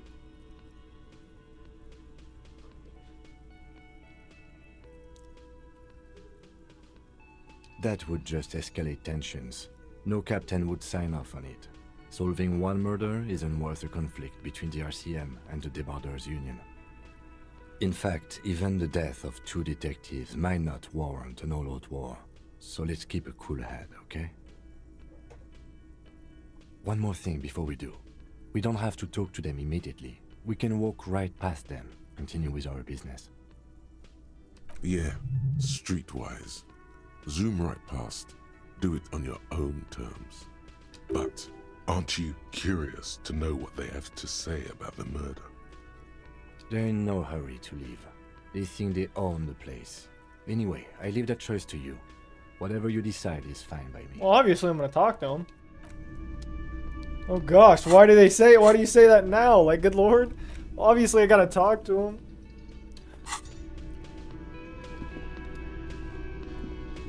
Just a moment. She's agitated, judging from the way she keeps pulling at the frayed edge of her blanket. And there's no public phones nearby? The closest phone booth is down the coast. Sorry for the inconvenience, ma'am. It's fine, I understand. Thank you anyway. The lady is Lord. distressed. Perhaps something more upbeat might cheer her up. What's kicking? Yeah, I don't think that's gonna be. Please don't trouble yourself about me, sweetie. I was just hoping to make a call, but the Whirling's phone line isn't working. The Union office probably has a phone, but I can't really get there. Or to the phone booth down the coast. And Gary's phone is dead too. To let the young woman who's house-sitting for us know that we may be delayed. Morel, my husband, and our friend Gary were supposed to get back by Monday night, but they're still missing, and I haven't heard from them. I was also hoping she'd heard from Morel. That's just it. This isn't like him at all. He always plans his expeditions so carefully. But you have more important things to worry about.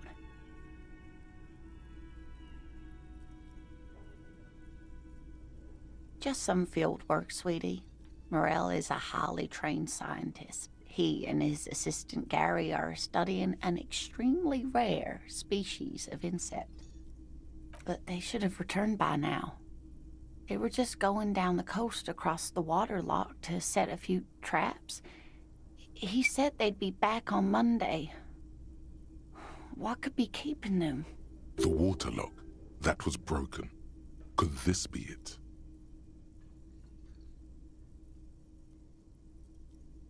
Oh, shoot.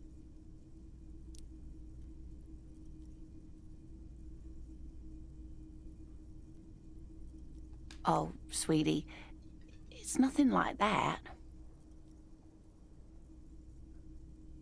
Gary's as loyal as they come. I trust him with my husband's life any day. Oh my, what happened to the water lock?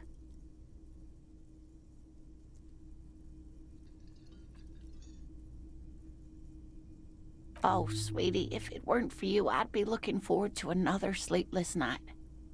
Thank you from the bottom of my heart. Thank you both. You're welcome, ma'am. I hate to ask, but if your investigation takes you to the other side of the coast, please do keep an eye out for my husband. This will surely lead to a cryptozoological mystery with that extremely rare insect. Yes, some left-field scientific research is exactly what you need right now. Funk up that vanilla murder investigation. And if you see him, let him know Lena is waiting for him here at the Whirling. He gets so tangled up in his work that he may not know the water lock's been repaired, and it's cold out there. Oh, you're such a dear. Thank you, sweetie.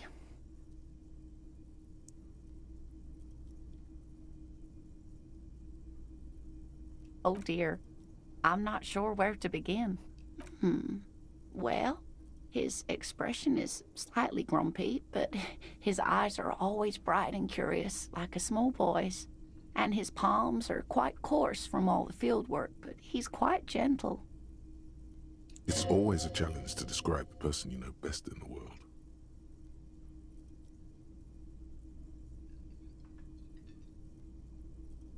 Oh, well, he's a bit shorter than you, but with a larger frame, and he has longish white hair, usually a bit uncombed.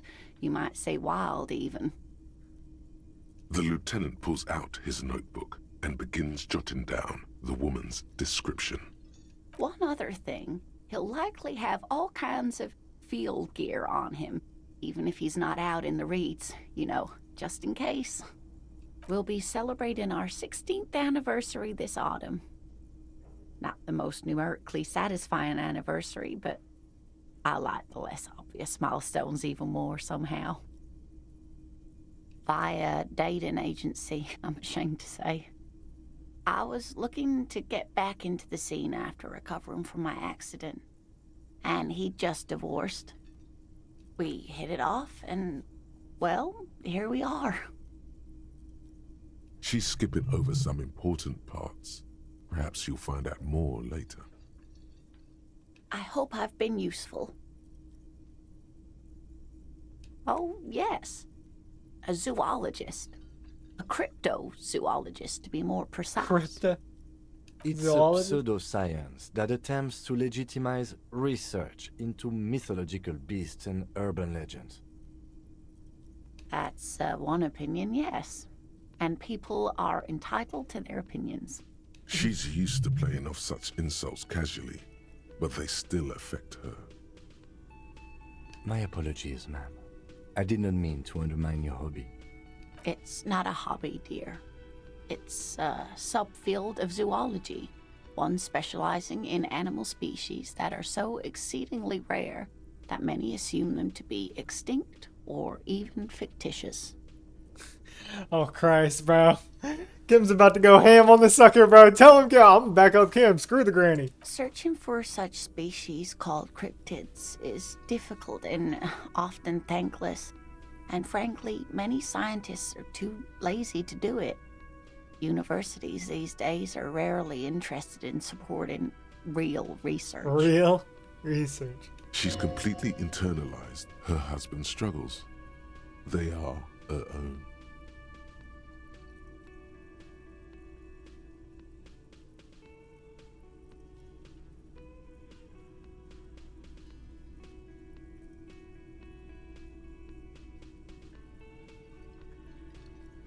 I hope you were able to pawn that old trinket. Oh, thank you, dear. I confess I am glad to see it again. Even the lieutenant seems happy with this turn of events. Now, what else, sweetie?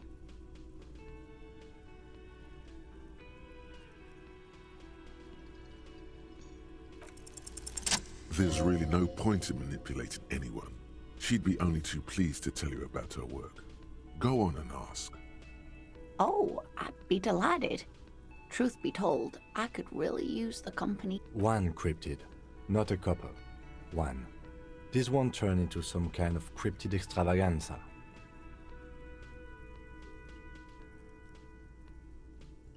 Sounds of that. He nods and assumes a waiting posture. Ooh, tough choice there. It's the biggest cryptid, the thinnest cryptid. Oh, Christ, bro. You got like 30 options, bro. You don't have to pick one?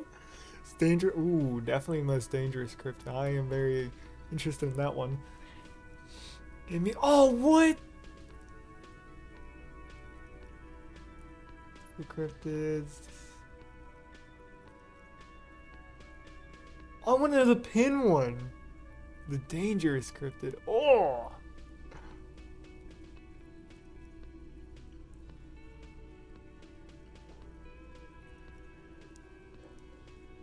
Screw it, dangerous. The gnome of Jeroma.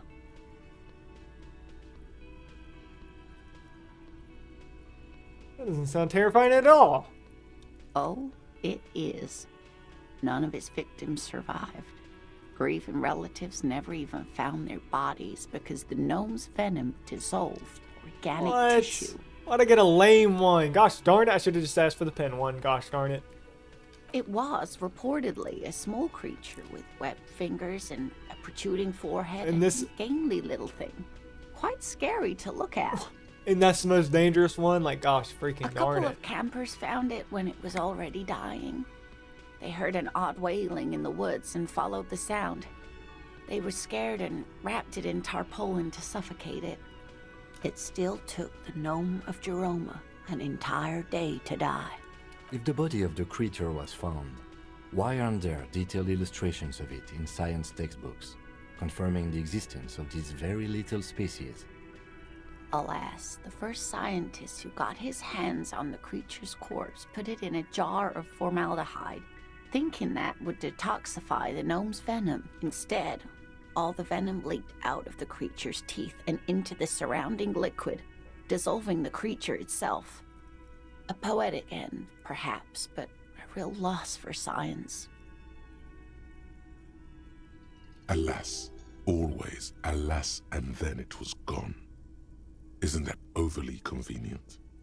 True.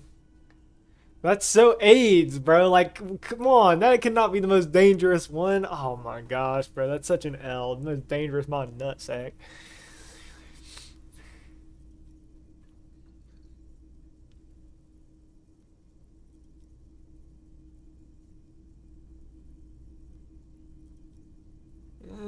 Yeah, that's true. I understand your skepticism, but that's what happens with things that are rare and stand out.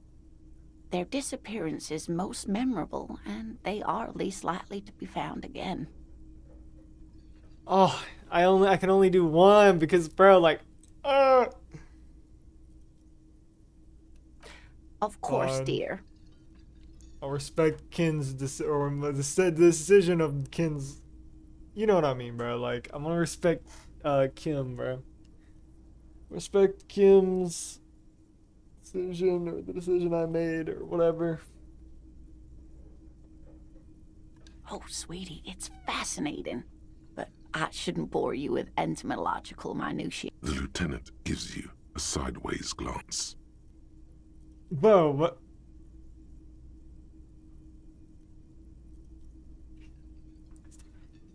Of course, dear. Gosh darn it, Kim! I'm very interested. Alright. 12 of 10. Oh gosh. Do I leave it here? Start tomorrow morning. I mean, it is tomorrow, but... yeah, Sunday. I can start pretty early, if need be.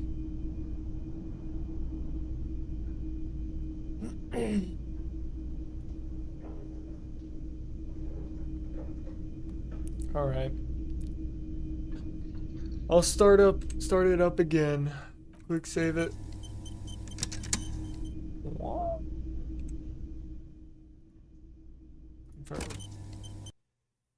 Started probably in the morning time. We'll get back on track on more Disco Elysium. I'll see you in the next one.